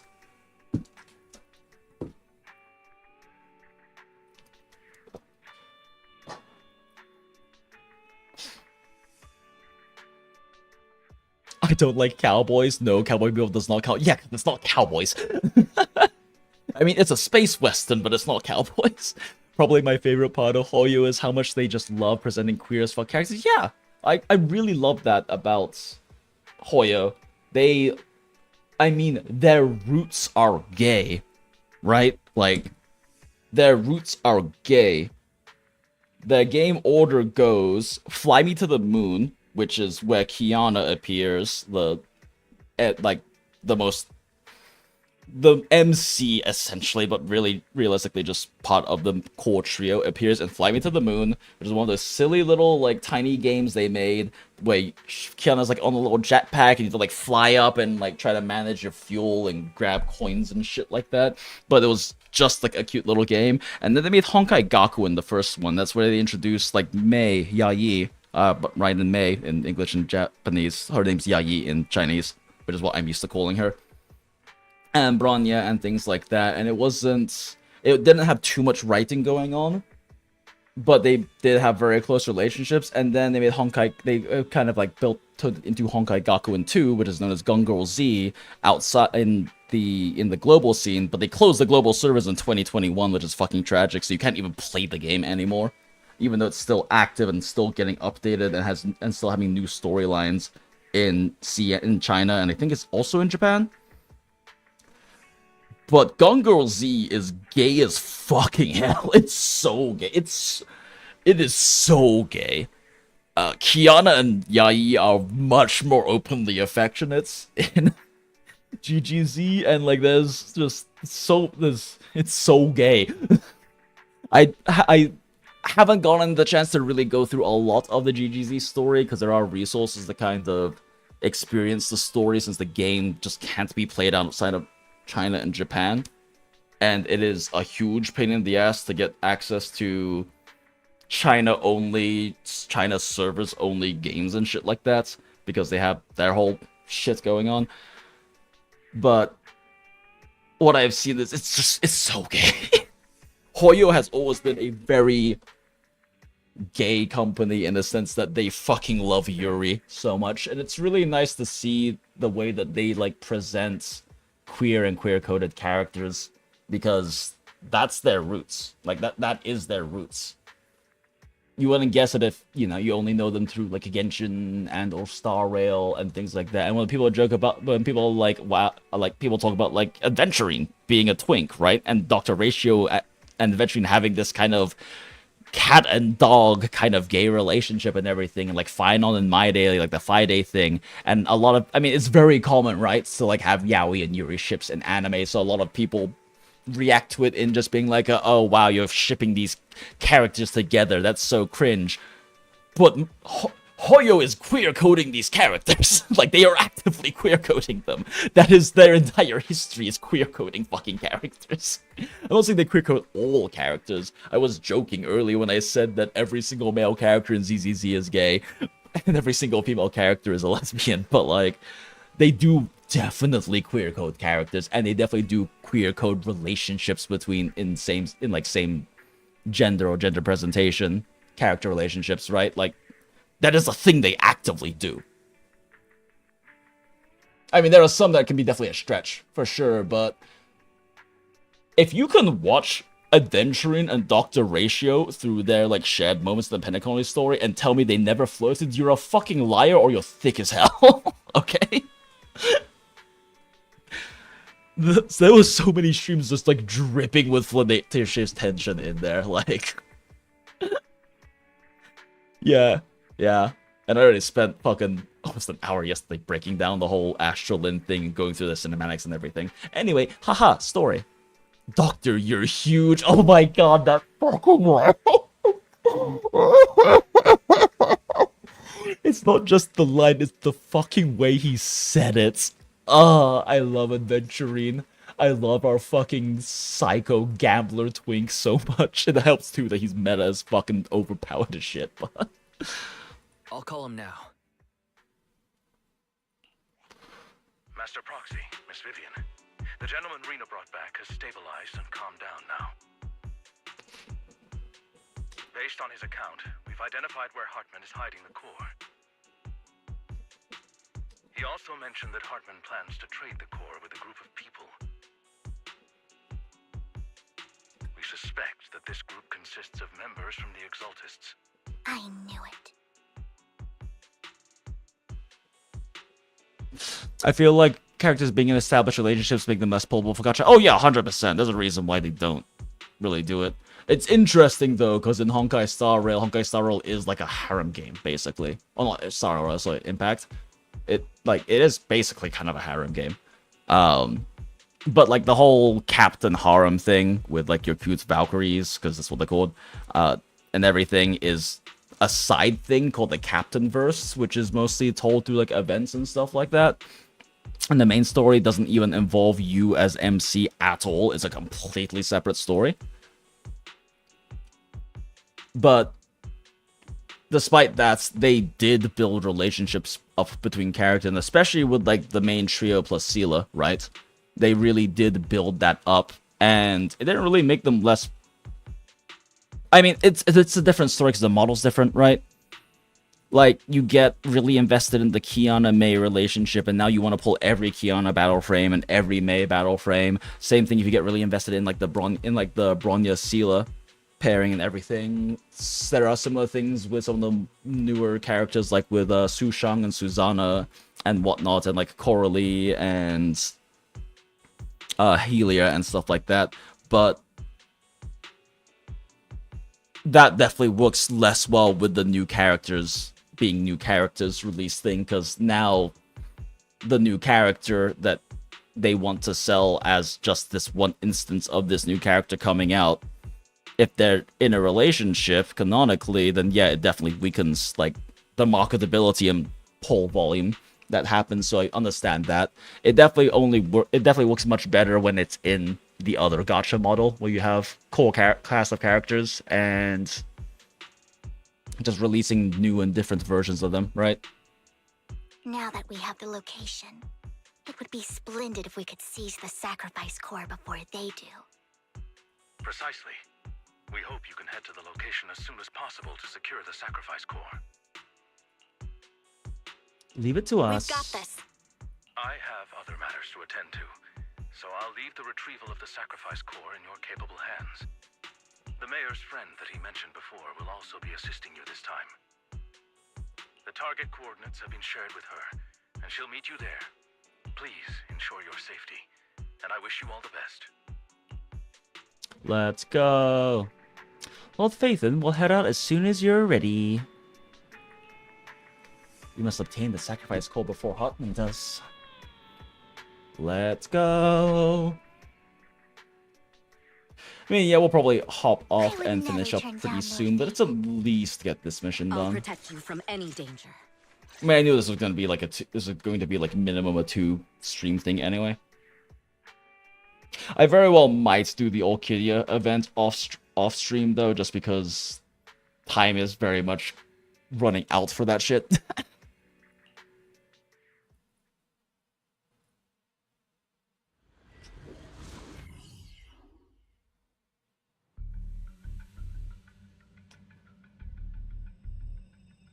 Where's the sacrifice core? Camille, you really think I'd stroll around with something this important? Plus, even though the Ravenlocks and the Exaltists have been working together for ages, I've hardly even met Lady Dina. I'm the one offering the sacrifice core here. I'm curious what Lady Dina's got lined up for me in return? I'm just here to verify that the core you mentioned is real. Once that's sorted, Lady Dina will give you a proper response. Our partnership isn't just talk. We need to be sure you have what we need before moving forward. Sure thing. I'll take you to where I keep the core. Once you verify it's legit, have Lady Dina come over. We'll lay everything on the table face to face. All right, lead the way. It seems Hartman is trying to bargain for more. What a greedy and insatiable man. Ugh, why do I love strong professional women so much? It's just that... why would they only send Camille for something as important as the sacrifice core? And I can't shake the feeling that Camille doesn't want Hartman and Dina to meet. Why is that? Hold up.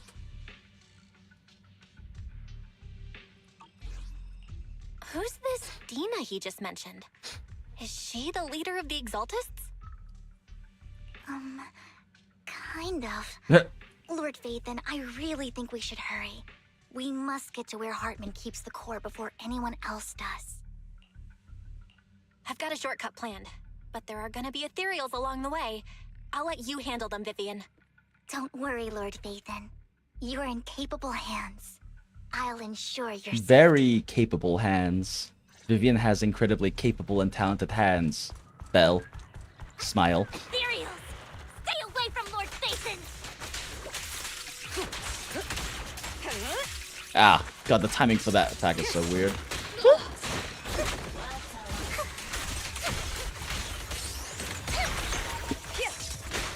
Ugh, animation locked myself in a different combo.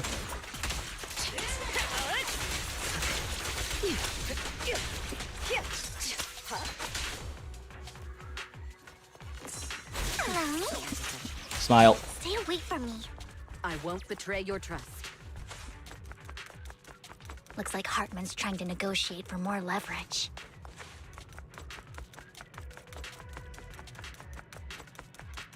You have another voice Let's line, get out of here Vivian? before Yep. we're spotted.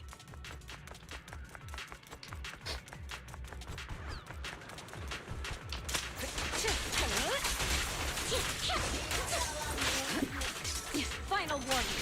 My turn. Oops. Don't touch me. Let's keep moving, Lord Phaethon.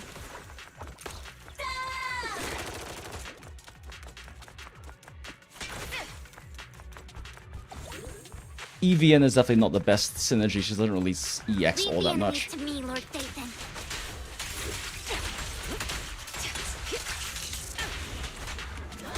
Game? Game? Charge input? Please go through? Oh, weird.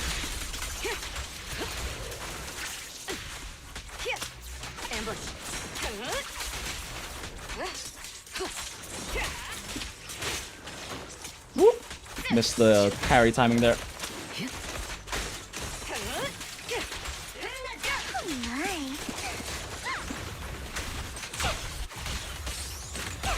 I won't betray. They're still over there. Looks like they're arguing.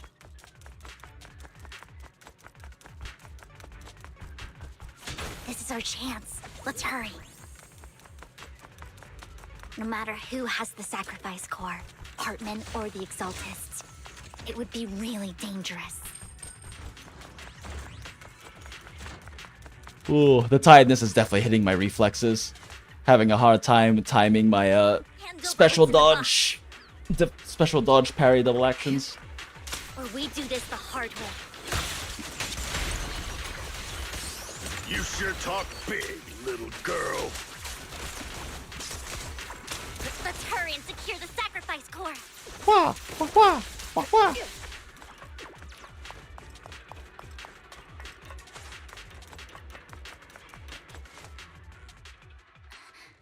Lord Phaethon, the box is empty. No shit, there's 4 guys guarding So it. Hartman never kept the core here to begin with? How did you even find your way here? Where's the core in the box? What did you do with it? Oh no, he really did just leave 4 guys guarding it. You call this keeping the sacrifice core safe? Just as everyone stands confronting each other, a voice comes from behind. Hugo?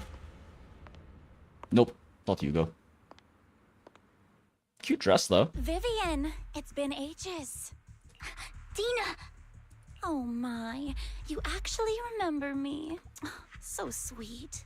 Look at you, thriving. I thought you'd totally forgotten about our past. So, tell me, do you ever dream about the people you've killed? Damn! Crying in your head all night? Back then, I had no idea. You had no idea? While you were soaking up all that love from your daddy and everyone else, you had no idea what was going on? Damn, she is a cunt. I wasn't... Lady Dina, Miss Vivian didn't actually... Camille, when did I say you could meet up with Hartman today? I just wanted to make sure the sacrifice core is legit. I was worried Hartman might try to pull a fast one on us. Really? Really? So loyal. I thought you'd be more like the old days. Just a few words from Vivian, and you'd be plotting my demise. Just like what you did with Father. I won't, Lady Dina. I'm too brainwashed. Don't even think about betraying me, Camille. You owe me for what went down back then. However, I do understand your worries. This core, it's fake. No way! I got this straight from Hugo. Get fucked, Hartman. How can you just claim it's fake without any proof? Ugh, seriously? Dina approaches Hartman and coldly inserts the core into an open wound on one of his subordinates. The guy collapses to the ground, screaming. Dina wipes her hands and casts a look of disdain. Holy shit. The Girl is sacrifice core intense. can max out the ether particles within human bodies in no time at all. But look at your little subordinate. How uncouth. He's making noises like some animal. Can you shut him up? Girl, So we annoying. saw how fucking big that core was. You just shoved like 4 inches of gem and gold embossing into this man's The wound. masterpiece Father made for the creator isn't this worthless piece of junk you're holding. So, the real core. Vivian, where do you think the sacrifice core is really at? I don't know. If I knew where the real core was, I'd destroy it without a second thought. Dina, you understand what the sacrifices are. And you know those who were blessed should not have to endure such horrors. Oh, they shouldn't have suffered those horrors. Weren't you the one who decided if they'd be blessed or not? If it weren't for your tears, how would they have encountered such misfortune? How self-righteous, Vivian. Their fates were in your hands. It was you who brought disaster on them. Landon just needed an excuse. He needed someone to blame. Whether I shed tears or not, he'd treat living beings as mere subjects for his sacrifice experiments. Dina, you know all of this. Landon even went so far as to sacrifice you. Shut up, shut up, shut up! Father did it for his great cause. Vivian, why do you always mess everything up for me? Everything! Maybe because you're a psycho bitch who wants to destroy the world. You did it before, and now again! You just had to ruin my plan. I was so close to fulfilling Father's last wish.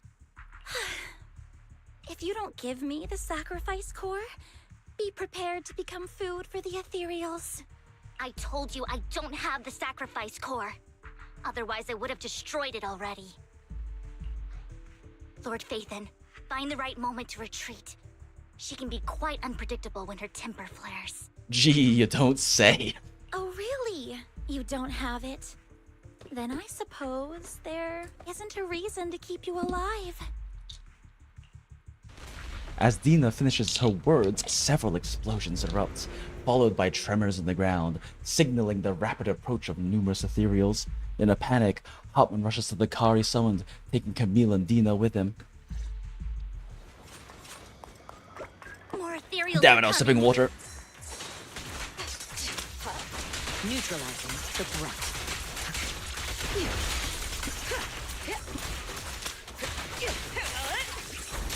Damn it. Too many. There's no chance to get out of this.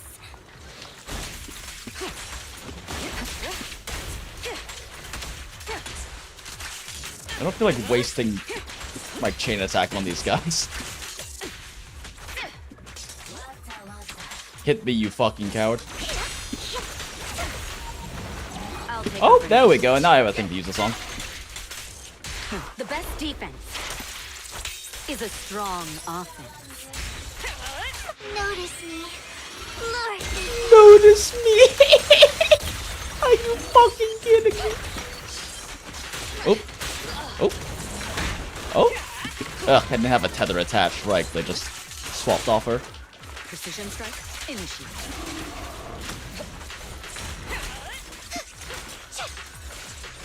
All men, get to safety.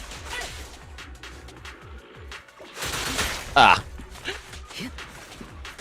I was trying to parry that move. Oh, I was trying to special dodge that move. Oh my god, you're still dead.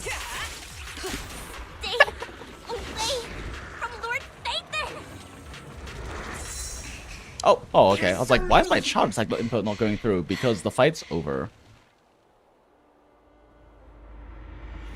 Let's go! It's ink?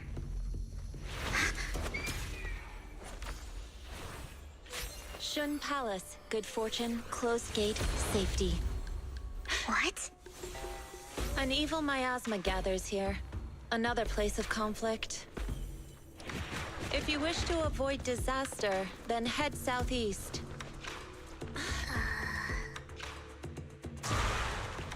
Now.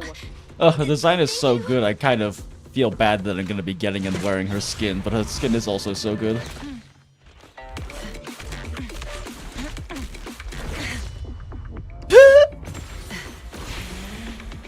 Motherfuckers almost sliced her chest off.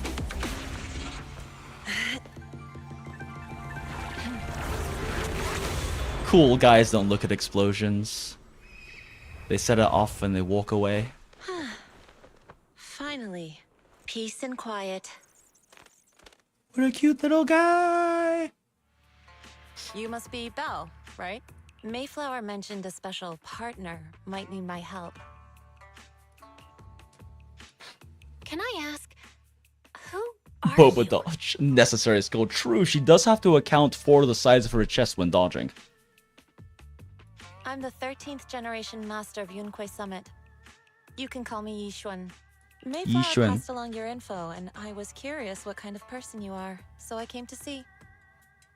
At first, I thought it might be a hassle, but your energy feels really calming. Quite nice, actually. Ooh, and Yixuan. Oh, so you're the investigator the mayor talked about.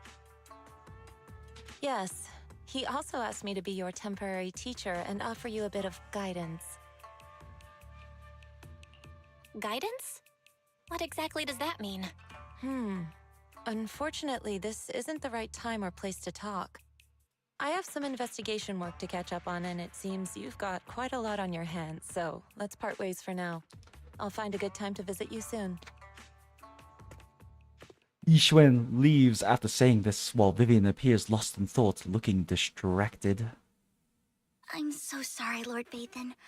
I'm just not feeling very well. I think I'll head back for now. I'll investigate the sacrifice core and reach out once I find something. You definitely need some rest. Let's get out of the hollow.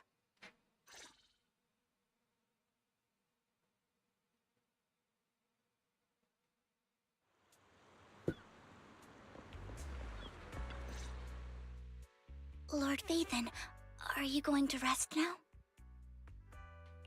I'm not in a hurry to get back. You've been kind of off since we got out, and it's got me worried. If something's bugging you, just spill it if you want to. I'm a pretty good listener, you know.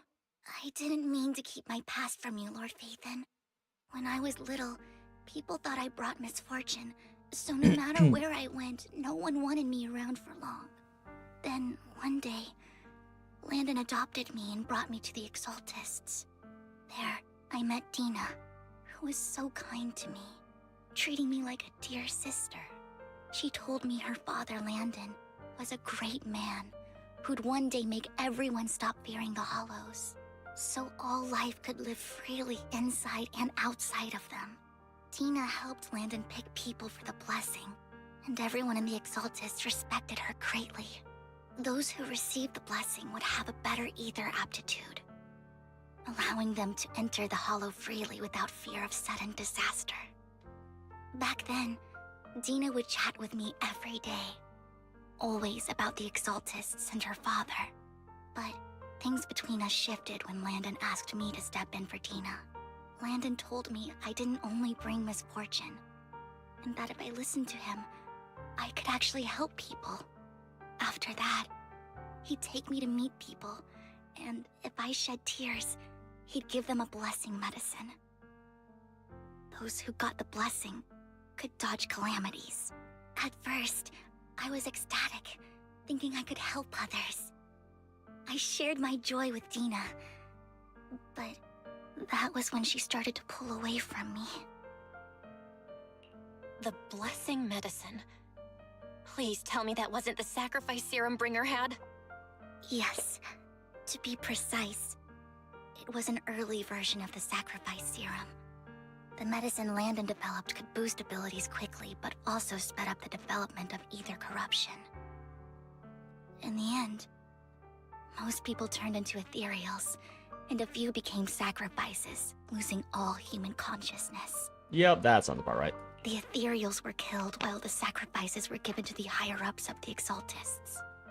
The Exaltists wanted the sacrifices to hold human consciousness, so Landon's medicine was seen as a failure, and he gradually lost influence within the Exaltists. One day, I saw Dina, and tears streamed down my face. In a bid to save his reputation, Landon decided to let his own daughter receive the blessing. Bruh. I had always thought that getting the blessing was a good thing, until I saw terror in Dina's eyes that day. That evening, I broke Landon's rules for the first time, and followed him out of the Exaltist's residence. I trailed him to the Hollow, where I witnessed someone who had been blessed becoming corrupted. In the end, that person became an ethereal. Then, without hesitation, Landon killed him. Before Landon returned, I went back to the residence and snuck into his study.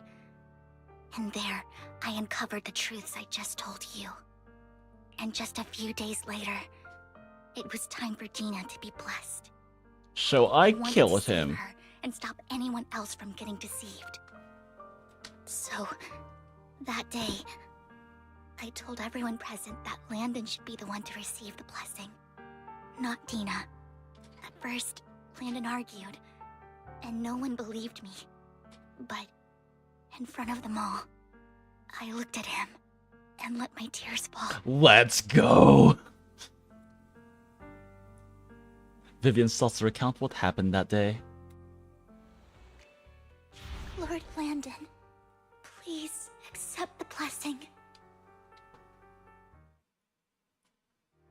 Yoink.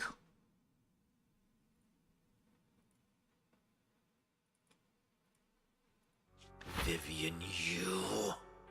God damn it. Also yoink. Good expressions. Good for art study Why won't materials. you accept the blessing? Were you lying to us? Taha, get fucked. Ungrateful fools! You have no use anymore! Sorry, just the sound that kid made. Liar! Run! Run! Dina! Dina, wake up! We have to go! Vivian? What's happening? Listen to me. Lord Landon's so-called blessing isn't... Dropkick his ass. Hell yeah, Tiger Sister. Father!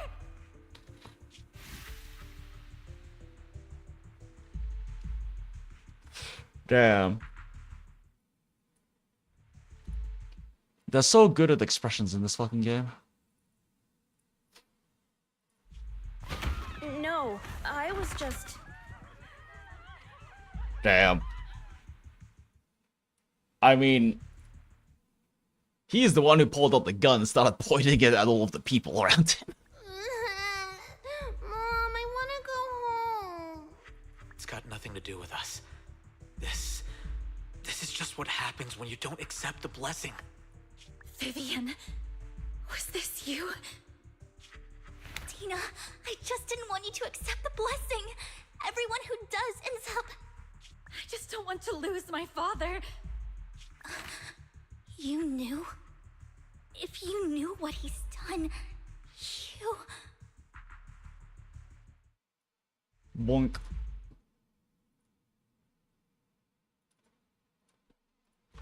He's my father. He's all I have. God damn it, there's so many good fucking expressions in this particular sequence. It's too many screenshots. Stop being self-righteous, Vivian. You only ever bring misfortune. Man, fuck you, girl. I know your dad just died in front of you, but fuck you, girl. Her voice trembles as she shares her past stories. I thought once Landon was gone, Dina would leave the Exaltists. I never expected her to continue his research, or that Camille would stay. Camille lost her entire family in a hollow disaster, so she's always supported the Exaltists. She's not a bad person.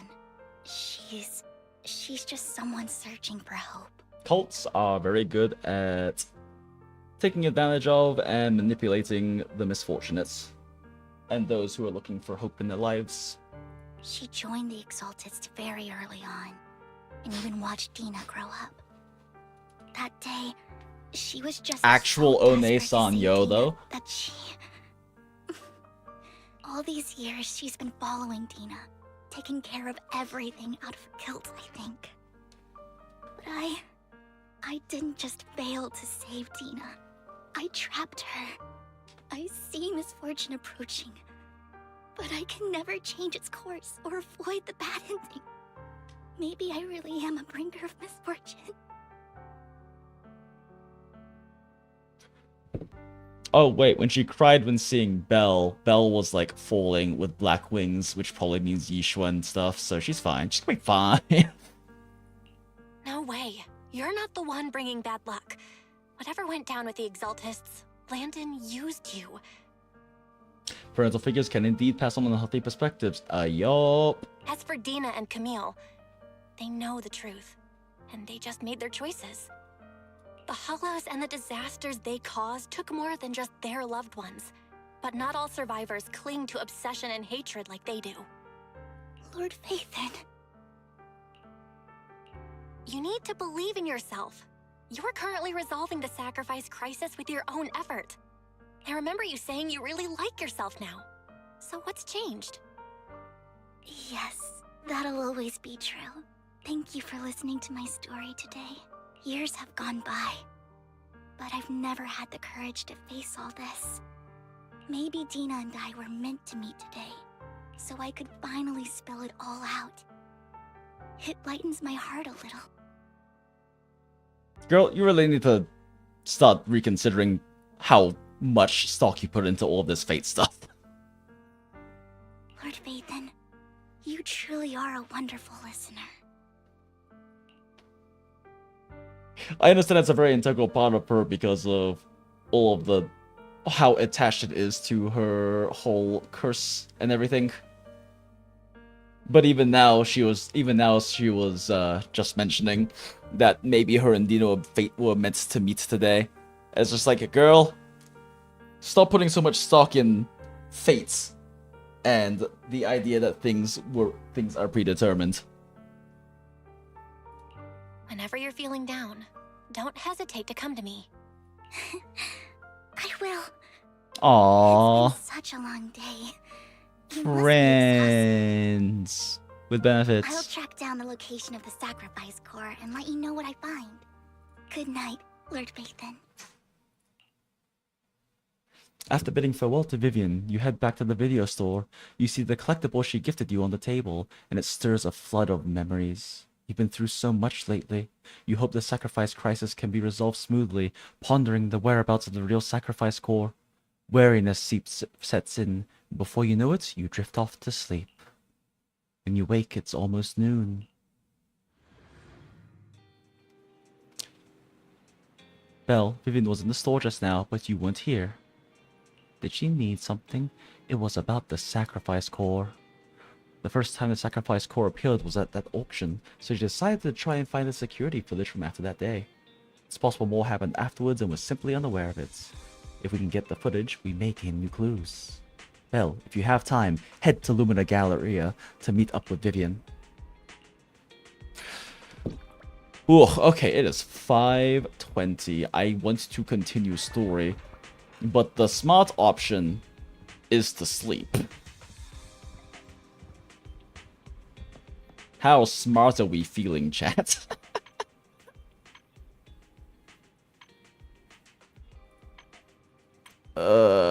Cause if I start this next mission, I'm gonna want to do it all the way through, which is gonna be like at least 2 hours. And that's 2 That's way too late. Okay.